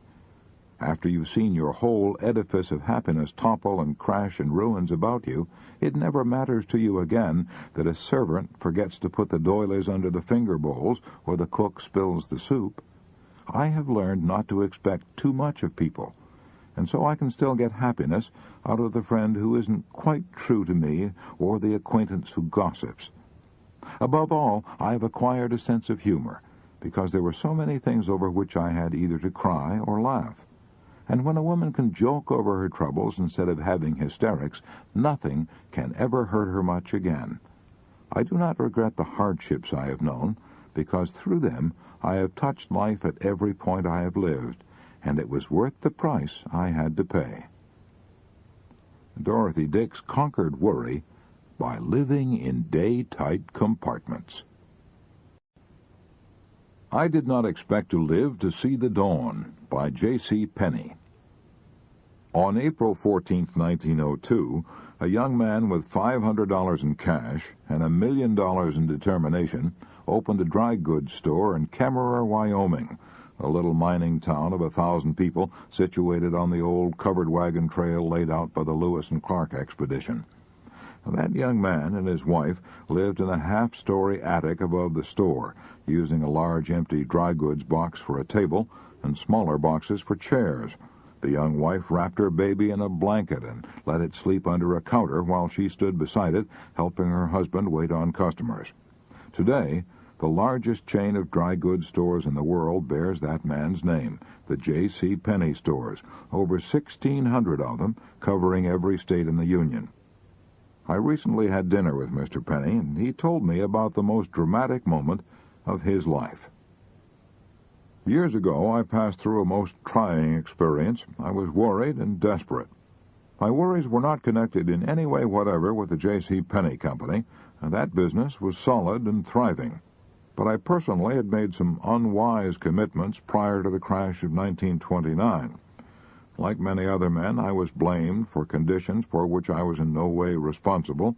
I was so harassed with worries that I couldn't sleep, and developed an extremely painful ailment known as the shingles, a red rash and skin eruptions. I consulted a physician, a man with whom I'd gone to high school as a boy in Hamilton, Missouri, Dr. Elmer Eggleston, a staff physician at the Kellogg Sanitarium in Battle Creek, Michigan. Dr. Eggleston put me to bed and warned me that I was a very ill man. A rigid treatment was prescribed, but nothing helped. I got weaker day by day. I was broken nervously and physically, filled with despair, unable to see even a ray of hope. I had nothing to live for. I felt I hadn't a friend left in the world, that even my family had turned against me. One night Dr. Eggleston gave me a sedative, but the effect soon wore off, and I awoke with an overwhelming conviction that this was my last night of life. Getting out of bed, I wrote farewell letters to my wife and to my son, saying that I did not expect to live to see the dawn.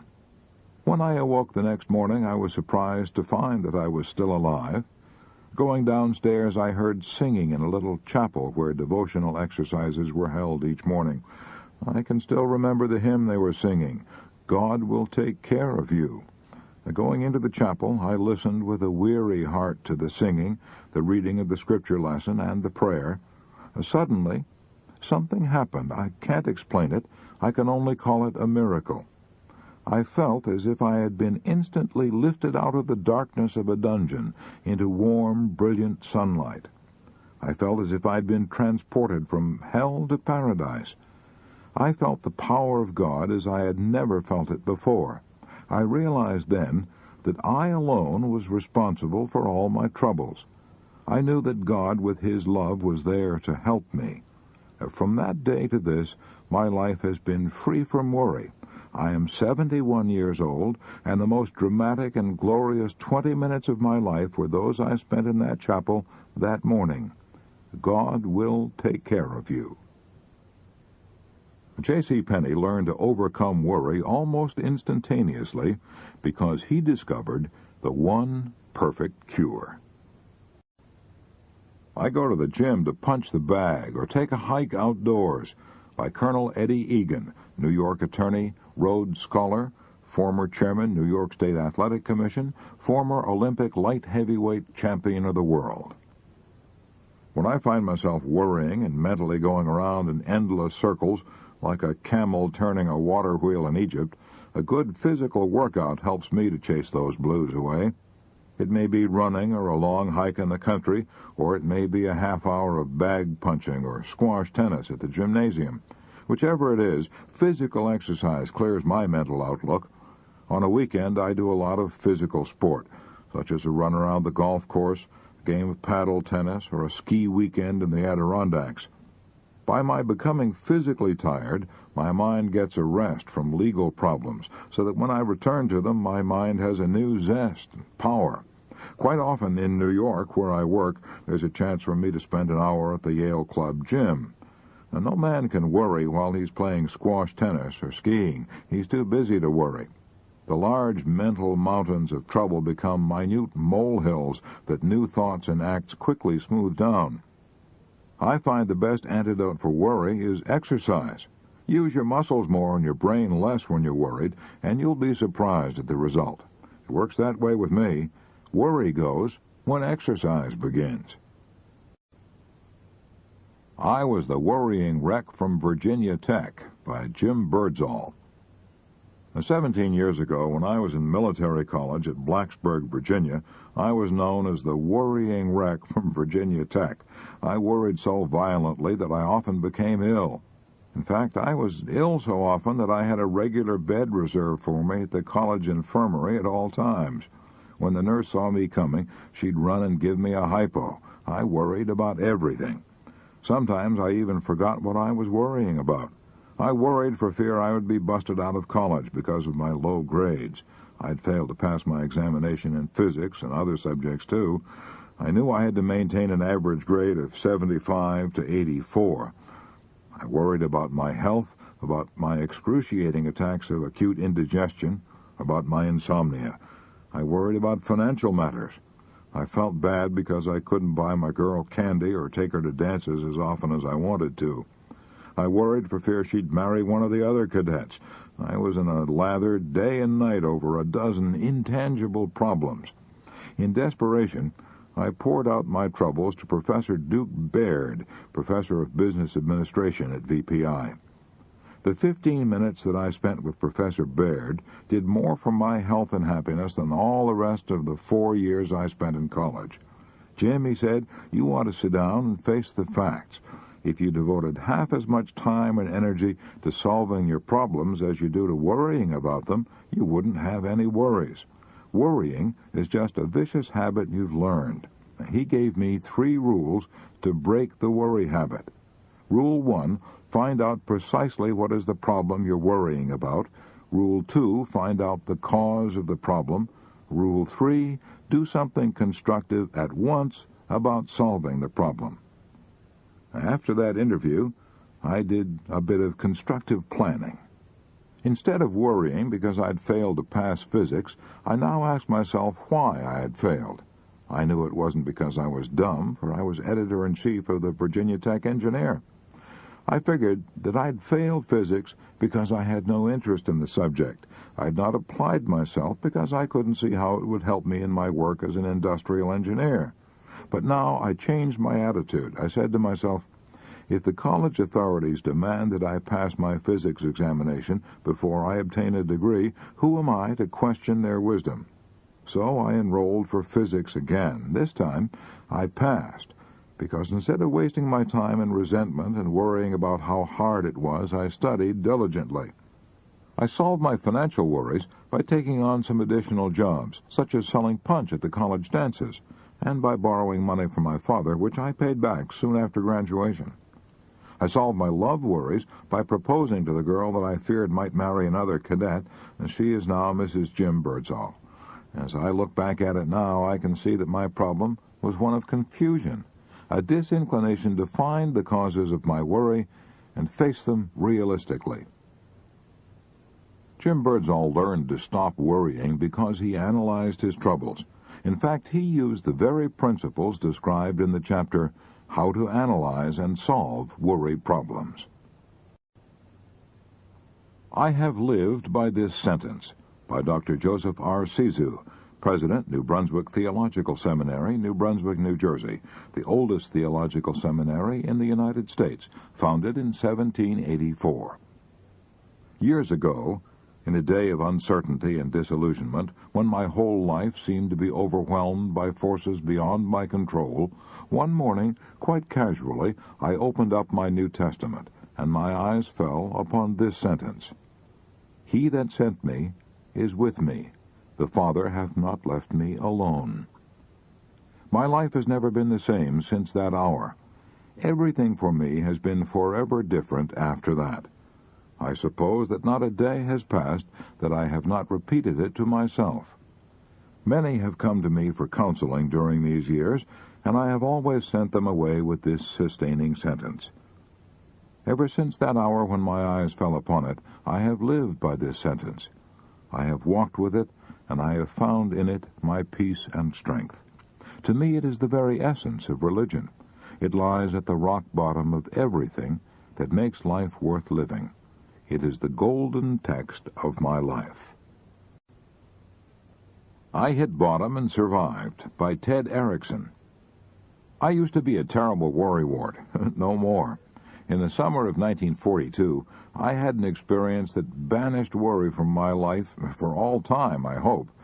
The experience made every other trouble seem small by comparison. For years, I'd wanted to spend a summer on a commercial fishing craft in Alaska, so in 1942, I signed on a 32-foot salmon seining vessel out of Kodiak, Alaska. On a craft of this size, there's a crew of only 3, the skipper, who does the supervision, a number 2 man who assists the skipper, and a general workhorse who's usually a Scandinavian. I'm a Scandinavian. Since salmon seining has to be done with the tides, I often worked 20 hours out of 24. I kept up that schedule for a week at a time. I did everything that nobody else wanted to do. I washed the craft, I put away the gear, I cooked on a little wood-burning stove in a small cabin where the heat and fumes of the motor almost made me ill. I washed the dishes, I repaired the boat, I pitched the salmon from our boat into a tender that took the fish to a cannery. My feet were always wet in my rubber boots. My boots were often filled with water, but I had no time to empty them. But all that was play compared to my main job, which was pulling what's called the cork line. That operation simply means placing your feet on the stern of the craft and pulling in the corks and the webbing of the net. At least that's what you're supposed to do. But in reality, the net was so heavy that when I tried to pull it in, it wouldn't budge. What really happened was that in trying to pull in the cork line, I actually pulled in the boat. I pulled it along on my own power since the net stayed where it was. I did all this for weeks on end. It was almost the end of me, too. I ached horribly. I ached all over. I ached for months. When I finally did have the chance to rest, I slept on a damp, lumpy mattress piled on top of the provisions locker. I'd put one of these lumps in the mattress under the part of my back that hurt most and sleep as if I'd been drugged. I was drugged by complete exhaustion. I'm glad now that I had to endure all that aching and exhaustion because it helped me stop worrying. Whenever I'm confronted by a problem now, instead of worrying about it, I say to myself, Erickson, could this possibly be as bad as pulling the cork line? And Erickson invariably answers, no, nothing could be that bad. So I cheer up and tackle it with courage. I believe it's a good thing to have to endure an agonizing experience occasionally. It's good to know that we've hit bottom and survived. That makes all our daily problems seem easy by comparison. I Used to Be One of the World's Biggest Jackasses, by Percy H. Whiting, author of The 5 Great Rules of Selling. I've died more times from more different diseases than any other man, living, dead, or half dead. I was no ordinary hypochondriac. My father owned a drugstore, and I was practically brought up in it. I talked to doctors and nurses every day, so I knew the names and symptoms of more and worse diseases than the average layman. I was no ordinary hypo. I had symptoms. I could worry for an hour or two over a disease and then have practically all the symptoms of a man who was suffering from it. I recall once that in Great Barrington, Massachusetts, the town in which I lived, we had a rather severe diphtheria epidemic. In my father's drugstore, I'd been selling medicines day after day to people who came from infected homes. Then the evil that I feared came upon me. I had diphtheria myself. I was positive I had it. I went to bed and worried myself into the standard symptoms. I sent for a doctor. He looked me over and said, "Yes, Percy, you've got it," and that relieved my mind. I was never afraid of any disease when I had it, so I turned over and went to sleep. The next morning, I was in perfect health. For years, I distinguished myself and got a lot of attention and sympathy by specializing in unusual and fantastic diseases. I died several times of both lockjaw and hydrophobia. Later on, I settled down to having the run-of-the-mill ailments, specializing in cancer and tuberculosis. I can laugh about it now, but it was tragic then. I honestly and literally feared for years that I was walking on the edge of the grave.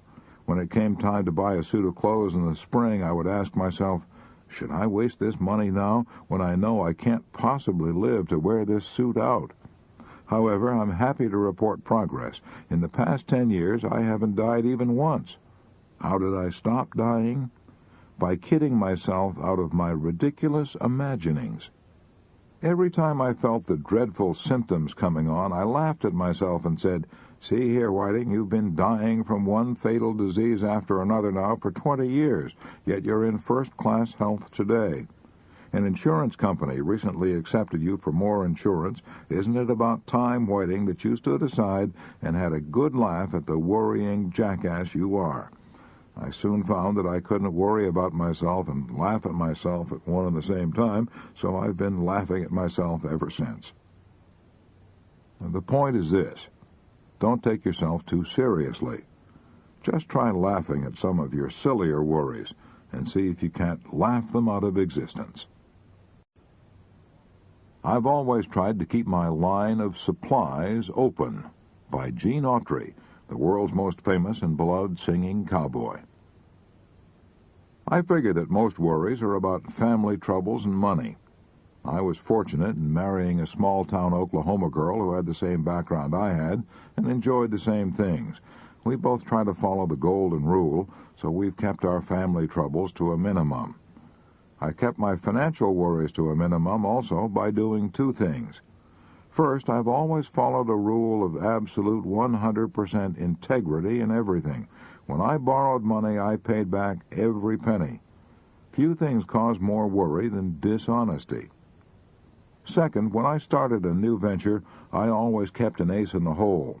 Military experts say that the first principle of fighting a battle is to keep your line of supplies open.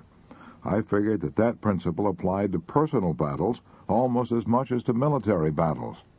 For example, as a lad down in Texas and Oklahoma, I saw some real poverty when the country was devastated by droughts.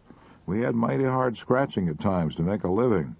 We were so poor, my father used to drive across the country in a covered wagon with a string of horses and swap horses to make a living. I wanted something more reliable than that, so I got a job working for a railway station agent and learned telegraphy in my spare time. Later, I got a job working as a relief operator for the Frisco Railway. I was sent here, there, and yonder to relieve other station agents who were ill or on vacation or who had more work than they could do. Now, that job paid $150 per month. Later, when I started out to better myself, I always figured that that railroad job meant economic safety, so I always kept the road open back to that job. It was my line of supplies, and I never cut myself off from it until I was firmly established in a new and better position. For example, back in 1928, when I was working as a relief operator for the Frisco Railway in Chelsea, Oklahoma, a stranger drifted in one evening to send a telegram. He heard me playing the guitar and singing cowboy songs, and he told me I was good, told me that I ought to go to New York and get a job on the stage or radio.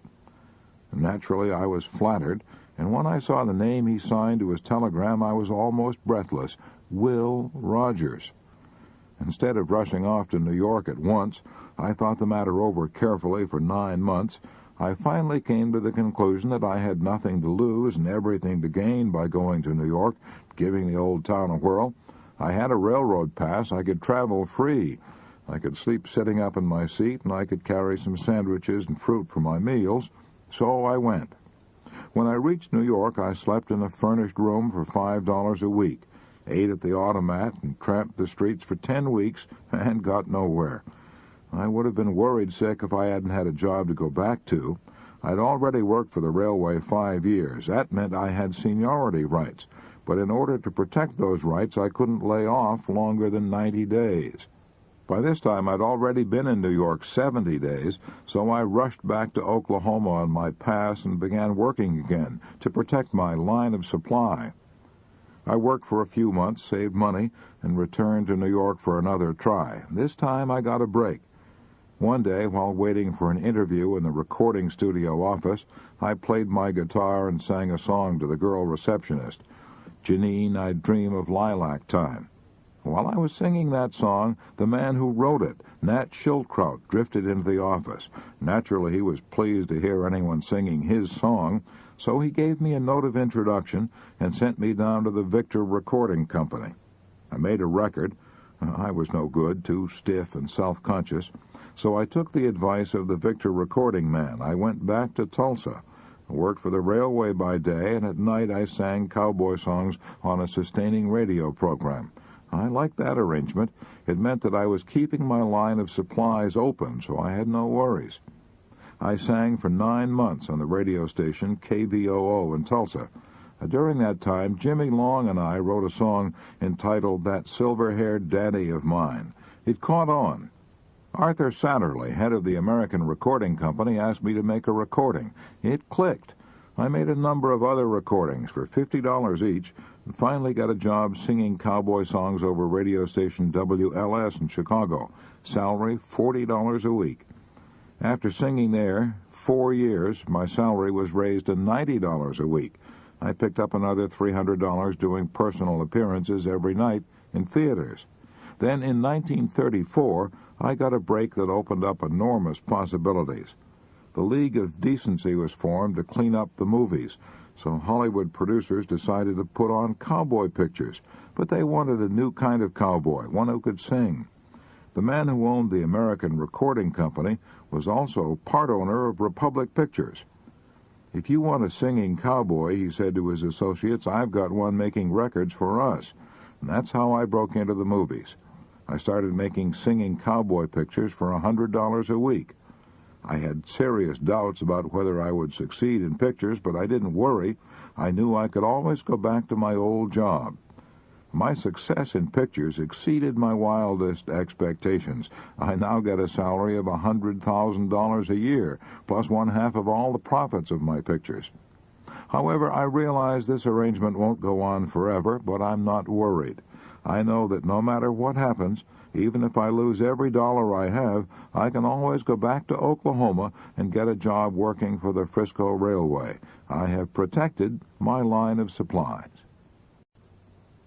I Heard a Voice in India by E. Stanley Jones, one of America's most dynamic speakers and the most famous missionary of his generation. I have devoted 40 years of my life to missionary work in India.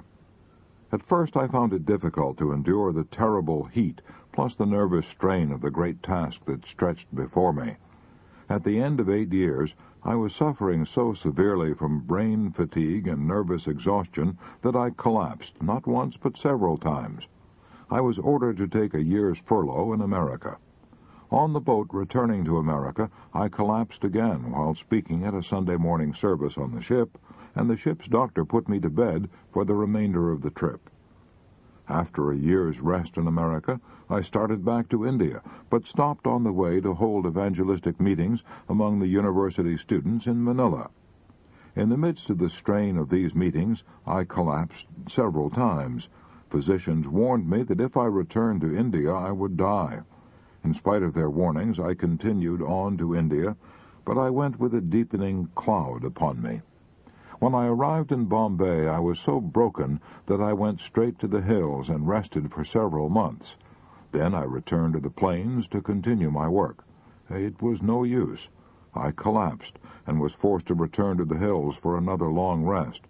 Again I descended to the plains, and again I was shocked and crushed to discover that I couldn't take it. I was exhausted mentally, nervously, and physically. I was completely at the end of my resources. I feared that I would be a physical wreck for the balance of my life. If I didn't get help from somewhere, I realized that I would have to give up my missionary career, go back to America and work on a farm to try to regain my health. It was one of my darkest hours. At that time, I was holding a series of meetings in Lucknow. While praying one night, an event happened that completely transformed my life. While in prayer, and I was not particularly thinking about myself at the time, a voice seemed to say, "Are you yourself ready for this work to which I have called you?" I replied, "No, Lord, I am done for I have reached the end of my resources." The voice replied, "If you will turn that over to me and not worry about it, I will take care of it." I quickly answered, "Lord, I close the bargain right here." A great peace settled into my heart and pervaded my whole being. I knew it was done. Life, abundant life, had taken possession of me. I was so lifted up that I scarcely touched the road as I quietly walked home that night. Every inch was holy ground. For days after that, I hardly knew I had a body. I went through the days working all day and far into the night, and came down to bedtime wondering why in the world I should ever go to bed at all, for there was not the slightest trace of tiredness of any kind. I seemed possessed by life and peace and rest, by Christ himself. The question came as to whether I should tell this. I shrank from it, but felt I should, and did. After that, it was sink or swim before everybody. More than a score of the most strenuous years of my life have gone by since then, but the old trouble has never returned. I have never had such health. But it was more than a physical touch. I seem to have tapped new life for body, mind, and spirit. After that experience, life for me functioned on a permanently higher level, and I had done nothing but take it. During the many years that have gone by since then, I have traveled all over the world, frequently lecturing 3 times a day, and have found time and strength to write The Christ of the Indian Road and 11 other books. Yet in the midst of all this, I have never missed or even been late to an appointment. The worries that once beset me have long since vanished, and now in my 63rd year I am overflowing with abounding vitality and the joy of serving and living for others. I suppose that the physical and mental transformation that I have experienced could be picked to pieces psychologically and explained. It does not matter. Life is bigger than processes and overflows and dwarfs them. This one thing I know. My life was completely transformed and uplifted that night in Lucknow 31 years ago when, at the depth of my weakness and depression, a voice said to me, "If you will turn that over to me and not worry about it, I will take care of it." And I replied, "Lord, I close the bargain right here."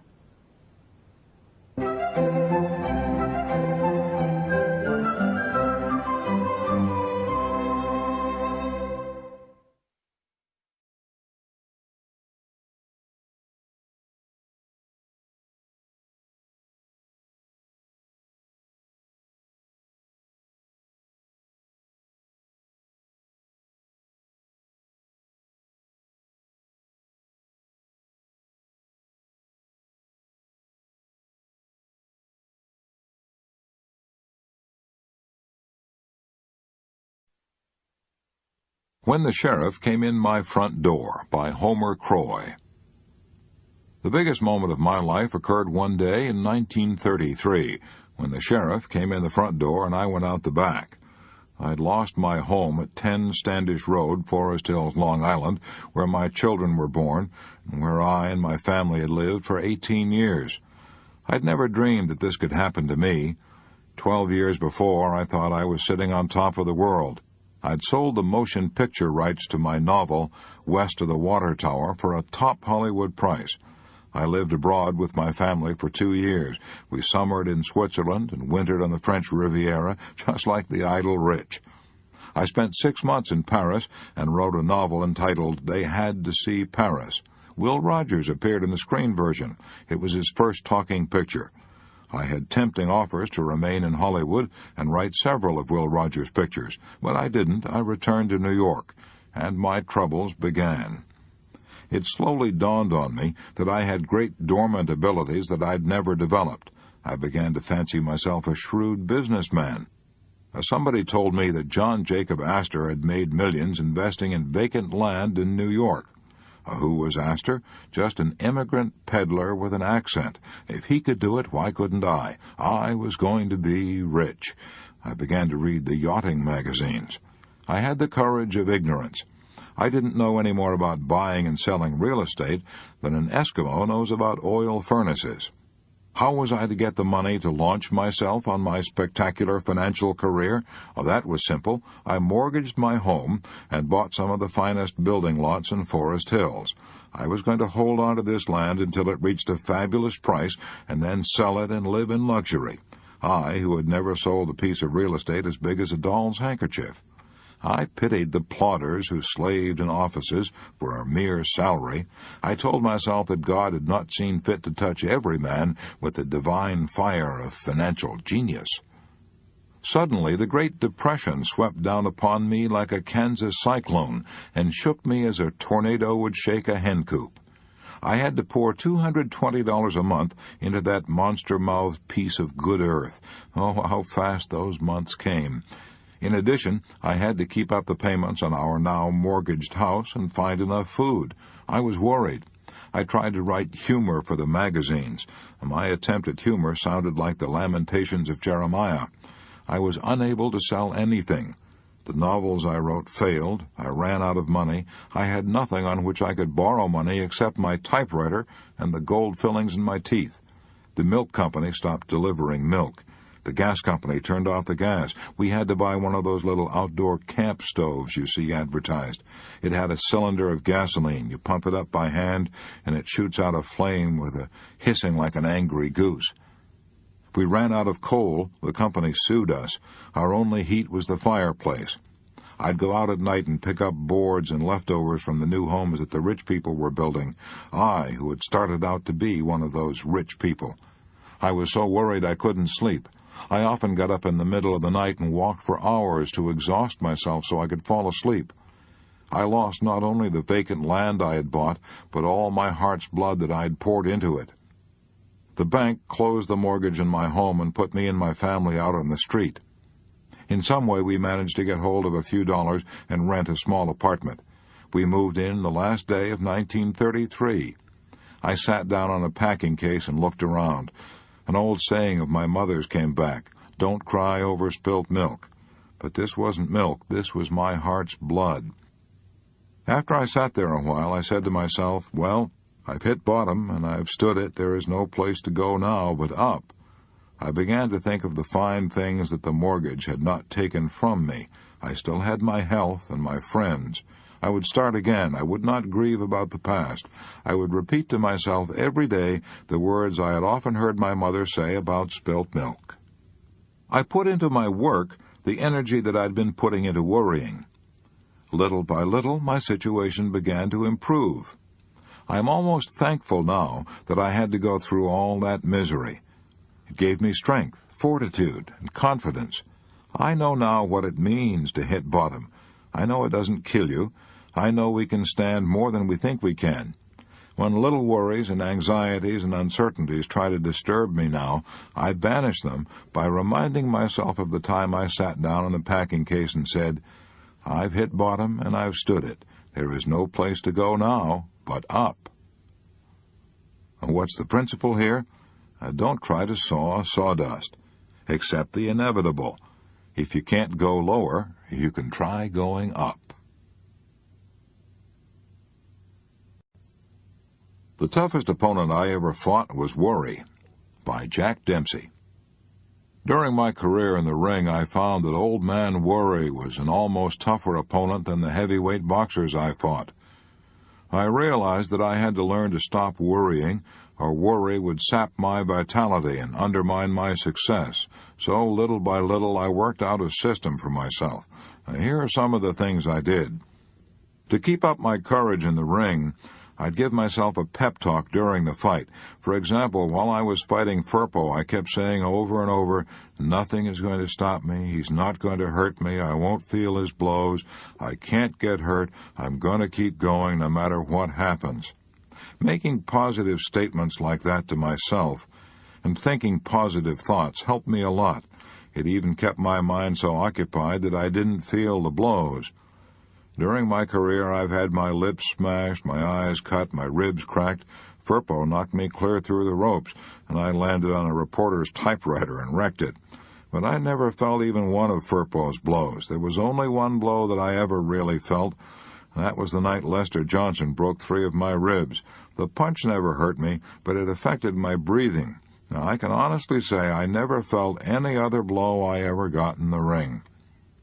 Another thing I did was to keep reminding myself of the futility of worry. Most of my worrying was done before the big bouts while I was going through training. I'd often lie awake at night for hours, tossing and worrying, unable to sleep. I'd worry for fear I might break my hand or sprain my ankle or get my eye cut badly in the first round so I couldn't coordinate my punches. And when I got myself into this state of nerves, I used to get out of bed, look into the mirror, and give myself a good talking to. I'd say to myself, what a fool you are to be worrying about something that hasn't happened and may never happen. Life is short. I have only a few years to live, so I must enjoy life. I kept saying to myself, nothing is important but my health. Nothing is important but my health. I kept reminding myself that losing sleep and worrying would destroy my health. I found that by saying these things to myself over and over, night after night, year after year, they finally got under my skin, and I could brush off my worries like so much water. The third and best thing I did was pray. And while I was training for a bout, I always prayed, several times a day. When I was in the ring, I always prayed just before the bell sounded for each round. That helped me fight with courage and confidence. I've never gone to bed in my life without saying a prayer. I've never eaten a meal in my life without first thanking God for it. Thousands of times. I prayed to God to keep me out of an orphan's home. by Kathleen Halter. As a little child, my life was filled with terror. My mother had heart trouble. Day after day, I saw her faint and fall to the floor. We all feared she was going to die, and I believe that all little girls whose mothers died were sent to the Central Wesleyan Orphans' Home, located in the little town of Warrenton, Missouri, where we lived. I dreaded the thought of going there, and when I was 6 years old, I prayed constantly, "Dear God, please let Mummy live until I am old enough not to go to the orphans' home." 20 years later, my brother Minor had a terrible injury and suffered intense pain until he died 2 years later. He couldn't feed himself or turn over in bed. To deaden his pain, I had to give him morphine hypodermics every 3 hours, day and night. I did this for 2 years. I was teaching music at the time at the Central Wesleyan College in Warrenton, Missouri. When the neighbors heard my brother screaming with pain, they would telephone me at the college, and I would leave my music class and rush home to give my brother another injection of morphine. Every night when I went to bed, I would set the alarm clock to go off 3 hours later, so I would be sure to get up to attend to my brother.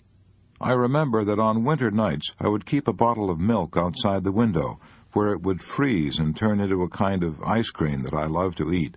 When the alarm went off, this ice cream outside the window gave me an additional incentive to get up.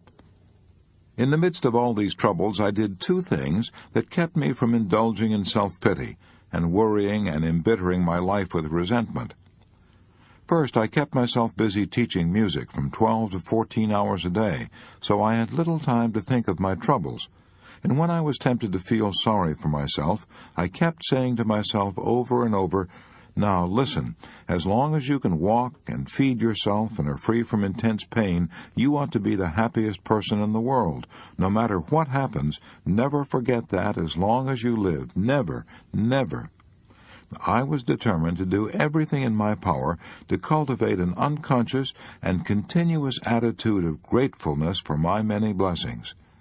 Every morning when I awoke, I would thank God that I could get out of bed and walk to breakfast and feed myself. I fiercely resolved that in spite of my troubles, I would be the happiest person in Warrenton, Missouri. Maybe I didn't succeed in achieving that goal, but I did succeed in making myself the most grateful young woman in my hometown, and probably few of my associates worried less than I did.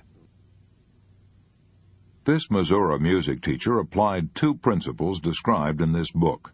She kept too busy to worry, and she counted her blessings. The same techniques may be helpful to you. My Stomach Was Twisting Like a Kansas Whirlwind by Cameron Shipp. I had been working very happily in the publicity department of Warner Brothers Studio in California for several years. I was a unit man and feature writer. I wrote stories for newspapers and magazines about Warner Brothers stars. Suddenly, I was promoted. I was made the assistant publicity director. As a matter of fact, there was a change of administrative policy, and I was given an impressive title, administrative assistant. This gave me an enormous office with a private refrigerator, 2 secretaries, and complete charge of a staff of 75 writers, exploiters, and radio men. I was enormously impressed. I went straight out and bought a new suit. I tried to speak with dignity. I set up filing systems, made decisions with authority, and ate quick lunches. I was convinced that the whole public relations policy of Warner Brothers had descended upon my shoulders. I perceived that the lives, both private and public, of such renowned persons as Bette Davis, Olivia de Havilland, James Cagney, Edward G. Robinson, Errol Flynn, Humphrey Bogart, Ann Sheridan, Alexis Smith, and Alan Hale were entirely in my hands. In less than a month, I became aware that I had stomach ulcers, probably cancer. My chief war activity at the time was as chairman of the War Activities Committee of the Screen Publicist Guild. I liked to do this work, liked to meet my friends at guild meetings, but these gatherings became matters of dread. After every meeting I was violently ill. Often I had to stop my car on the way home, pulling myself together before I could drive on. There seemed to be so much to do, so little time in which to do it. It was all vital, and I was woefully inadequate. I'm being perfectly truthful. This was the most painful illness of my entire life. There was always a tight fist in my vitals. I lost weight, I could not sleep, the pain was constant. So I went to see a renowned expert in internal medicine. An advertising man recommended him. He said this physician had many clients who were advertising men. This physician spoke only briefly, just enough for me to tell him where I hurt and what I did for a living. He seemed more interested in my job than in my ailments, but I was soon reassured. For 2 weeks daily, he gave me every known test. I was probed, explored, x-rayed, and fluoroscoped. Finally, I was instructed to call on him and hear the verdict. "Mr. Shipp," he said, leaning back, "we've been through these exhaustive tests. They were absolutely necessary, although I knew, of course, after my first examination that you did not have stomach ulcers. But I knew, because you're the kind of man you are, and because you do the kind of work you do, that you would not believe me unless I showed you. Let me show you." So he showed me the charts and the x-rays and explained them. He showed me I had no ulcers. "Now," said the doctor, "this cost you a good deal of money, but it is worth it to you. Here is the prescription. Don't worry." Now, he stopped me as I started to expostulate. "Now, I realize you can't follow the prescription immediately, so I'll give you a crutch. Here are some pills. They contain belladonna. Take as many as you like. When you use these up, come back and I'll give you more. They won't hurt you, but they will always relax you. But remember, you don't need them. All you have to do is quit worrying. If you do start worrying again, you'll have to come back here and I'll charge you a heavy fee again. Now, how about it?" I wish I could report the lesson took effect that day and that I quit worrying immediately. I didn't. I took the pills for several weeks. Whenever I felt a worry coming on, they worked. I felt better at once. But I felt silly taking these pills. I'm a big man physically. I'm almost as tall as Abe Lincoln was and weigh almost 200 pounds. Yet here I was taking little white pills to relax myself. When my friends asked me why I was taking pills, I was ashamed to tell the truth. Gradually, I began to laugh at myself. I said, "See here, Cameron Shipp, you're acting like a fool. You are taking yourself and your little activities much, much too seriously. Betty Davis and James Cagney and Edward G. Robinson were world-famous before you started to handle their publicity, and if you dropped dead tonight, Warner Brothers and their stars would manage to get along without you. Look at Eisenhower, General Marshall, MacArthur, Jimmy Doolittle, Admiral King. They're all running the war without taking pills. And yet you can't serve as chairman of the War Activities Committee of the Screen Publicist Guild without taking little white pills to keep your stomach from twisting and turning like a Kansas whirlwind." I began to take pride in getting along without the pills. A little while later I threw the pills down the drain and got home each night in time to take a little nap before dinner, and gradually began to lead a normal life. I have never been back to see that physician. But I owe him much, much more than what seemed like a stiff fee at the time. He taught me to laugh at myself. But I think the really skillful thing he did was to refrain from laughing at me, and to refrain from telling me I had nothing to worry about. He took me seriously. He saved my face. He gave me an out in a small box. But he knew then, as well as I know now, that the cure wasn't in those silly little pills. The cure was in a change in my mental attitude. The moral of this story is that many a man who is now taking pills would do better to read Part 7 and relax. I Learned to Stop Worrying by Watching My Wife Wash Dishes by Reverend William Wood. A few years ago, I was suffering intensely from pains in my stomach. I would awaken 2 or 3 times each night, unable to sleep because of these terrific pains. I had watched my father die from cancer of the stomach, and I feared that I too had a stomach cancer, or at least stomach ulcers. So I went to a clinic for an examination. A renowned stomach specialist examined me with a fluoroscope. He gave me medicine to make me sleep, and assured me I had no stomach ulcers or cancer. My pains, he said, were caused by emotional strains. Since I'm a minister, one of his first questions was, "Do you have an old crank on your church board?" He told me what I already knew. I was trying to do too much.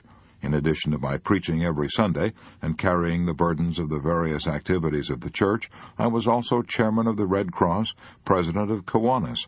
I also conducted 2 or 3 funerals each week, and a number of other activities. I was working under constant pressure. I could never relax. I was always tense, hurried, and high-strung. I got to the point where I worried about everything. I was living in a constant dither. I was in such pain that I gladly acted on the doctor's advice. I took Monday off each week and began eliminating various responsibilities and activities. One day, while cleaning out my desk, I got an idea that proved to be immensely helpful. I was looking over an accumulation of old notes on sermons and other memos on matters that were now past and gone. I crumpled them up one by one and tossed them into a wastebasket. Suddenly I stopped and I said to myself, "Bill, why don't you do the same thing with your worries that you're doing with these notes? Why don't you crumple up your worries about yesterday's problems and toss them into the wastebasket?" And that one idea gave me immediate inspiration, gave me the feeling of a weight being lifted from my shoulders.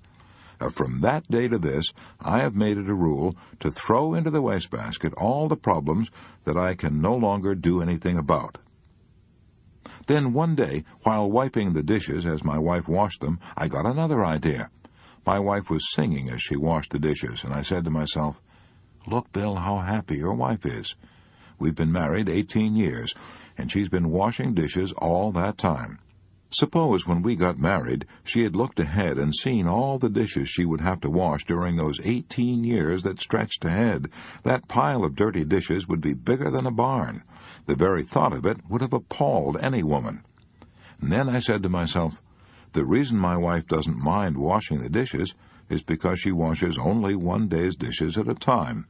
I saw what my problem was. I was trying to wash today's dishes and yesterday's dishes and dishes that weren't even dirty yet. I saw how foolish I was acting. I was standing in the pulpit Sunday mornings telling other people how to live, yet I myself was leading a tense, worried, hurried existence. I felt ashamed of myself. Worries don't bother me any more. No more stomach pains, no more insomnia. I now crumple up yesterday's anxieties and toss them into the wastebasket, and I have ceased trying to wash tomorrow's dirty dishes today. Do you remember a statement quoted earlier in this book? The load of tomorrow, added to that of yesterday, carried today, makes the strongest falter. Why even try it?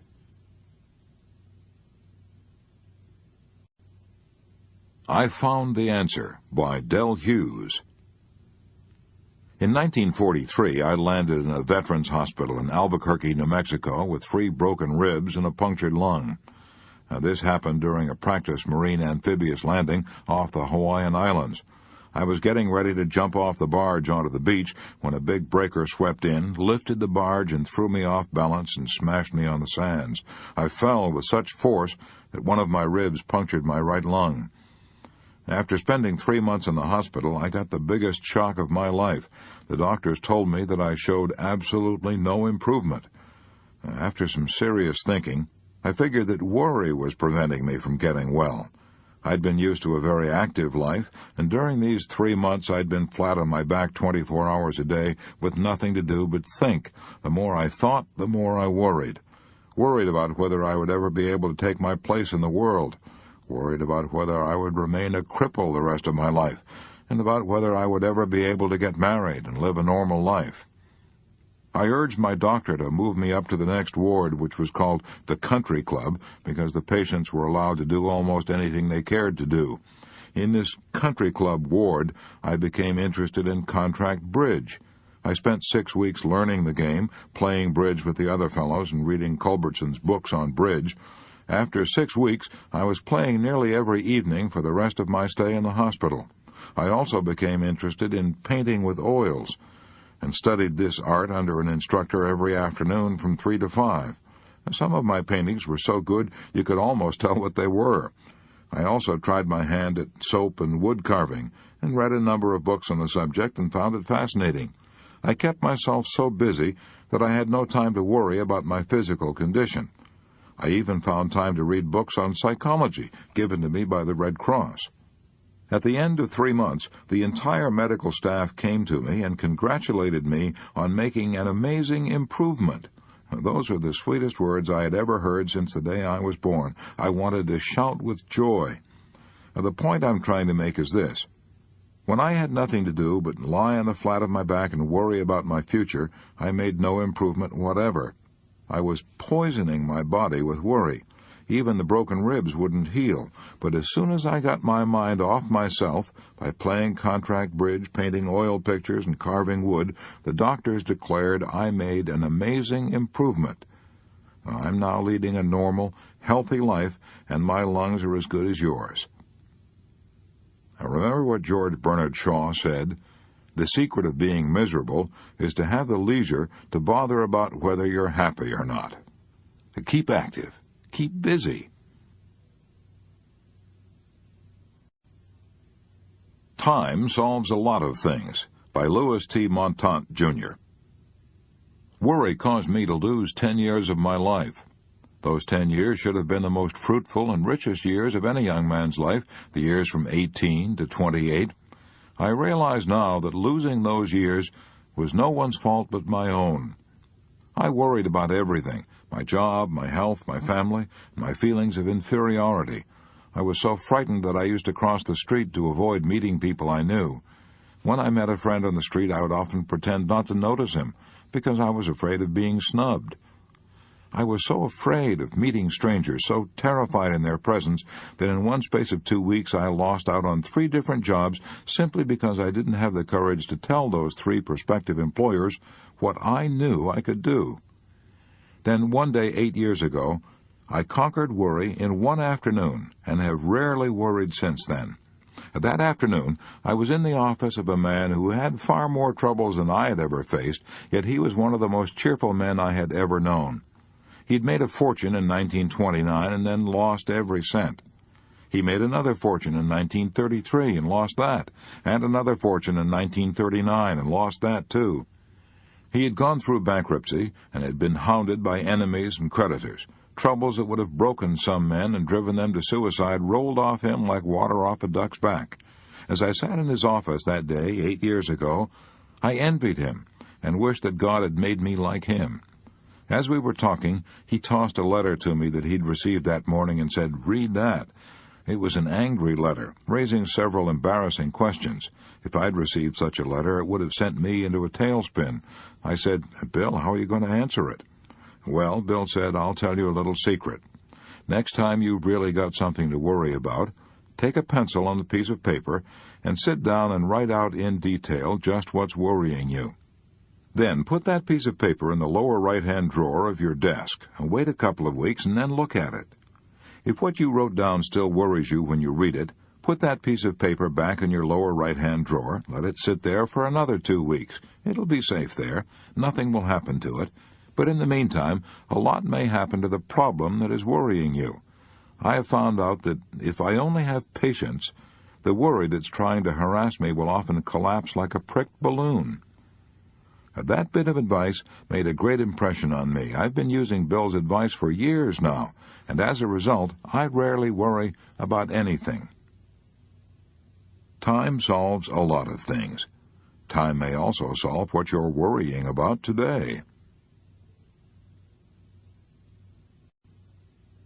I was warned not to try to speak or to move even a finger, by Joseph L. Ryan. Several years ago, I was a witness in a lawsuit that caused me a great deal of mental strain and worry. After the case was over and I was returning home in the train, I had a sudden and violent physical collapse, heart trouble.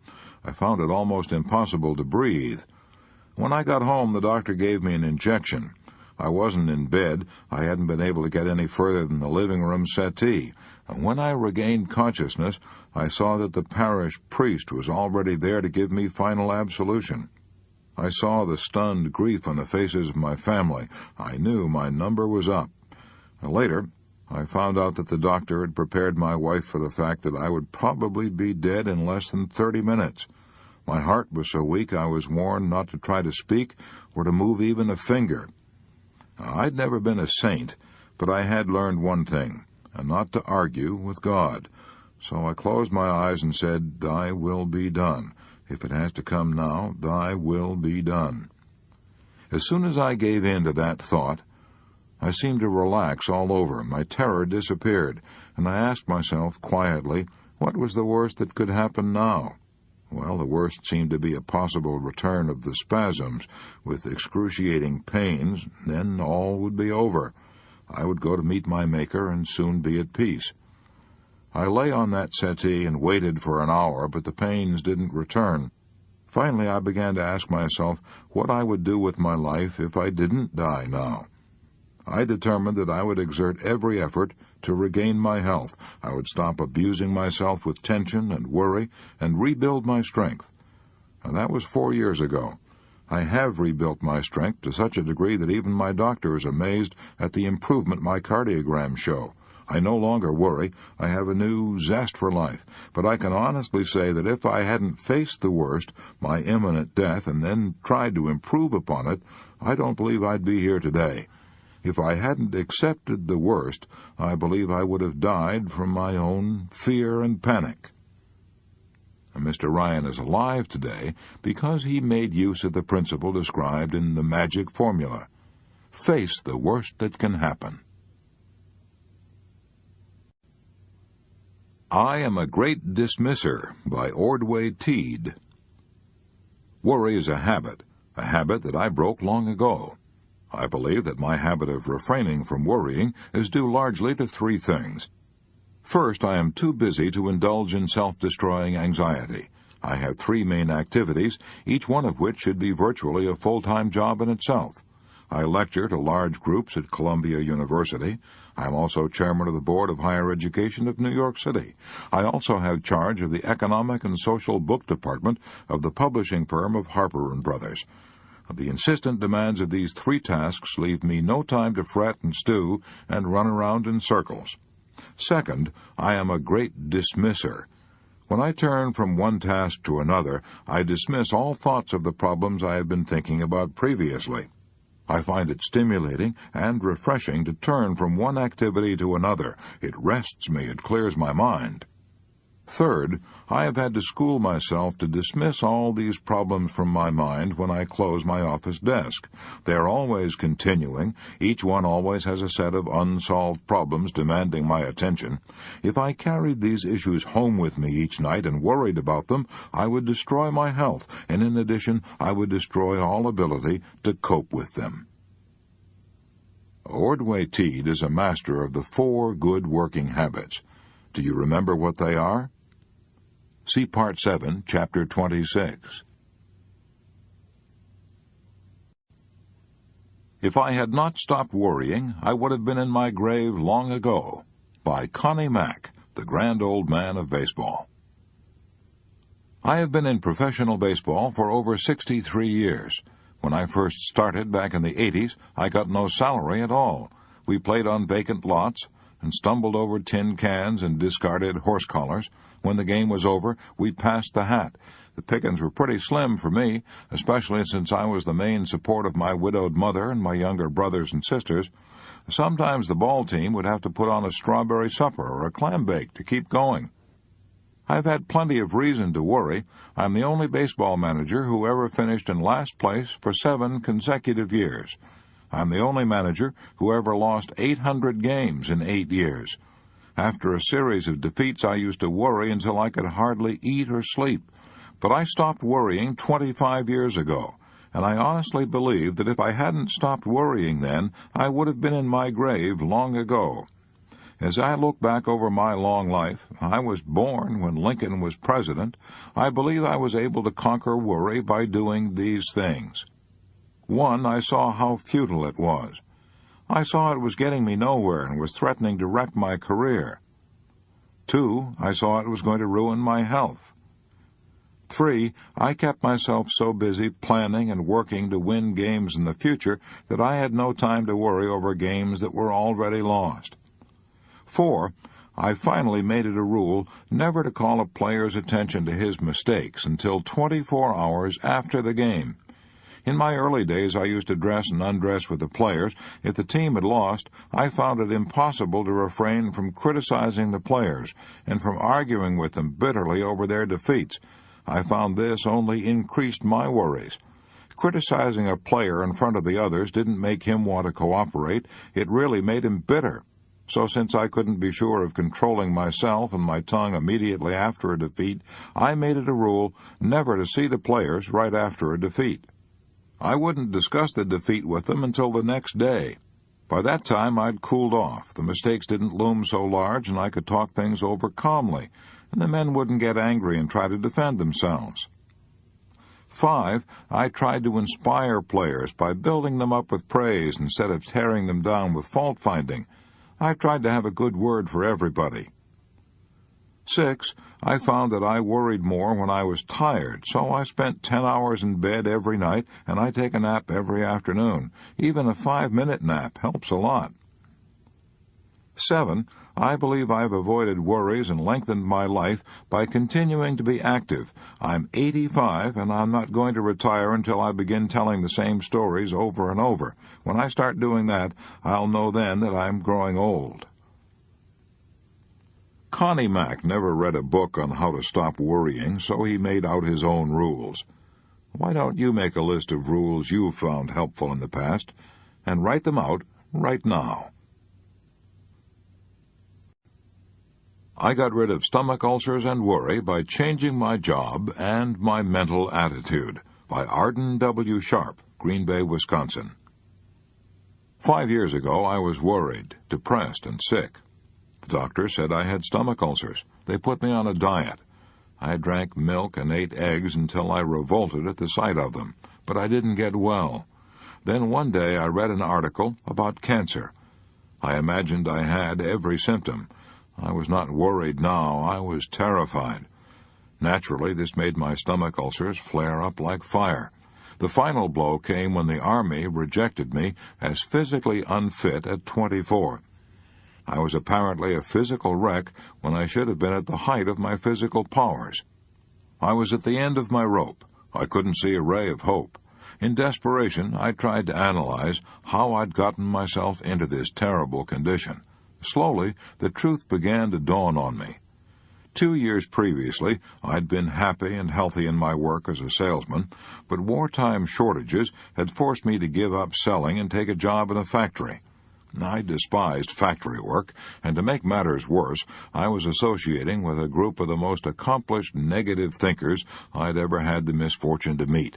They were bitter about everything. Nothing was right. They constantly condemned the job and cursed the pay, the hours, the boss, and everything. I realized that I had unconsciously absorbed their vindictive attitude. I slowly began to realize that my stomach ulcers were probably brought on by my own negative thoughts and bitter emotions. I then decided to go back to the work I liked, selling, and to associate with people who thought positive, constructive thoughts. This decision probably saved my life. I deliberately sought out friends and business associates who were progressive thinkers, happy, optimistic men free of worry and ulcers. As soon as I changed my emotions, I changed my stomach. Within a short time, I forgot that I had ever had ulcers. I soon found that you can catch health, happiness, and success from others just as easily as you can catch worries, bitterness, and failure. This is the most important lesson I have ever learned. I should have learned it long ago. I had heard about it and read about it dozens of times, but I had to learn it the hard way. I realize now what Jesus meant when he said, "As a man thinketh in his heart, so is he."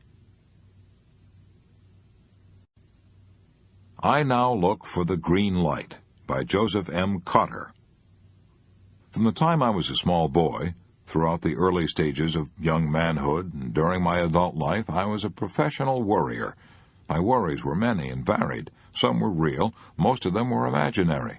Upon rare occasions, I would find myself without anything to worry about. Then I would worry for fear I might be overlooking something. Then, 2 years ago, I started out on a new way of living. This required making a self-analysis of my faults and a very few virtues. a searching and fearless moral inventory of myself. This brought out clearly what was causing all this worry. The fact was that I could not live for today alone. I was fretful of yesterday's mistakes and fearful of the future. I was told over and over that today was the tomorrow I had worried about yesterday, but it wouldn't work for me. I was advised to live on a 24-hour program. I was told that today was the only day over which I had any control, and that I should make the most of my opportunities each day. I was told that if I did that, I would be so busy I would have no time to worry about any other day, past or future. Now, that advice was logical, but somehow I found it hard to put these darned ideas to work for me. Then, like a shot out of the dark, I found the answer. And where do you suppose I found it? On a Northwestern Railroad platform at 7 p.m., May 31st, 1945. It was an important hour for me. That's why I remember it so clearly. We were taking some friends to the train. They were leaving on the City of Los Angeles, a streamliner, to return from a vacation. The war still on, crowds were heavy that year. Instead of boarding the train with my wife, I wandered down the tracks toward the front of the train. I stood looking at the big shiny engine for a minute. Presently I looked down the track and saw a huge semaphore.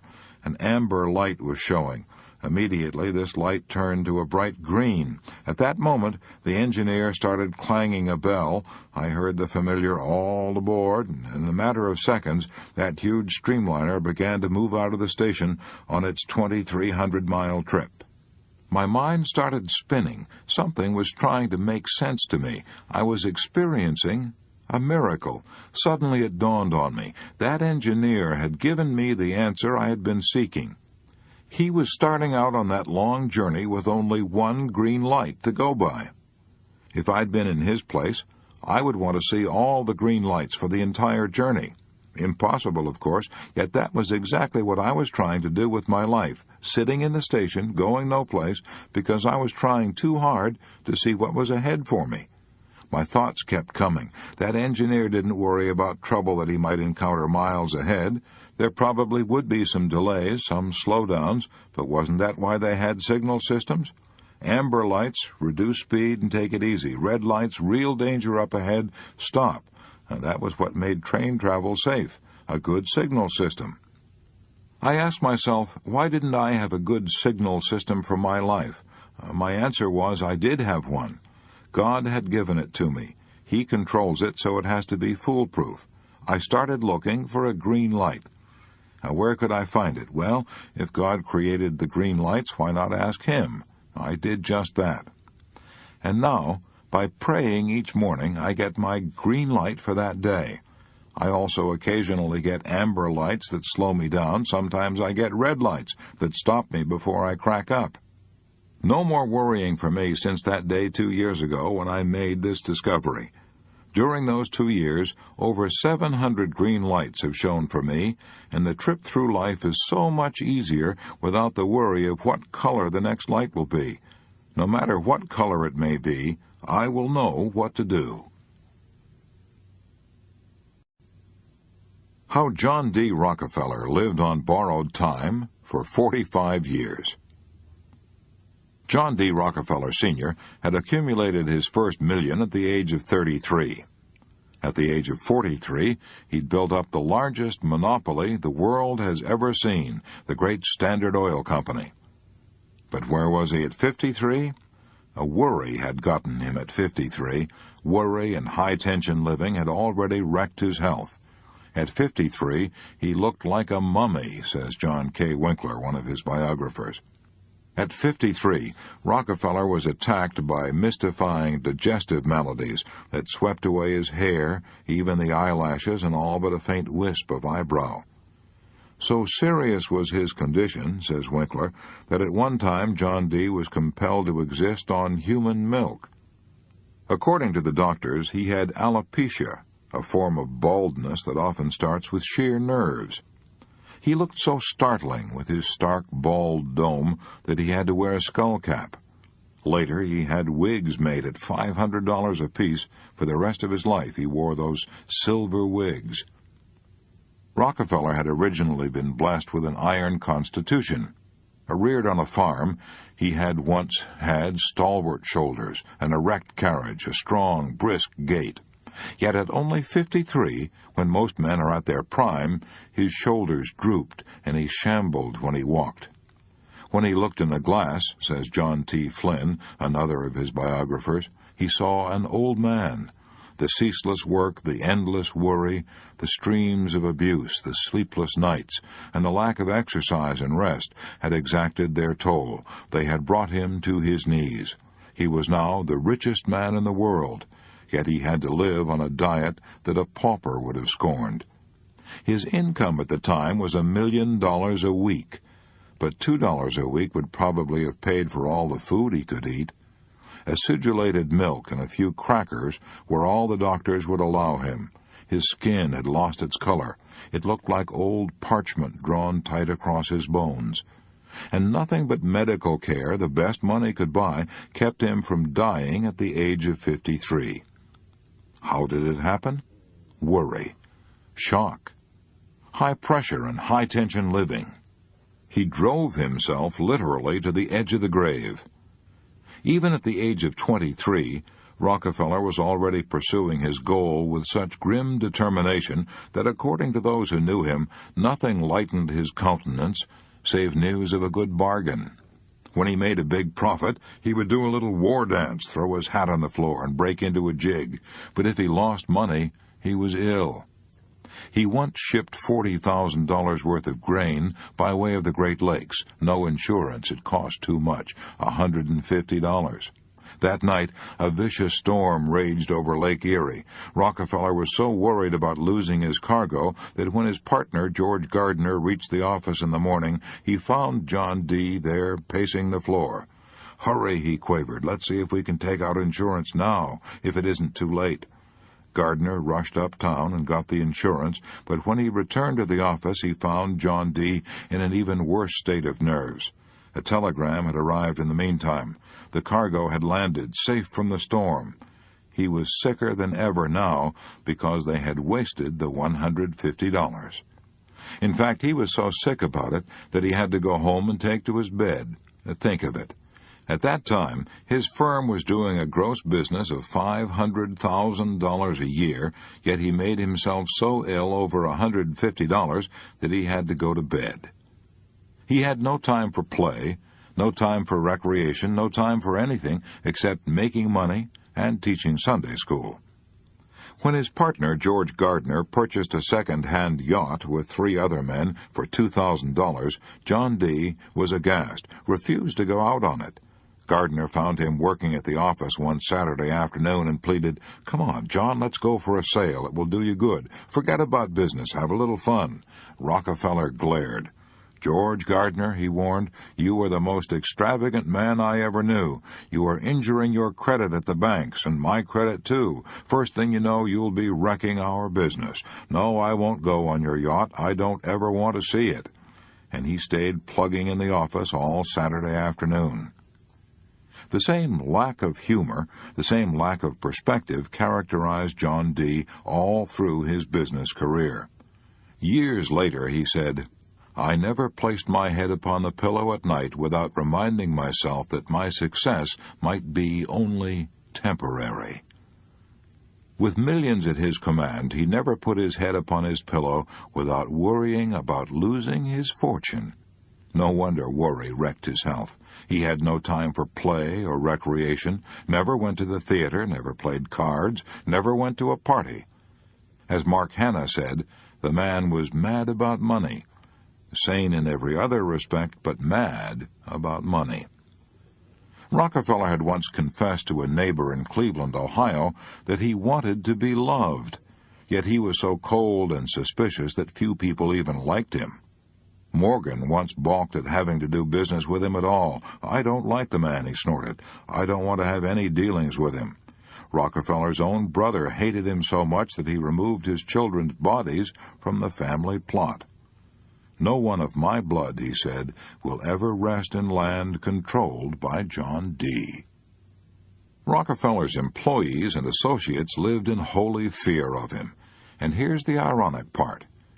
He was afraid of them, afraid they would talk outside of the office and give secrets away.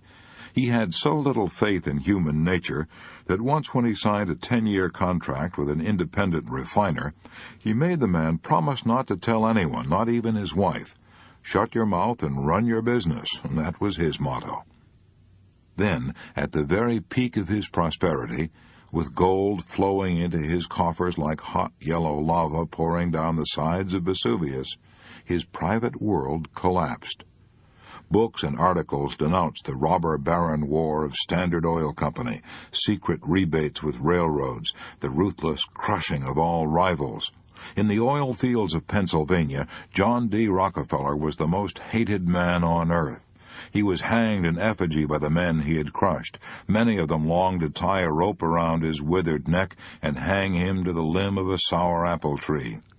Letters breathing fire and brimstone poured into his office, letters threatening his life. He hired bodyguards to keep his enemies from killing him. He attempted to ignore this cyclone of hate. He had once said cynically, "You may kick me and abuse me, provided you will let me have my own way." But he discovered he was human after all. He couldn't take hate and worry, too. His health began to crack. He was puzzled and bewildered by this new enemy, illness, which attacked him from within. At first he remained secretive about his occasional indispositions, tried to put his illness out of his mind. But insomnia, indigestion, and the loss of his hair, all physical symptoms of worry and collapse, were not to be denied. Finally, his doctors told him the shocking truth. He could take his choice, his money and his worries, or his life. They warned him he must either retire or die. He retired, but before he retired, worry, greed, fear had already wrecked his health. When Ida Tarbell, America's most celebrated female writer of biographies, saw him, she was shocked. She wrote, "An awful age was in his face. He was the oldest man I have ever seen." Old? Why, Rockefeller was then several years younger than General MacArthur was when he recaptured the Philippines. But he was such a physical wreck that Ida Tarbell pitied him. She was working at that time on her powerful book which condemned the Standard Oil and all that it stood for. She certainly had no cause to love the man who had built up this octopus. Yet she said that when she saw John D. Rockefeller teaching a Sunday school class, eagerly searching the faces of all those around him, I had a feeling which I had not expected, and which time intensified. I was sorry for him. I know no companion so terrible as fear. When the doctors undertook to save Rockefeller's life, they gave him 3 rules which he observed to the letter for the rest of his life. Here they are. 1. Avoid worry. Never worry about anything, under any kind of circumstances. 2. Relax and take plenty of mild exercise in the open air. 3. Watch your diet. Always stop eating while you're still a little hungry. John D. Rockefeller obeyed those rules, and they probably saved his life. He retired, he learned to play golf. He went in for gardening. He chatted with his neighbors, he played games, he sang songs. But he did something else, too.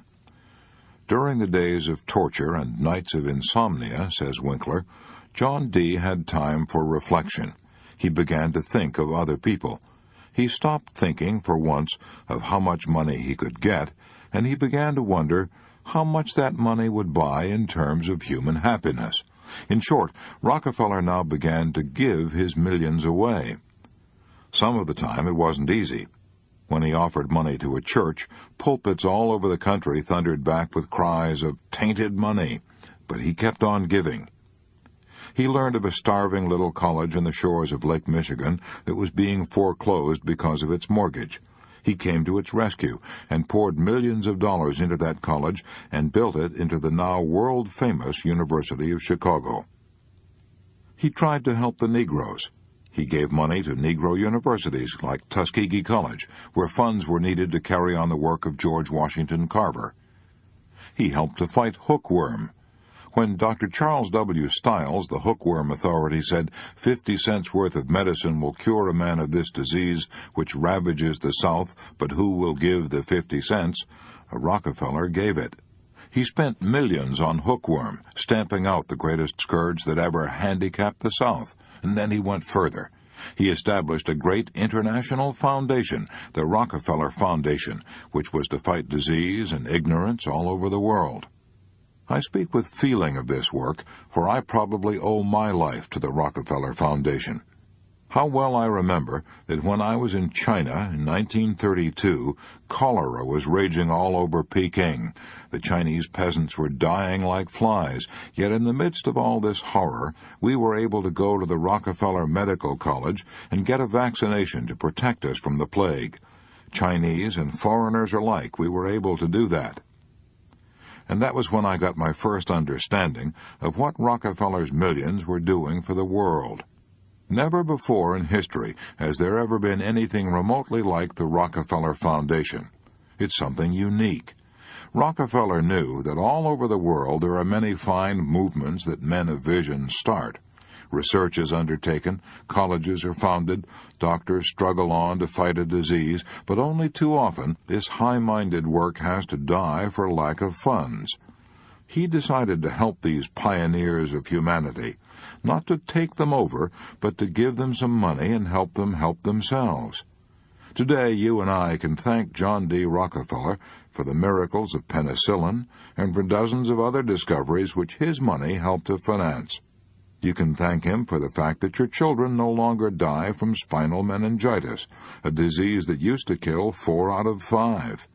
And you can thank him for part of the inroads we have made on malaria and tuberculosis, on influenza and diphtheria, and many other diseases that still plague the world. And what about Rockefeller? When he gave his money away, did he gain peace of mind? Yes, he was contented at last.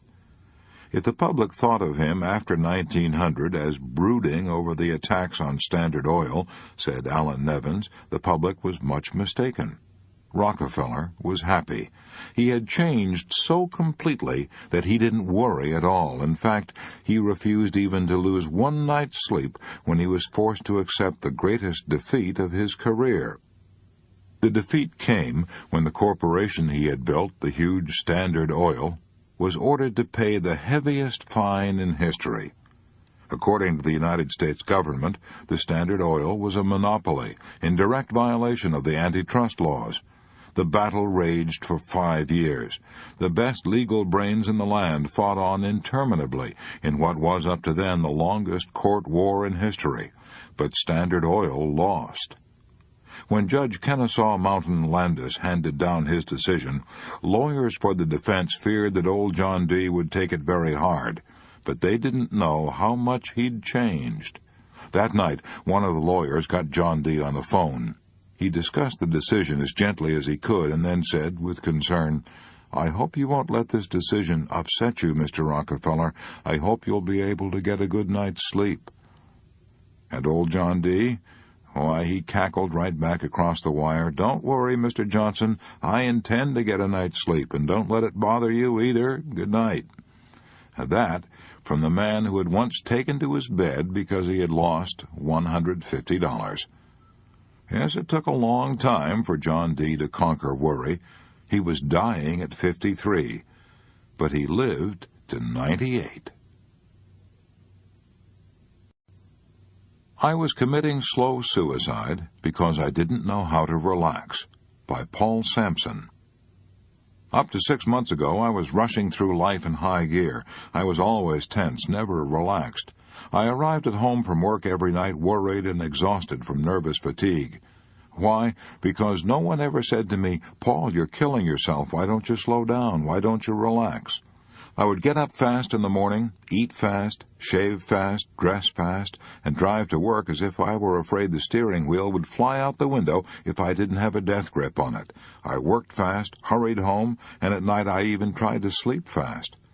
I was in such a state that I went to see a famous nerve specialist in Detroit.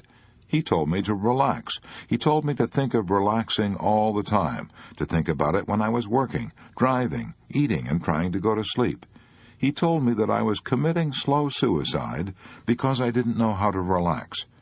Ever since then, I've practiced relaxation.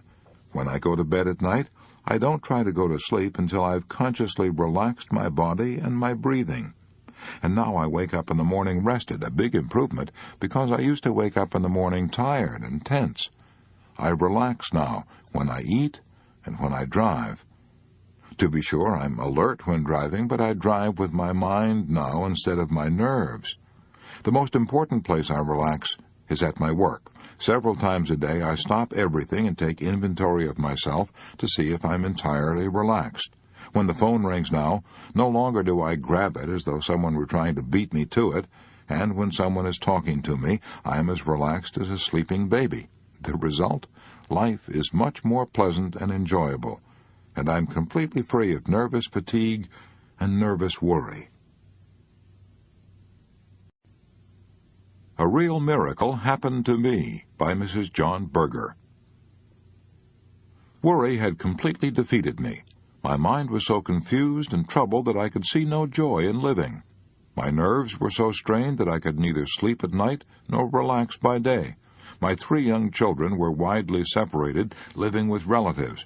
My husband, having recently returned from the armed service, was in another city trying to establish a law practice. I felt all the insecurities and uncertainties of the post-war readjustment period. I was threatening my husband's career, my children's natural endowment of a happy, normal home life, and I was also threatening my own life. My husband could find no housing, and the only solution was to build. Everything depended on my getting well. The more I realized this, and the harder I would try, the greater would be my fear of failure. Then I developed a fear of planning for any responsibility. I felt that I could no longer trust myself. I felt I was a complete failure. When all was darkest, and there seemed to be no help, my mother did something for me that I shall never forget or cease being grateful for. She shocked me into fighting back. She upbraided me for giving in and for losing control of my nerves and my mind. She challenged me to get up out of bed and fight for all I had. She said I was giving in to the situation, fearing it instead of facing it, running away from life instead of living it. So I did start fighting from that day on. That very weekend, I told my parents they could go home because I was going to take over, and I did what seemed impossible at the time. I was left alone to care for my 2 younger children. I slept well, I began to eat better, and my spirits began to improve. A week later, when they returned to visit me again, they found me singing at my ironing. I had a sense of well-being because I'd begun to fight a battle, and I was winning. I shall never forget this lesson. If a situation seems insurmountable, face it. Start fighting. Don't give in. From that time on, I forced myself to work and lost myself in my work. Finally, I gathered my children together and joined my husband in our new home. I resolved that I would become well enough to give my lovely family a strong, happy mother. I became engrossed with plans for our home, plans for my children, plans for my husband, plans for everything except for me. I became too busy to think of myself, and it was then that the real miracle happened. I grew stronger and stronger and could wake up with the joy of well-being, the joy of planning for the new day ahead, the joy of living. And although days of depression did creep in occasionally after that, especially when I was tired, I would tell myself not to think or try to reason with myself on those days, and gradually they became fewer and fewer and finally disappeared. Now, a year later, I have a very happy, successful husband, a beautiful home that I can work in 16 hours a day, and 3 healthy, happy children, and for myself, peace of mind. How Benjamin Franklin Conquered Worry. A letter from Benjamin Franklin to Joseph Priestley. The latter, invited to become librarian for the Earl of Shelburne, asked Franklin's advice. Franklin, in his letter, states his method of solving problems without worrying. London, September 19, 1772. Dear Sir, In the affair of so much importance to you wherein you ask my advice, I cannot, for want of sufficient premise, advise you what to determine, but if you please I will tell you how. When these difficult cases occur, they are difficult chiefly because while we have them under consideration, all the reasons pro and con are not present to the mind at the same time, but sometimes one set present themselves, and at other times another, the first being out of sight. Hence the various purposes or inclinations that alternately prevail, and the uncertainty that perplexes us.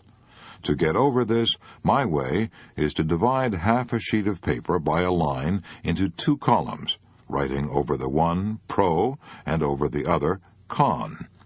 Then, during 3 or 4 days' consideration, I put down under the different heads short hints of the different motives that at different times occur to me, for or against the measure. When I have thus got them all together in one view, I endeavor to estimate their respective weights, and where I find 2, one on each side, that seem equal, I strike them both out. If I find a reason pro equal to some 2 reasons con, I can strike out the 3. If I judge some 2 reasons con equal to some 3 reasons pro, I strike out the 5, and thus proceeding I find at length where the balance lies. And if, after a day or 2 of further consideration, nothing new that is of importance occurs on either side, I come to a determination accordingly. And though the weight of reasons cannot be taken with the precision of algebraic quantities, yet when each is thus considered separately and comparatively, and the whole lies before me, I think I can judge better, and am less likely to make a rash step, and, in fact, I have found great advantage from this kind of equation in what may be called moral or prudential algebra. Wishing sincerely that you may determine for the best, I am ever, my dear friend, yours most affectionately, Ben Franklin. I was so worried I didn't eat a bite of solid food for 18 days, by Catherine Holcomb Farmer. 3 months ago I was so worried that I didn't sleep for 4 days and nights, and did not eat a bite of solid food for 18 days. Even the smell of food made me violently sick. I cannot find words to describe the mental anguish I endured. I wonder whether hell has any worse tortures than what I went through. I felt as if I would go insane or die. I knew that I couldn't possibly continue living as I was. The turning point of my life was the day I was given an advanced copy of this book. During the last 3 months, I have practically lived with this book, studying every page, desperately trying to find a new way of life. The change that has occurred in my mental outlook and emotional stability is almost unbelievable. I am now able to endure the battles of each passing day. I now realize that in the past I was being driven half-mad, not by today's problems, but by the bitterness and anxiety over something that had happened yesterday, or that I feared might happen tomorrow. But now, when I find myself starting to worry about anything, I immediately stop and start to apply some of the principles I learned from studying this book. If I am tempted to tense up over something that must be done today, I get busy and do it immediately and get it off my mind. When I'm faced with the kind of problems that used to drive me half crazy, I now calmly set about trying to apply the 3 steps outlined in Chapter 2, Part 1.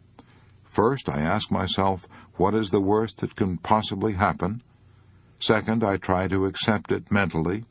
Third, I concentrate on the problem and see how I can improve the worst, which I'm already willing to accept if I have to. When I find myself worrying about a thing I cannot change and do not want to accept, I stop myself short and repeat this little prayer.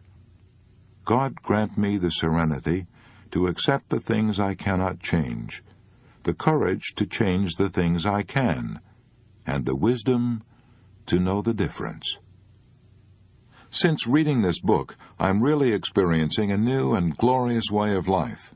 I am no longer destroying my health and happiness by anxiety. I can sleep 9 hours a night now. I enjoy my food. A veil has been lifted from me. A door has been opened. I can now see and enjoy the beauty of the world which surrounds me. I thank God for life now and for the privilege of living in such a wonderful world.